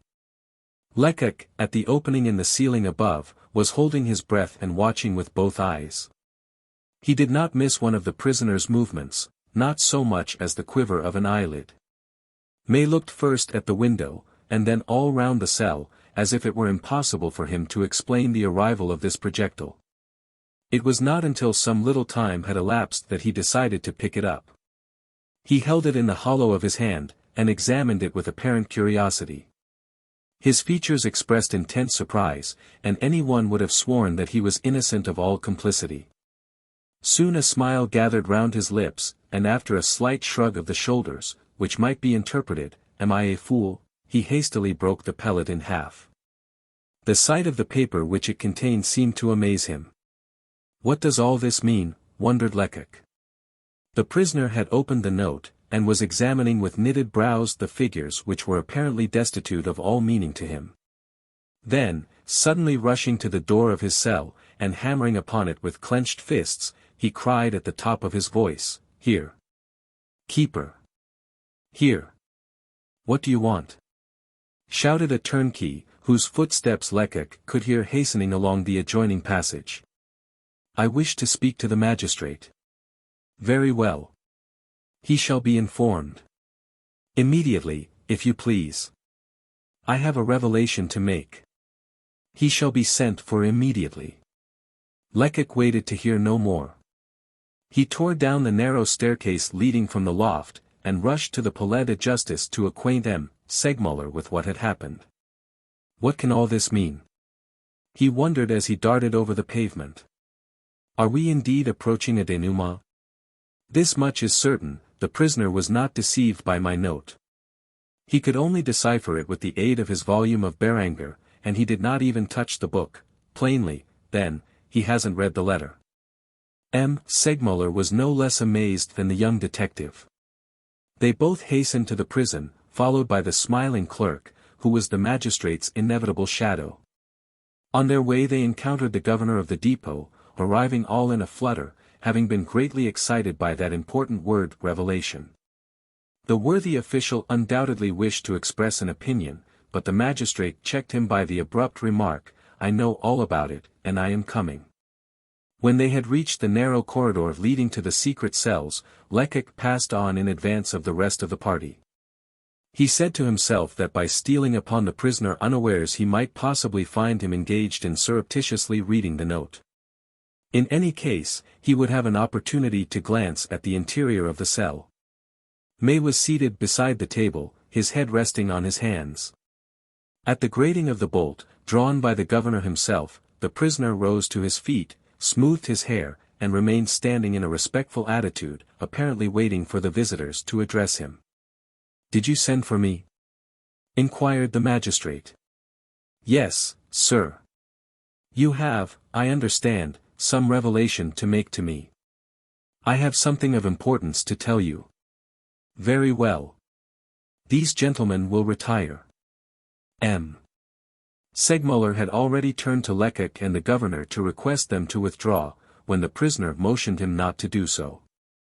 It is not necessary, said May, I am, on the contrary, very well pleased to speak before these gentlemen. Speak, then. May did not wait for the injunction to be repeated.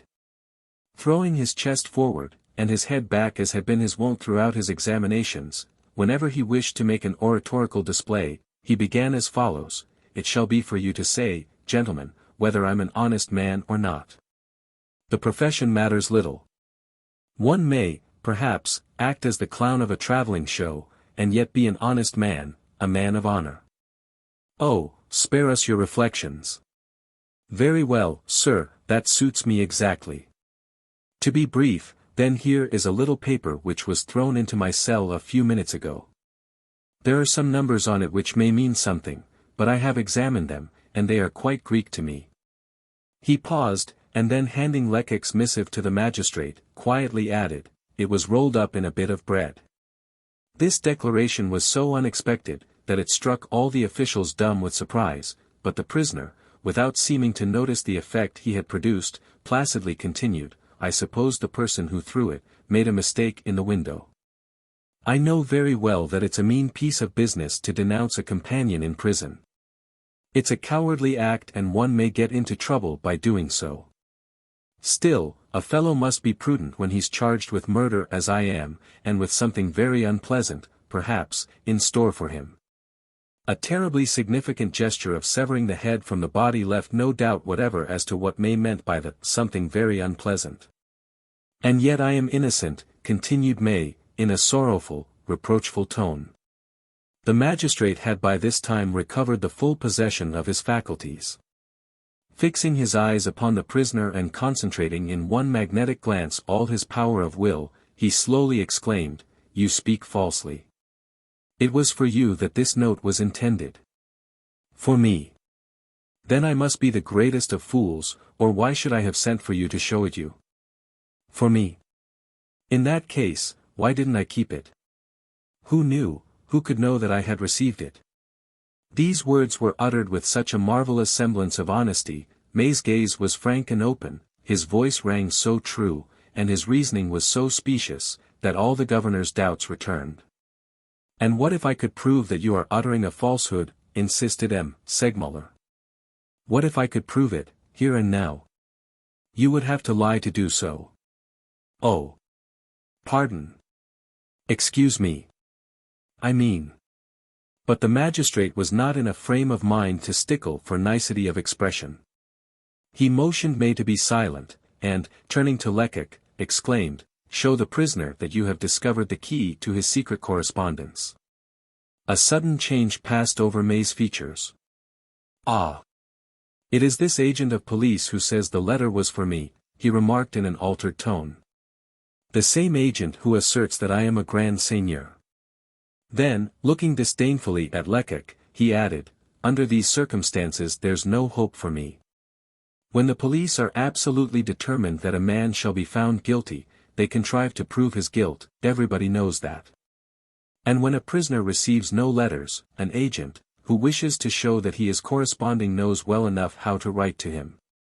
May's features wore such an expression of marked contempt that Lecoq could scarcely refrain from making an angry reply. He restrained his impulse, however, in obedience to a warning gesture from the magistrate, and taking from the table the volume of Béranger's songs, he endeavored to prove to the prisoner that each number in the note which he had shown M. Segmuller corresponded with a word on the page indicated, and that these various words formed several intelligible phrases. This overpowering evidence did not seem to trouble May in the least. After expressing the same admiration for this novel system of correspondence that a child would show for a new toy, he declared his belief that no one could equal the police in such machinations. What could have been done in the face of such obstinacy? M. Segmuller did not even attempt to argue the point, but quietly retired, followed by his companions. Until they reached the governor's office, he did not utter a word.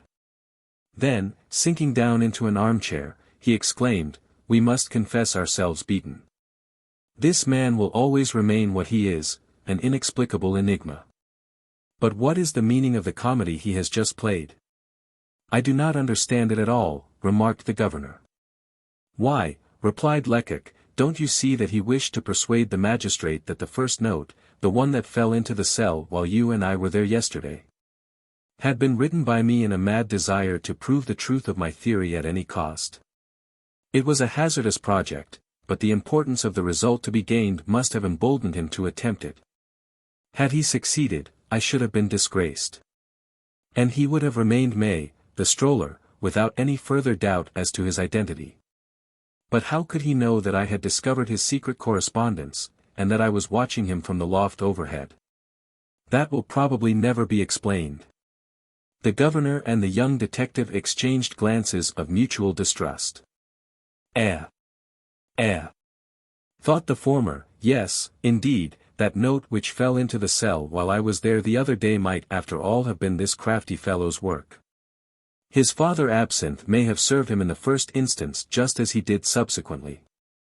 While these reflections were flitting through the governor's mind, Lecoq suspiciously remarked to himself, "Who knows but what this fool of a governor confided everything to Gevrol?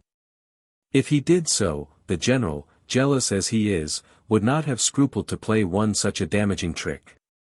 His thoughts had gone no further when Goguet, the smiling clerk, boldly broke the silence with the trite remark, "What a pity such a clever comedy didn't succeed." These words startled the magistrate from his reverie.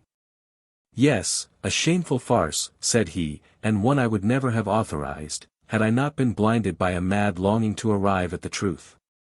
Such tricks only bring the sacred majesty of justice into contempt." At these bitter words, Lecoq turned white with anger. This was the second affront within an hour. The prisoner had first insulted him, and now it was the magistrate's turn. "I am defeated," thought he. "I must confess it. Fate is against me. Ah! If I had only succeeded." Disappointment alone had impelled M. Segmuller to utter these harsh words. They were both cruel and unjust, and the magistrate soon regretted them, and did everything in his power to drive them from Lecoq's recollection. They met every day after this unfortunate incident, and every morning, when the young detective came to give an account of his investigations, they had a long conference together. For Lecoq still continued his efforts. Still labored on with an obstinacy intensified by constant sneers, still pursued his investigations with that cold and determined zeal which keeps one's faculties on the alert for years.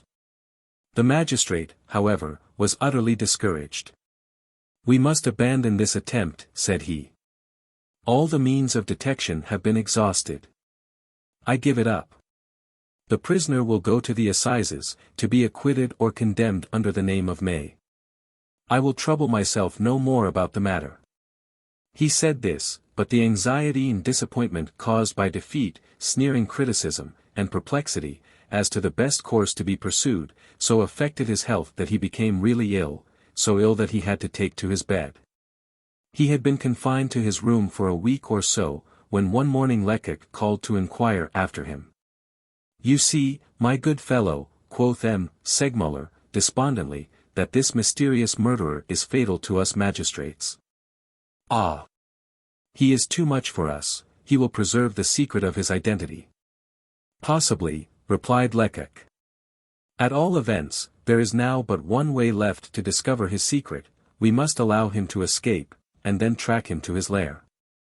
This expedient, although at first sight a very startling one, was not of Lecoq's own invention, nor was it by any means novel.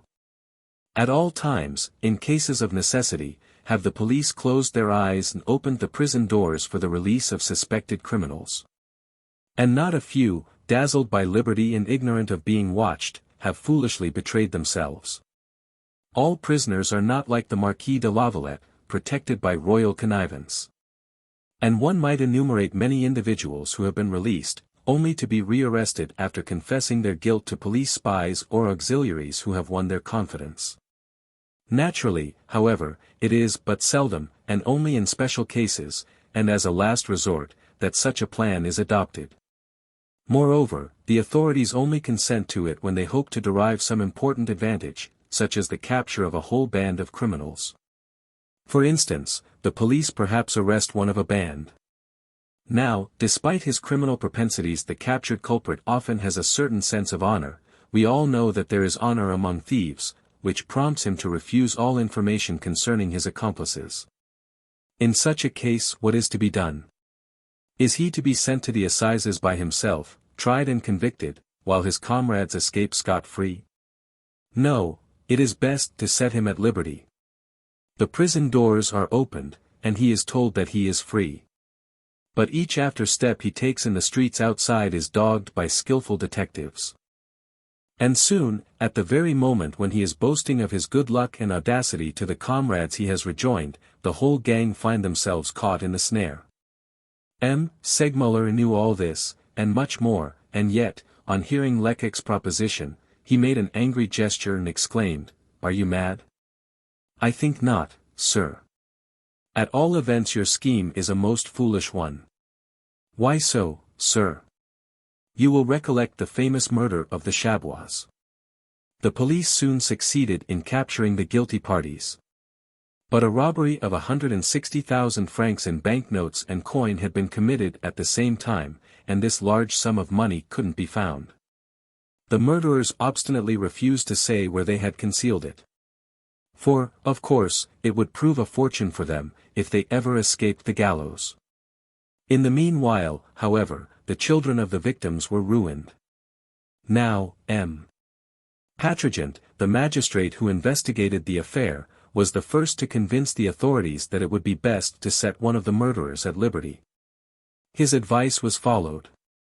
And 3 days later the culprit was surprised unearthing the money from among a bed of mushrooms. "Now, I believe that our prisoner—" "Enough," interrupted M. Segmuller. "I wish to hear no more on the matter. I have, it seems to me, forbidden you to broach the subject." The young detective hung his head with a hypocritical air of submission. But all the while he watched the magistrate out of the corner of his eye and noted his agitation. "I can afford to be silent," he thought, "he will return to the subject of his own accord." And in fact M. Segmuller did return to it only a moment afterward. "Suppose this man were released from prison," said he, "what would you do?" "What would I do, sir? I would follow him like grim death, I would not once let him out of my sight, I would be his shadow." "And do you suppose he wouldn't discover this surveillance?" "I should take my precautions." "But he would recognize you at a single glance." "No, sir, he wouldn't, for I should disguise myself." A detective who can't equal the most skillful actor in the matter of makeup is no better than an ordinary policeman. I have only practiced at it for a 12-month, but I can easily make myself look old or young, dark or light, or assume the manner of a man of the world, or of some frightful ruffian of the barriers. I wasn't aware that you possessed this talent, Monsieur Lecoq. Oh. I'm very far from the perfection I hope to arrive at. Though I may venture to say that in 3 days from now I could call on you and talk with you for half an hour without being recognized. Segmuller made no rejoinder. And it was evident to Lecoq that the magistrate had offered this objection rather in the hope of its being overruled, than with the wish to see it prevail. I think, my poor fellow, he at length observed, that you are strangely deceived. We have both been equally anxious to penetrate the mystery that enshrouds this strange man. We have both admired his wonderful acuteness, for his sagacity is wonderful, so marvelous, indeed, that it exceeds the limits of imagination. Do you believe that a man of his penetration would betray himself like an ordinary prisoner? He will understand at once, if he is set at liberty, that his freedom is only given him so that we may surprise his secret. I don't deceive myself, sir. May will guess the truth, of course. I'm quite aware of that. Very well. Then, what would be the use of attempting what you propose? I have come to this conclusion, replied Lecoq. May will find himself strangely embarrassed, even when he's set free. He won't have a sou in his pocket, we know he has no trade, so what will he do to earn a living? He may struggle along for a while, but he won't be willing to suffer long. Man must have food and shelter, and when he finds himself without a roof over his head, without even a crust of bread to break, he will remember that he is rich. Won't he then try to recover possession of his property? Yes, certainly he will. He will try to obtain money, endeavor to communicate with his friends, and I shall wait till that moment arrives. Months may elapse, before, seeing no signs of my surveillance, he may venture on some decisive step, and then I will spring forward with a warrant for his arrest in my hand. And what if he should leave Paris? What if he should go abroad? Oh, I will follow him. One of my aunts has left me a little land in the provinces worth about 12,000 francs. I will sell it and spend the last sou, if necessary, so long as I only have my revenge. This man has outwitted me as if I were a child, and I must have my turn. And what if he should slip through your fingers? Lecoq laughed like a man that was sure of himself. Let him try, he exclaimed, I will answer for him with my life. Your idea is not a bad one, said Segmuller, eventually. But you must understand that law and justice will take no part in such intrigues. All I can promise you is my tacit approval. Go, therefore, to the prefecture. See your superiors. With a really despairing gesture, the young man interrupted Segmuller. What good would it do for me to make such a proposition, he exclaimed. They would not only refuse my request, but they would dismiss me on the spot, if my name is not already erased from the roll. What, dismissed, after conducting this case so well? Ah, sir, unfortunately every one is not of that opinion. Tongues have been wagging busily during your illness. Somehow or other, my enemies have heard of the last scene we had with May, and impudently declare that it was I who imagined all the romantic details of this affair, being eager for advancement. They pretend that the only reasons to doubt the prisoner's identity are those I have invented myself. To hear them talk at the depot, one might suppose that I invented the scene in the widow Chupin's cabin, imagined the accomplices, suborned the witnesses, manufactured the articles of conviction, wrote the first note in cipher as well as the second, duped Father Absinthe, and mystified the governor. The deuce, exclaimed Segmuller. In that case, what do they think of me? The wily detective's face assumed an expression of intense embarrassment. Ah! Sir, he replied with a great show of reluctance, they pretend that you have allowed yourself to be deceived by me, and that you haven't weighed at their proper worth the proofs I've furnished. A fleeting flush mantled over Segmuller's forehead. In a word, said he, they think I'm your dupe, and a fool besides. The recollection of certain sarcastic smiles he had often detected on the faces of colleagues and subordinates alike, the memory of numerous covert allusions to Caspar Hauser. And the man with the iron mask, allusions which had stung him to the quick, induced him to hesitate no longer. Very well. I will aid you, Monsieur Lecoq, he exclaimed. I should like you to triumph over your enemies. I will get up at once and accompany you to the Palais de Justice. I will see the public prosecutor myself. I will speak to him, and plead your case for you. Lecoq's joy was intense. Never, no never, had he dared to hope for such assistance. Ah! After this he would willingly go through fire on M. Segmuller's behalf. And yet, despite his inward exultation, he had sufficient control over his feelings to preserve a sober face. This victory must be concealed under penalty of forfeiting the benefits that might accrue from it. Certainly, the young detective had said nothing that was untrue, but there are different ways of presenting the truth, and he had, perhaps, exaggerated a trifle in order to excite the magistrate's rancor, and win his needful assistance. I suppose, remarked M. Segmuller, who was now quite calm again, no outward sign of wounded vanity being perceptible, I suppose you have decided what stratagem must be employed to lull the prisoner's suspicions if he is permitted to escape. I must confess I haven't given it a thought, replied Lecoq. Besides, what good would any such stratagem do? He knows too well that he is the object of suspicion not to remain on the alert. Still, there is one precaution which I believe absolutely necessary, indispensable indeed, if we wish to be successful. What precaution do you mean? Inquired the magistrate. Well, sir, I think an order should be given to have May transferred to another prison. It doesn't in the least matter which, you can select the one you please. Why should we do that? Because, during the few days preceding his release, it is absolutely necessary he should hold no communication with his friends outside, and that he should be unable to warn his accomplice. Then you think he's badly guarded where he is? Inquired M. Segmuller with seeming amazement. No, sir, I did not say that. I am satisfied that since the affair of the cipher note the governor's vigilance has been unimpeachable. However, news from outside certainly reaches the suspected murderer at the depot, we have had material evidence, full proof of that, and besides. The young detective paused in evident embarrassment. He plainly had some idea in his head to which he feared to give expression.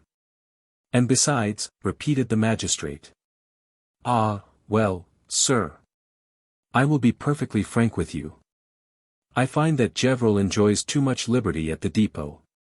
He is perfectly at home there, he comes and goes as he likes, and no one ever thinks of asking what he is doing, where he is going, or what he wants.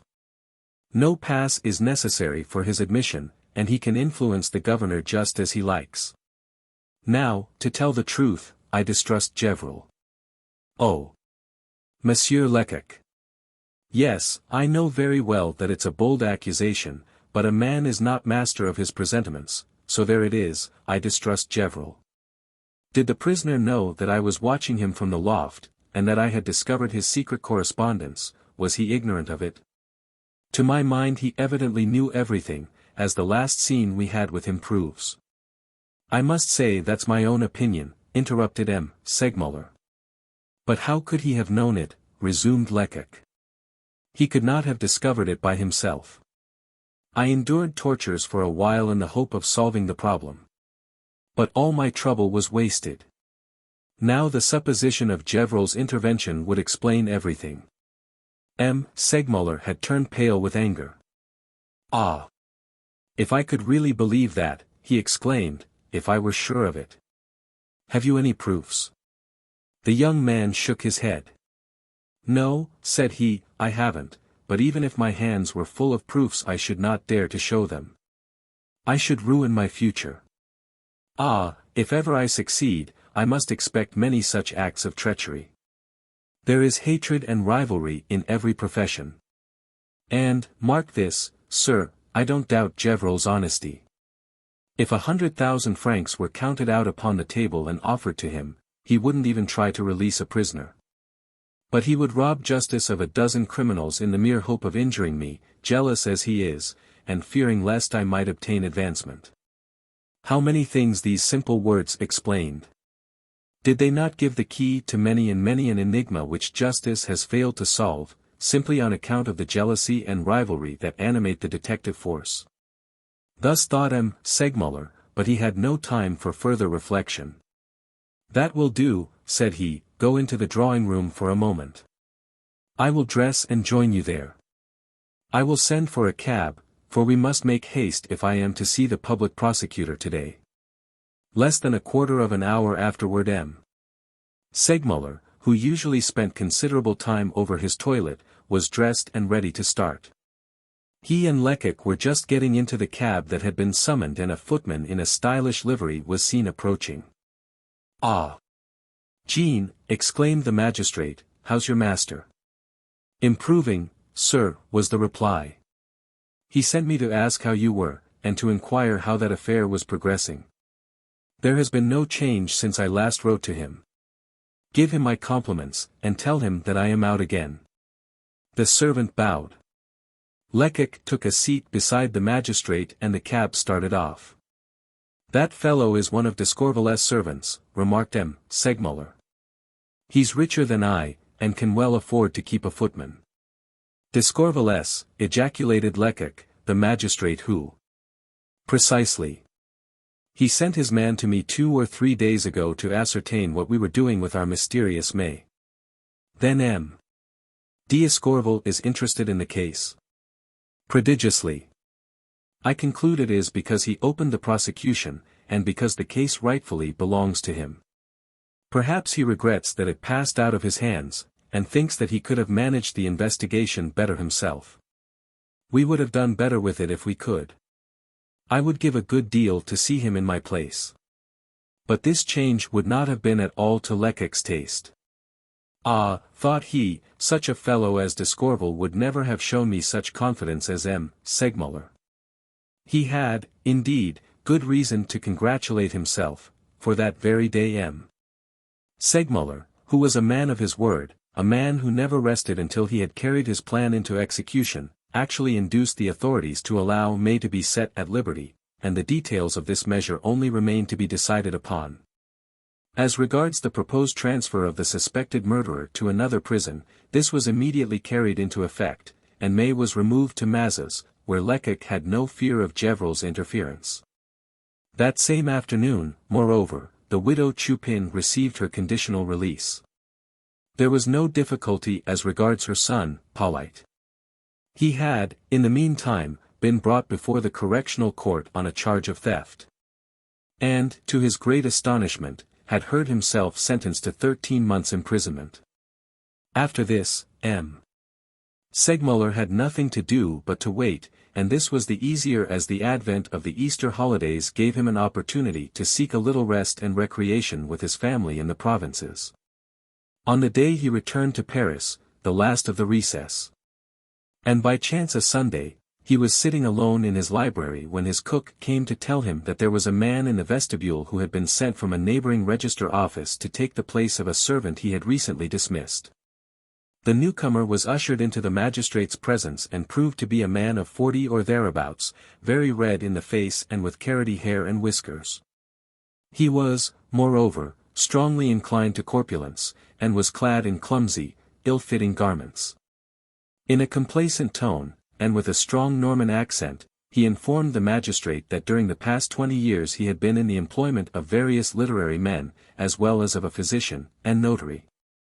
That he was familiar with the duties that would be required of him at the Palais de Justice, and that he knew how to dust papers without disarranging them.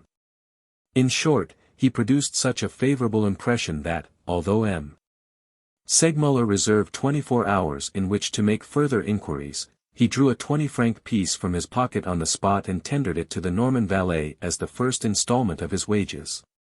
But instead of pocketing the proffered coin, the man, with a sudden change of voice and attitude, burst into a hearty laugh, exclaiming, "Do you think, sir, that May will recognize me?" "Monsieur Lecoq," cried the astonished magistrate. "The same, sir, and I have come to tell you that if you are ready to release May, all my arrangements are now completed. Chapter 20. When one of the investigating magistrates of the Tribunal of the Seine wishes to examine a person confined in one of the Paris prisons, he sends by his messenger to the governor of that particular jail a so-called order of extraction. A concise, imperative formula, which reads as follows: the keeper of prison will give into the custody of the bearer of this order the prisoner known as, in order that he may be brought before us in our cabinet at the Palais de Justice. No more, no less, a signature, a seal, and everybody is bound to obey. But from the moment of receiving this order until the prisoner is again incarcerated, the governor of the prison is relieved of all responsibility. Whatever may happen, his hands are clear. Minute precautions are taken, however, so that a prisoner may not escape during his journey from the prison to the Palais. He is carefully locked up in a compartment of one of the lugubrious vehicles that may be often seen waiting on the Quai de l'Horloge, or in the courtyard of the Sainte-Chapelle. This van conveys him to the Palais, and while he is awaiting examination, he is immured in one of the cells of the gloomy jail, familiarly known as La Souricière, or the Mousetrap. On entering and leaving the van, the prisoner is surrounded by guards. And on the road, in addition to the mounted troopers who always accompany these vehicles, there are prison warders or linesmen of the Garde de Paris installed in the passage between the compartments of the van and seated on the box with the driver. Hence, the boldest criminals ordinarily realized the impossibility of escaping from this ambulatory prison. Indeed, statistics record only 30 attempts at escape in a period of 10 years. Of these 30 attempts, 25 were ridiculous failures.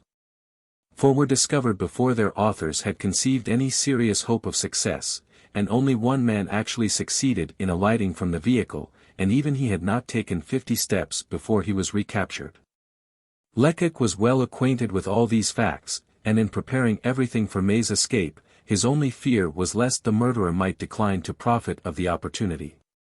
Hence, it was necessary to offer every possible inducement for flight. The plan the young detective had eventually decided on consisted in sending an order to Mazas for May to be dispatched to the Palais de Justice. He could be placed in one of the prison vans, and at the moment of starting the door of his compartment would not be perfectly secured. When the van reached the Palais de Justice and discharged its load of criminals at the door of the Mousetrap, May would purposely be forgotten and left in the vehicle, while the latter waited on the Quai de l'Horloge until the hour of returning to Mazas. It was scarcely possible that the prisoner would fail to embrace this apparently favorable opportunity to make his escape. Everything was, therefore, prepared and arranged according to Lecoq's directions on the Monday following the close of the Easter holidays, the requisite order of extraction being entrusted to an intelligent man with the most minute instructions.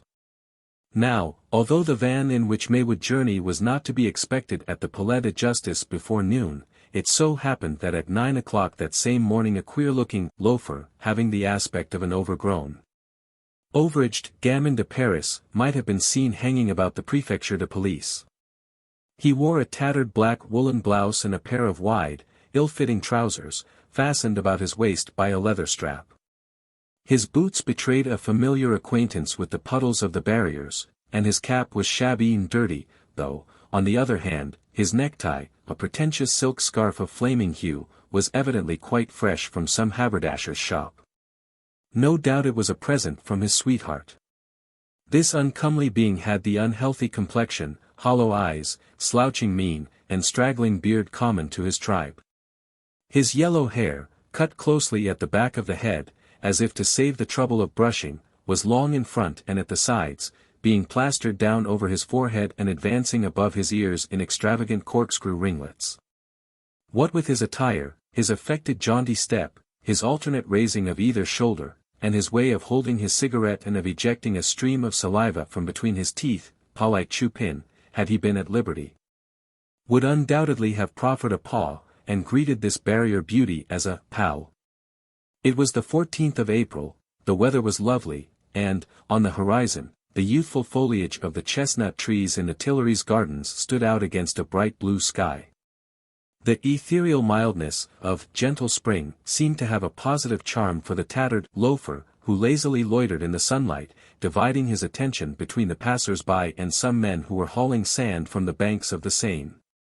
Occasionally, however, he crossed the roadway, and, strange to say, exchanged a few remarks with a neatly dressed, long-bearded gentleman, who wore gold-rimmed spectacles over his nose and drab silk gloves on his hands. This individual exhibited all the outward characteristics of eminent respectability, and seemed to take a remarkable interest in the contents of an optician's shop window. Every now and then a policeman or an agent of the detective corps passed by on his way to the prefecture, and the elderly gentleman or the loafer would at times run after these officials to ask for some trifling information. The person addressed replied and passed on, and then the loafer and the gentleman would join each other and laughingly exclaim, "Good! There's another who doesn't recognize us." And in truth the pair had just cause for exultation, good reason to be proud, for of some 12 or 15 comrades they accosted, not one recognized the two detectives, Lecoq and Father Absinthe. For the loafer was none other than our hero, and the gentleman of such eminent respectability his faithful lieutenant. "Ah," quoth the latter with admiration, "I am not surprised they don't recognize me, since I can't recognize myself. No one but you, Monsieur Lecoq, could have so transformed me." Unfortunately for Lecoq's vanity, the good fellow spoke at a moment when the time for idle conversation had passed. The prison van was just crossing the bridge at a brisk trot. "Attention," exclaimed the young detective, "there comes our friend. Quick! To your post, remember my directions, and keep your eyes open." Near them, on the quay, was a large pile of timber, behind which Father Absinthe immediately concealed himself, while Lecoq, seizing a spade that was lying idle, hurried to a little distance and began digging in the sand. They did well to make haste. The van came onward and turned the corner. It passed the two detectives, and with a noisy clang rolled under the heavy arch leading to La Souricière. May was inside, as Lecoq assured himself on recognizing the keeper sitting beside the driver. The van remained in the courtyard for more than a quarter of an hour. When it reappeared, the driver had left his perch in the quay opposite the Palais de Justice, threw a covering over his horses, lighted his pipe, and quietly walked away. The moment for action was now swiftly approaching. For a few minutes the anxiety of the two watchers amounted to actual agony, nothing stirred, nothing moved. But at last the door of the van was opened with infinite caution, and a pale, frightened face became visible. It was the face of May. The prisoner cast a rapid glance around him. No one was in sight.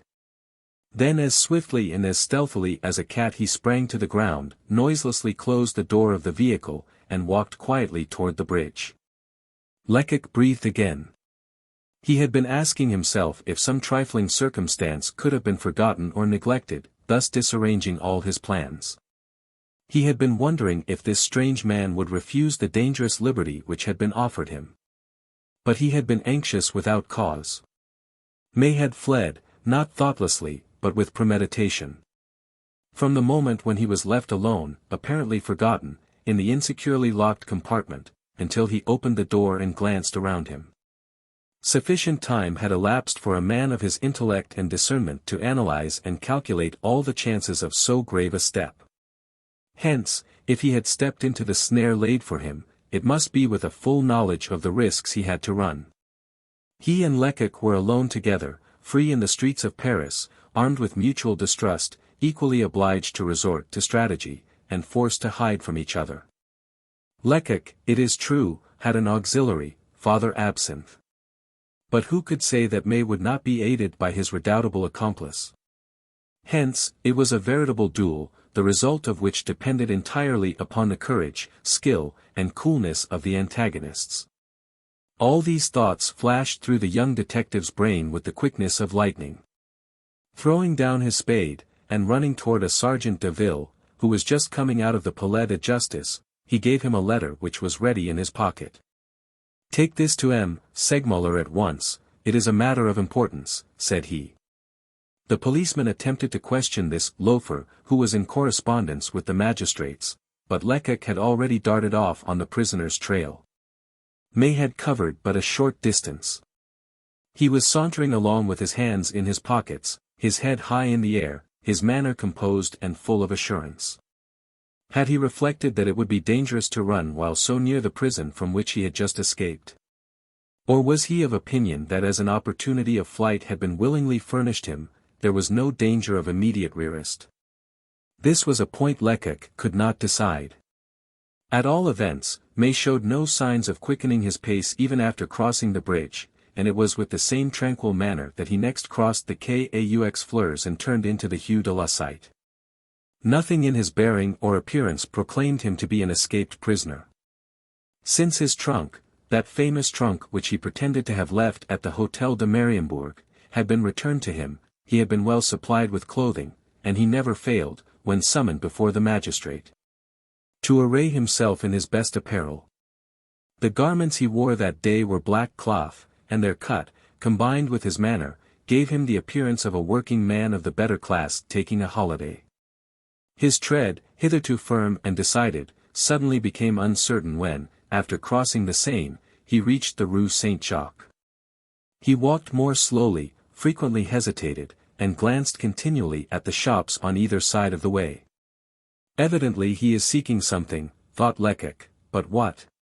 It was not long before he ascertained. Seeing a second-hand clothes shop close by, May entered in evident haste. Lecoq at once stationed himself under a gateway on the opposite side of the street, and pretended to be busily engaged lighting a cigarette. The criminal being momentarily out of sight, Father Absinthe thought he could approach without danger. "Ah, well," said he, "there's our man changing his fine clothes for coarser garments. He will ask for the difference in money, and they will give it him. You told me this morning, May without a sou, that's the trump card in our game." Nonsense.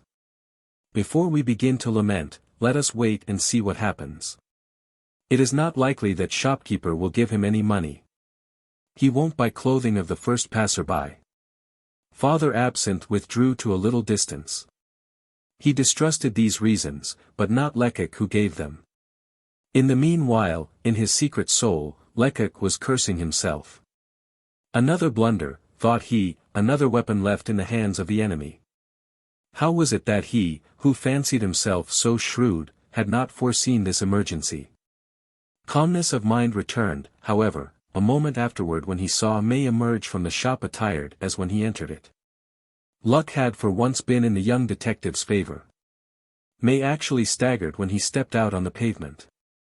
His bitter disappointment could be read in his countenance, which disclosed the anguish of a drowning man who sees the frail plank which was his only hope of salvation snatched from his grasp by the ruthless waves. What could have taken place? This Lecoq must know without a moment's delay. He gave a peculiar whistle, to warn his companion that he momentarily abandoned the pursuit of him, and having received a similar signal in response, he entered the shop. The owner was still standing behind the counter. Lecoq wasted no time in parleying. He merely showed his card to acquaint the man with his profession, and curtly asked, what did the fellow want who was just in here? The shopkeeper seemed embarrassed. "It's a long story," he stammered. "Then tell it," said Lecoq, surprised at the man's hesitation. "Oh, it's very simple. About 12 days ago a man entered my shop with a bundle under his arm. He claimed to be a countryman of mine." "Are you an Alsatian?" "Yes, sir." "Well, I went with this man to the wine shop at the corner, where he ordered a bottle of good wine. And while we drank together, he asked me if I would consent to keep the package he had with him until one of his cousins came to claim it. To prevent any mistake, this cousin was to say certain words, a countersign, as it were. I refused, shortly and decidedly, for the very month before I had got into trouble and had been charged with receiving stolen goods, all by obliging a person in this way. Well, you never saw a man so vexed and so surprised. What made me all the more determined in my refusal was that he offered me a good round sum in payment for my trouble. This only increased my suspicion, and I persisted in my refusal." The shopkeeper paused to take breath. But Lecoq was on fire with impatience. "And what then?" he insisted. "Well, he paid for the wine and went away. I had forgotten all about the matter until that man came in here just now, and after asking me if I hadn't a package for him, which had been left by one of his cousins, began to say some peculiar words, the countersign, no doubt. When I replied that I had nothing at all, he turned as white as his shirt, and I thought he was going to faint. All my suspicions came back to me. So when he afterward proposed that I should buy his clothes, I told him I couldn't think of it. All this was plain enough to Lecoq. And this cousin who was here a fortnight ago, what was he like? Asked he. He was a tall, rather corpulent man, with a ruddy complexion, and white whiskers. Ah! I should recognize him in an instant. The accomplice, exclaimed Lecoq. What did you say? Nothing that would interest you. Thank you. I am in a hurry. You will see me again, good morning. Lecoq had not remained 5 minutes in the shop, and yet, when he emerged, May and Father Absinthe were nowhere in sight. Still, the young detective was not at all uneasy on that score. In making arrangements with his old colleague for this pursuit, Lecoq had foreseen such a situation, and it had been agreed that if one of them were obliged to remain behind, the other, who was closely following May, should from time to time make chalk marks on the walls, shutters, and facings of the shops, so as to indicate the route, and enable his companion to rejoin him. Hence, in order to know which way to go, Lecoq had only to glance at the buildings around him. The task was neither long nor difficult, for on the front of the third shop beyond that of the second-hand clothes dealer a superb dash of the crayon instructed him to turn into the Rue Saint-Jacques. On he rushed in that direction, his mind busy at work with the incident that had just occurred. What a terrible warning that old clothes dealer's declaration had been. Ah! That mysterious accomplice was a man of foresight. He had even done his utmost to ensure his comrade's salvation in the event of his being allowed to escape. What did the package the shopkeeper had spoken of contain? Clothes, no doubt. Everything necessary for a complete disguise, money, papers, a forged passport most likely. While these thoughts were rushing through Lecoq's mind, he had reached the Rue Soufflot, where he paused for an instant to learn his way from the walls. This was the work of a second. A long chalk mark on a watchmaker's shop pointed to the Boulevard Saint-Michel, whither the young detective at once directed his steps. The accomplice, said he to himself, resuming his meditation, didn't succeed with that old clothes dealer, but he isn't a man to be disheartened by one rebuff. He has certainly taken other measures. How shall I divine what they are in order to defeat them? The supposed murderer had crossed the Boulevard Saint-Michel, and had then taken to the Rue Monsieur le Prince, as Father Absinthe's dashes of the crayon proclaimed with many eloquent flourishes. One circumstance reassures me, the young detective murmured, May's going to this shop, and his consternation on finding that there was nothing for him there. The accomplice had informed him of his plans, but had not been able to inform him of their failure. Hence, from this hour, the prisoner is left to his own resources. The chain that bound him to his accomplice is broken. There is no longer an understanding between them. Everything depends now upon keeping them apart. Yes, everything lies in that. Ah! How Lecoq rejoiced that he had succeeded in having May transferred to another prison. For he was convinced that the accomplice had warned May of the attempt he was going to make with the old clothes dealer on the very evening before May's removal to Mazas. Hence, it had not been possible to acquaint him with the failure of this scheme or the substitution of another. Still following the chalk marks, Lecoq now reached the Odeon Theatre. Here were fresh signs, and what was more, Father Absinthe could be perceived under the colonnade, standing in front of one of the bookstalls, and apparently engrossed in the contemplation of a print. Assuming the nonchalant manner of the loafer whose garb he wore, Lecoq took his stand beside his colleague. "Where is he?" asked the young detective. "There," replied his companion, with a slight movement of his head in the direction of the steps. The fugitive was, indeed, seated on one of the steps at the side of the theatre, his elbows resting on his knees and his face hidden in his hands, as if he felt the necessity of concealing the expression of his face from the passers-by. Undoubtedly, at that moment, he gave himself up for lost. Alone in the midst of Paris, without a penny, what was to become of him? He knew beyond the shadow of a doubt that he was being watched. That his steps were being dogged, that the first attempt he made to inform his accomplice of his whereabouts would cost him his secret, the secret which he plainly held as more precious than life itself, and which, by immense sacrifices, he had so far been able to preserve. Having for some short time contemplated in silence this unfortunate man whom after all he could but esteem and admire, Lecoq turned to his old companion. "What did he do on the way?" he asked. "He went into the shops of 5 dealers in second-hand clothing without success. Then he addressed a man who was passing with a lot of old rubbish on his shoulder, but the man wouldn't even answer him." Lecoq nodded his head thoughtfully.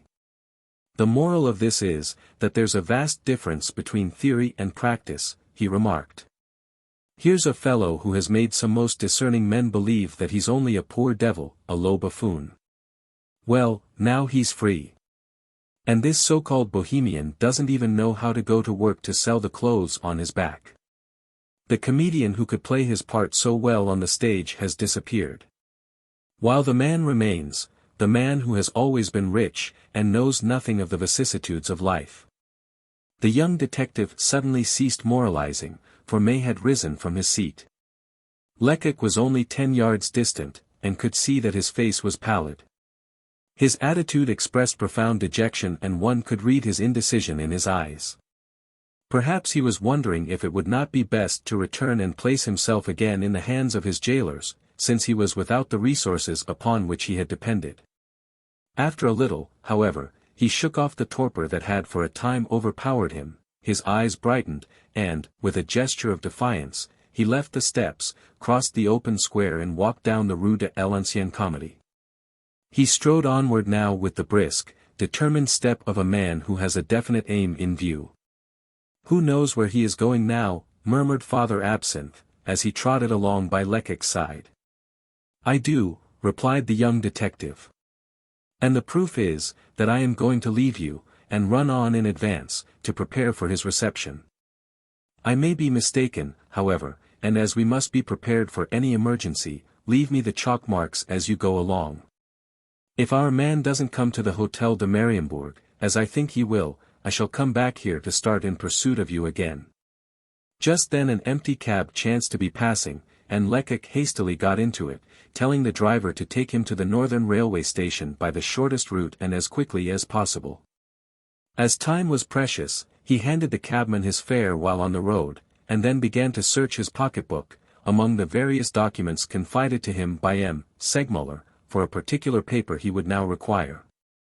Scarcely had the cab stopped at the Place de Roubaix than the young detective alighted and ran toward the Hotel de Mariembourg, where, as on the occasion of his first visit, he found Madame Milner standing on a chair in front of her birdcage, obstinately trying to teach her starling German, while the bird with equal obstinacy repeated, "Camille. Where is Camille?" On perceiving the individual of questionable mien who had presumed to cross her threshold, the pretty widow did not deign to change her position. "What do you want?" she asked in a curt, sharp voice. "I am the nephew of a messenger at the Palais de Justice," replied Lecoq with an awkward bow, in perfect keeping with his attire. "On going to see my uncle this morning, I found him laid up with rheumatism. And he asked me to bring you this paper in his stead. It is a summons for you to appear at once before the investigating magistrate." This reply induced Madame Milner to abandon her perch. "Very well," she replied after glancing at the summons. "Give me time to throw a shawl over my shoulder, and I'll start." Lecoq withdrew with another awkward bow, but he had not reached the street before a significant grimace betrayed his inward satisfaction. She had duped him once, and now he had repaid her. On looking round him he perceived a half-built house at the corner of the Rue Saint-Quentin, and being momentarily in want of a hiding-place he concluded that he had best conceal himself there. The pretty widow had only asked for sufficient time to slip on a shawl before starting. But then it so happened that she was rather particular as to her personal appearance, and such a plump, attractive little body as herself, having an eye perhaps to renewed wedlock, could not possibly be expected to tie her bonnet strings in less than a quarter of an hour. Hence, Lecoq's sojourn behind the scaffolding of the half-built house proved rather longer than he had expected, and at the thought that May might arrive at any moment he fairly trembled with anxiety. How much was he in advance of the fugitive?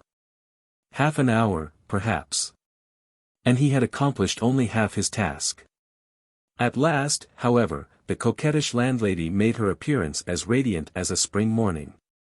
She probably wished to make up for the time she had spent over her toilet, for as she turned the corner she began to run. Lecoq waited till she was out of sight, and then bounding from his place of concealment, he burst into the Hotel de Marienburg like a bombshell. Fritz, the Bavarian lad, must have been warned that the house was to be left in his sole charge for some hours.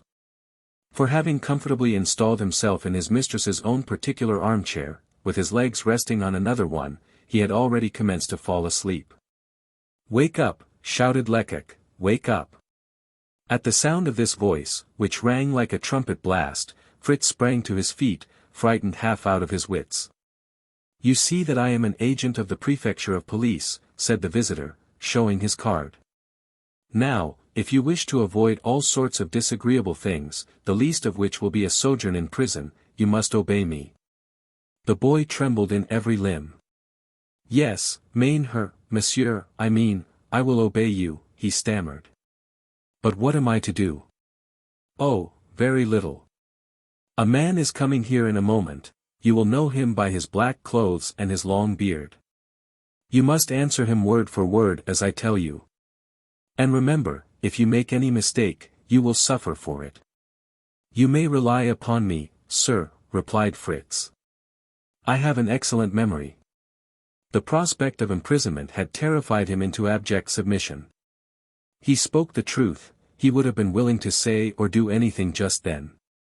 Lecoq profited by this disposition, and then clearly and concisely gave the lad his instructions. "And now," added he, "I must see and hear you. Where can I hide myself?"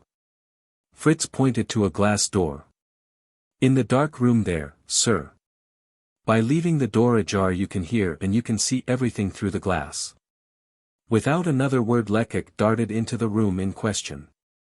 Not a moment too soon, however, for the bell of the outer door announced the arrival of a visitor. It was May.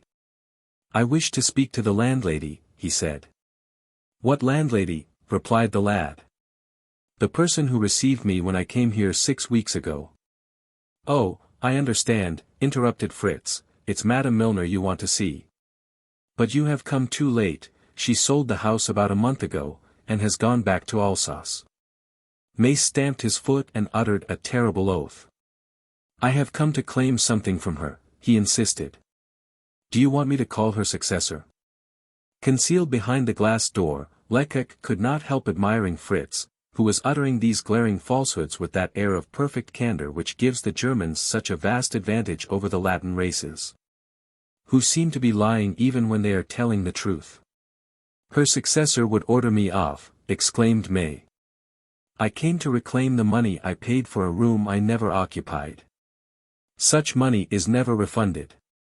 May uttered some incoherent threat, in which such words as "downright robbery" and "justice" could be distinguished, and then abruptly walked back into the street, slamming the door behind him. "Well? Did I answer properly?" asked Fritz triumphantly as Lecoq emerged from his hiding place. "Yes, perfectly," replied the detective. And then pushing aside the boy, who was standing in his way, he dashed after May. A vague fear almost suffocated him. It had struck him that the fugitive had not been either surprised or deeply affected by the news he had heard. He had come to the hotel depending upon Madame Milner's assistance, and the news of this woman's departure would naturally have alarmed him, for was she not the mysterious accomplice's confidential friend? Had May, then, guessed the trick that had been played upon him? And if so, how? Lecoq's good sense told him plainly that the fugitive must have been put on his guard, and on rejoining Father Absinthe, he immediately exclaimed, "May spoke to someone on his way to the hotel." "Why, how could you know that?" exclaimed the worthy man, greatly astonished. "Ah! I was sure of it." "Who did he speak to?" "To a very pretty woman, upon my word." Fair and plump as a partridge. Ah! Fate is against us, exclaimed Lecoq with an oath. I run on in advance to Madame Milner's house, so that May shan't see her. I invent an excuse to send her out of the hotel, and yet they meet each other. Father Absinthe gave a despairing gesture. Ah! If I had known, he murmured. But you did not tell me to prevent May from speaking to the passers-by. Never mind, my old friend, said Lecoq, consolingly, it couldn't have been helped. While this conversation was going on, the fugitive had reached the Faubourg Montmartre, and his pursuers were obliged to hasten forward and get closer to their man, so that they might not lose him in the crowd. Now, resumed Lecoq when they had overtaken him, give me the particulars. Where did they meet? In the Rue Saint-Quentin. Which saw the other first? May. What did the woman say? Did you hear any cry of surprise? I heard nothing, for I was quite 50 yards off, but by the woman's manner I could see she was stupefied. Ah! If Lecoq could have witnessed the scene, what valuable deductions he might have drawn from it. Did they talk for a long time? He asked. For less than a quarter of an hour. Do you know whether Madame Milner gave May money or not? I can't say. They gesticulated like mad, so violently, indeed, that I thought they were quarreling. They knew they were being watched, and were endeavoring to divert suspicion. If they would only arrest this woman and question her, suggested Father Absinthe. What good would it do? Hasn't M. Segmuller examined and cross-examined her a dozen times without drawing anything from her. Ah! She's a cunning one. She would declare that May met her and insisted that she should refund the 10 francs he paid her for his room. We must do our best, however. If the accomplice has not been warned already, he will soon be told, so we must try to keep the two men apart. What ruse they will employ, I can't divine. But I know that it will be nothing hackneyed. Lecoq's presumptions made Father Absinthe nervous. The surest way, perhaps, ventured the latter, would be to lock him up again. No, replied the young detective. I want his secret, and I'll have it. What will be said of us if we too allow this man to escape us? He can't be visible and invisible by turns, like the devil. We'll see what he is going to do now that he's got some money and a plan, for he has both at the present moment. I would stake my right hand upon it. At that same instant, as if May intended to convince Lecoq of the truth of his suspicion, he entered a tobacconist's shop and emerged an instant afterward with a cigar in his mouth. Chapter 21. So the landlady of the Hôtel de Mariembourg had given May money. There could be no further doubt on that point after the purchase of this cigar. But had they agreed upon any plan? Had they had sufficient time to decide on the method that May was to employ with the view of baffling his pursuit? It would seem so, since the fugitive's manner had now changed in more respects than one. If hitherto he had seemed to care little for the danger of pursuit and capture, at present he was evidently uneasy and agitated. After walking so long in the full sunlight, with his head high in the air, he now slunk along in the shadow of the houses, hiding himself as much as possible. It is evident that his fears have increased in proportion with his hopes, said Lecoq to his companion. He was quite unnerved when we saw him at the Odeon, and the merest trifle would have decided him to surrender. Now, however, he thinks he has a chance to escape with his secret. The fugitive was following the boulevards, but suddenly he turned into a side street and made his way toward the temple, where, soon afterward, Father Absinthe and Lecoq found him conversing with one of those importunate dealers in cast-off garments who consider every passer-by their lawful prey. The vendor and May were evidently debating a question of price, but the latter was plainly no skillful bargainer, for with a somewhat disappointed air he soon gave up the discussion and entered the shop. Ah, so now he has some coin he has determined on a costume, remarked Lecoq. Isn't that always an escaped prisoner's first impulse? Soon afterward May emerged into the street. His appearance was decidedly changed, for he wore a pair of dark blue linen trousers, of the type French navvies habitually affect, and a loosely fitting coat of rough woolen material. A gay silk kerchief was knotted about his throat, and a black silk cap was set on one side of his head. Thus attired, he was scarcely more prepossessing in appearance than Lecoq, and one would have hesitated before deciding which of the two it would be preferable to meet at night on a deserted highway. May seemed very well pleased with his transformation, and was evidently more at ease in his new attire.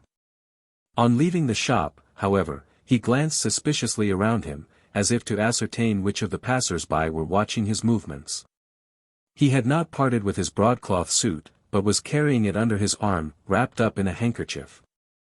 The only thing he had left behind him was his tall chimney-pot hat.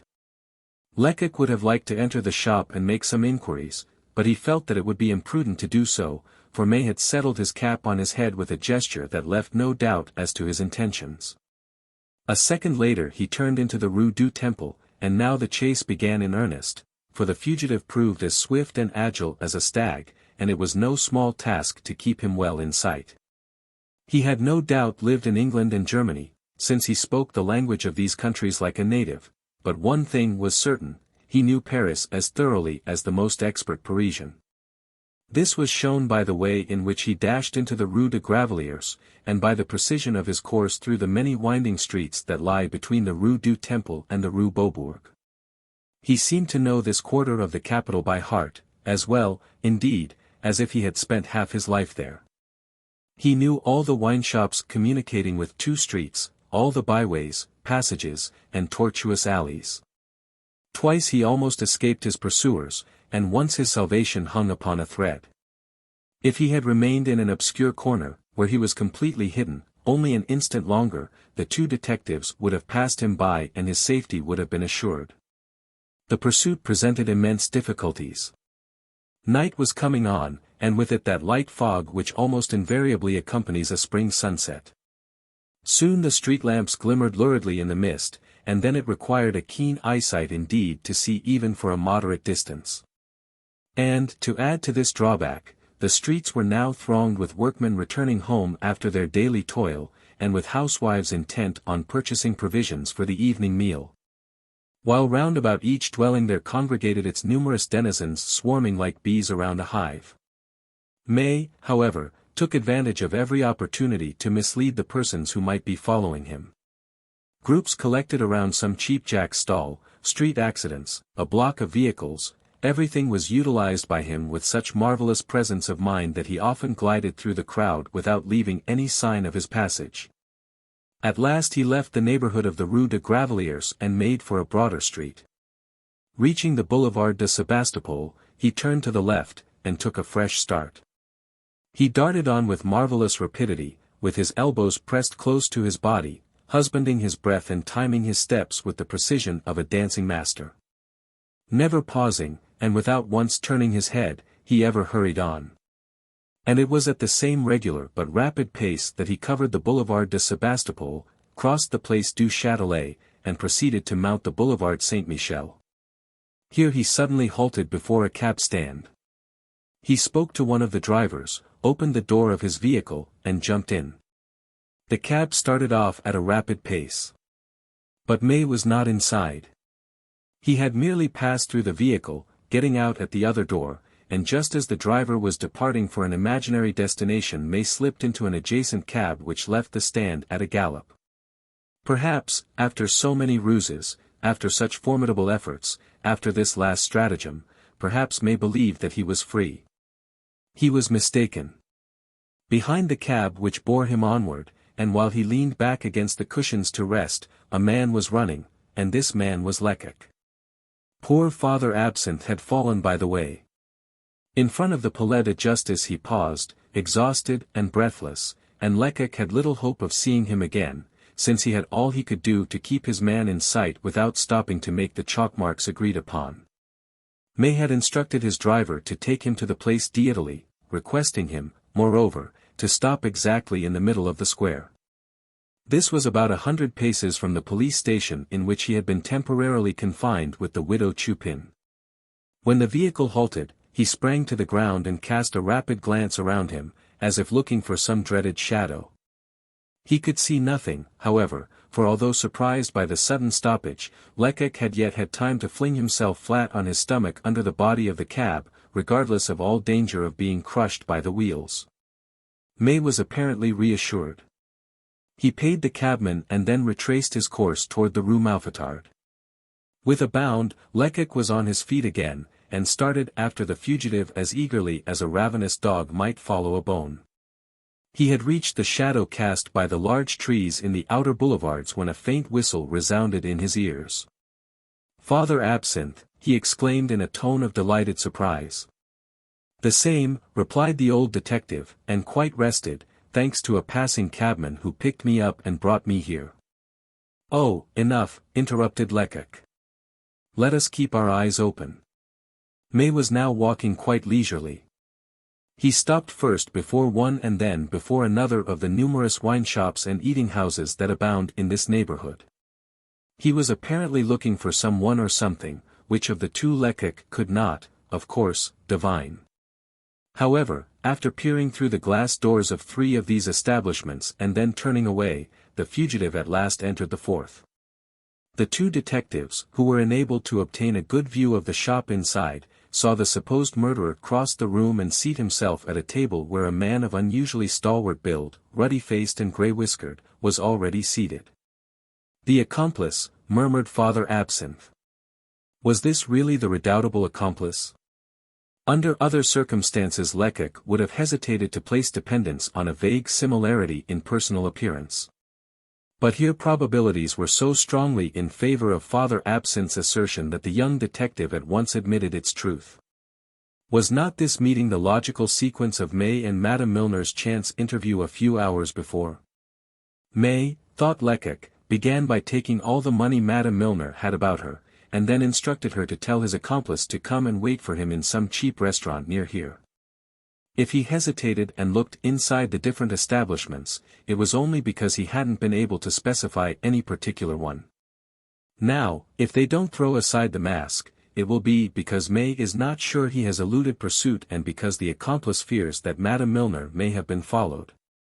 The accomplice, if this new personage was really the accomplice, had resorted to a disguise not unlike that which May and Lecoq had both adopted. He wore a dirty blue blouse and a hideous old slouch hat, which was well nigh in tatters. He had, in fact, rather exaggerated his make-up, for his sinister physiognomy attracted especial attention even beside the depraved and ferocious faces of the other customers in the shop. For this low eating house was a regular den of thieves and cutthroats. Among those present there were not 4 workmen really worthy of that name. The others occupied in eating and drinking there were all more or less familiar with prison life. The least to be dreaded were the Barrière loafers, easily recognized by their glazed caps and their loosely knotted neckerchiefs. The majority of the company appeared to consist of this class. And yet May, that man who was so strongly suspected of belonging to the highest social sphere, seemed to be perfectly at home. He called for the regular, ordinary, and a chopine of wine, and then, after gulping down his soup, bolted great pieces of beef, pausing every now and then to wipe his mouth on the back of his sleeve. But was he conversing with his neighbor? This it was impossible to discern through the glass door, all obscured by smoke and steam. "I must go in," said Lecoq, resolutely. "I must get a place near them, and listen." "Don't think of such a thing," said Father Absinthe. "What if they recognized you?" "They won't recognize me." "If they do, they'll kill you." Lecoq made a careless gesture. "I certainly think that they wouldn't hesitate to rid themselves of me at any cost." "But, nonsense. A detective who is afraid to risk his life is no better than a low spy." "Why? You never saw even Gevrol flinch." Perhaps Father Absinthe had wished to ascertain if his companion's courage was equal to his shrewdness and sagacity. If such were the case he was satisfied on this score now. "You, my friend, will remain here to follow them if they leave hurriedly," resumed Lecoq, who in the meanwhile had already turned the handle of the door. Entering with a careless air and taking a seat at a table near that occupied by the fugitive and the man in the slouch hat, he called for a plate of meat and a chopine of wine in a guttural voice. The fugitive and the ruffian opposite him were talking, but like strangers who had met by chance, and not at all after the fashion of friends who have met at a rendezvous. They spoke in the jargon of their pretended rank in life, not that puerile slang met with in romances descriptive of low life, but that obscene, vulgar dialect which it is impossible to render. So changeable and diverse is the signification of its words. What wonderful actors, thought Lecoq, what perfection! What method! How I should be deceived if I were not absolutely certain. For the moment the man in the slouch hat was giving a detailed account of the different prisons in France. He described the governors of the principal houses of detention, explained the divergencies of discipline in different establishments, and recounted that the food at Poissy was 10 times better than that at Fontevrault. Lecoq, having finished his repast, ordered a small glass of brandy, and, leaning his back against the wall and closing his eyes, pretended to fall asleep. His ears were wide open, however, and he carefully listened to the conversation. Soon May began talking in his turn.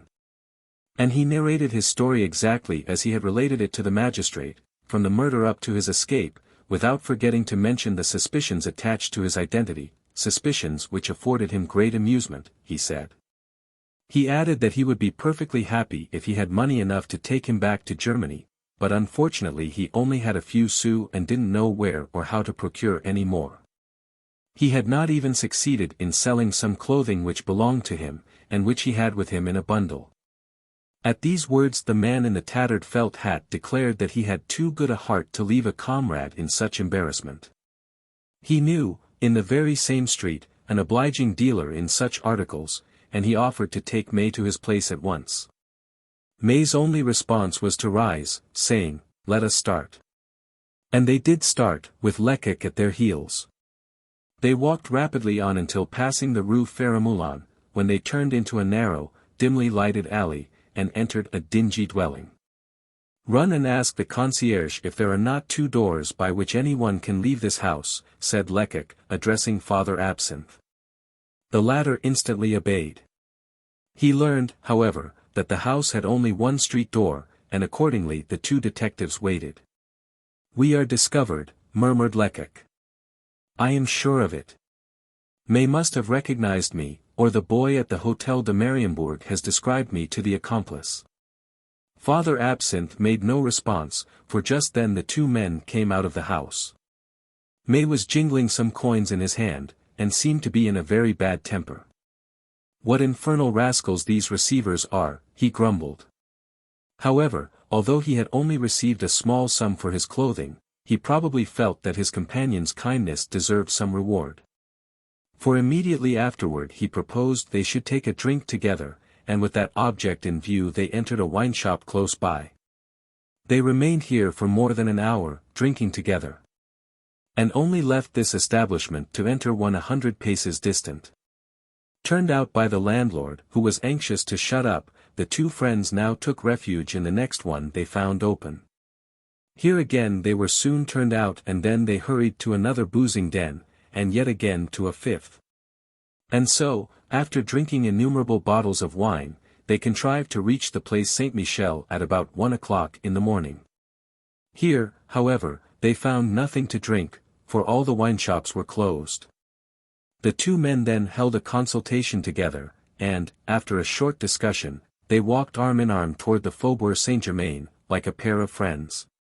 The liquor they had imbibed was seemingly producing its effect, for they often staggered in their walk, and talked not merely loudly but both at the same time. In spite of the danger, Lecoq advanced near enough to catch some fragments of their conversation, and the words, "a good stroke," and "money enough to satisfy one," reached his ears. Father Absinthe's confidence wavered. "All this will end badly," he murmured. "Don't be alarmed," replied his friend.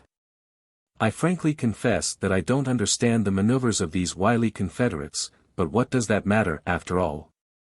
Now the 2 men are together, I feel sure of success, sure. If one runs away, the other will remain, and Gevrol shall soon see which is right, he or I." Meanwhile the 2 drunkards had slackened their pace. By the manner in which they examined the magnificent mansions of the Faubourg Saint-Germain, one might have suspected them of the very worst intentions. In the Rue de Varennes, at only a few steps from the Rue de la Chaise, they suddenly paused before a wall of moderate height surrounding an immense garden. The man in the slouch hat now did the talking, and explained to May, as the detectives could tell by his gestures, that the mansion to which the garden belonged had its front entrance in the Rue de Grenelle. "Bah!" growled Lecoq, "how much further will they carry this nonsense?"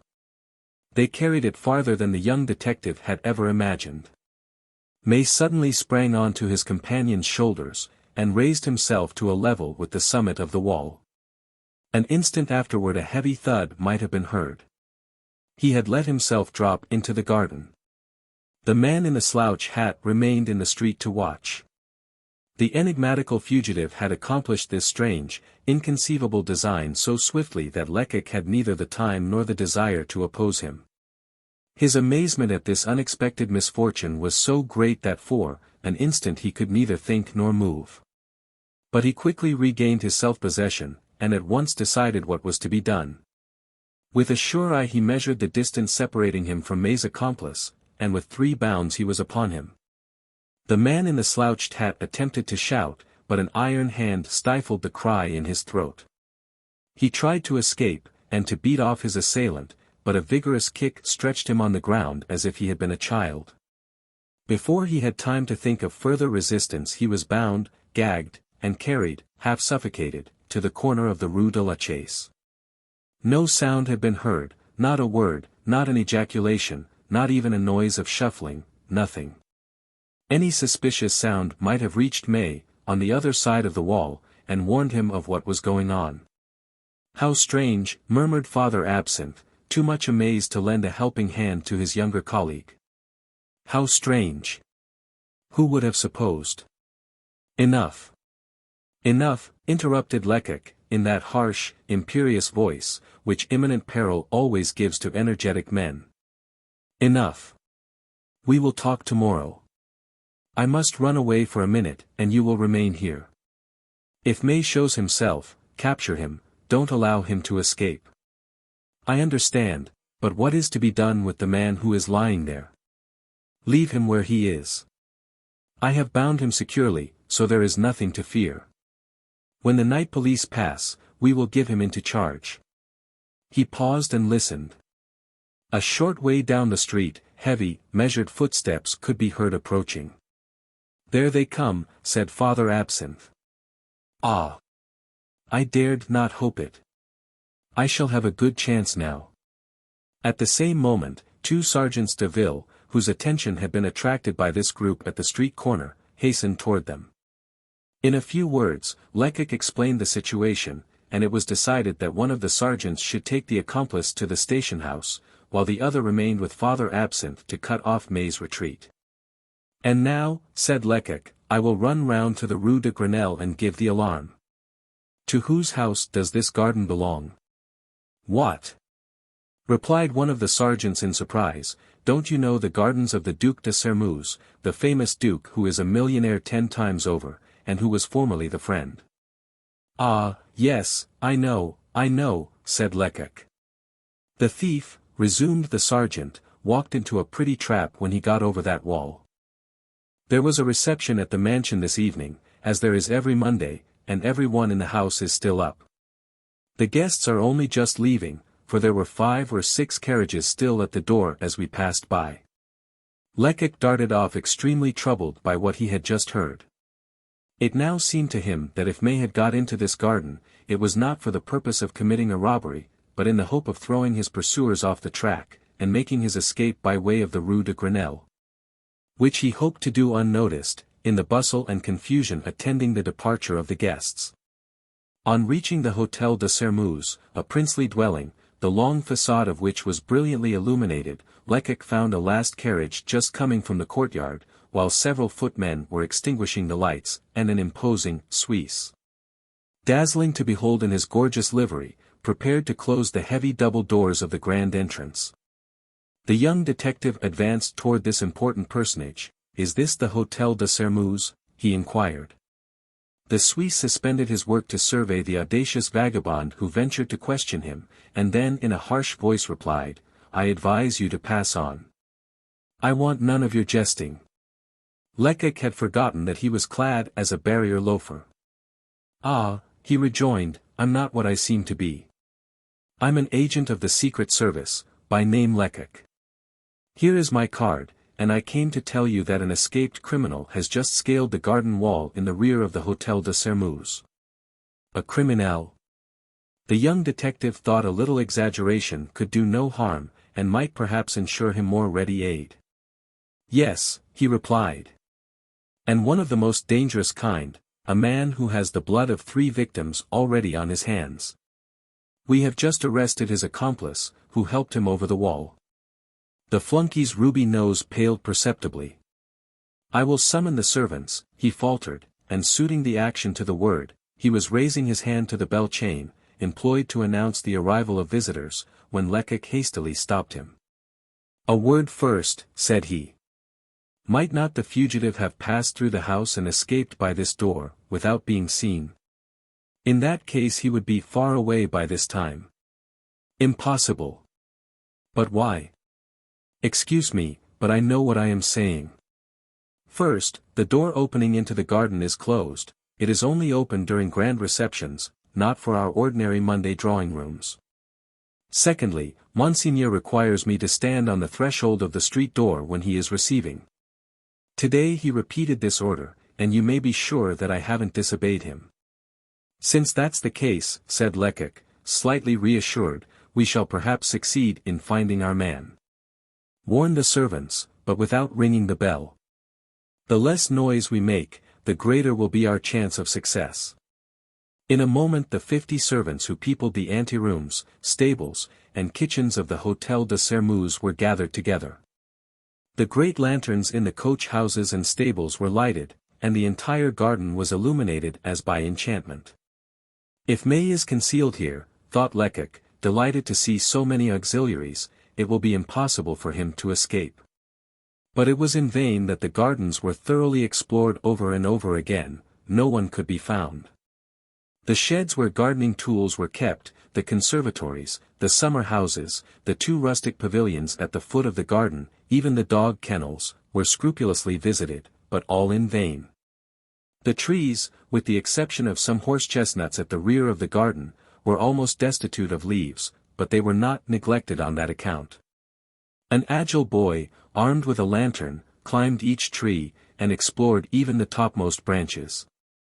The murderer must have left by the way he came, obstinately repeated the Suisse who had armed himself with a huge pistol, and who would not let go his hold on Lecoq, fearing an accident perhaps. To convince the Suisse of his error it was necessary for the young detective to place himself in communication with Father Absinthe and the Sergeant de Ville on the other side of the wall. As Lecoq had expected, the latter both replied that they had not once taken their eyes off the wall, and that not even a mouse had crossed into the street. The exploration had hitherto been conducted after a somewhat haphazard fashion, each of the servants obeying his own inspiration, but the necessity of a methodically conducted search was now recognized.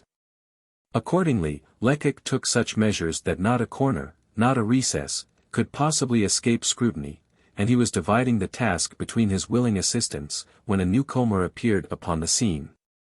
This was a grave, smooth-faced individual in the attire of a notary.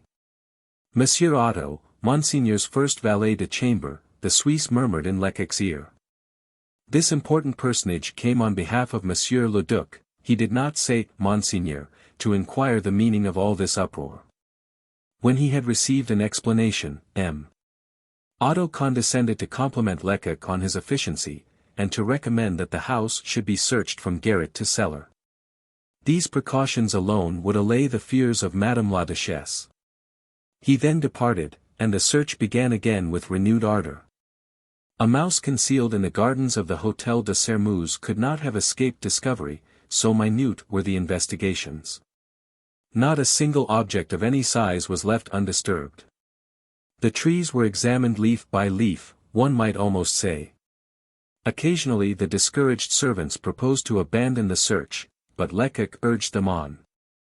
He ran from one to the other, entreating and threatening by turns, swearing that he asked only one more effort, and that this effort would assuredly be crowned with success. Vain promises. The fugitive could not be found. The evidence was now conclusive. To persist in searching the garden any longer would be worse than folly. Accordingly, the young detective decided to recall his auxiliaries. "That's enough," he said, in a despondent voice. "It is now certain that the criminal is no longer in the garden. Was he cowering in some corner of the great house, white with fear, and trembling at the noise made by his pursuers? One might reasonably suppose this to be the case. And such was the opinion of the servants. Above all, such was the opinion of the Suisse, who renewed with growing assurance his affirmations of a few moments before. "I have not moved from the threshold of the house tonight," he said, "and I should certainly have seen any person who passed out." "Let us go into the house, then," said Lecoq. "But first let me ask my companion, who is waiting for me in the street, to join me. It is unnecessary for him to remain any longer where he is." When Father Absinthe had responded to the summons, all the lower doors were carefully closed and guarded, and the search recommenced inside the house, one of the largest and most magnificent residences of the Faubourg Saint-Germain. But at this moment all the treasures of the universe could not have won a single glance or a second's attention from Lecoq. All his thoughts were occupied with the fugitive. He passed through several superb drawing rooms, along an unrivaled picture gallery, across a magnificent dining room, with sideboards groaning beneath their load of massive plate. Without paying the slightest attention to the marvels of art and upholstery that were offered to his view, he hurried on, accompanied by the servants who were guiding and lighting him. He lifted heavy articles of furniture as easily as he would have lifted a feather. He moved each chair and sofa from its place, he explored each cupboard and wardrobe, and drew back in turns all the wall hangings, window curtains, and portieres. A more complete search would have been impossible. In each of the rooms and passages that Lecoq entered not a nook was left unexplored, not a corner was forgotten. At length, after 2 hours' continuous work, Lecoq returned to the first floor. Only 5 or 6 servants had accompanied him on his tour of inspection. The others had dropped off one by one, weary of this adventure, which had at first possessed the attractions of a pleasure party. "You have seen everything, gentlemen," declared an old footman. "Everything," interrupted the Suisse, "everything." "Certainly not. There are the private apartments of Monseigneur and those of Madame la Duchesse still to be explored." "Alas!" murmured Lecoq, "what good would it be?" But the Suisse had already gone to rap gently at one of the doors opening into the hall. His interest equaled that of the detectives. They had seen the murderer enter, he had not seen him go out. Therefore the man was in the house and he wished him to be found. The door at which he had knocked soon opened, and the grave, clean-shaven face of Otto, the Duke's first valet de chambre, showed itself. "What the deuce do you want?" he asked in surly tones. "To enter Monseigneur's room," replied the Suisse, "in order to see if the fugitive has not taken refuge there." "Are you crazy?" exclaimed the head valet de chambre. "How could anyone have entered here? Besides, I can't suffer Monsieur Lecoq to be disturbed. He has been at work all night, and he is just going to take a bath before going to bed." The Suisse seemed very vexed at this rebuff. And Lecoq was presenting his excuses, when another voice was heard exclaiming, "Let these worthy men do their duty, Otto." "Ah! Do you hear that?" exclaimed the Suisse triumphantly. "Very well, since Monsieur Lecoq permits it. Come in, I will light you through the apartments." Lecoq entered, but it was only for form's sake that he walked through the different apartments, a library, an admirable study, and a charming smoking room. As he was passing through the bed-chamber, he had the honor of seeing the Duc de Sermeuse through the half-open door of a small, white, marble bathroom. "Ah, well," cried the Duke, affably, "is the fugitive still invisible?" "Still invisible, monsieur," Lecoq respectfully replied. The valet de chambre did not share his master's good humor. "I think, gentlemen," said he, "that you may spare yourselves the trouble of visiting the apartments of the Duchess. It is a duty we have taken upon ourselves, the women and I, and we have looked even in the bureau drawers." Upon the landing the old footman, who had not ventured to enter his master's apartments, was awaiting the detectives. He had doubtless received his orders, for he politely inquired if they desired anything, and if, after such a fatiguing night, they would not find some cold meat and a glass of wine acceptable. Father Absinthe's eyes sparkled. He probably thought that in this royal abode they must have delicious things to eat and drink, such viands, indeed, as he had never tasted in his life. But Lecoq civilly refused, and left the Hôtel de Sairmeuse, reluctantly followed by his old companion. He was eager to be alone. For several hours he had been making immense efforts to conceal his rage and despair. May escaped. Vanished. Evaporated. The thought drove him almost mad. What he had declared to be impossible had nevertheless occurred. In his confidence and pride, he had sworn to answer for the prisoner's head with his own life. And yet he had allowed him to slip between his fingers. When he was once more in the street, he paused in front of Father Absinthe, and crossing his arms, inquired, "Well, my friend, what do you think of all this?" The old detective shook his head, and in serene unconsciousness of his want of tact, responded, "I think that Gevrol will chuckle with delight." At this mention of his most cruel enemy, Lecoq bounded from the ground like a wounded bull. "Oh!" he exclaimed. "Gevrol has not won the battle yet. We have lost May, it is a great misfortune, but his accomplice remains in our hands. We hold the crafty man who has hitherto defeated all our plans, no matter how carefully arranged. He is certainly shrewd and devoted to his friend, but we will see if his devotion will withstand the prospect of hard labor in the penitentiary. And that is what awaits him, if he is silent, and if he thus accepts the responsibility of aiding and abetting the fugitive's escape. Oh! I've no fears, M. Segmuller will know how to draw the truth out of him." So speaking, Lecoq brandished his clenched fist with a threatening air and then, in calmer tones, he added, "But we must go to the station house where the accomplice was removed. I wish to question him a little." Chapter 22. It was 6 o'clock, and the dawn was just breaking when Father Absinthe and his companion reached the station house, where they found the superintendent seated at a small table, making out his report. He did not move when they entered, failing to recognize them under their disguises. But when they mentioned their names, he rose with evident cordiality, and held out his hand. "Upon my word," said he, "I congratulate you on your capture last night." Father Absinthe and Lecoq exchanged an anxious look. "What capture?" they both asked in a breath. "Why, that individual you sent me last night so carefully bound." "Well, what about him?" The superintendent burst into a hearty laugh. "So you are ignorant of your good fortune," said he. "Ah! Luck has favored you, and you will receive a handsome reward." "Pray tell us what we've captured," asked Father Absinthe, impatiently. "A scoundrel of the deepest dye, an escaped convict, who has been missing for 3 months. You must have a description of him in your pocket, Joseph Couturier, in short." On hearing these words, Lecoq became so frightfully pale that Father Absinthe, fearing he was going to faint, raised his arms to prevent his falling. A chair stood close by, however, and on this Lecoq allowed himself to drop. "Joseph Couturier," he faltered, evidently unconscious of what he was saying. "Joseph Couturier. An escaped convict." The superintendent certainly did not understand Lecoq's agitation any better than Father Absinthe's discomfited air. "You have reason to be proud of your work, your success will make a sensation this morning," he repeated. "You have captured a famous prize. I can see Gevrol's nose now when he hears the news. Only yesterday he was boasting that he alone was capable of securing this dangerous rascal.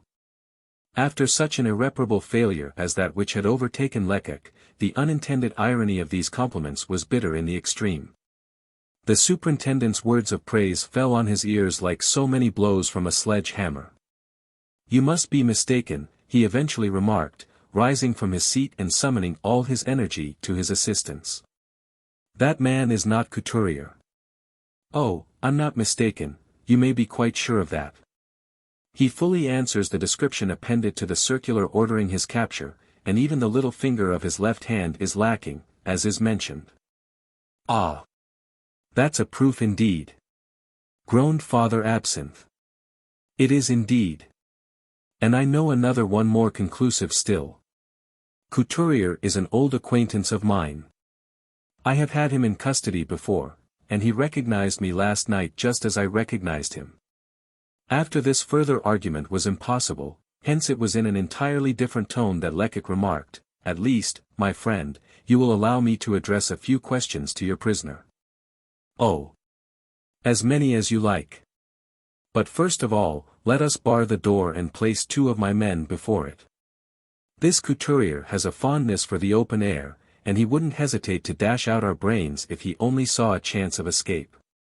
After taking these precautions, the man was removed from the cage in which he had been confined. He stepped forward with a smile on his face, having already recovered that nonchalant manner common to old offenders who, when in custody, seem to lose all feeling of anger against the police. They are not unlike those gamblers who, after losing their last halfpenny, nevertheless willingly shake hands with their adversary. Couturier at once recognized Lecoq. "Ah," said he, "it was you who did that business last night. You can boast of having a solid fist. You fell upon me very unexpectedly, and the back of my neck is still the worse for your clutch. Then, if I were to ask a favor of you, you wouldn't be disposed to grant it?" "Oh, yes. All the same. I have no more malice in my composition than a chicken, and I rather like your face. What do you want of me?" "I should like to have some information about the man who accompanied you last night." Couturier's face darkened. "I am really unable to give you any," he replied. "Why?"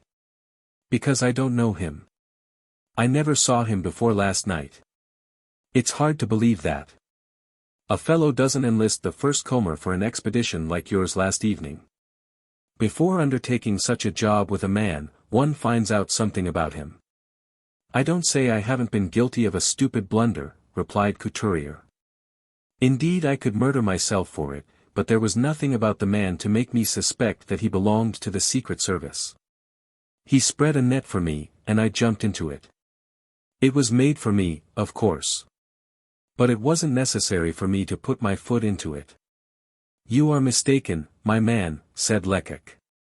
"The individual in question didn't belong to the police force. I pledge you my word of honor, he didn't."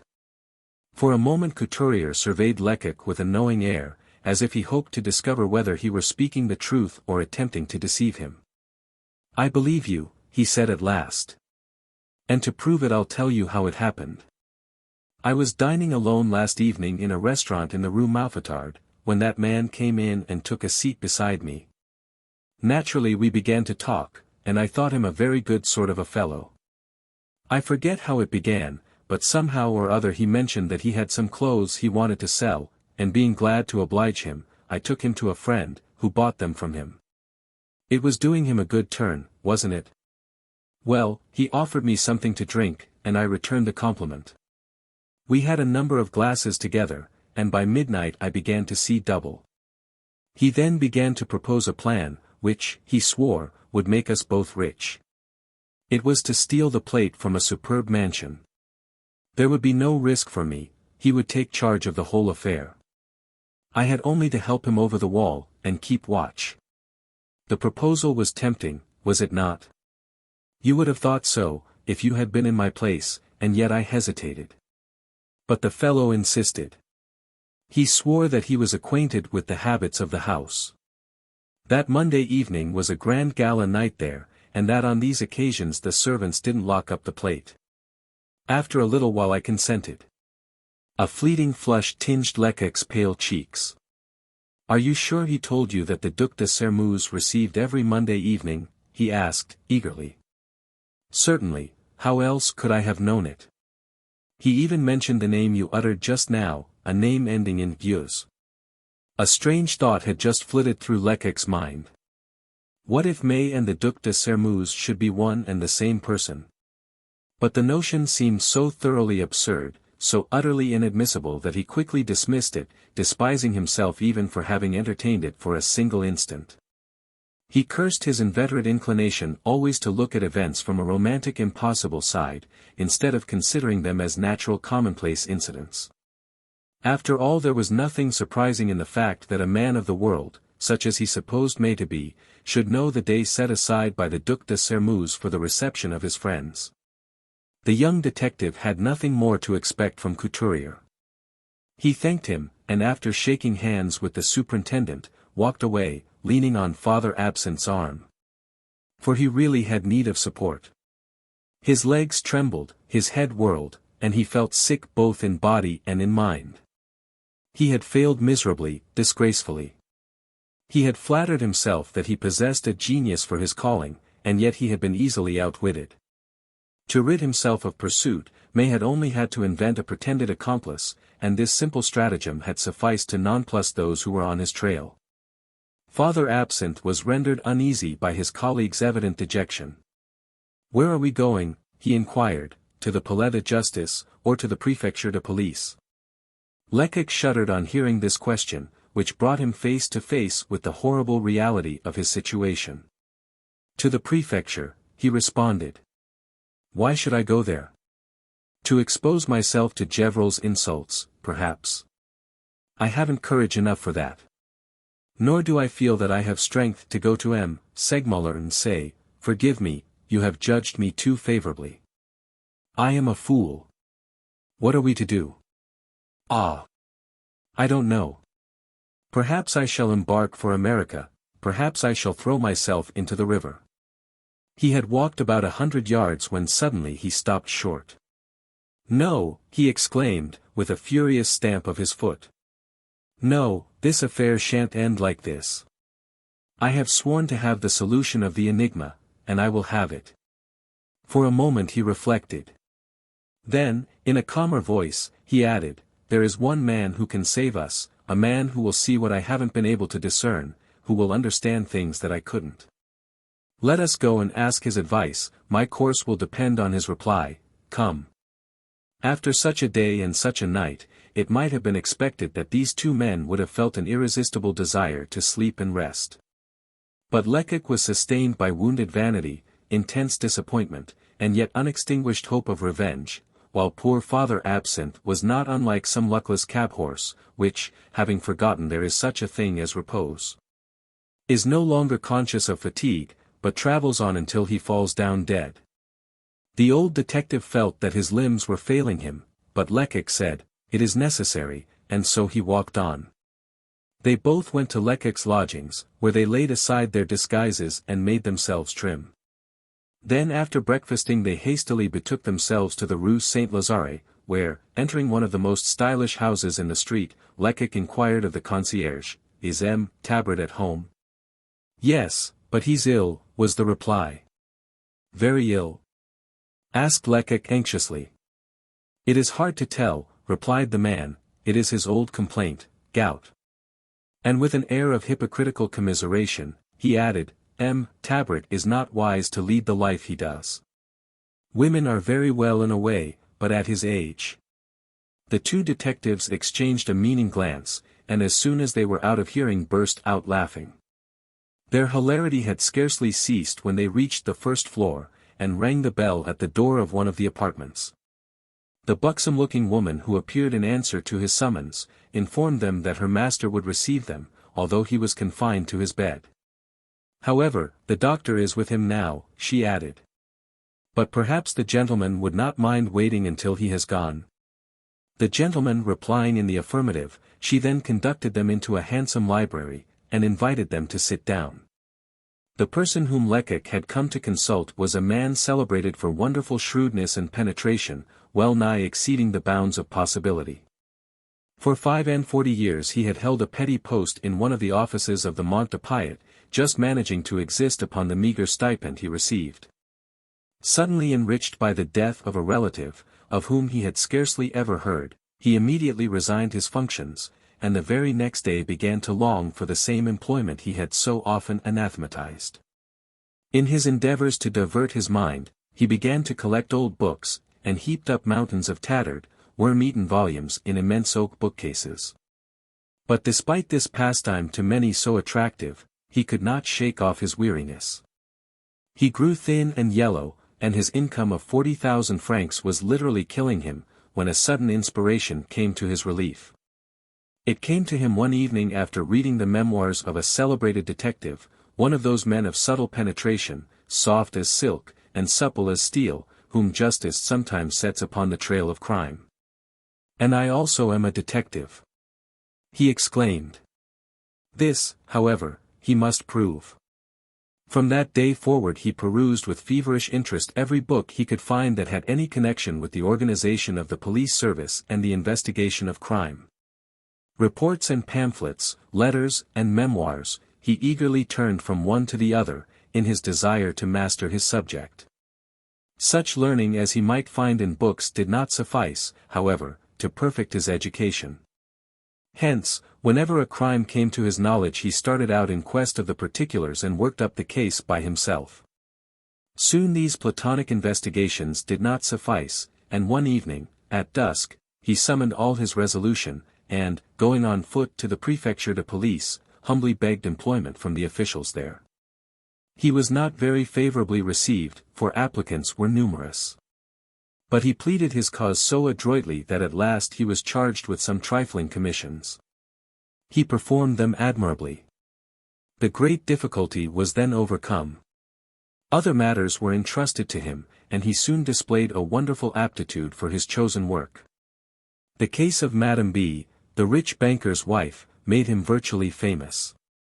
Consulted at a moment when the police had abandoned all hope of solving the mystery, he proved by a plus B, by a mathematical deduction, so to speak, that the dear lady must have stolen her own property. And events soon proved that he had told the truth. After this success he was always called upon to advise in obscure and difficult cases. It would be difficult to tell his exact status at the prefecture. When a person is employed, salary or compensation of some kind is understood, but this strange man had never consented to receive a penny. What he did for his own pleasure, for the gratification of a passion which had become his very life. When the funds allowed him for expenses seemed insufficient, he at once opened his private purse, and the men who worked with him never went away without some substantial token of his liberality. Of course, such a man had many enemies. He did as much work, and far better work than any two inspectors of police, and he didn't receive a sou of salary. Hence, in calling him spoil trade, his rivals were not far from right. Whenever anyone ventured to mention his name favorably in Gevrol's presence, the jealous inspector could scarcely control himself, and retorted by denouncing an unfortunate mistake which this remarkable man once made. Inclined to obstinacy, like all enthusiastic men, he had indeed once effected the conviction of an innocent prisoner, a poor little tailor, who was accused of killing his wife. This single error, a grievous one no doubt, in a career of some duration, had the effect of cooling his ardor perceptibly, and subsequently he seldom visited the prefecture. But yet he remained the oracle, after the fashion of those great advocates who, tired of practice at the bar, still win great and glorious triumphs in their consulting rooms, lending to others the weapons they no longer care to wield themselves. When the authorities were undecided what course to pursue in some great case, they invariably said, "Let us go and consult Tirauclair." For this was the name by which he was most generally known, a sobriquet derived from a phrase which was always on his lips. He was constantly saying, "Il faut que cela se tire au clair," that must be brought to light. Hence, the not altogether inappropriate appellation of Père Tirauclair, or Father Bring to Light. Perhaps this sobriquet assisted him in keeping his occupation secret from his friends among the general public. At all events they never suspected them. His disturbed life when he was working up a case, the strange visitors he received, his frequent and prolonged absences from home, were all imputed to a very unreasonable inclination to gallantry.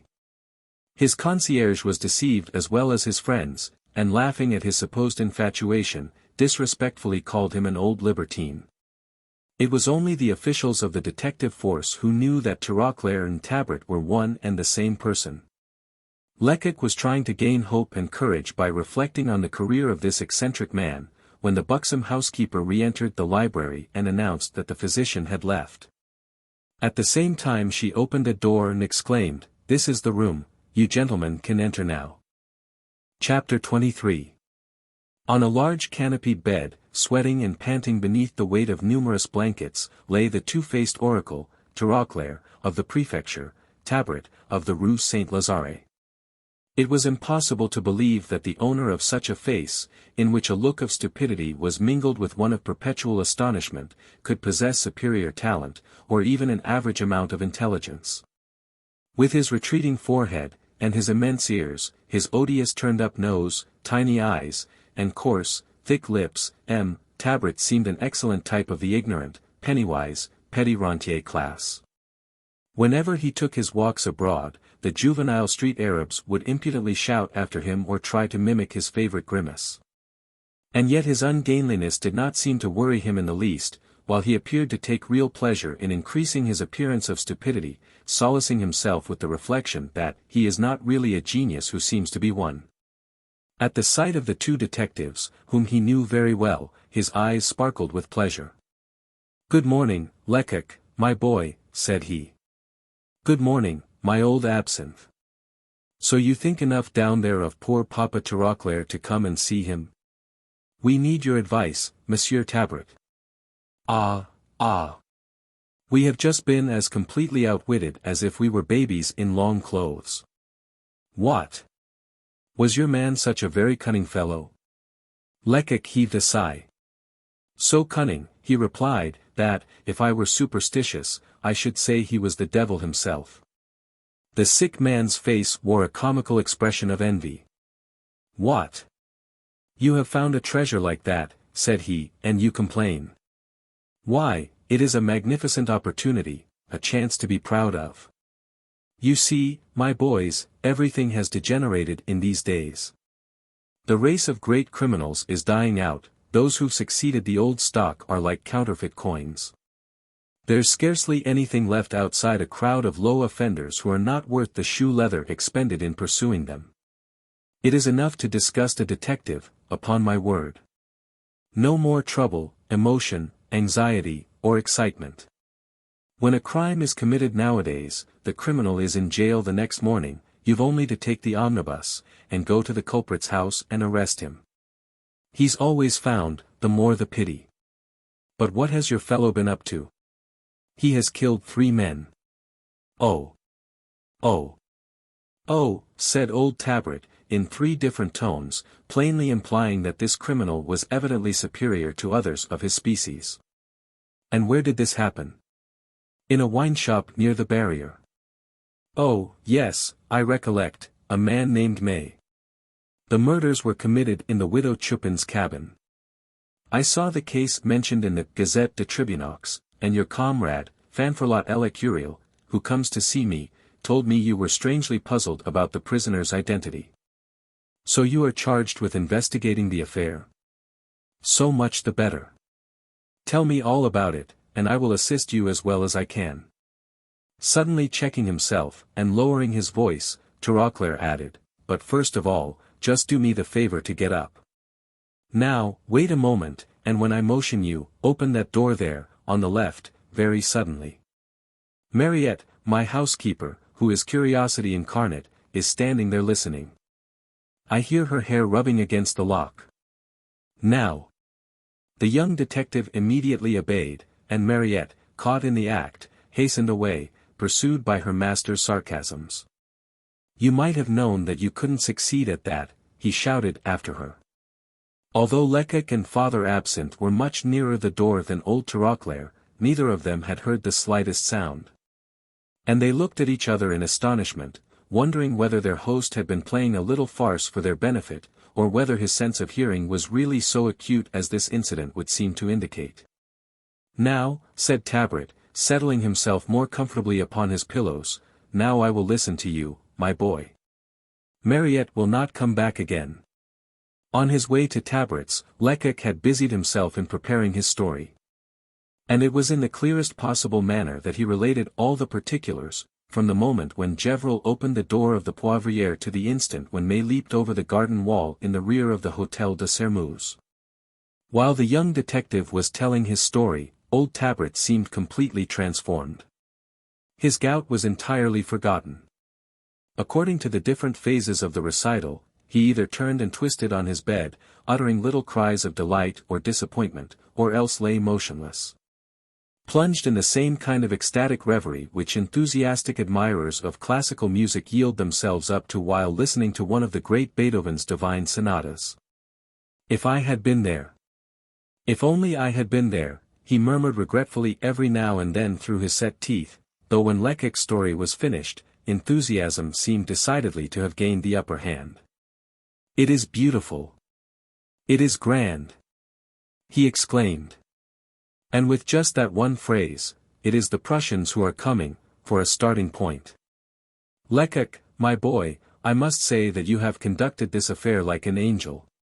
"Don't you mean to say like a fool?" asked the discouraged detective. "No, my friend, certainly not. You have rejoiced my old heart.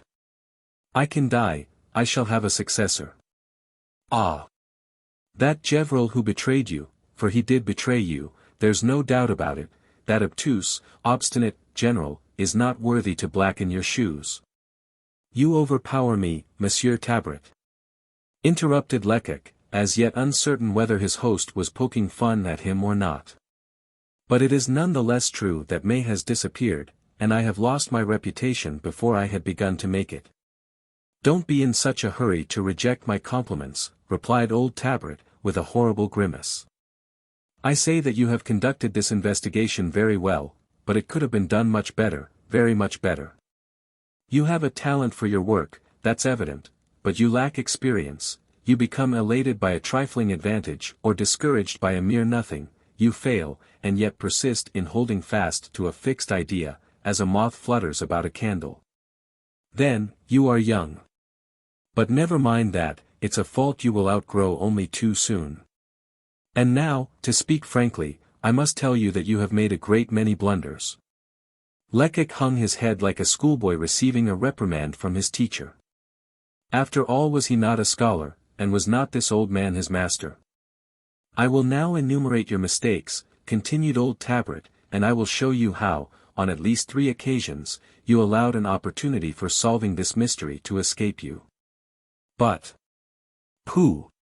Pooh! My boy, let me talk a little while now. What axiom did you start with? You said, always distrust appearances, believe precisely the contrary of what appears true, or even probable. Yes, that is exactly what I said to myself. And it was a very wise conclusion. With that idea in your lantern to light your path, you ought to have gone straight to the truth. But you are young, as I said before. And the very first circumstance you find that seems at all probable, you quite forget the rule which, as you yourself admit, should have governed your conduct. As soon as you meet a fact that seems even more than probable, you swallow it as eagerly as a gudgeon swallows an angler's bait. This comparison could but pique the young detective. "I don't think I've been so simple as that," protested he. "Bah! What did you think, then, when you heard that M. d'Escorval had broken his leg in getting out of his carriage?" "Believe. I believed what they told me, because," he paused, and Tirauclair burst into a hearty fit of laughter. "You believed it," he said, "because it was a very plausible story. What would you have believed had you been in my place?"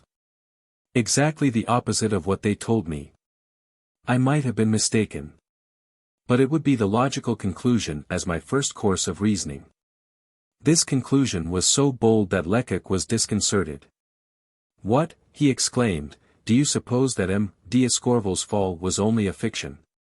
That he didn't break his leg?" Old Tabret's face suddenly assumed a serious expression. "I don't suppose it," he replied, "I'm sure of it." Chapter 24. Lecoq's confidence in the oracle he was consulting was very great. But even old Tirauclair might be mistaken, and what he had just said seemed such an enormity, so completely beyond the bounds of possibility, that the young man could not conceal a gesture of incredulous surprise. So, Monsieur Tabret, you are ready to affirm that M. d'Escorval is in quite as good health as Father Absinthe or myself, and that he has confined himself to his room for a couple of months to give a semblance of truth to a falsehood? I would be willing to swear it. But what could possibly have been his object? Tabret lifted his hands to heaven, as if imploring forgiveness for the young man's stupidity. And it was in you, he exclaimed, in you that I saw a successor, a disciple to whom I might transmit my method of induction, and now, you ask me such a question as that. Reflect a moment. Must I give you an example to assist you? Very well. Let it be so. Suppose yourself a magistrate. A crime is committed, you are charged with the duty of investigating it, and you visit the prisoner to question him. Very well. This prisoner has, hitherto, succeeded in concealing his identity. This was the case in the present instance, was it not? Very well. Now, what would you do if, at the very first glance, you recognized under the prisoner's disguise your best friend, or your worst enemy? What would you do, I ask? I should say to myself that a magistrate who is obliged to hesitate between his duty and his inclinations, is placed in a very trying position, and I should endeavor to avoid the responsibility. I understand that. But would you reveal this prisoner's identity? Remember, he might be your friend or your enemy. The question was so delicate that Lecoq remained silent for a moment, reflecting before he replied. The pause was interrupted by Father Absinthe. I should reveal nothing whatever, he exclaimed. I should remain absolutely neutral. I should say to myself others are trying to discover this man's identity. Let them do so if they can, but let my conscience be clear. This was the cry of honesty, not the counsel of a casuist. I also should be silent, Lecoq at last replied, and it seems to me that, in holding my tongue, I should not fail in my duty as a magistrate. On hearing these words, Tabret rubbed his hands together, as he always did when he was about to present some overwhelming argument. Such being the case, said he, do me the favor to tell me what pretext you would invent in order to withdraw from the case without exciting suspicion. I don't know, I can't say now. But if I were placed in such a position I should find some excuse, invent something. And if you could find nothing better, interrupted Tabret, you would adopt M. d'Escorval's expedient, you would pretend you had broken a limb. Only, as you are a clever fellow, you would sacrifice your arm, it would be less inconvenient than your leg, and you wouldn't be condemned to seclusion for several months. So, Monsieur Tabret, you are convinced that M. d'Escorval knows who May really is. Old Tirauclair turned so suddenly in his bed that his forgotten gout drew from him a terrible groan. Can you doubt? He exclaimed. Can you possibly doubt it? What proofs do you want then? What connection do you see between the magistrate's fall and the prisoner's attempt at suicide? I wasn't there as you were, I only know the story as you have told it to me. I can't look at the facts with my own eyes, but according to your statements, which are I suppose correct, this is what I understand. When M. d'Escorval has completed his task at the widow Chupin's house, he comes to the prison to examine the supposed murderer. The two men recognize each other. Had they been alone, mutual explanations might have ensued, and affairs taken quite a different turn. But they were not alone, a third party was present, M. d'Escorval's clerk. So they could say nothing. The magistrate asked a few commonplace questions, in a troubled voice, and the prisoner, terribly agitated, replied as best he could. Now, after leaving the cell, M. d'Escorval no doubt said to himself, I can't investigate the offenses of a man I hate. He was certainly terribly perplexed. When you tried to speak to him, as he was leaving the prison, he harshly told you to wait till the next day. And a quarter of an hour later he pretended to fall down and break his leg. Then you think that M. d'Escorval and May are enemies? Inquired Lecoq. Don't the facts prove that beyond a doubt? Retorted Tabret. If they had been friends, the magistrate might have acted in the same manner, but then the prisoner wouldn't have attempted to strangle himself. But thanks to you, his life was saved, for he owes his life to you. During the night, confined in a strait waistcoat, he was powerless to injure himself. Ah! How he must have suffered that night! What agony! So, in the morning, when he was conducted to the magistrate's room for examination, it was with a sort of frenzy that he dashed into the dreaded presence of his enemy. He expected to find M. D'Escorval there, ready to triumph over his misfortunes. And he intended to say, "Yes, it's I. There is a fatality in it. I have killed 3 men, and I am in your power. But there is a mortal feud between us, and for that very reason you haven't the right to prolong my tortures. It would be infamous cowardice if you did so." However, instead of M. D'Escorval, he sees M. Segmuller. Then what happens? He is surprised, and his eyes betray the astonishment he feels when he realizes the generosity of his enemy, an enemy from whom he had expected no indulgence. Then a smile comes to his lips, a smile of hope, for he thinks, since M. D'Escorval has not betrayed his secret, that he may be able to keep it, and emerge, perhaps, from this shadow of shame and crime with his name and honor still untarnished. Old Tabret paused, and then, with a sudden change of tone and an ironical gesture, he added, "And that is my explanation." Father Absinthe had risen, frantic with delight. "Christi," he exclaimed, "that's it. That's it." Lecoq's approbation was none the less evident although unspoken. He could appreciate this rapid and wonderful work of induction far better than his companion. For a moment or two old Tabret reclined upon his pillows enjoying the sweets of admiration, then he continued, "Do you wish for further proofs, my boy?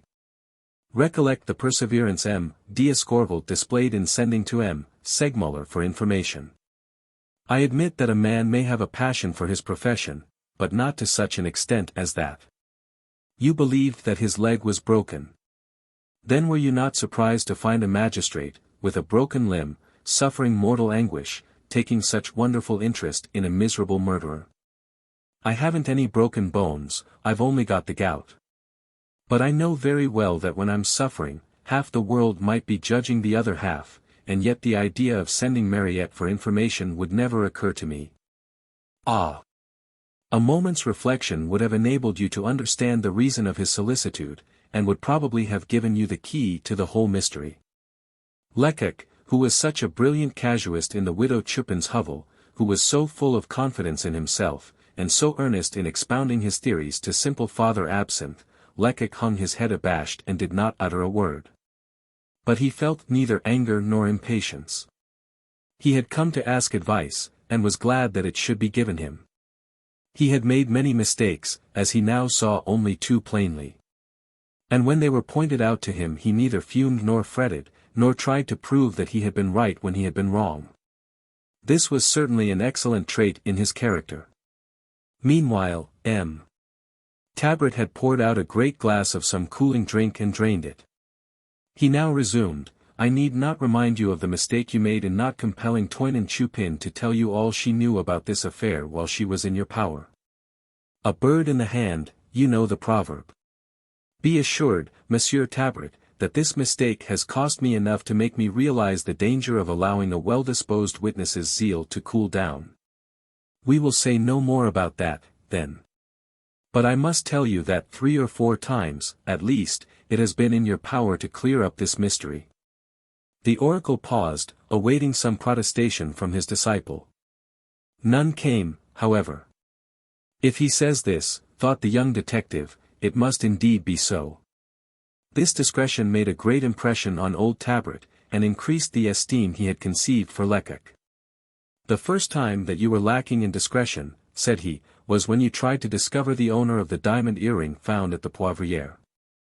I made every effort to discover the last owner. You tried very hard, I don't deny it. But as for making every effort, that's quite another thing.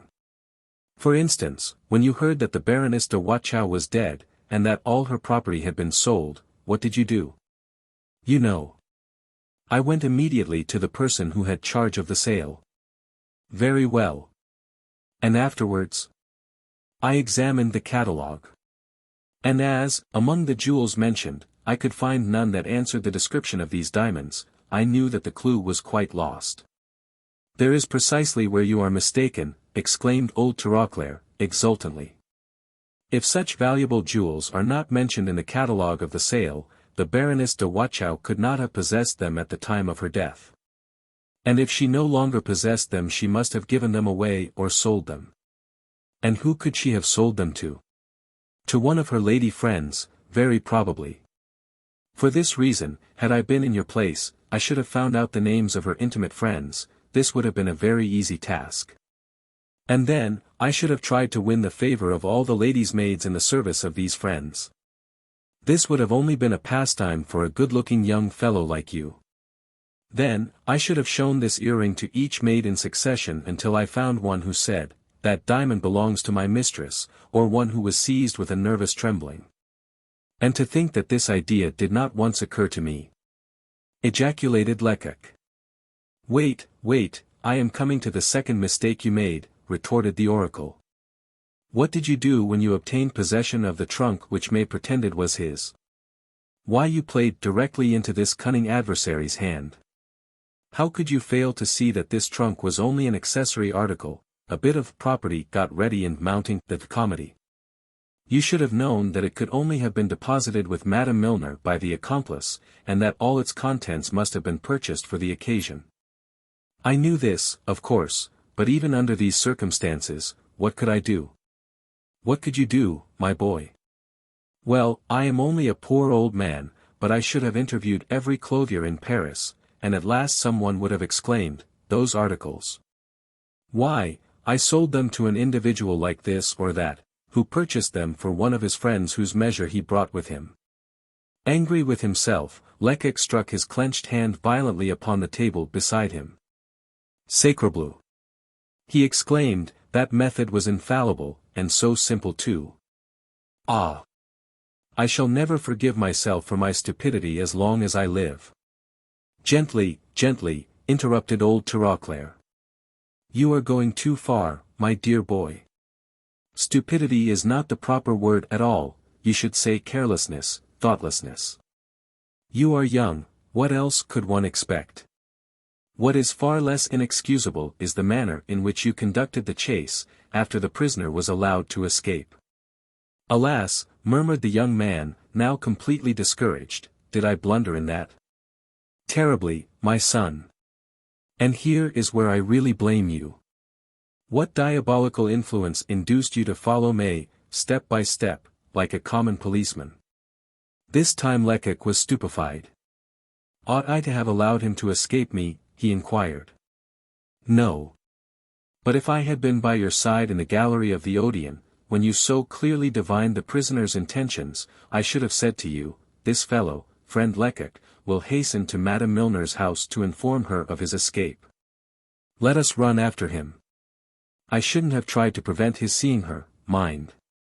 But when he had left the Hôtel de Mariembourg, I should have added, "Now, let him go where he chooses, but attach yourself to Madame Milner, don't lose sight of her. Cling to her as closely as her own shadow, for she will lead you to the accomplice, that is to say, to the solution of the mystery." That's the truth, I see it now. But instead of that, what did you do? You ran to the hotel, you terrified the boy. When a fisherman has cast his bait and the fish are swimming near, he doesn't sound a gong to frighten them all away. Thus it was that old Tabret reviewed the entire course of investigation and pursuit, remodeling it in accordance with his own method of induction. Lecoq had originally had a magnificent inspiration. In his first investigations he had displayed remarkable talent, and yet he had not succeeded.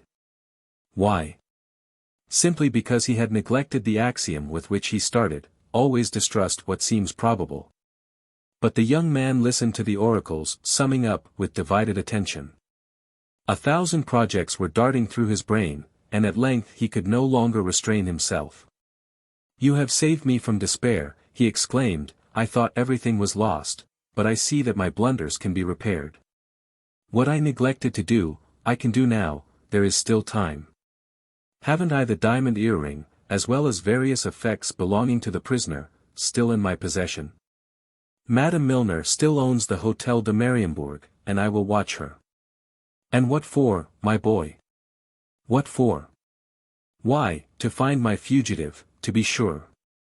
Had the young detective been less engrossed with his idea, he would have detected a slight smile that curved Papa Tirauclair's thick lips. Ah, my son. Is it possible that you don't suspect the real name of this pretended buffoon? Inquired the oracle somewhat despondently. Lecoq trembled and averted his face. He did not wish Tabret to see his eyes. No, he replied, I don't suspect. You are uttering a falsehood, interrupted the sick man. You know as well as I do, that May resides in the Rue de Grenelle Saint-Germain, and that he is known as the Duc de Sermeuse. On hearing these words, Father Absinthe indulged in a hearty laugh. Ah! That's a good joke, he exclaimed. Ah, ha! Such was not Lecoq's opinion, however. Well, yes, Monsieur Tabret, said he, the idea did occur to me, but I drove it away. And why, if you please? Because you would not believe in the logical sequence of your premises.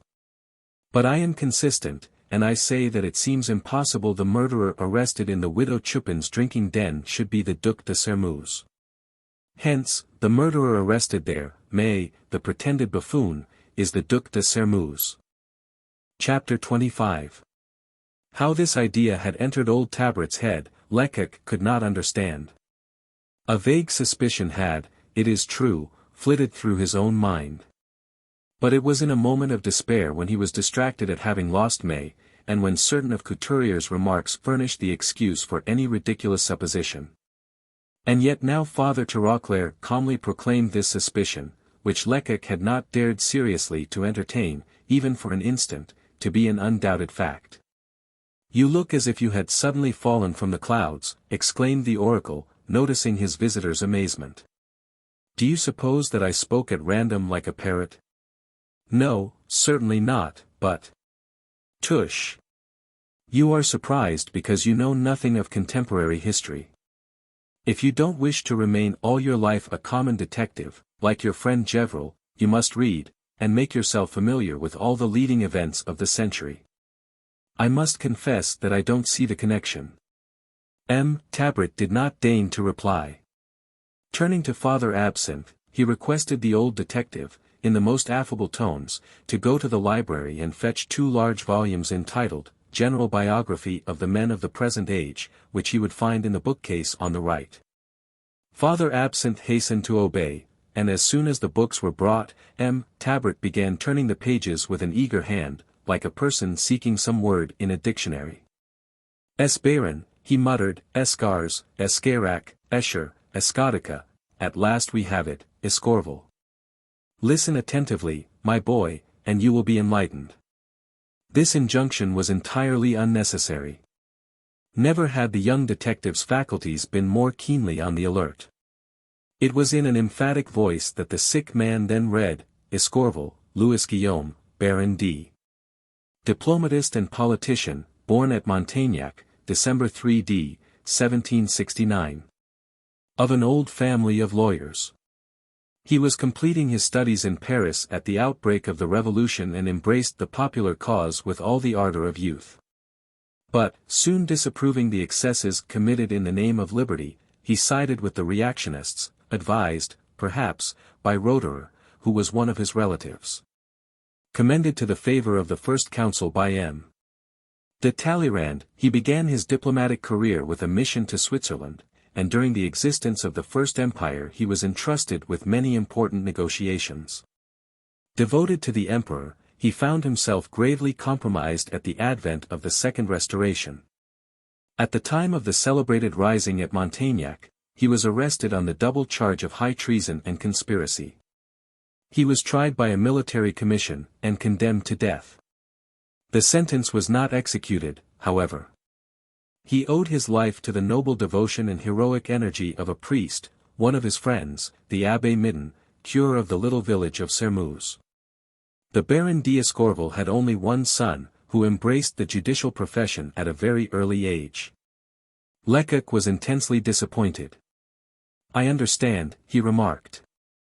This is the biography of our magistrate's father. Only I don't see that it teaches us anything. An ironical smile curved old Tirauclair's lips. It teaches us that M. d'Escorval's father was condemned to death, he replied. That's something, I assure you. A little patience, and you will soon know everything. Having found a new leaf, he recommenced to read, Sermuse, Anne-Marie Victor de Tingry, Duc de. A French general and politician, born at the Château de Sermuse, near Montaignac, in 1758. The Sermuse family is one of the oldest and most illustrious in France. It must not be confounded with the ducal family of Sermuse, whose name is written with an E. Leaving France at the beginning of the Revolution, and de Sermuse began by serving in the army of Condé. Some years later he offered his sword to Russia. And it is asserted by some of his biographers that he was fighting in the Russian ranks at the time of the disastrous retreat from Moscow. Returning to France with the Bourbons, he became notorious by the intensity of his ultra-royalist opinions. It is certain that he had the good fortune to regain possession of his immense family estates, and the rank and dignities which he had gained in foreign lands were confirmed. Appointed by the king to preside at the military commission charged with arresting and trying the conspirators of Montaignac, his zeal and severity resulted in the capture and conviction of all the parties implicated. Lecoq sprang up with sparkling eyes. I see it clearly now, he exclaimed. The father of the present Duc de Sermuse tried to have the father of the present M. d'Escorval beheaded. M. Tabret was the picture of complacency. You see the assistance history gives, said he. But I have not finished, my boy, the present Duc de Sermuse also has his article which will be of interest to us. So listen, Sermuse, Anne-Marie Marshall, son of the preceding, was born in London toward the close of the last century. Received his early education in England, and completed it at the court of Austria, which he subsequently visited on several confidential missions. Heir to the opinions, prejudices, and animosities of his father, he placed at the service of his party a highly cultivated intellect, unusual penetration, and extraordinary abilities.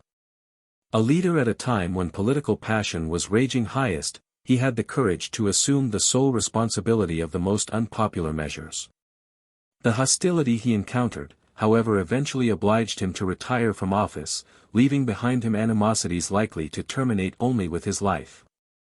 The sick man closed the book, and with assumed modesty, he asked, "Ah, well. What do you think of my little method of induction?" But Lecoq was too much engrossed with his own thoughts to reply to this question.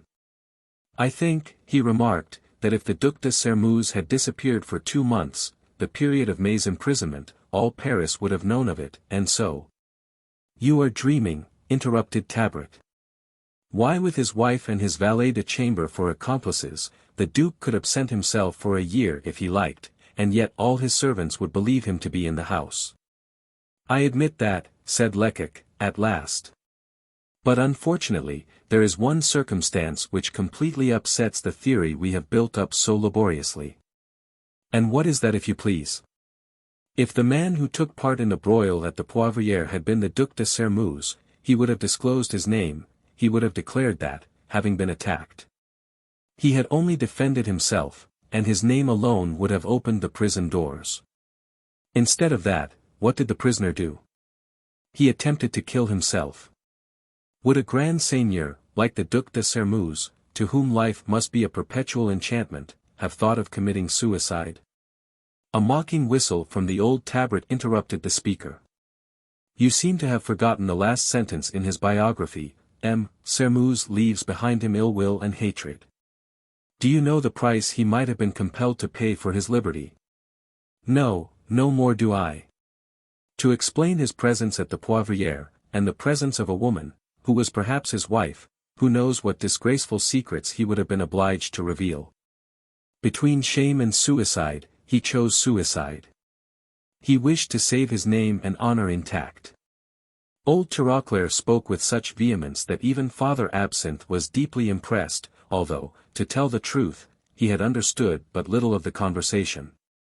As for Lecoq, he rose very pale, his lips trembling a little. You will excuse my hypocrisy, Monsieur Tabret, he said in an agitated voice. I only offered these last objections for form's sake. I had thought of what you now say, but I distrusted myself, and I wanted to hear you say it yourself. Then with an imperious gesture, he added, now, I know what I have to do. Old Tabret raised his hands toward heaven with every sign of intense dismay. Unhappy man, he exclaimed, do you think of going to arrest the Duc de Sermuse? Poor Lecoq.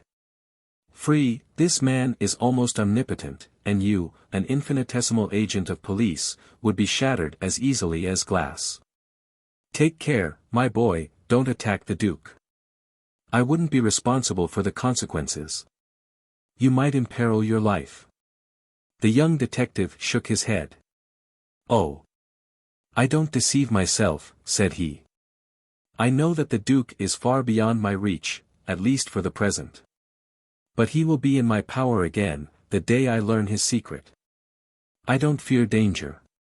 But I know, that if I am to succeed, I must conceal myself, and so I will. Yes, I will remain in the shade until I can unveil this mystery, but then I shall reappear in my true character. And if may be really the Duc de Sermuse, I shall have my revenge. Part 2. The Honor of the Name. Chapter 1. On the first Sunday in the month of August, 1815. At 10 o'clock precisely, as on every Sunday morning, the sacristan of the parish church at Sermuse sounded the 3 strokes of the bell which warn the faithful that the priest is ascending the steps of the altar to celebrate High Mass. The church was already more than half full, and from every side little groups of peasants were hurrying into the churchyard.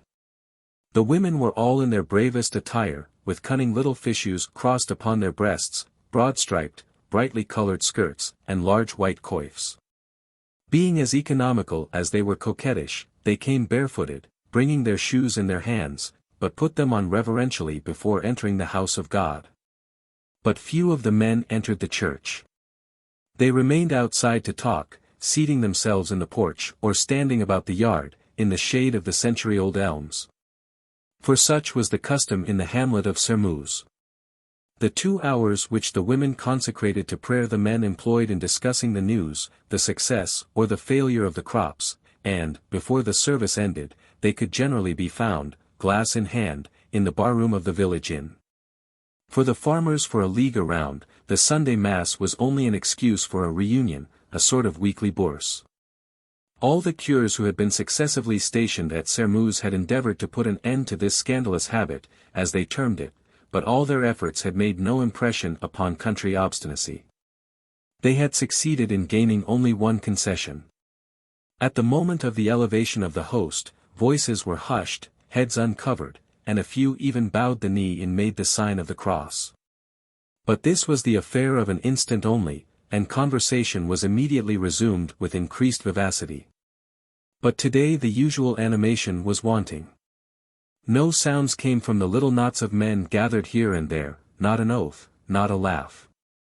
Between buyers and sellers, one did not overhear a single one of those interminable discussions, punctuated with the popular oaths, such as, "By my faith in God," or "May the devil burn me." They were not talking, they were whispering together.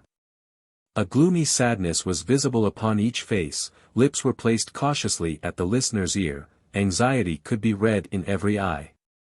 One scented misfortune in the very air. Only a month had elapsed since Louis XVIII had been, for the second time, installed in the Tuileries by a triumphant coalition. The earth had not yet had time to swallow the sea of blood that flowed at Waterloo. 1,200,000 foreign soldiers desecrated the soil of France. The Prussian General Muffling was governor of Paris. And the peasantry of Sermuse trembled with indignation and fear. This king, brought back by the Allies, was no less to be dreaded than the Allies themselves.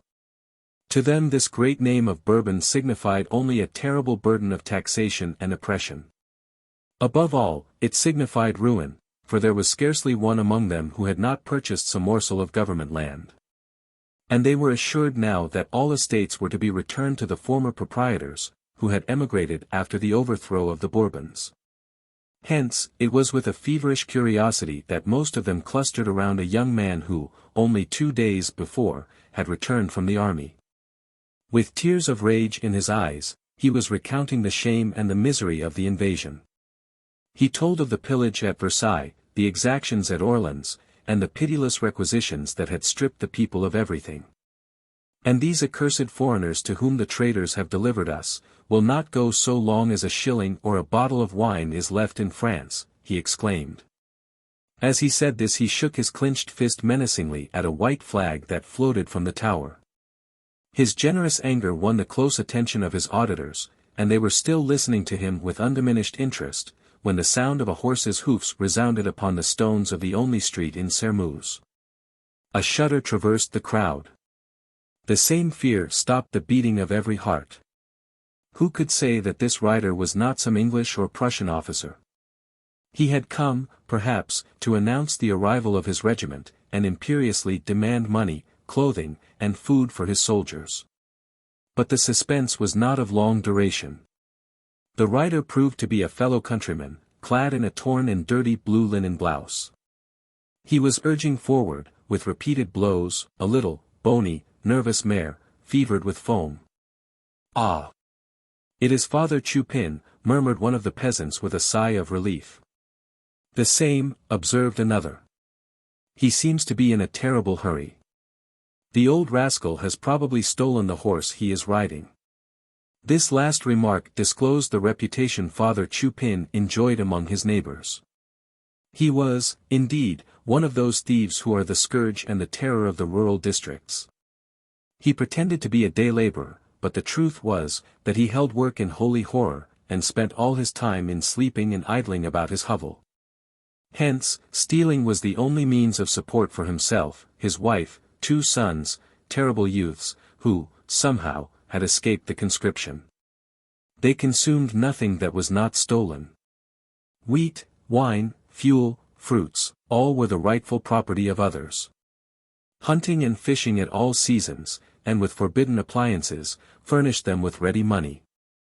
Everyone in the neighborhood knew this.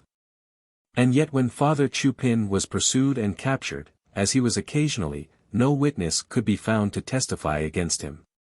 "He is a hard case," men said.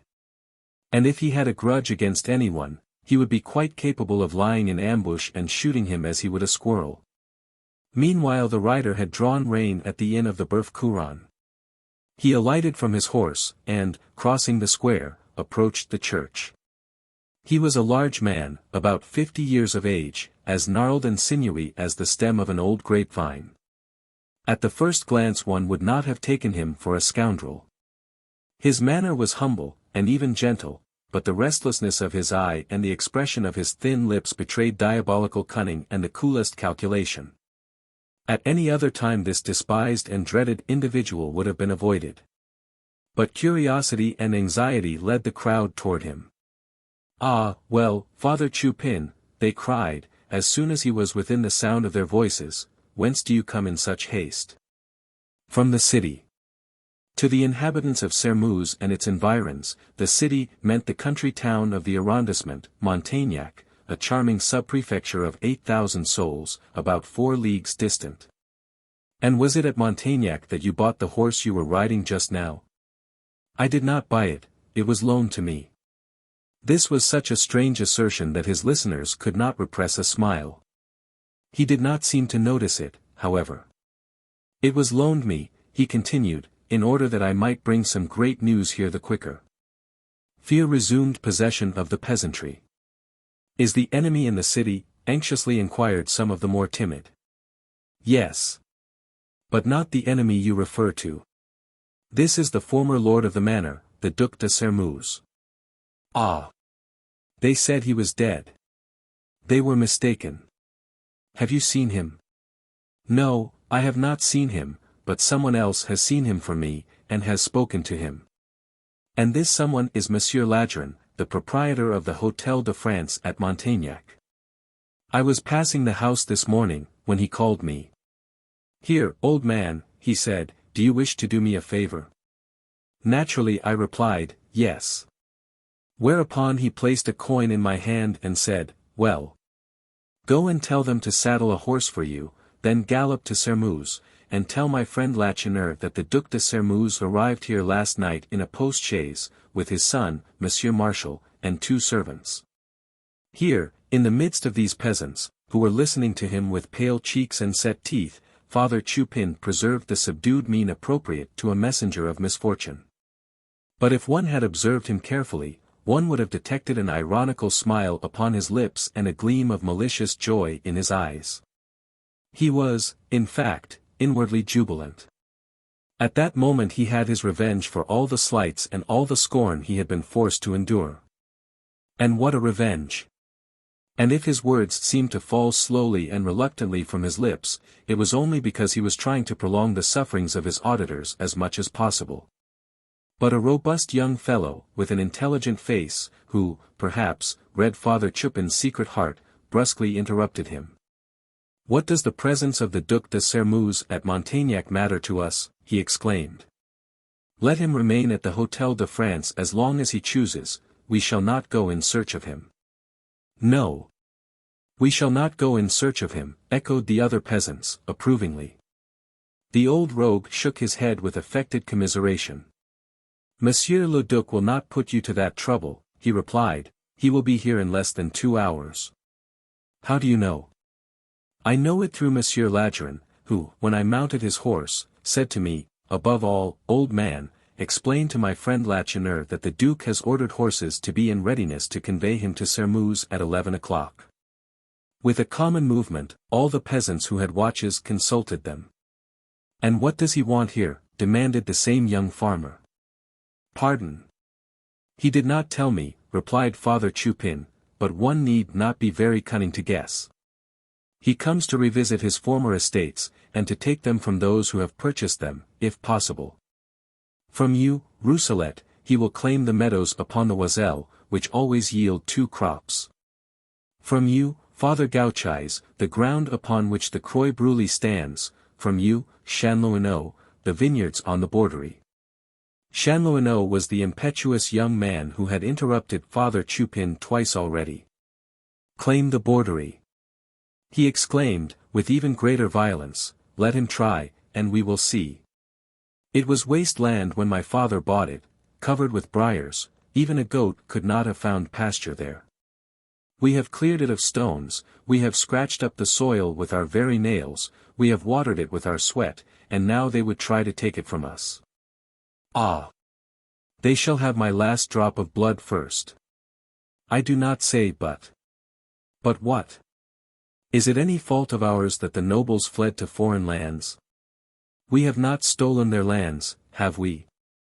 The government offered them for sale, we bought them, and paid for them, they are lawfully ours. That is true. But Monsieur de Sermuz is the great friend of the king. The young soldier, whose voice had aroused the most noble sentiments only a moment before, was forgotten. Invaded France, the threatening enemy, were alike forgotten. The all-powerful instinct of avarice was suddenly aroused. "In my opinion," resumed Chanlouineau, "we should do well to consult the Baron d'Escorval." "Yes, yes," exclaimed the peasants, "let us go at once." They were starting, when a villager who sometimes read the papers, checked them by saying, "Take care what you do. Do you not know that since the return of the Bourbons Monsieur d'Escorval is of no account whatever? Fouché has him upon the proscription list, and he is under the surveillance of the police."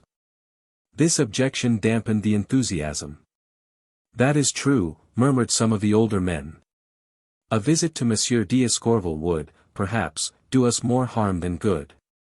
And, besides, what advice could he give us?" Chanlouineau had forgotten all prudence. "What of that?" he exclaimed. "If Monsieur d'Escorval has no counsel to give us about this matter, he can, perhaps, teach us how to resist and to defend ourselves." For some moments Father Chupin had been studying, with an impassive countenance, the storm of anger he had aroused.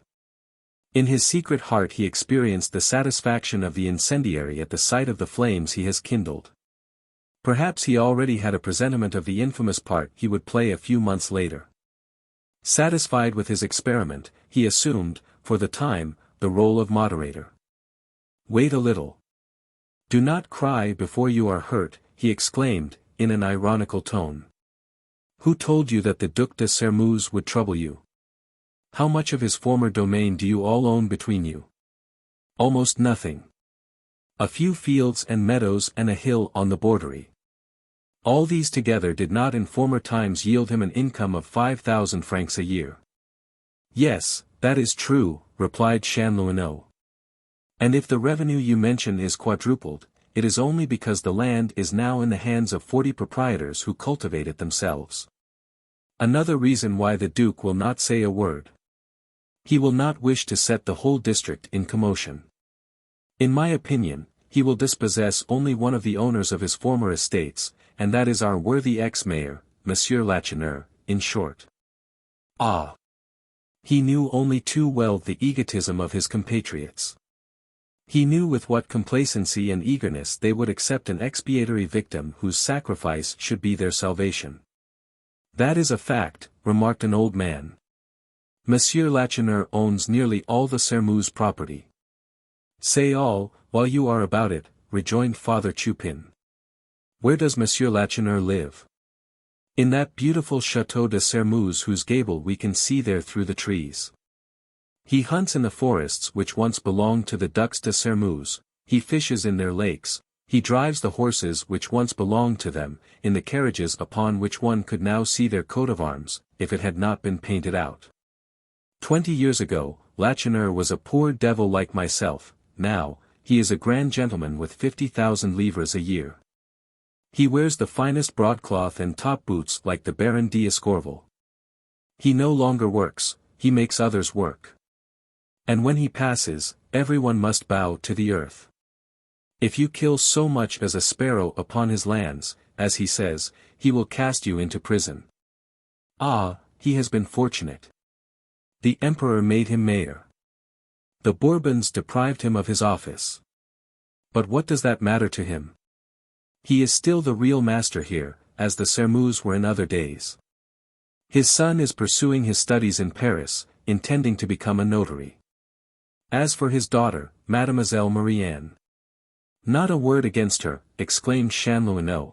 If she were mistress, there would not be a poor man in the country, and yet, how some of her pensioners abuse her bounty. Ask your wife if this is not so, Father Chupin. Undoubtedly the impetuous young man spoke at the peril of his life. But the wicked old Chupin swallowed this affront which he would never forget, and humbly continued. I do not say that Mademoiselle Marie-Anne is not generous. But after all her charitable work she has plenty of money left for her fine dresses and her fallals. I think that Monsieur Lacheneur ought to be very well content, even after he has restored to its former owner 1/2 or even 3/4 of the property he has acquired, no one can tell how. He would have enough left then to grind the poor under foot. After his appeal to selfishness, Father Chupin appealed to envy. There could be no doubt of his success. But he had not time to pursue his advantage. The services were over, and the worshippers were leaving the church. Soon there appeared upon the porch the man in question, with a young girl of dazzling beauty leaning upon his arm. Father Chupin walked straight toward him, and brusquely delivered his message. Lacheneur staggered beneath the blow. He turned first so red, then so frightfully pale, that those around him thought he was about to fall. But he quickly recovered his self-possession, and without a word to the messenger, he walked rapidly away, leading his daughter. Some minutes later an old post-chaise, drawn by 4 horses, dashed through the village at a gallop, and paused before the house of the village cure. Then one might have witnessed a singular spectacle. Father Chupin had gathered his wife and his children together, and the 4 surrounded the carriage, shouting, with all the power of their lungs. Long live the Duc de Sermouse. Chapter 2. A gently ascending road, more than 2 miles in length, shaded by a quadruple row of venerable elms, led from the village to the Château de Sermouse. Nothing could be more beautiful than this avenue, a fit approach to a palace. And the stranger who beheld it could understand the naively vain proverb of the country, he does not know the real beauty of France, who has never seen Sermouse nor the Oiselle. The Oiselle is the little river which one crosses by means of a wooden bridge on leaving the village, and whose clear and rapid waters give a delicious freshness to the valley. At every step, as one ascends, the view changes. It is as if an enchanting panorama were being slowly unrolled before one. On the right you can see the sawmills of Ferial. On the left, like an ocean of verdure, the forest of Dolomian trembles in the breeze. Those imposing ruins on the other side of the river are all that remain of the feudal manor of the House of Brole.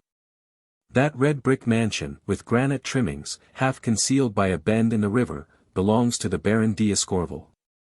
And, if the day is clear, one can easily distinguish the spires of Montaignac in the distance. This was the path traversed by M. Lacheneur after Chupin had delivered his message. But what did he care for the beauties of the landscape?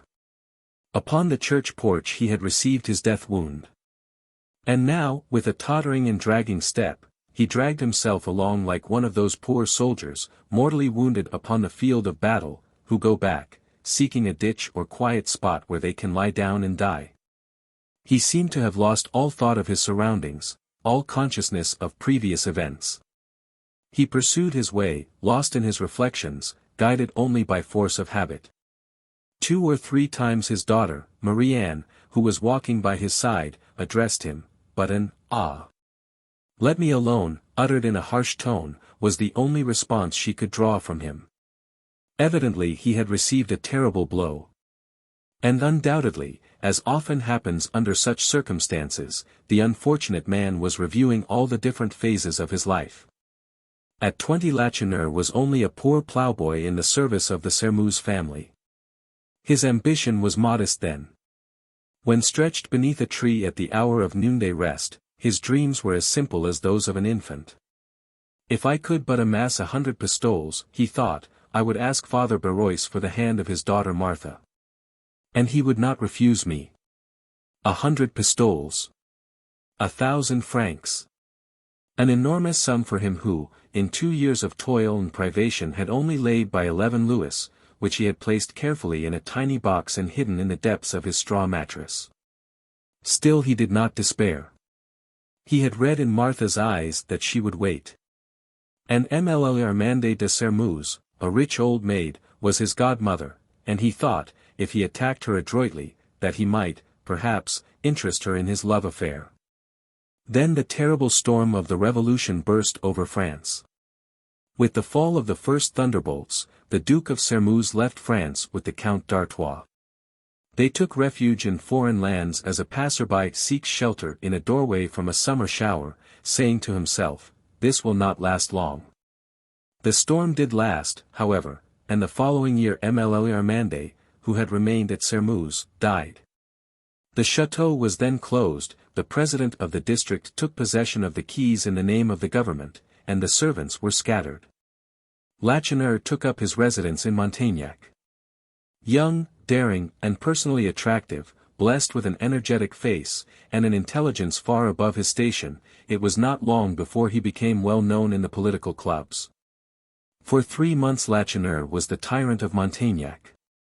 But this métier of public speaker is by no means lucrative, so the surprise throughout the district was immense, when it was ascertained that the former ploughboy had purchased the chateau, and almost all the land belonging to his old master. It is true that the nation had sold this princely domain for scarcely a 20th part of its real value. The appraisement was 69,000 francs. It was giving the property away. And yet, it was necessary to have this amount, and Lacheneur possessed it, since he had poured it in a flood of beautiful louis d'or into the hands of the receiver of the district. From that moment his popularity waned. The patriots who had applauded the ploughboy, cursed the capitalist. He discreetly left them to recover from their rage as best they could, and returned to Sermuse. There everyone bowed low before Citoyen Lacheneur. Unlike most people, he did not forget his past hopes at the moment when they might be realized. He married Martha Barrois, and, leaving the country to work out its own salvation without his assistance, he gave his time and attention to agriculture. Any close observer, in those days, would have felt certain that the man was bewildered by the sudden change in his situation. His manner was so troubled and anxious that one, to see him, would have supposed him a servant in constant fear of being detected in some indiscretion. He did not open the chateau, but installed himself and his young wife in the cottage formerly occupied by the head gamekeeper, near the entrance of the park. But, little by little, with the habit of possession, came assurance. The consulate had succeeded the directory, the empire succeeded the consulate, Citoyen Lacheneur became M. Lacheneur. Appointed mayor 2 years later, he left the cottage and took possession of the chateau.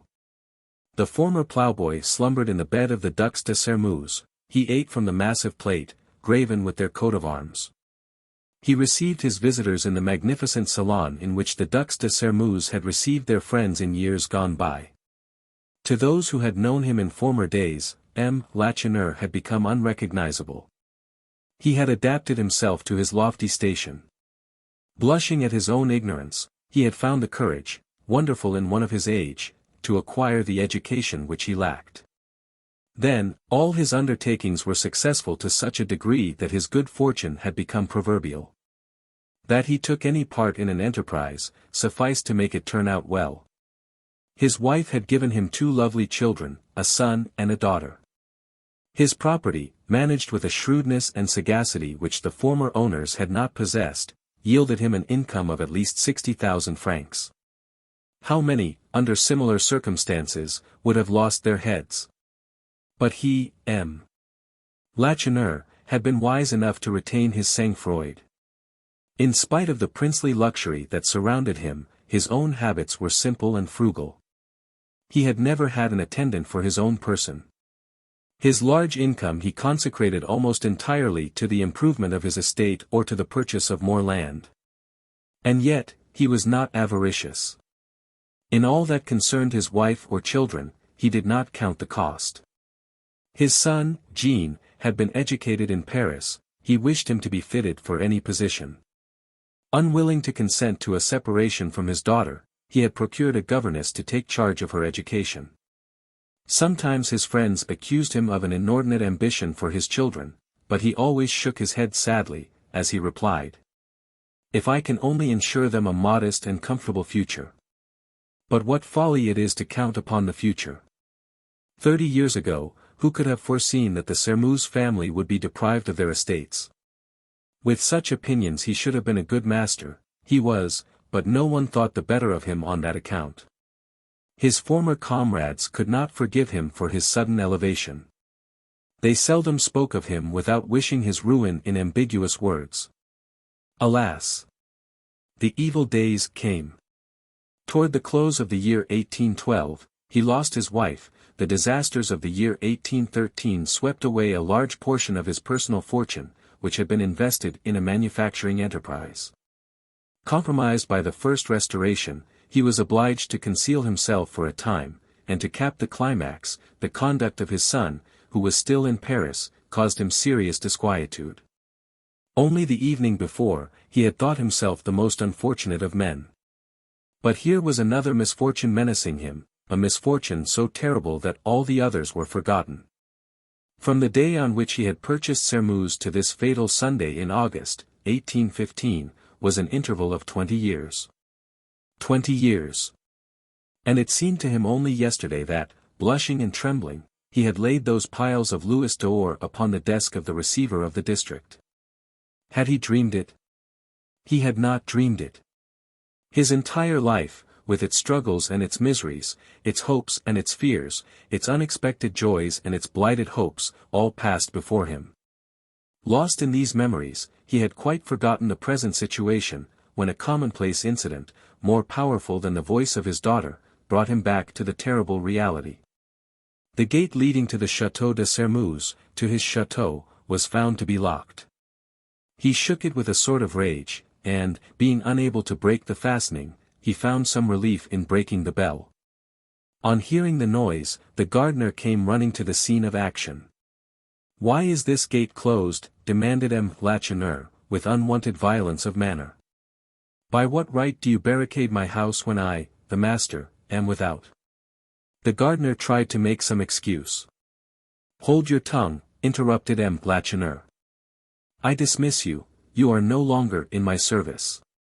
He passed on, leaving the gardener petrified with astonishment, crossed the courtyard, a courtyard worthy of the mansion, bordered with velvet turf, with flowers, and with dense shrubbery. In the vestibule, inlaid with marble, 3 of his tenants sat awaiting him, for it was on Sunday that he always received the workmen who desired to confer with him. They rose at his approach, and removed their hats deferentially. But he did not give them time to utter a word. "Who permitted you to enter here?" he said, savagely, "and what do you desire?" "They sent you to play the spy on me, did they?" "Leave, I tell you." The 3 farmers were even more bewildered and dismayed than the gardener had been, and their remarks must have been interesting. But M. Lacheneur could not hear them. He had opened the door of the grand salon, and dashed in, followed by his frightened daughter. Never had Marie-Anne seen her father in such a mood, and she trembled, her heart torn by the most frightful presentiments. She had heard it said that oftentimes, under the influence of some dire calamity, unfortunate men have suddenly lost their reason entirely, and she was wondering if her father had become insane. It would seem, indeed, that such was the case. His eyes flashed, convulsive shudders shook his whole body, a white foam gathered on his lips. He made the circuit of the room as a wild beast makes the circuit of his cage, uttering harsh imprecations and making frenzied gestures. His actions were strange, incomprehensible. Sometimes he seemed to be trying the thickness of the carpet with the toe of his boot, sometimes he threw himself upon a sofa or a chair, as if to test its softness. Occasionally, he paused abruptly before some one of the valuable pictures that covered the walls, or before a bronze. One might have supposed that he was taking an inventory, and appraising all the magnificent and costly articles which decorated this apartment, the most sumptuous in the chateau. "And I must renounce all this," he exclaimed, at last. These words explained everything. "No, never," he resumed, in a transport of rage, "never. Never. I cannot. I will not." Now Marie-Anne understood it all. But what was passing in her father's mind? She wished to know. And, leaving the low chair in which she had been seated, she went to her father's side. "Are you ill, father?" she asked, in her sweet voice. "What is the matter? What do you fear? Why do you not confide in me? Am I not your daughter? Do you no longer love me?" At the sound of this dear voice, M. Lacheneur trembled like a sleeper suddenly aroused from the terrors of a nightmare, and he cast an indescribable glance upon his daughter. "Did you not hear what Chupin said to me?" He replied, slowly. "The Duc de Sermeuse is at Montaignac, he will soon be here, and we are dwelling in the chateau of his fathers, and his domain has become ours." The vexed question regarding the national lands, which agitated France for 30 years, Marie understood, for she had heard it discussed 1,000 times. "Ah, well, dear father," said she, "what does that matter, even if we do hold the property? You have bought it and paid for it, have you not? So it is rightfully and lawfully ours." M. Lacheneur hesitated a moment before replying. But his secret suffocated him. He was in one of those crises in which a man, however strong he may be, totters and seeks some support, however fragile. "You would be right, my daughter," he murmured, with drooping head, "if the money that I gave in exchange for Sermeuse had really belonged to me." At this strange avowal the young girl turned pale and recoiled a step. "What?" she faltered. "This gold was not yours, my father. To whom did it belong? From whence did it come?" The unhappy man had gone too far to retract. "I will tell you all, my daughter," he replied, "and you shall judge. You shall decide. When the Sermeuse family fled from France, I had only my hands to depend upon, and as it was almost impossible to obtain work, I wondered if starvation were not near at hand. Such was my condition when someone came after me one evening to tell me that Mademoiselle Armande de Sermeuse, my godmother, was dying, and wished to speak with me. I ran to the chateau. The messenger had told the truth. Mademoiselle Armande was sick unto death. I felt this on seeing her upon her bed, whiter than wax. Ah! If I were to live 100 years, never should I forget her face as it looked at that moment. It was expressive of a strength of will and an energy that would hold death at bay until the task upon which she had determined was performed. When I entered the room I saw a look of relief appear upon her countenance. "How long you were in coming," she murmured faintly. I was about to make some excuse, when she motioned me to pause, and ordered the women who surrounded her to leave the room. As soon as we were alone, "You are an honest boy," said she, "and I am about to give you a proof of my confidence. People believe me to be poor, but they are mistaken. While my relatives were gaily ruining themselves, I was saving the 500 louis which the Duke, my brother, gave me each year." She motioned me to come nearer, and to kneel beside her bed. I obeyed, and Mademoiselle Armande leaned toward me, almost glued her lips to my ear, and added, "I possess 80,000 francs. I felt a sudden giddiness, but my godmother did not notice it. "This amount," she continued, "is not a quarter part of the former income from our family estates. But now, who knows but it will, one day, be the only resource of the Sermous. I am going to place it in your charge, Lacheneur. I confide it to your honor and to your devotion. The estates belonging to the emigrants are to be sold, I hear. If such an act of injustice is committed, you will probably be able to purchase our property for 70,000 francs. If the property is sold by the government, purchase it. If the lands belonging to the emigrants are not sold, take that amount to the Duke, my brother, who is with the Count d'Artois. The surplus, that is to say, the 10,000 francs remaining, I give to you, they are yours." She seemed to recover her strength. She raised herself in bed, and, holding the crucifix attached to her rosary to my lips, she said, "Swear by the image of our Saviour, that you will faithfully execute the last will of your dying godmother." I took the required oath, and an expression of satisfaction overspread her features. "That is well," she said, "I shall die content. You will have a protector on high. But this is not all. In times like these in which we live, this gold will not be safe in your hands unless those about you are ignorant that you possess it. I have been endeavoring to discover some way by which you could remove it from my room, and from the chateau, without the knowledge of anyone, and I have found a way. The gold is here in this cupboard, at the head of my bed, in a stout oaken chest. You must find strength to move the chest, you must. You can fasten a sheet around it and let it down gently from the window into the garden.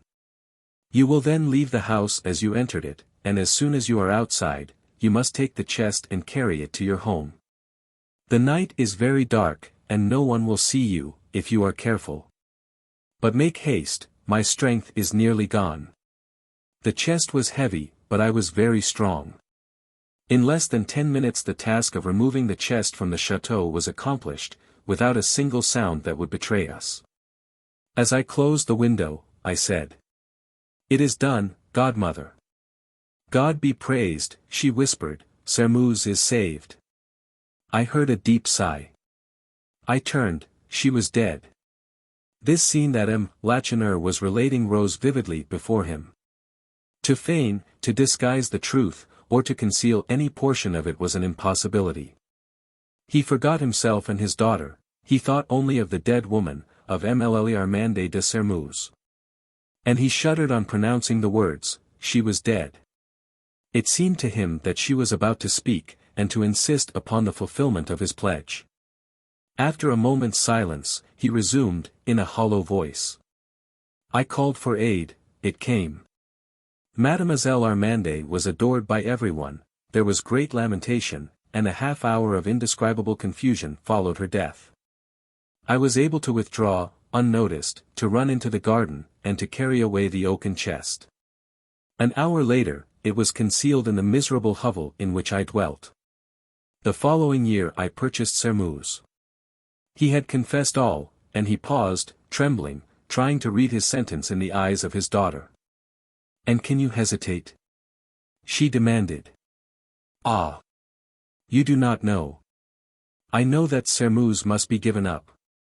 This was the decree of his own conscience, that faint voice which speaks only in a whisper, but which all the tumult on earth cannot overpower. "No one saw me take away the chest," he faltered. "If anyone suspected it, there is not a single proof against me. But no one does suspect it. Marie-Anne rose, her eyes flashed with generous indignation. "My father," she exclaimed, "oh! My father!" Then, in a calmer tone, she added. "If others know nothing of this, can you forget it?" Lacheneur appeared almost ready to succumb to the torture of the terrible conflict raging in his soul. "Return," he exclaimed. "What shall I return? That which I have received. So be it. I consent. I will give the Duke the 80,000 francs, to this amount I will add the interest on this sum since I have had it, and, we shall be free of all obligation." The girl sadly shook her head. "Why do you resort to subterfuges which are so unworthy of you?" she asked, gently. "You know perfectly well that it was Sermuse which Mademoiselle Armande intended to entrust to the servant of her house. And it is Sermuse which must be returned." The word servant was revolting to a man, who, at least, while the empire endured, had been a power in the land. "Ah! You are cruel, my daughter," he said, with intense bitterness. "As cruel as a child who has never suffered, as cruel as one who, having never himself been tempted, is without mercy for those who have yielded to temptation. It is one of those acts which God alone can judge, since God alone can read the depths of one's secret soul. I am only a depositary, you tell me. It was, indeed, in this light that I formerly regarded myself. If your poor sainted mother was still alive, she would tell you the anxiety and anguish I felt on being made the master of riches which were not mine. I trembled lest I should yield to their seductions, I was afraid of myself. I felt as a gambler might feel who had the winnings of others confided to his care, as a drunkard might feel who had been placed in charge of a quantity of the most delicious wines. Your mother would tell you that I moved heaven and earth to find the Duc de Sermuse. But he had left the Count d'Artois, and no one knew where he had gone or what had become of him. 10 years passed before I could make up my mind to inhabit the chateau, yes, 10 years, during which I had the furniture dusted each morning as if the master was to return that evening. At last I ventured. I had heard Monsieur d'Escorval declare that the Duke had been killed in battle. I took up my abode here. And from day to day, in proportion as the domain of Sermuse became more beautiful and extensive beneath my care, I felt myself more and more its rightful owner. But this despairing pleading in behalf of a bad cause produced no impression upon Marie-Anne's loyal heart. "Restitution must be made," she repeated. Lacheneur wrung his hands. "Implacable," he exclaimed, "she is implacable. Unfortunate girl.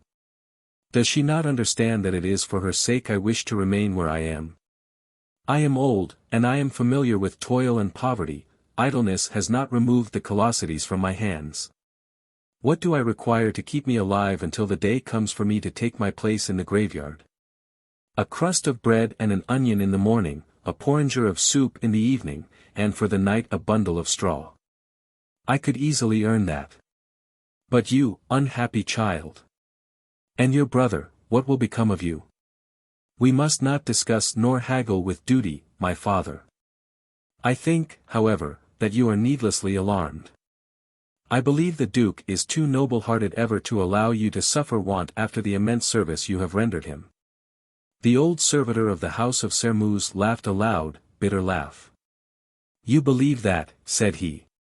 "Then you do not know the nobles who have been our masters for ages. You are a worthy fellow. Very coldly said, will be the only recompense I shall receive, and you will see me, at my plough, you, out at service. And if I venture to speak of the 10,000 francs that were given me, I shall be treated as an impostor, as an impudent fool. By the holy name of God this shall not be. Oh, my father. No. This shall not be. And I realize, as you cannot realize, the disgrace of such a fall. You think you are beloved in Sermuse? You are mistaken. We have been too fortunate not to be the victims of hatred and jealousy. If I fall tomorrow, you will see all who kissed your hands today fall upon you to tear you to pieces." His eye glittered, he believed he had found a victorious argument. And then you, yourself, will realize the horror of the disgrace. It will cost you the deadly anguish of a separation from him whom your heart has chosen. He had spoken truly, for Marie-Anne's beautiful eyes filled with tears. If what you say proves true, father, she murmured, in an altered voice, I may, perhaps, die of sorrow, but I cannot fail to realize that my confidence and my love has been misplaced. And you still insist upon my returning Sairmeuse to its former owner? Honor speaks, my father. M. Lacheneur made the armchair in which he was seated tremble by a violent blow of his fist. And if I am just as obstinate, he exclaimed, if I keep the property, what will you do? I shall say to myself, father, that honest poverty is better than stolen wealth. I shall leave this chateau, which belongs to the Duc de Sairmeuse, and I shall seek a situation as a servant in the neighborhood. M. Lacheneur sank back in his armchair sobbing. He knew his daughter's nature well enough to be assured that what she said, that she would do. But he was conquered, his daughter had won the battle. He had decided to make the heroic sacrifice. I will relinquish Sairmeuse, he faltered, come what may. He paused suddenly, a visitor was entering the room. It was a young man about 20 years of age, of distinguished appearance, but with a rather melancholy and gentle manner. His eyes when he entered the apartment encountered those of Marie-Anne, he blushed slightly, and the girl half turned away, crimsoning to the roots of her hair. Monsieur, said the young man, my father sends me to inform you that the Duc de Sairmeuse and his son have just arrived. They have asked the hospitality of our cure. M. Lacheneur rose, unable to conceal his frightful agitation. You will thank the Baron d'Escorval for his attention, my dear Maurice, he responded. I shall have the honor of seeing him today, after a very momentous step which we are about to take, my daughter and I. Young d'Escorval had seen, at the first glance, that his presence was inopportune, so he remained only a few moments.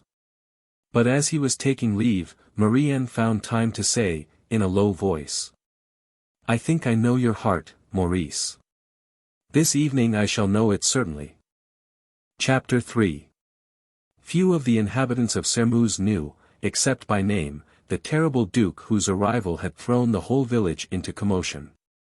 Some of the oldest residents had a faint recollection of having seen him long ago, before '89 indeed, when he came to visit his aunt, Emmelie Armande. His duties, then, had seldom permitted him to leave the court. If he had given no sign of life during the Empire, it was because he had not been compelled to submit to the humiliations and suffering which so many of the emigrants were obliged to endure in their exile. On the contrary, he had received, in exchange for the wealth of which he had been deprived by the Revolution, a princely fortune. Taking refuge in London after the defeat of the army of Condé, he had been so fortunate as to please the only daughter of Lord Holland, one of the richest peers in England, and he had married her. She possessed a fortune of £250,000 sterling, more than 6 million francs. Still the marriage was not a happy one. The chosen companion of the dissipated and licentious Count d'Artois was not likely to prove a very good husband. The young Duchess was contemplating a separation when she died, in giving birth to a boy, who was baptized under the names of Anne-Marie Marshall. The loss of his wife did not render the Duc de Sairmeuse inconsolable. He was free and richer than he had ever been. As soon as les convenances permitted, he confided his son to the care of a relative of his wife, and began his roving life again. Rumor had told the truth. He had fought, and that furiously, against France in the Austrian, and then in the Russian ranks. And he took no pains to conceal the fact, convinced that he had only performed his duty. He considered that he had honestly and loyally gained the rank of general which the Emperor of all the Russias had bestowed upon him. He had not returned to France during the first Restoration, but his absence had been involuntary. His father-in-law, Lord Holland, had just died, and the Duke was detained in London by business connected with his son's immense inheritance. Then followed the 100 days. They exasperated him. But, the good cause, as he styled it, having triumphed anew, he hastened to France. Alas! Lacheneur judged the character of his former master correctly, when he resisted the entreaties of his daughter. This man, who had been compelled to conceal himself during the first Restoration, knew only too well, that the returned émigrés had learned nothing and forgotten nothing. The Duc de Sermeuse was no exception to the rule. He thought, and nothing could be more sadly absurd, that a mere act of authority would suffice to suppress forever all the events of the Revolution and of the Empire. When he said, "I do not admit that," he firmly believed that there was nothing more to be said, that controversy was ended, and that what had been was as if it had never been.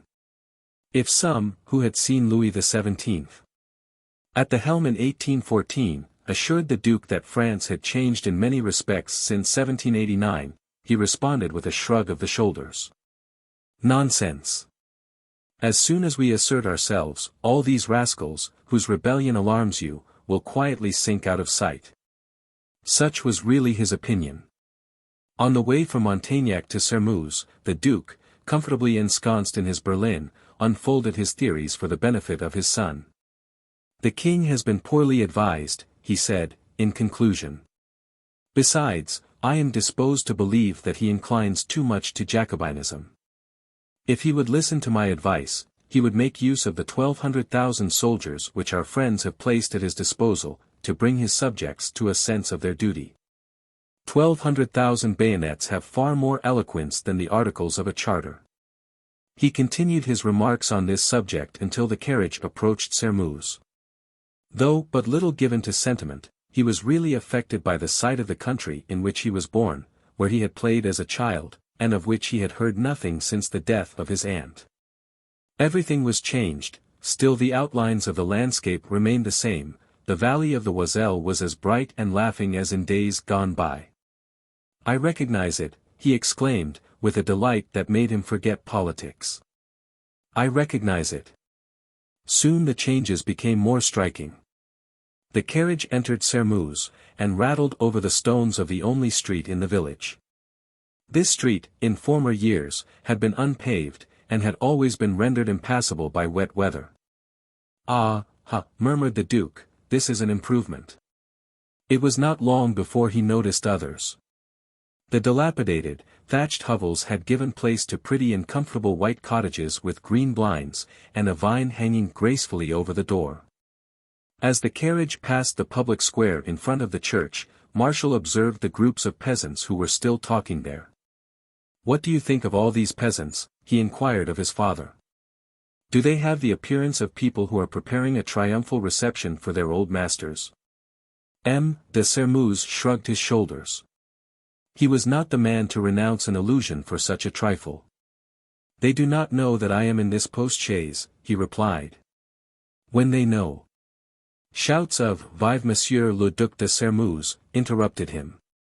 "Do you hear that, Marquis?" he exclaimed. And pleased by these cries that proved him in the right, he leaned from the carriage window, waving his hand to the honest Chupin family, who were running after the vehicle with noisy shouts. The old rascal, his wife, and his children, all possessed powerful voices, and it was not strange that the Duke believed the whole village was welcoming him. He was convinced of it, and when the berlin stopped before the house of the cure, M. de Sermeuse was persuaded that the prestige of the nobility was greater than ever. Upon the threshold of the parsonage, Bibiane, the old housekeeper, was standing. She knew who these guests must be, for the cure's servants always know what is going on. "Monsieur has not yet returned from church," she said, in response to the Duke's inquiry. "But if the gentlemen wish to wait, it will not be long before he comes, for the poor, dear man has not breakfasted yet." "Let us go in," the Duke said to his son. And guided by the housekeeper, they entered a sort of drawing-room, where the table was spread. M. de Sermeuse took an inventory of the apartment in a single glance. The habits of a house reveal those of its master. This was clean, poor, and bare. The walls were whitewashed, a dozen chairs composed the entire furniture, upon the table, laid with monastic simplicity, were only tin dishes. This was either the abode of an ambitious man or a saint. "Will these gentlemen take any refreshments?" inquired Bibiane. "Upon my word," replied Marshall, I must confess that the drive has whetted my appetite amazingly. Blessed Jesus, exclaimed the old housekeeper, in evident despair. What am I to do? I, who have nothing. That is to say, yes, I have an old hen left in the coop. Give me time to wring its neck, to pick it, and clean it. She paused to listen, and they heard a step in the passage. Ah, she exclaimed, here is Monsieur Lecoq now. The son of a poor farmer in the environs of Montagnac, he owed his Latin and tonsure to the privations of his family. Tall, angular, and solemn, he was as cold and impassive as the stones of his church. By what immense efforts of will, at the cost of what torture, had he made himself what he was? One could form some idea of the terrible restraint to which he had subjected himself by looking at his eyes, which occasionally emitted the lightnings of an impassioned soul. Was he old or young? The most subtle observer would have hesitated to say on seeing this pallid and emaciated face, cut in two by an immense nose, a real eagle's beak, as thin as the edge of a razor. He wore a white cassock which had been patched and darned in numberless places, but which was a marvel of cleanliness, and which hung about his tall, attenuated body like the sails of a disabled vessel. He was known as the Abbé Midden. At the sight of the two strangers seated in his drawing-room, he manifested some slight surprise. The carriage standing before the door had announced the presence of a visitor, but he had expected to find one of his parishioners. No one had warned him or the sacristan, and he was wondering with whom he had to deal, and what they desired of him. Mechanically, he turned to Bibiaine, but the old servant had taken flight. The duke understood his host's astonishment. Upon my word, Abbé, he said, with the impertinent ease of a grand seigneur who makes himself at home everywhere, we have taken your house by storm, and hold the position, as you see. I am the Duc de Sermeuse, and this is my son, the Marquis. The priest bowed, but he did not seem very greatly impressed by the exalted rank of his guests. It is a great honor for me, he replied, in a more than reserved tone, to receive a visit from the former master of this place. He emphasized this word, former, in such a manner that it was impossible to doubt his sentiments and his opinions. Unfortunately, he continued, you will not find here the comforts to which you are accustomed, and I fear. Nonsense! Interrupted the duke. An old soldier is not fastidious, and what suffices for you, Monsieur Abbé, will suffice for us. And rest assured that we shall amply repay you in one way or another for any inconvenience we may cause you. The priest's eye flashed. This want of tact, this disagreeable familiarity, this last insulting remark, kindled the anger of the man concealed beneath the priest.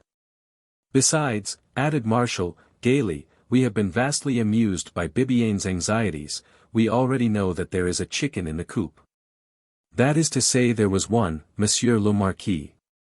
The old housekeeper, who suddenly reappeared, explained her master's response. She seemed overwhelmed with despair. Blessed Virgin! Monsieur, what shall I do? She clamored. The chicken has disappeared. Someone has certainly stolen it, for the coop is securely closed. Do not accuse your neighbor hastily, interrupted the cure, no one has stolen it from us. Bertrand was here this morning to ask alms in the name of her sick daughter. I had no money, and I gave her this fowl that she might make a good bouillon for the sick girl. This explanation changed Bibiaine's consternation to fury. Planting herself in the center of the room, one hand upon her hip, and gesticulating wildly with the other, she exclaimed, pointing to her master. That is just the sort of man he is, he has less sense than a baby. Any miserable peasant who meets him can make him believe anything he wishes. Any great falsehood brings tears to his eyes, and then they can do what they like with him. In that way they take the very shoes off his feet and the bread from his mouth. Bertrand's daughter, Messrs., is no more ill than you or I. Enough, said the priest, sternly, enough. Then, knowing by experience that his voice had not the power to check her flood of reproaches, he took her by the arm and led her out into the passage. M. de Sermeuse and his son exchanged a glance of consternation. Was this a comedy that had been prepared for their benefit? Evidently not, since their arrival had not been expected. But the priest, whose character had been so plainly revealed by this quarrel with his domestic, was not a man to their taste. At least, he was evidently not the man they had hoped to find, not the auxiliary whose assistance was indispensable to the success of their plans. Yet they did not exchange a word, they listened. They heard the sound as of a discussion in the passage. The master spoke in low tones, but with an unmistakable accent of command. The servant uttered an astonished exclamation. But the listeners could not distinguish a word. Soon the priest re-entered the apartment. "I hope, gentlemen," he said, with a dignity that could not fail to check any attempt at raillery, "that you will excuse this ridiculous scene. The cure of Sermeuse, thank God, is not so poor as she says."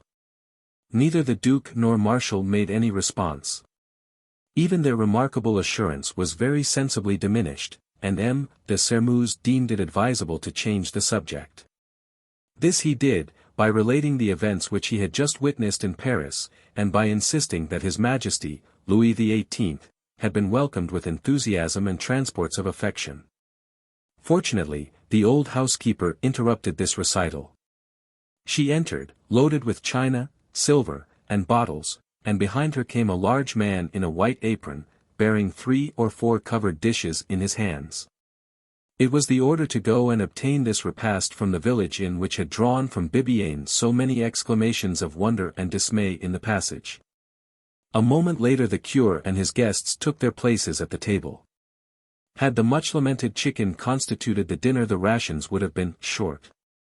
This the worthy woman was obliged to confess, on seeing the terrible appetite evinced by M. de Sermeuse and his son. One would have sworn that they had eaten nothing for a fortnight, she told her friends, the next day. Abbé Midden was not hungry, though it was 2 o'clock, and he had eaten nothing since the previous evening. The sudden arrival of the former masters of Sermeuse filled his heart with gloomy forebodings. Their coming, he believed, presaged the greatest misfortunes. So while he played with his knife and fork, pretending to eat, he was really occupied in watching his guests, and in studying them with all the penetration of a priest, which, by the way, is generally far superior to that of a physician or of a magistrate. The Duc de Sermeuse was 57, but looked considerably younger. The storms of his youth, the dissipation of his riper years, the great excesses of every kind in which he had indulged, had not impaired his iron constitution in the least. Of Herculean build, he was extremely proud of his strength, and of his hands, which were well formed, but large, firmly knit and powerful. Such hands as rightly belonged to a gentleman whose ancestors had given many a crushing blow with ponderous battle-axe in the Crusades. His face revealed his character. He possessed all the graces and all the vices of a courtier. He was, at the same time, spirituel and ignorant, skeptical and violently imbued with the prejudices of his class. Though less robust than his father, Martial was a no less distinguished-looking cavalier. It was not strange that women raved over his blue eyes, and the beautiful blonde hair which he inherited from his mother. To his father he owed energy, courage, and, it must also be added, perversity. But he was his superior in education and in intellect.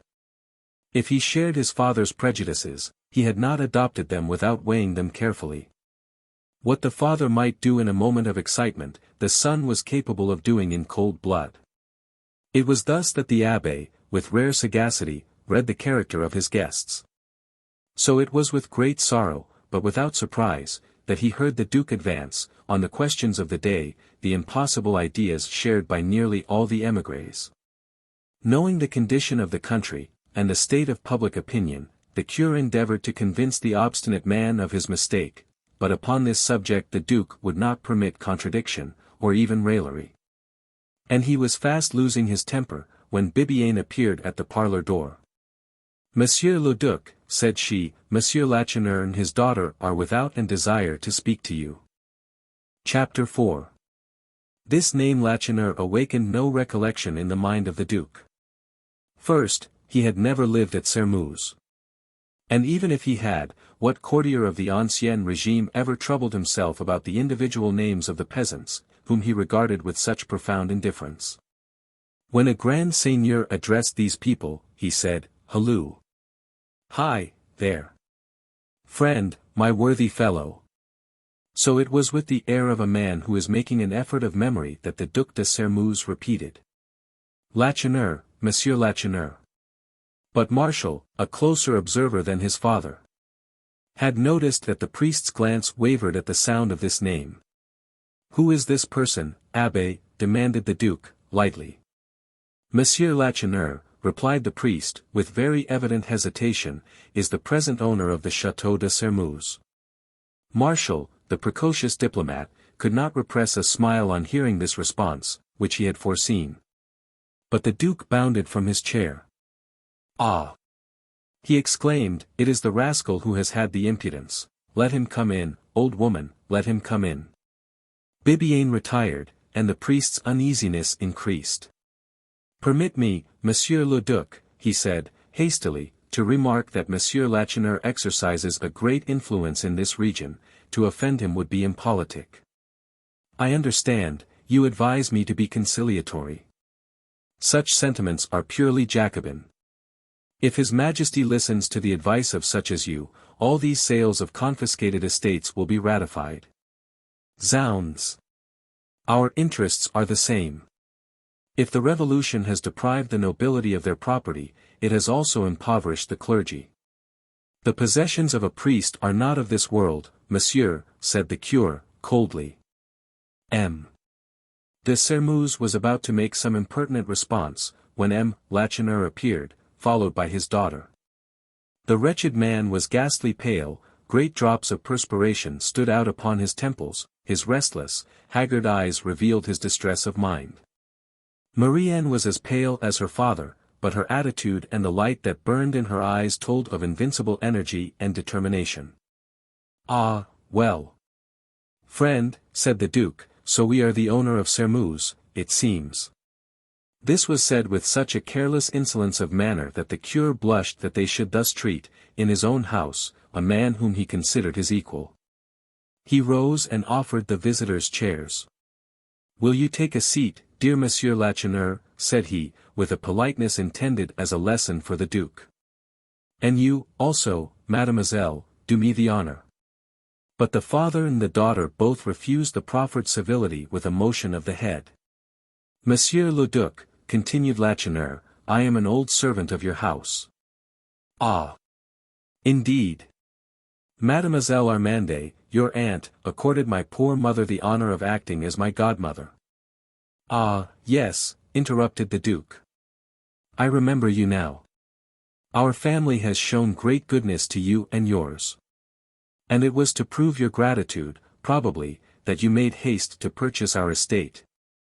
The former ploughboy was of humble origin, but his heart and his character had developed with his fortunes. He understood his own worth. Much as he was disliked, and even detested, by his neighbors, everyone respected him. And here was a man who treated him with undisguised scorn. Why? By what right? Indignant at the outrage, he made a movement as if to retire. No one, save his daughter, knew the truth. He had only to keep silence and Sairmeuse remained his. Yes, he had still the power to keep Sairmeuse, and he knew it, for he did not share the fears of the ignorant rustics. He was too well informed not to be able to distinguish between the hopes of the émigrés and the possible. He knew that an abyss separated the dream from the reality. A beseeching word uttered in a low tone by his daughter, made him turn again to the Duke. "If I purchased Sairmeuse," he answered, in a voice husky with emotion, "it was in obedience to the command of your dying aunt, and with the money which she gave me for that purpose. If you see me here, it is only because I come to restore to you the deposit confided to my keeping. Anyone not belonging to that class of spoiled fools which surround a throne would have been deeply touched." But the Duke thought this grand act of honesty and of generosity the most simple and natural thing in the world. "That is very well, so far as the principle is concerned," said he. "Let us speak now of the interest. Sairmeuse, if I remember rightly, yielded an average income of 1,000 louis per year. These revenues, well invested, should have amounted to a very considerable amount. Where is this? This claim, thus advanced and at such a moment, was so outrageous, that Marshall, disgusted, made a sign to his father, which the latter did not see. But the curé, hoping to recall the extortioner to something like a sense of shame, exclaimed, "Monsieur Lecoq! Oh, Monsieur Lecoq!" Lacheneur shrugged his shoulders with an air of resignation. "The income one have used for my own living expenses, and in educating my children, but most of it has been expended in improving the estate, which today yields an income twice as large as in former years. That is to say, for 20 years, Monsieur Lacheneur has played the part of lord of the manor. A delightful comedy. You are rich now, I suppose. I possess nothing. But I hope you will allow me to take 10,000 francs, which your aunt gave to me." "Ah! She gave you 10,000 francs? And when?" "On the same evening that she gave me the 80,000 francs intended for the purchase of the estate." "Perfect. What proof can you furnish that she gave you this sum?" Lacheneur stood motionless and speechless. He tried to reply, but he could not. If he opened his lips it would only be to pour forth a torrent of menaces, insults, and invectives. Marie-Anne stepped quickly forward. "The proof, monsieur," said she, in a clear, ringing voice, "is the word of this man, who, of his own free will, comes to return to you, to give you a fortune." As she sprang forward her beautiful dark hair escaped from its confinement, the rich blood crimsoned her cheeks, her dark eyes flashed brilliantly, and sorrow, anger, horror at the humiliation, imparted a sublime expression to her face. She was so beautiful that Marshall regarded her with wonder. "Lovely," he murmured, in English, "beautiful as an angel." These words, which she understood, abashed Marie-Anne. But she had said enough. Her father felt that he was avenged. He drew from his pocket roll of papers, and throwing them upon the table, "Here are your titles," he said, addressing the duke in a tone full of implacable hatred. "Keep the legacy that your aunt gave me, I wish nothing of yours. I shall never set foot in Sairmeuse again. Penniless I entered it, penniless I will leave it." He quitted the room with head proudly erect, and when they were outside, he said but one word to his daughter. "Well. You have done your duty," she replied. "It is those who have not done it, who are to be pitied." She had no opportunity to say more. Marshall came running after them, anxious for another chance of seeing this young girl whose beauty had made such an impression upon him. "I hastened after you," he said, addressing Marie-Anne, rather than Lacheneur, "to reassure you. All this will be arranged, mademoiselle. Eyes so beautiful as yours should never know tears. I will be your advocate with my father." "Mademoiselle Lacheneur has no need of an advocate," a harsh voice interrupted. Marshall turned, and saw the young man, who, that morning, went to warn Lacheneur of the duke's arrival. "I am the Marquis de Sairmeuse," he said, insolently. "And I," said the other, quietly, "am Maurice d'Escorval."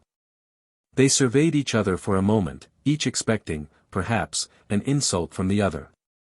Instinctively, they felt that they were to be enemies, and the bitterest animosity spoke in the glances they exchanged. Perhaps they felt a presentiment that they were to be champions of two different principles, as well as rivals. Marshall, remembering his father, yielded. "We shall meet again, Monsieur d'Escorval," he said, as he retired. At this threat, Maurice shrugged his shoulders, and said, "You had better not desire it." Chapter 5. The abode of the Baron d'Escorval, that brick structure with stone trimmings which was visible from the superb avenue leading to Sairmeuse, was small and unpretentious. Its chief attraction was a pretty lawn that extended to the banks of the Oiselle, and a small but beautifully shaded park. It was known as the Château d'Escorval, but that appellation was gross flattery. Any petty manufacturer who had amassed a small fortune would have desired a larger, handsomer, and more imposing establishment. D'Escorval, and it will be an eternal honor to him in history, was not rich. Although he had been entrusted with several of those missions from which generals and diplomats often return laden with millions, M. D'Escorval's worldly possessions consisted only of the little patrimony bequeathed him by his father, a property which yielded an income of from 20 to 25,000 francs a year. This modest dwelling, situated about a mile from Sermeuse, represented the savings of 10 years. He had built it in 1806, from a plan drawn by his own hand, and it was the dearest spot on earth to him. He always hastened to this retreat when his work allowed him a few days of rest. But this time he had not come to Escorval of his own free will. He had been compelled to leave Paris by the proscribed list of the 24th of July, that fatal list which summoned the enthusiastic Labedoyer and the honest and virtuous Drouet before a court-martial. And even in this solitude, M. D'Escorval's situation was not without danger. He was one of those who, some days before the disaster of Waterloo, had strongly urged the Emperor to order the execution of Fouché, the former Minister of Police. Now, Fouché knew this counsel. And he was powerful. Take care. M. D'Escorval's friends wrote him from Paris. But he put his trust in Providence, and faced the future, threatening though it was, with the unalterable serenity of a pure conscience. The Baron was still young. He was not yet 50, but anxiety, work, and long nights passed in struggling with the most arduous difficulties of the imperial policy, had made him old before his time. He was tall, slightly inclined to embonpoint, and stooped a little. His calm eyes, his serious mouth, his broad, furrowed forehead, and his austere manners inspired respect. He must be stern and inflexible, said those who saw him for the first time. But they were mistaken. If, in the exercise of his official duties, this truly great man had the strength to resist all temptations to swerve from the path of right. If, when duty was at stake, he was as rigid as iron, in private life he was as unassuming as a child, and kind and gentle even to the verge of weakness. To this nobility of character he owed his domestic happiness, that rare and precious happiness which fills one's existence with a celestial perfume. During the bloodiest epoch of the Reign of Terror, M. D'Escorval had wrested from the guillotine a young girl named Victoire Laure d'Allieu, a distant cousin of the Rideaux of Commarin, as beautiful as an angel, and only 3 years younger than himself. He loved her, and though she was an orphan, destitute of fortune, he married her, considering the treasure of her virgin heart of far greater value than the most magnificent dowry. She was an honest woman, as her husband was an honest man, in the most strict and vigorous sense of the word. She was seldom seen at the Tuileries, where M. D'Escorval's worth made him eagerly welcomed. The splendors of the imperial court, which at that time surpassed all the pomp of the time of Louis XIV, had no attractions for her. Grace, beauty, youth and accomplishments, she reserved them all for the adornment of her home. Her husband was her God. She lived in him and through him. She had not a thought which did not belong to him. The short time that he could spare from his arduous labors to devote to her were her happiest hours. And when, in the evening, they sat beside the fire in their modest drawing-room, with their son Maurice playing on the rug at their feet, it seemed to them that they had nothing to wish for here below. The overthrow of the empire surprised them in the heyday of their happiness. Surprised them? No. For a long time M. D'Escorval had seen the prodigious edifice erected by the genius whom he had made his idol totter as if about to fall. Certainly, he felt intense chagrin at this fall, but he was heartbroken at the sight of all the treason and cowardice which followed it. He was indignant and horrified at the rising en masse of the avaricious, who hastened to gorge themselves with the spoil. Under these circumstances, exile from Paris seemed an actual blessing. Besides, as he remarked to the Baroness, we shall soon be forgotten here. But even while he said this he felt many misgivings. Still, by his side, his noble wife presented a tranquil face, even while she trembled for the safety of her adored husband. On this first Sunday in August M. D'Escorval and his wife had been unusually sad. A vague presentiment of approaching misfortune weighed heavily upon their hearts. At the same hour that Lacheneur presented himself at the house of the Abbé Midden, they were seated upon the terrace in front of the house, gazing anxiously at the two roads leading from Escorval to the chateau, and to the village of Sermeuse. Warned, that same morning, by his friends in Montagnac of the arrival of the Duke, the Baron had sent his son to inform M. Lacheneur. He had requested him to be absent as short a time as possible. But in spite of this fact, the hours were rolling by, and Maurice had not returned. What if something has happened to him, both father and mother were thinking. No, nothing had happened to him. Only a word from Lee. Lacheneur had sufficed to make him forget his usual deference to his father's wishes. This evening, she had said, I shall certainly know your heart. What could this mean? Could she doubt him? Tortured by the most cruel anxieties, the poor youth could not resolve to go away without an explanation, and he hung around the chateau hoping that Marie-Anne would reappear. She did reappear at last, but leaning upon the arm of her father. Young d'Escorval followed them at a distance, and soon saw them enter the parsonage. What were they going to do there? He knew that the Duke and his son were within. The time that they remained there, and which he passed in the public square, seemed more than a century long. They emerged at last, however, and he was about to join them when he was prevented by the appearance of Martial, whose promises he overheard. Maurice knew nothing of life. He was as innocent as a child, but he could not mistake the intentions that dictated this step on the part of the Marquis de Sermeuse. At the thought that a libertine's caprice should dare rest for an instant upon the pure and beautiful girl whom he loved with all the strength of his being, whom he had sworn should be his wife, all his blood mounted madly to his brain. He felt a wild longing to chastise the insolent wretch. Fortunately, unfortunately, perhaps, his hand was arrested by the recollection of a phrase which he had heard his father repeat 1,000 times. Calmness and irony are the only weapons worthy of the strong. And he possessed sufficient strength of will to appear calm, while, in reality, he was beside himself with passion. It was Martial who lost his self-control, and who threatened him. Ah! Yes, I will find you again, upstart! Repeated Maurice, through his set teeth as he watched his enemy move away. For Martial had turned and discovered that Marie-Anne and her father had left him. He saw them standing about 100 paces from him. Although he was surprised at their indifference, he made haste to join them, and addressed M. Lacheneur. "We are just going to your father's house," was the response he received, in an almost ferocious tone. A glance from Marie-Anne commanded silence. He obeyed, and walked a few steps behind them, with his head bowed upon his breast, terribly anxious, and seeking vainly to explain what had passed. His attitude betrayed such intense sorrow that his mother divined it as soon as she caught sight of him. All the anguish which this courageous woman had hidden for a month, found utterance in a single cry. "Ah! Here is misfortune," said she, "we shall not escape it." It was, indeed, misfortune. One could not doubt it when one saw M. Lacheneur enter the drawing-room.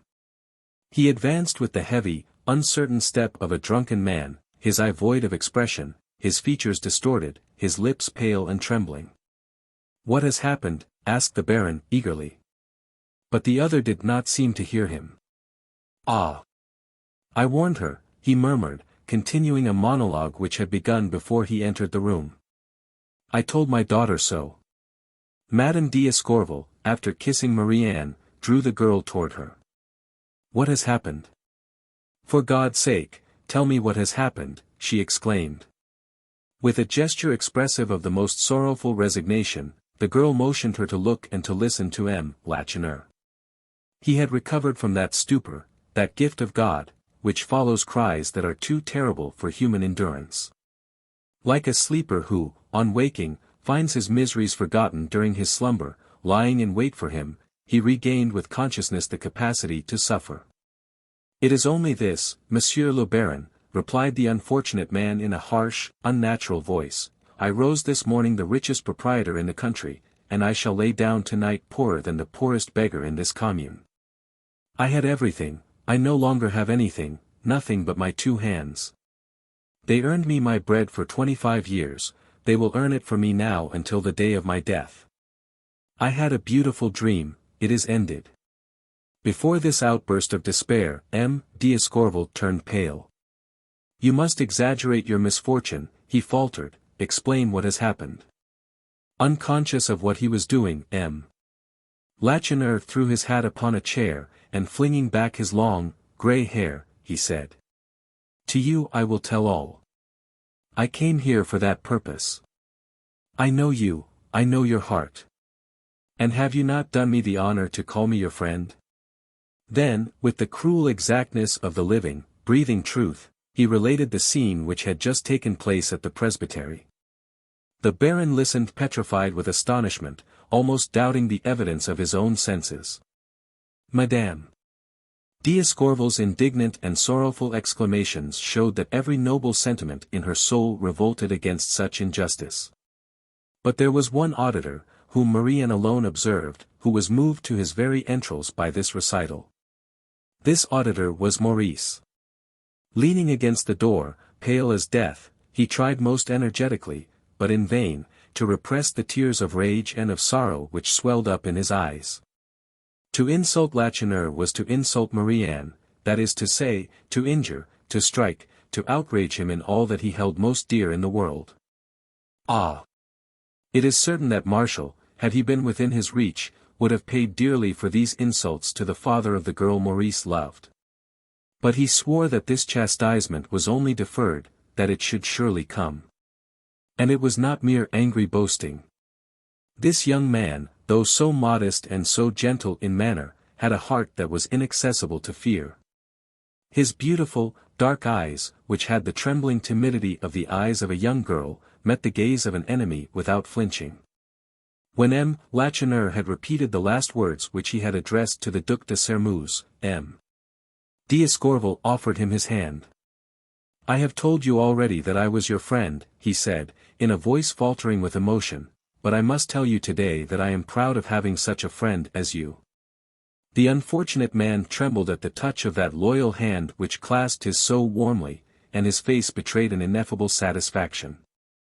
If my father had not returned it, murmured the obstinate Marie-Anne, my father would have been an unfaithful guardian, a thief. He has done only his duty. M. d'Escorval turned to the young girl, a little surprised. You speak the truth, mademoiselle, he said, reproachfully, but when you are as old as I am, and have had my experience, you will know that the accomplishment of a duty is, under certain circumstances, a heroism of which few persons are capable. M. Lacheneur turned to his friend. Ah! Your words do me good, monsieur, said he. Now, I am content with what I have done. The Baroness rose, too much the woman to know how to resist the generous dictates of her heart. And I, also, Monsieur Lacheneur, she said, desire to press your hand. I wish to tell you that I esteem you as much as I despise the ingrates who have sought to humiliate you, when they should have fallen at your feet. They are heartless monsters, the like of whom certainly cannot be found upon the earth. Alas, sighed the Baron, the Allies have brought back others who, like these men, think the world created exclusively for their benefit. And these people wish to be our masters, growled Lacheneur. By some strange fatality no one chanced to hear the remark made by M. Lacheneur. Had they overheard and questioned him, he would probably have disclosed some of the projects which were as yet in embryo in his own mind, and in that case what disastrous consequences might have been averted. M. d'Escorval had regained his usual coolness. Now, my dear friend, he inquired, what course do you propose to pursue with these members of the Sermeuse family? They will hear nothing more from me, for some time, at least. What? Shall you not claim the 10,000 francs that they owe you? I shall ask them for nothing. You will be compelled to do so. Since you have alluded to the legacy, your own honor will demand that you insist upon its payment by all legal methods. There are still judges in France. M. Lacheneur shook his head. The judges will not accord me the justice I desire. I shall not apply to them. But. No, monsieur, no. I wish to have nothing to do with these men. I shall not even go to the chateau to remove my clothing nor that of my daughter. If they send it to us, very well. If it pleases them to keep it, so much the better. The more shameful, infamous and odious their conduct appears, the better I shall be satisfied. The Baron made no reply. But his wife spoke, believing she had a sure means of conquering this incomprehensible obstinacy. I should understand your determination if you were alone in the world, said she, but you have children. My son is 18, madam. He possesses good health and an excellent education. He can make his own way in Paris, if he chooses to remain there. But your daughter? Marie-Anne will remain with me. D'Escorval thought it his duty to interfere. Take care, my dear friend, that your grief does not overthrow your reason, said he. Reflect. What will become of you, your daughter and yourself? The wretched man smiled sadly. Oh, he replied, we are not as destitute as I said.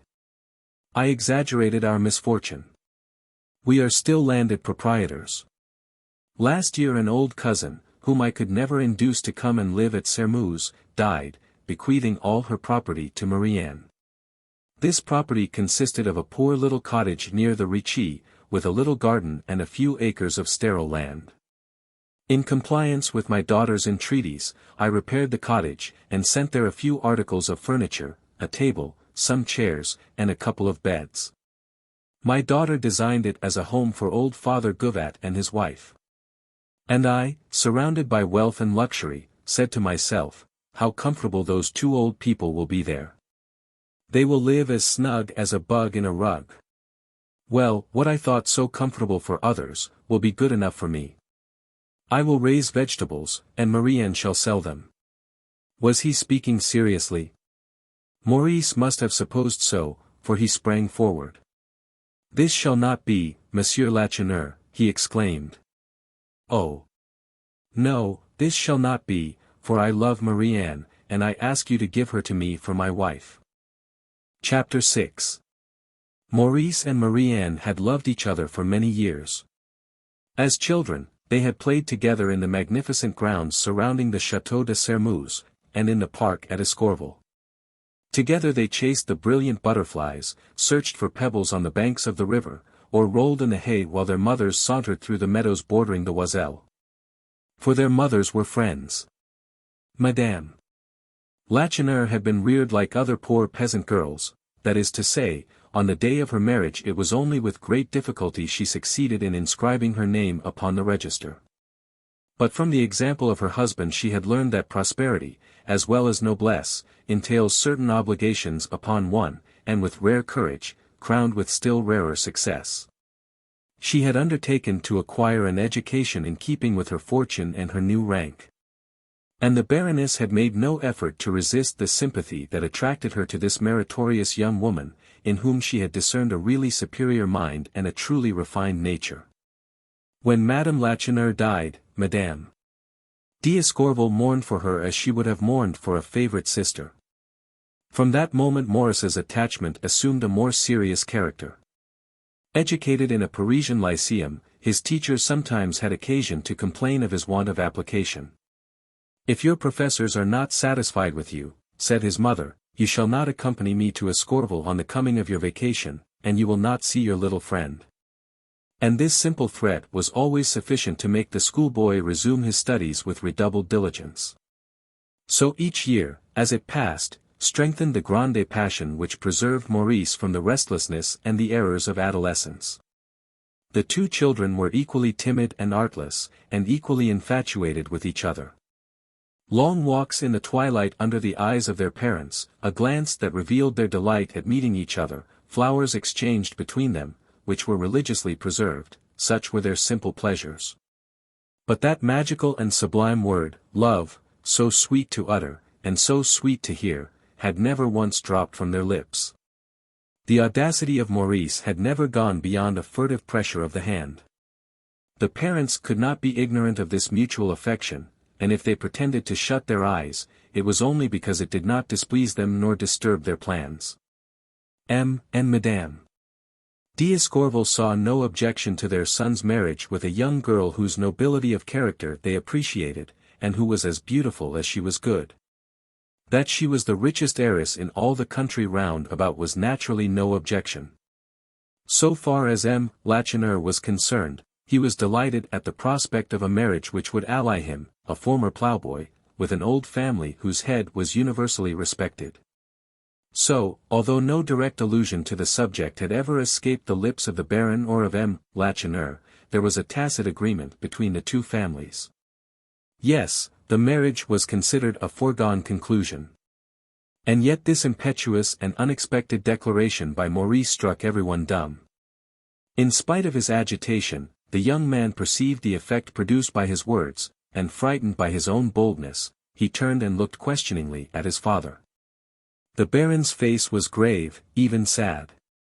But his attitude expressed no displeasure. This gave renewed courage to the anxious lover. "You will excuse me, monsieur," he said, addressing Lacheneur, "for presenting my request in such a manner, and at such a time.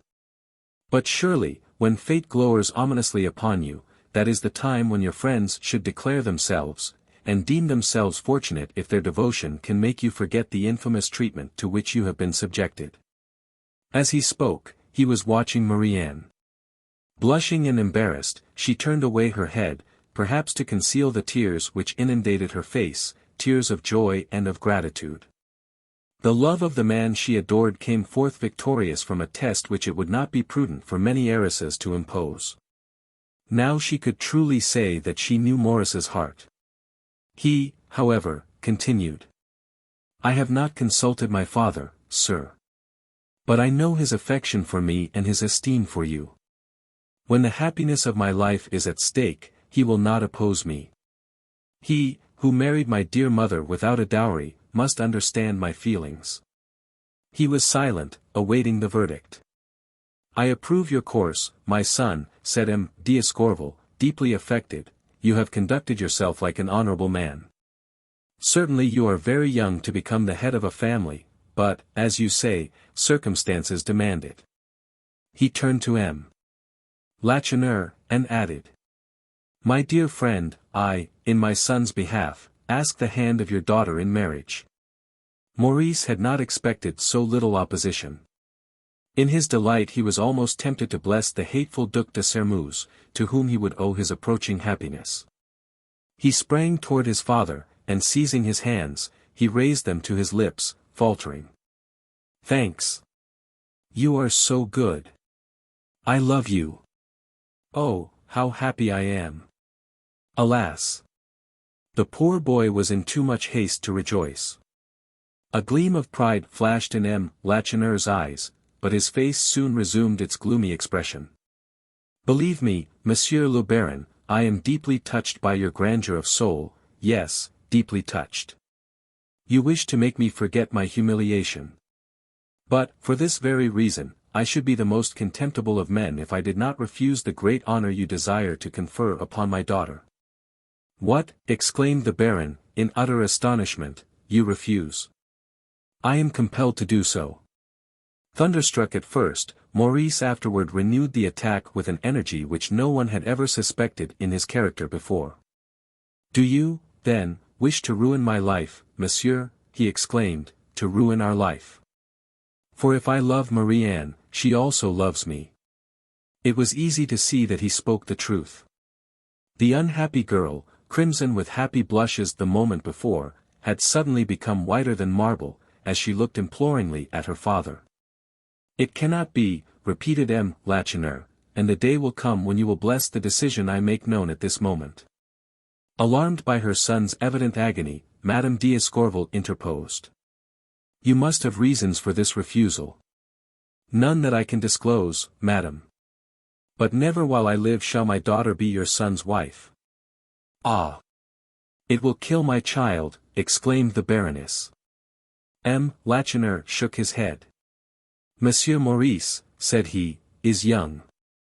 He will console himself, he will forget." "Never," interrupted the unhappy lover, "never." "And your daughter?" inquired the Baroness. Ah! This was the weak spot in his armor, the instinct of a mother was not mistaken. Lacheneur hesitated a moment, but he finally conquered the weakness that had threatened to master him. Marie-Anne, he replied, slowly, knows her duty too well not to obey when I command. When I tell her the motive that governs my conduct, she will become resigned, and if she suffers, she will know how to conceal her sufferings. He paused suddenly. They heard in the distance a firing of musketry, the discharge of rifles, whose sharp ring overpowered even the sullen roar of cannon. Every face grew pale. Circumstances imparted to these sounds an ominous significance. With the same anguish clutching the hearts of both, d'Escorval and Lacheneur sprang out upon the terrace. But all was still again. Extended as was the horizon, the eye could discern nothing unusual. The sky was blue. Not a particle of smoke hung over the trees. "It is the enemy," muttered Lacheneur, in a tone which told how gladly he would have shouldered his gun, and, with 500 others, marched against the united allies. He paused. The explosions were repeated with still greater violence, and for a period of 5 minutes succeeded each other without cessation. D'Escorval listened with knitted brows. "That is not the fire of an engagement," he murmured. To remain long in such a state of uncertainty was out of the question. "If you will permit me, father," ventured Maurice, "I will go and ascertain."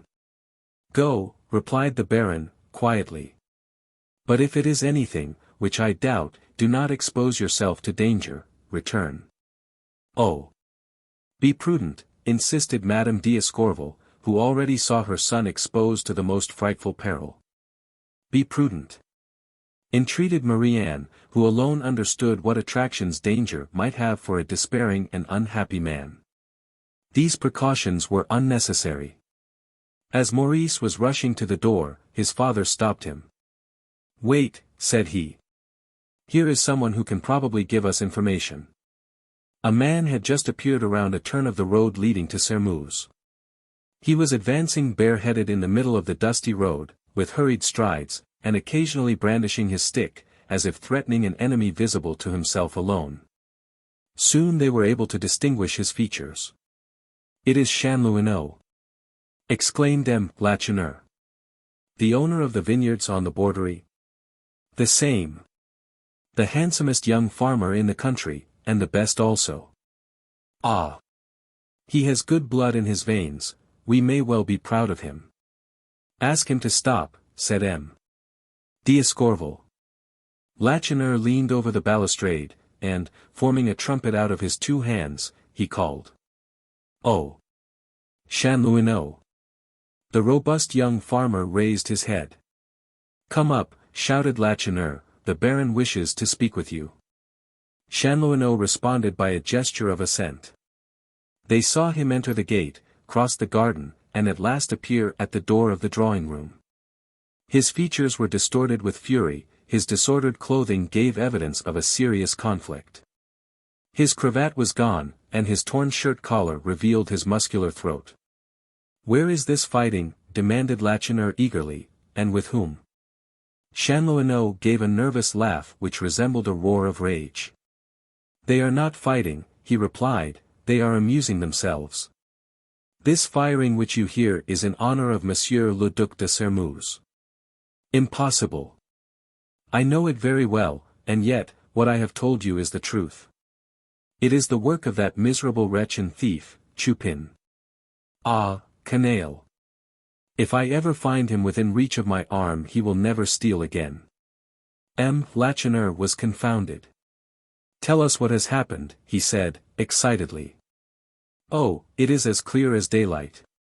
When the Duke arrived at Sermuz, Chupin, the old scoundrel, with his 2 rascally boys, and that old hag, his wife, ran after the carriage like beggars after a diligence, crying, 'Vive Monsieur le Duc!' The Duke was enchanted, for he doubtless expected a volley of stones, and he placed a 6-franc piece in the hand of each of the wretches. This money gave Chupin an appetite for more, so he took it into his head to give this old noble a reception like that which was given to the Emperor. Having learned through Bibiaine, whose tongue is as long as a viper's, all that has passed at the presbytery, between you, Monsieur Lacheneur, and the Duke, he came and proclaimed it in the marketplace. When they heard it, all who had purchased national lands were frightened. Chupin had counted on this, and soon he began telling the poor fools that they must burn powder under the Duke's nose if they wished him to confirm their titles to their property. And did they believe him? Implicitly. It did not take them long to make their preparations. They went to the town hall and took the firemen's rifles, and the guns used for firing a salute on fête days. The mayor gave them the powder, and you heard. When I left Sermuz there were more than 200 idiots before the presbytery, shouting, "Vive Monseigneur! Vive le Duc de Sermuz!" It was as D'Escorval had thought. The same pitiful farce that was played in Paris, only on a smaller scale, he murmured. Avarice and human cowardice are the same the world over. Meanwhile, Chanlouineau was going on with his recital. To make the fate complete, the devil must have warned all the nobility in the neighborhood, for they all came running. They say that Monsieur de Sermuz is a favorite with the king, and that he can get anything he wishes. So you can imagine how they all greeted him. I am only a poor peasant, but never would I lie down in the dust before any man as these old nobles who are so haughty with us, did before the Duke. They kissed his hands, and he allowed them to do it. He walked about the square with the Marquis de Courtornieu. And his son, interrupted Maurice. The Marquis Marshal, is it not? He is also walking before the church with Mademoiselle Blanche de Courtornieu upon his arm. Ah! I do not understand how people can call her pretty, a little bit of a thing, so blonde that one might suppose her hair was grey. Ah! How those two laughed and made fun of the peasants. They say they are going to marry each other. And even this evening there is to be a banquet at the Château de Courtornieu in honor of the Duke. He had told all he knew. He paused. You have forgotten only one thing, said M. Lacheneur. That is, to tell us how your clothing happened to be torn, as if you had been fighting. The young farmer hesitated for a moment, then replied, somewhat brusquely. I can tell you, all the same. While Chupin was preaching, I also preached, but not in the same strain. The scoundrel reported me. So, in crossing the square, the Duke paused before me and remarked, so you are an evil-disposed person? I said no, but that I knew my rights. Then he took me by the coat and shook me, and told me that he would cure me, and that he would take possession of his vineyard again. Saint Dieu! When I felt the old rascal's hand upon me my blood boiled. I pinioned him. Fortunately, 6 or 7 men fell upon me, and compelled me to let him go. But he had better make up his mind not to come prowling around my vineyard. He clenched his hands, his eyes blazed ominously, his whole person breathed an intense desire for vengeance. And M. D'Escorval was silent, fearing to aggravate this hatred, so imprudently kindled, and whose explosion, he believed, would be terrible. M. Lacheneur had risen from his chair. I must go and take possession of my cottage, he remarked to Chanlouineau, you will accompany me, I have a proposition to make to you. And Madame. D'Escorval endeavored to detain him, but he would not allow himself to be persuaded, and he departed with his daughter.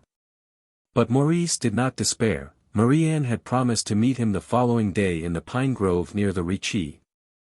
Chapter 7. The demonstrations which had greeted the Duc de Sermuz had been correctly reported by Chanlouineau. Chupin had found the secret of kindling to a white heat the enthusiasm of the cold and calculating peasants who were his neighbors. He was a dangerous rascal, the old robber, shrewd and cautious, bold, as those who possess nothing can afford to be, as patient as a savage, in short, one of the most consummate scoundrels that ever existed. The peasants feared him, and yet they had no conception of his real character. All his resources of mind had, until now, been expended in evading the precipice of the rural code. To save himself from falling into the hands of the gendarmes, and to steal a few sacks of wheat, he had expended treasures of intrigue which would have made the fortunes of 20 diplomats. Circumstances, as he always said, had been against him. So he desperately caught at the first and only opportunity worthy of his talent, which had ever presented itself. Of course, the wily rustic had said nothing of the true circumstances which attended the restoration of Sairmeuse to its former owner. From him, the peasants learned only the bare fact, and the news spread rapidly from group to group. Monsieur Lacheneur has given up Sairmeuse, said he. Chateau, forests, vineyards, fields, he surrenders everything. This was enough, and more than enough to terrify every landowner in the village. If Lacheneur, this man who was so powerful in their eyes, considered the danger so threatening that he deemed it necessary or advisable to make a complete surrender, what was to become of them, poor devils, without aid, without counsel, without defense? They were told that the government was about to betray their interests, that a decree was in process of preparation which would render their title deeds worthless. They could see no hope of salvation, except through the Duke's generosity, that generosity which Chupin painted with the glowing colors of the rainbow. When one is not strong enough to weather the gale, one must bow like the reed before it and rise again after the storm has passed, such was their conclusion.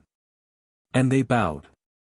And their apparent enthusiasm was all the more vociferous on account of the rage and fear that filled their hearts. A close observer would have detected an undercurrent of anger and menace in their shouts.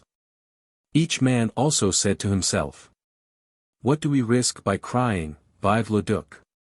Nothing, absolutely nothing. If he is contented with that as a compensation for his lost property, good. If he is not content, we shall have time afterward to adopt other measures." So they shouted themselves hoarse. And while the Duke was sipping his coffee in the little drawing-room of the presbytery, he expressed his lively satisfaction at the scene without. He, this grand seigneur of times gone by, this man of absurd prejudices and obstinate illusions, the unconquerable, and the incorrigible, he took these acclamations, truly spurious coin, as Chateaubriand says, for ready money. "How you have deceived me, cure," he was saying to Abbé Midden. "How could you declare that your people were unfavorably disposed toward us? One is compelled to believe that these evil intentions exist only in your own mind and in your own heart." Abbé Midden was silent. What could he reply? He could not understand this sudden revolution in public opinion, this abrupt change from gloom and discontent to excessive gaiety. There is somebody at the bottom of all this, he thought. It was not long before it became apparent who that somebody was. Emboldened by his success without, Chupin ventured to present himself at the presbytery. He entered the drawing-room with his back rounded into a circle, scraping and cringing, an obsequious smile upon his lips. And through the half-open door one could discern, in the shadows of the passage, the far from reassuring faces of his two sons. He came as an ambassador, he declared, after an interminable litany of protestations, he came to implore Monseigneur to show himself upon the public square. "Ah, well, yes," exclaimed the Duke, rising. "Yes, I will yield to the wishes of these good people. Follow me, Marquis." As he appeared at the door of the presbytery, a loud shout rent the air, the rifles were discharged, the guns belched forth their smoke and fire. Never had Sairmeuse heard such a salvo of artillery. 3 windows in the Boeuf Couronne were shattered. A veritable grand seigneur, the Duc de Sairmeuse knew how to preserve an appearance of haughtiness and indifference. Any display of emotion was, in his opinion, vulgar, but, in reality, he was delighted, charmed. So delighted that he desired to reward his welcomers. A glance over the deeds handed him by Lacheneur had shown him that Sairmeuse had been restored to him intact. The portions of the immense domain which had been detached and sold separately were of relatively minor importance. The Duke thought it would be politic, and, at the same time, inexpensive, to abandon all claim to these few acres, which were now shared by 40 or 50 peasants. "My friends," he exclaimed, in a loud voice, "I renounce, for myself and for my descendants, all claim to the lands belonging to my house which you have purchased. They are yours, I give them to you." By this absurd pretense of a gift, M. de Sairmeuse thought to add the finishing touch to his popularity. A great mistake. It simply assured the popularity of Chupin, the organizer of the farce. And while the Duke was promenading through the crowd with a proud and self-satisfied air, the peasants were secretly laughing and jeering at him. And if they promptly took sides with him against Chanlouineau, it was only because his gift was still fresh in their minds. Except for this. But the Duke had not time to think much about this encounter, which produced a vivid impression upon his son. One of his former companions in exile, the Marquis de Courtornieu, whom he had informed of his arrival, hastened to welcome him, accompanied by his daughter, Emilie Blanche. Martial could do no less than offer his arm to the daughter of his father's friend, and they took a leisurely promenade in the shade of the lofty trees, while the Duke renewed his acquaintance with all the nobility of the neighborhood. There was not a single nobleman who did not hasten to press the hand of the Duc de Sermeuse. First, he possessed, it was said, a property of more than 20 millions in England. Then, he was the friend of the king, and each neighbor had some favor to ask for himself, for his relatives, or for his friends. Poor king! He should have had entire France to divide like a cake between these cormorants, whose voracious appetites it was impossible to satisfy. That evening, after a grand banquet at the Château de Courtornieu, the Duke slept in the Château de Sermeuse, in the room which had been occupied by Lacheneur, like Louis XVIII, he laughingly said, in the chamber of Bonaparte.